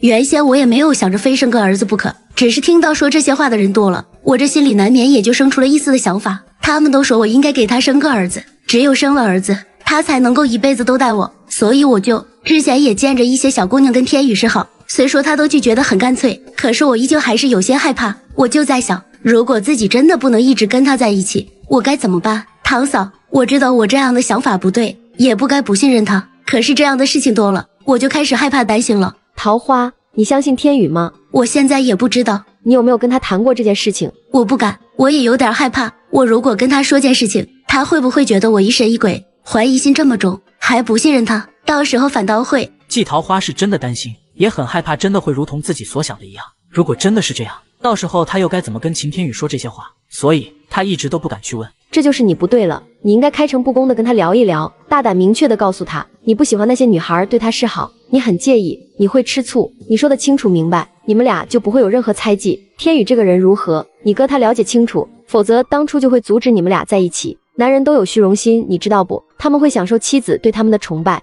你告诉他，你吃醋了，你不高兴，你的心里不舒服，他们的内心是会得到极大的满足。相互你憋着什么都不说，各种的猜忌、不信任、摆脸色，反倒会让你们俩人之间的感情更快的消耗光，从而会有越来越多的争吵。你明白我的意思吗？堂嫂，你跟堂哥就是这样的吗？是呀，我们是女人，我们要利用咱们的柔弱，去让男人有强大的保护的欲望，从而增进夫妻感情。偶尔的主动，偶尔的小性感、小浪漫，都是增加夫妻情趣的一种必胜法宝。堂嫂，你教我呗。我现在就是在教你啊。我问你，你主动的时候，天宇他怎么样？闻言，季桃花先是愣了一下，随即有些不好意思的低下头。就很高兴吧？是啊，那你撒娇他喜欢吗？喜欢。你其实都会用，所以就好好利用这一点。虽然说这些都是必胜法宝，但你也要知道，这样的小性感、小浪漫是要不经意流露出，而不是刻意的做的，那样会适得其反。我先回家看一眼，你好好想想我说的话，如何适度的，如何控制，一定要好好想想，明白了吗？堂嫂，谢谢你。不客气，我也想看你和天宇好好的，这样咱们的厂子才能更有赚钱。正所谓家和万事兴，夫妻感情和睦也是一个最大的法宝。还有，如果下次还有一些不识趣的女人接近天宇，你完全不用避开，你要大大方方的走到天宇的身边，宣示你的主权，且要大方大度。该尴尬的人不是你，而是对方，明白了不？堂嫂，我明白了。而温小暖走了没多久，秦天宇就回来了，有点饿了，我去给你弄点吃的，你歇一会儿。你去休息吧，我去做就好。刚刚堂嫂和堂哥他们过来了一趟，堂哥去找赵毅了，你没有碰上吗？没有碰上，估计没有走同一条路。你待在屋内别出来，我去煮碗面。我想陪着你吗？季桃花觉得有时候是自己想太多了。秦天宇事事都以他为先，他还有什么可多心的？先不说其他，就说他们夫妻俩的感情关系吧。女儿出生之后，其实事事都是秦天宇在打理，就好比生完孩子后，夜里起夜都是秦天宇。看看别人家的丈夫，有哪个是愿意帮忙带孩子的？但是秦天宇真的常常帮忙，也并没有让他做过什么重活力气活，反倒是他太矫情了。如果不是今天温小暖跟他说的那些话，季桃花真的一直都不会想通这些事情。如今可算是想通这些了。老公，我有没有说过我很爱你这样的话？今天这是怎么了？怪怪的。我只是发现我真的很爱你，所以想让你知道啊。我也爱你。秦天宇大概也能猜到一些，最近季桃花总会坐在那儿不知道在想些什么，似是心事重重一样。不过现在看到季桃花的表情，他差不多也猜出来了，应该是他和温小暖说了些什么，而温小暖开解过他了，所以季桃花想通了一些事情。真没想到那温小暖这么有钱，开了这么大一间厂子，一天得赚多少啊？厂子里100来人，一年光吃饭的钱都够我们花一辈子了。那季修然生得真好看，你家不是有个女儿还没有出嫁吗？你儿子不也还没娶吗？要不然就按你说的办，明天我就把我儿子带来，你把你女儿带来。两个相视一眼，似是说定了一样。见过不要脸的，就没见过你们俩这么不要脸的。来人正是乔丽，季修然战友的老婆，他们俩也是吓了一跳，没想到自己二人的闲聊居然被乔丽给听到了。此时两人脸上的表情都有些不好看，但却没有半点尴尬。不要脸的老东西，拿着我嫂子和季大哥给的工钱，在这儿算计坏人家的婚姻，你们怎么有脸？当真是不要脸！乔老师，你这什么急？我们这也是为了自己的孩子考虑，难不成你们就不想自己的孩子能嫁得好？季修然条件那么好，我就算是想让我女儿跟他在一块，这也无可厚非吧？乔丽，你理他们做什么？这种事说实话，我都懒得理他们，我都习惯了。看到乔丽这么生气，温小暖也能够理解，换谁听到这二人的对话，都会被他们二人的无耻给惊到，简直是太不要脸了。到底是如何做到不要脸还能如此的理直气壮，还真是令人长了见识。小暖啊，我家那儿子生得好，人也勤快，那条件是绝对没话说的，书也念到高中，如果不是家里没什么钱，他可是大学生，现在大学生多值钱啊，你考虑考虑呗。我那闺女生的也好看，今年刚满20，年轻漂亮，男人嘛都喜欢年轻漂亮的女孩，任谁都一样。我觉得你还是赶紧跟季修然离婚，别到时候闹得太难看了。听着这二人的对话，温小暖都觉得可笑至极，到底是哪来的脸？可不，你都嫁过一次人了，我儿子清清白白，没娶过妻，那身子都是干净的，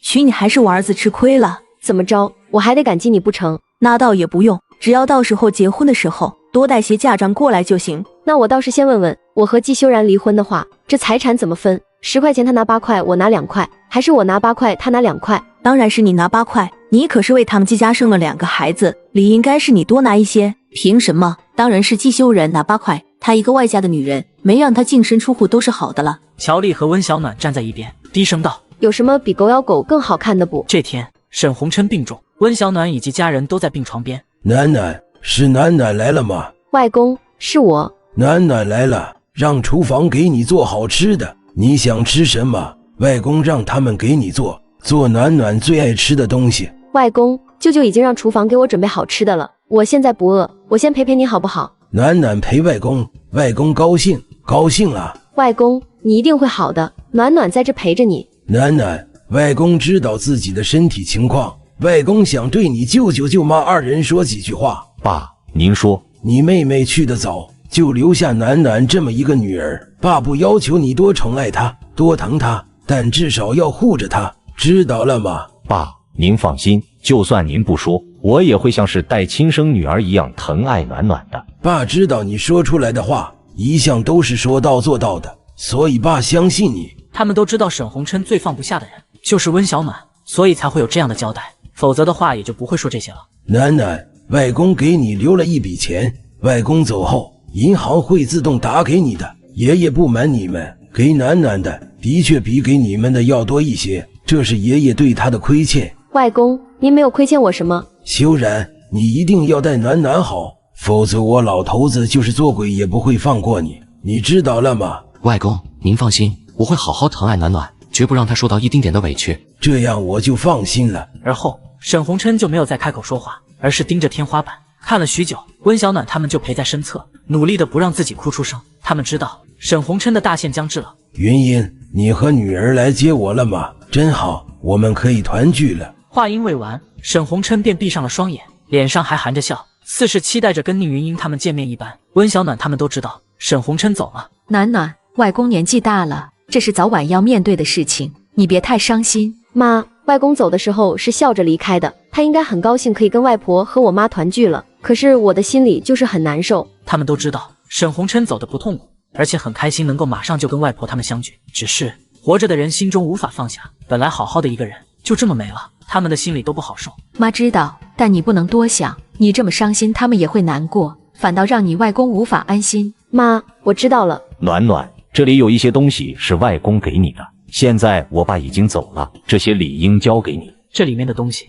有沈红琛给他准备的，其中包括说是要给他的嫁妆。当初温小暖结婚的时候，沈红琛就没有给过温小暖什么，所以现在都给补上了。其中包括沈氏公司名下的股份40%，另外还有房子、地契、商铺等等，这些所有的东西全部都在温小暖的名下。修然，这是暖暖外公给他的，因此当初在做转让的时候，并没有写上你的名字。这件事情我要跟你说明白。舅舅，这些我都明白，这些东西是暖暖的，而我也不会介意。本身我的东西也都是暖暖的，暖暖的还是暖暖的。你不介意就好，我跟你说明白，也是不希望到时候你会因此而觉得不舒服，觉得我们家对你不好之类的。温小暖看着眼前的东西，这些房产地契之类的，至少可以让他少奋斗30年。对了，暖暖，国外来了人，说是宁家的，你跟我去见见吧。好。暖暖，这位是宁卓，这位是宁乐，他们说是你舅公宁良弼的孙子和孙女，按着算起来的话，是你的表兄表姐。这是当初你外公给他们的信件，还有这些都说是信物，你看看。他也无法确定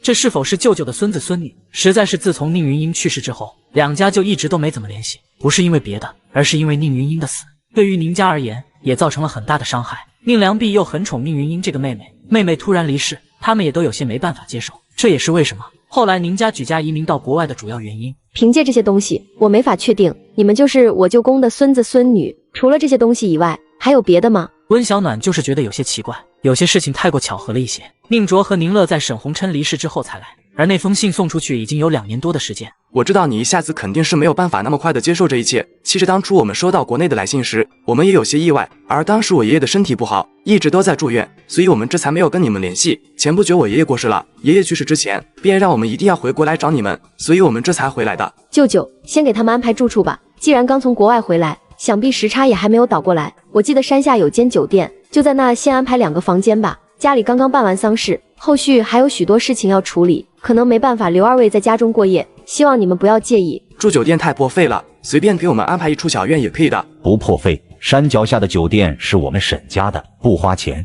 林叔，备车，送宁先生和宁小姐去咱们酒店，让经理把最好的房间安排出来给宁先生和宁小姐，吃穿上也一定要用最好的，知道了吗？大老爷放心，我会办好的。那我们就先去酒店休息，至于后面的事情，也等你们处理完家中的后事再说。待他们走后，几人也是有所怀疑。舅舅，你怎么看？太理所当然了。他们到来的特别突然，就好像是理所当然一样，来的时间点也不对。沈红琛才刚走，他们就来了，就好像是瞄准了这个机会，然后专门钻这个空子。也正是因为这样，所以才会这么令人怀疑。先观察一下看看吧，他们既然来了，那就不会轻易走。如果真有血缘关系，接下来都可以看得出来。温小暖点头，本来就打算等沈红琛过了3期之后再回南海市，如今既然他们来了，那就先弄清楚他们的身份，看他们有什么目的。你知不知道你都在干些什么？你是不是嫌他们猜不到咱们这次过来的目的吗？我们装成单纯的样子，他们就会告诉我们吗？到底是你天真，还是我天真？不问怎么知道？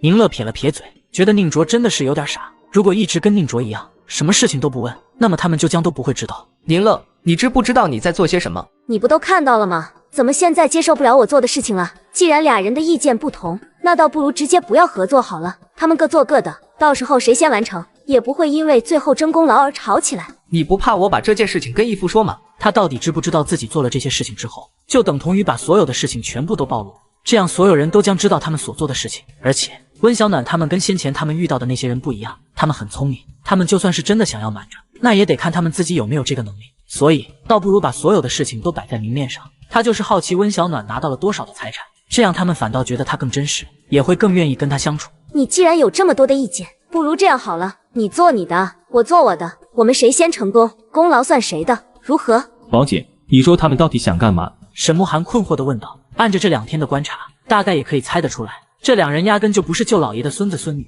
只是沈慕寒不是特别能够理解他们来的目的到底是为了什么。宁乐今天说的那些话，你能想到什么？沈慕寒现在还小，不懂人心险恶，温小暖也想让他能够接触一些。像沈家这么有钱，光是那些财产，沈慕寒都可以算是大富豪了。这世间总免不了一些恶心之人，所以他才觉得有必要让沈慕寒早点看明白，也不让自己被这些人所欺骗。他很好奇表姐你拿到多少遗产，且一直提起自己到手的遗产很少。他事事都在往钱上引，所以他们的目的极有可能就是这个。他们觉得外公去世，我们一家人更处于悲伤之中，对于亲情看的肯定是更重，所以才会挑选在这个时候过来，就想着借着我们脆弱的时候，以亲情打动我们。他们大概觉得我们什么都不会查，凭借着他们手里的那些信物，就直接跟他们相认。我们所表现的跟他们所计划的不一样，所以他们着急了。王姐，他们是奔着咱们家的财产来的，更确切的说是藏书阁内的那些古董宝贝。暖暖，你怀疑他们俩是朱之章派来的？朱之章不是死了吗？他怎么可能还会再派人过来？朱之章死了。是啊，他都死了好多年了，要不是因为他害过咱们家，我都不知道这个人。后来爷爷提起的时候，我就好奇的去问一下我爸，然后从我爸那儿得知，朱之章就是当年害得姑姑不能回家的罪魁祸首。不过前几年他病逝了。朱之章没有子女吗？有啊，他有一个儿子，我见过一次，不是很好相处的人，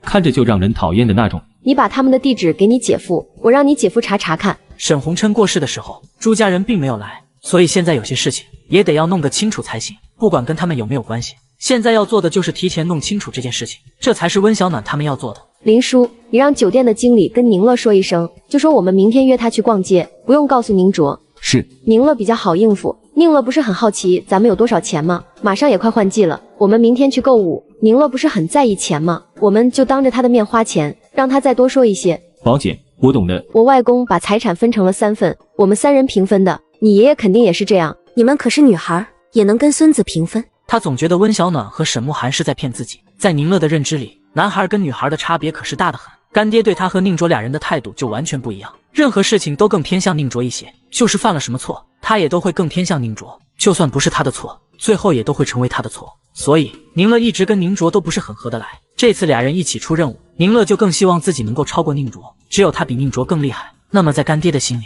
才会发现他更加的重要。为什么不可以啊？在爷爷的心里，我们都一样的。表妹，我听说你们家有个藏书阁，里面有很多宝贝，是真的吗？当然了，那是我们沈家的根基。不过我们商量过后，打算把那些东西捐了，我们自己保存，肯定没有国家来保存更好，所以商量着是不是把它们给捐了。果然，在宁乐听温小暖说完这句话的时候，宁乐的表情就有些难看，甚至有些不敢相信的看着温小暖和沈慕寒。你们疯了吧？宁乐有些不敢相信，那可是古董，每一样市值都很贵，最少的怕是都得几万吧。而且听义父说过，那些东西只会越来越贵，越来越值钱，国家肯定能比我们保护得更好啊！你们可千万不能这么做，这可是你们沈家的根基，如果没了这些东西，你们还有什么？无论如何，他都一定要打消他们这样的念头。如果他们真的这样做了，那么以后沈家就真的没钱了。我们还有公司酒楼啊！再说了，我也有自己的生意，这些东西是老祖宗留下来的，总不能拿去卖吧？所以我觉得这是最好的办法，而且还能让更多的人看到，这样挺合适的。我觉得表姐说的对，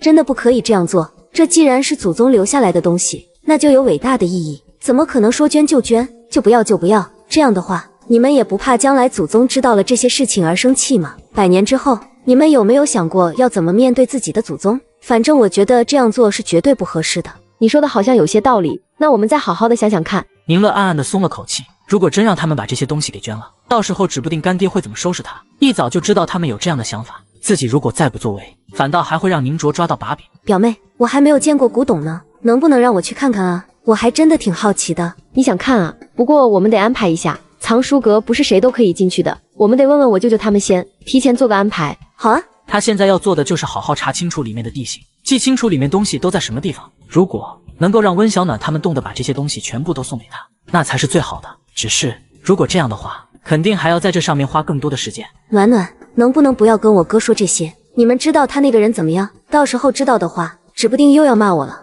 没问题，我不说。回到酒店，宁卓就开始了逼问：你去哪了？一天都没见你。出去逛街了呀，有事吗？跟谁逛街啊？你在这里也没有朋友。你管我跟谁去啊？昨天我们俩都已经说过了，接下来你办你的事情，我做我的事情。至于谁先成功，那就各凭本事了呗。你也别管我做什么，我做什么跟你也没有任何关系，明白了吗？看到宁乐此时的表情，宁卓的心情极度不佳，只是愤愤地看了一眼后，直接转身回了自己的房间。此时，一间房间里，一个女人和一个男人被关在里面，这两个才是真正的宁乐和宁卓。俩人从国外回来已经有近半年了，只不过他们俩人刚刚下飞机没多久，就来了一辆车，对方说自己是沈红琛他们派来接他们来的。就这样，两人就被骗到了这里关了起来。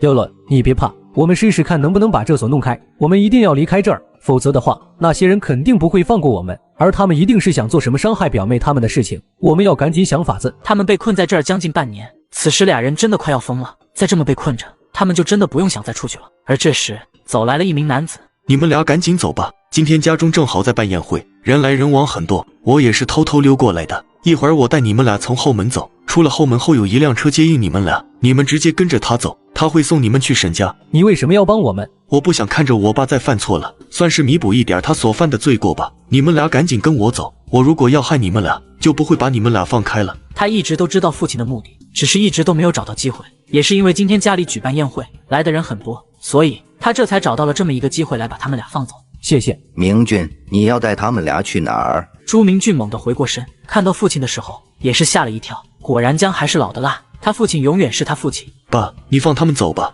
他其实很早就知道父亲在阁楼里关着两个人，而且还让李斯和康一俩人跟着他们俩一起生活，学习他们的生活习惯。以前朱明俊不知道他们这么做到底是想做些什么，但后来偶尔一次朱明俊听到父亲与康一俩人的对话，这才知道父亲为的是沈家藏书阁内的珍宝。关于爷爷年轻时的事情，朱明俊还是知道不少的，特别还是他们当初伤害沈家人，所以朱明俊后来也弄清楚是怎么一回事。明俊，这是你爷爷的遗愿，你想让你爷爷死不瞑目吗？爸，这不属于我们的东西，我们不应该去想的。当年爷爷已经害了沈家了，我们不应该再继续这样子了，收手吧。你都知道了些什么？爸，我都知道了，当年就是我们的错，为什么我们还要再继续伤害他们？放他们走吧。朱明俊很是失落，他真的不希望这样的事情再继续。父亲想要更有钱，这点他能够理解，但这些都可以努力的去赚，凭借他们自己的实力赚到更多的钱，而不是去抢别人的东西，这不是他们应该做的事情。而且当年爷爷朱之章已经害得沈家变成那样，沈红琛的妻子为躲过这一劫带着孩子回了娘家，如果不是因为如此，或许宁云英也不会死。这次的事情很快就被他接过了，可是后来爷爷又害了沈家一次，沈红琛为了不让沈恩旭坐牢，才带着让沈恩旭留在乡下部没有回来，如果不是这样，沈恩旭也不会死。明俊，你别忘了，你是朱家人，就算我做的这些事情，也是在圆了你爷爷的愿，你明白吗？爸，你今天如果不放他们走的话，我会恨你的。明俊，你这样不觉得可笑吗？我做这些为了你爷爷的同事，难道不是在为了你吗？那你问过我想要吗？靠着非法手段得来的东西，你能心安吗？你们快走，我会拦着他们。开了门后，你们俩往外跑就是。后门有一辆白色的轿车，出去后你们就上车，司机会带着你们离开。多谢。而朱明俊此时掏出水果刀，爸，你要是不放了他们，我今天就死在你面前。好，爸答应你，你快把刀扔了。而此时，真正的宁卓和宁乐来到了沈家老宅。我们想见沈红琛老先生，不知道他在吗？我外公前不久就去世了，你们二位是？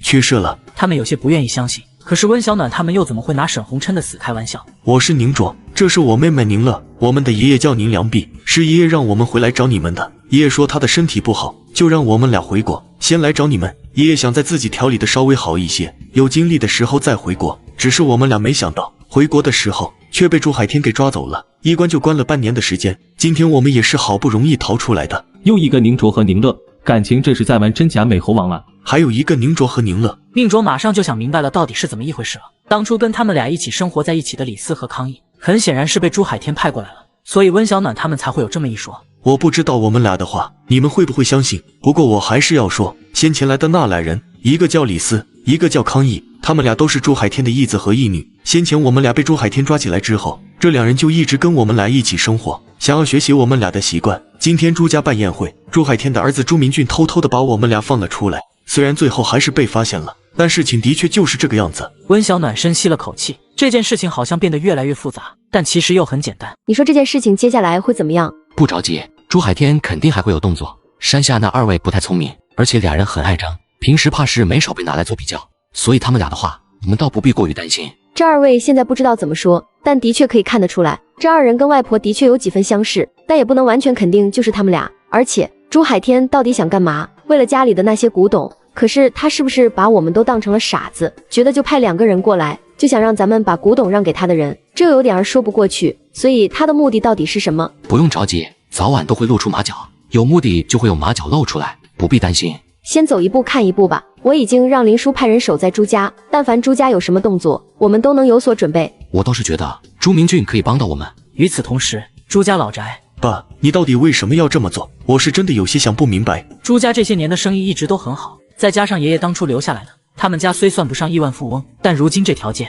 也不是谁能够比得上的，也算是衣食无忧，吃穿不愁，手里还有一些闲钱。他真的觉得这样的日子真的就已经很好了，没有必要再去争那么多的身外之物，那些东西本就跟他们家没有关系。那些东西是你爷爷留下的，是他们沈家强占着我们朱家的东西。爸，当年是怎么一回事？我真的清楚，您也不用骗我，我都知道的。您说这些也没有用。不瞒您说，自从你囚禁您家人后，我就开始查当年发生的事情，所有的证据都表明，当年是爷爷害了他们沈家，沈奶奶会死也是爷爷造成的。柳絮儿给沈奶奶吃的那个毒药，是爷爷拿给柳絮儿的，所以是爷爷害死了沈奶奶。还有后来的事情，也是爷爷一手策划的，更是害得沈爷爷坐牢，而后沈爷爷的女儿这才会死在乡下。这一切都是爷爷造成的，您凭什么说这一切是属于咱们家的？这样真的很可笑啊！你给我闭嘴！你不帮我也就算了，现在还跟我作对，你真是太惯着你了。爸，算我求你了，收手吧。不可能，这是你爷爷的心愿，无论如何我都必须要完成。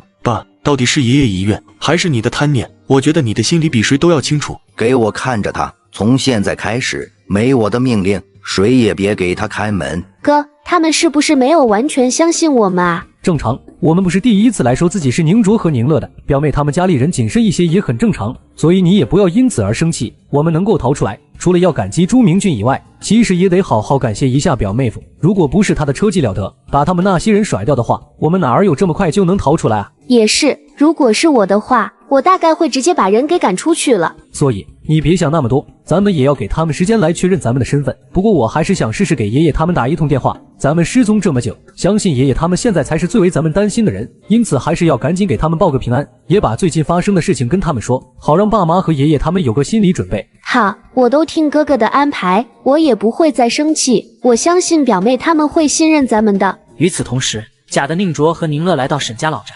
表妹，我和乐乐也来这么久了，我知道你们一直对于我们的心存怀疑，这个我们都可以理解。不过如果你们还有所怀疑的话，我可以打电话回去，让我爷爷跟你们对话，好让爷爷告诉你们俩，我们真的是你的表兄表姐。他昨天晚上就接到了朱海天的电话，也得知了宁卓和宁乐他们不见的消息，所以他才一大早赶来，就是想要看看宁卓和宁乐是不是在沈家。不过现在还不能确定，如今他们唯一能做的就是早一点弄清楚那两人到底在不在沈家。好啊，你把电话号码报给林叔，让林叔去打电话确认吧。贾宁卓越愣了一下，他说打电话确认，却没有说过要让他们打电话去确认，而是自己打电话，这样到时候他做一点手脚，温小暖他们自然看不到。我来打就好了。林叔打有什么不合适的吗？到时候让你接就是了。好的好的。这天季安平出狱了，家里人都很疑惑。安平，你回来了，你是减刑了吗？你怎么也不提前打个电话告诉爸妈，爸妈也好去接你啊。怎么，你心里还有我这个儿子呢？季安平四处看了看后，视线落在了不远处温小暖的身上。温小暖，这些年你倒是心安理得的待在我们家里，害得我坐牢这么多年，这笔账我们今天好好算一算。季安平，你想干嘛？先前季修然也去看过季安平几次，狱警对季安平的评价并不好，说季安平并不是一个听话的人，因此这么长一段时间，季安平压根就没有好好改造，反正是在里面也没有少找事，否则的话季安平早就出来了，要不是他一再找事，一再的加刑，也不至于关上这么久。干嘛？当然是报仇啊，不然你觉得我想干嘛？紧接着他从身上掏出一把枪。你们是我的家人，我不想伤害你们，我要的只是温小暖的命，你们只要把温小暖交出来，我立马放了你们。季安平，暖暖怎么说也都是你的弟妹，你自己做错了事情，你怎么能怪在你弟妹的头上？不怪他怪谁？对了，怪你们，要不是你们太过于偏心，至于如此吗？安平，你能怪谁？要怪的是你自己，一旦心情快一些，而不是成天想着靠着我们的接济，事情也就不会是这个样子。当年分家是你提出来的，是你看到你弟弟的脑袋受了伤，可能从此以后就是一个傻子了。是你们夫妻俩害怕以后要承担起照顾你三弟的责任，是你们夫妻闹着要分家。当初分家的时候，你们夫妻分走的东西可是你们兄弟三人之中最多的一个。如今你怎么还能脸在这儿说是爸妈偏心？你也太没有良心了些。他怎么就生了这么一个没用的儿子，成天就想着怪罪别人，可实际上都是他自己的错呀。如果不是他自己做了那些事情，又怎么会变成这个样子呢？季安平，是你错了，自始至终都是你的错，你还想要怪谁啊？我没有错，是你们的错，都是你们。你如果心里真的有恨，那你就杀了我这老头子吧，放了他们其他人。我不要你的命，我说过了，我要温小暖的命，我只要他温小暖的命。季安平，我不会让你伤害暖暖的，而你今天也休想伤害家里的任何人，你愿意出来的吧？既然如此，那你就回去待着吧，以后就别再出来了。而这时，警察已经追了过来，季修然趁他不注意，把他按倒在地，手枪夺了下来。小伙子，身手可以啊！我以前也是当兵的。对了，警察同志，他是怎么出来的？季安平还有一个同伙一起越的狱，估计他这次会判死刑。他们还杀了我们一名狱警。所有人都震惊了，季安平竟然越狱还杀了狱警。时间过得飞逝，又是几年后。暖暖，等孩子长大成人，我们去旅游吧，走遍全世界。好啊，好啊。若有下一世，我还娶你为妻。若有下一世，我还嫁你为妻。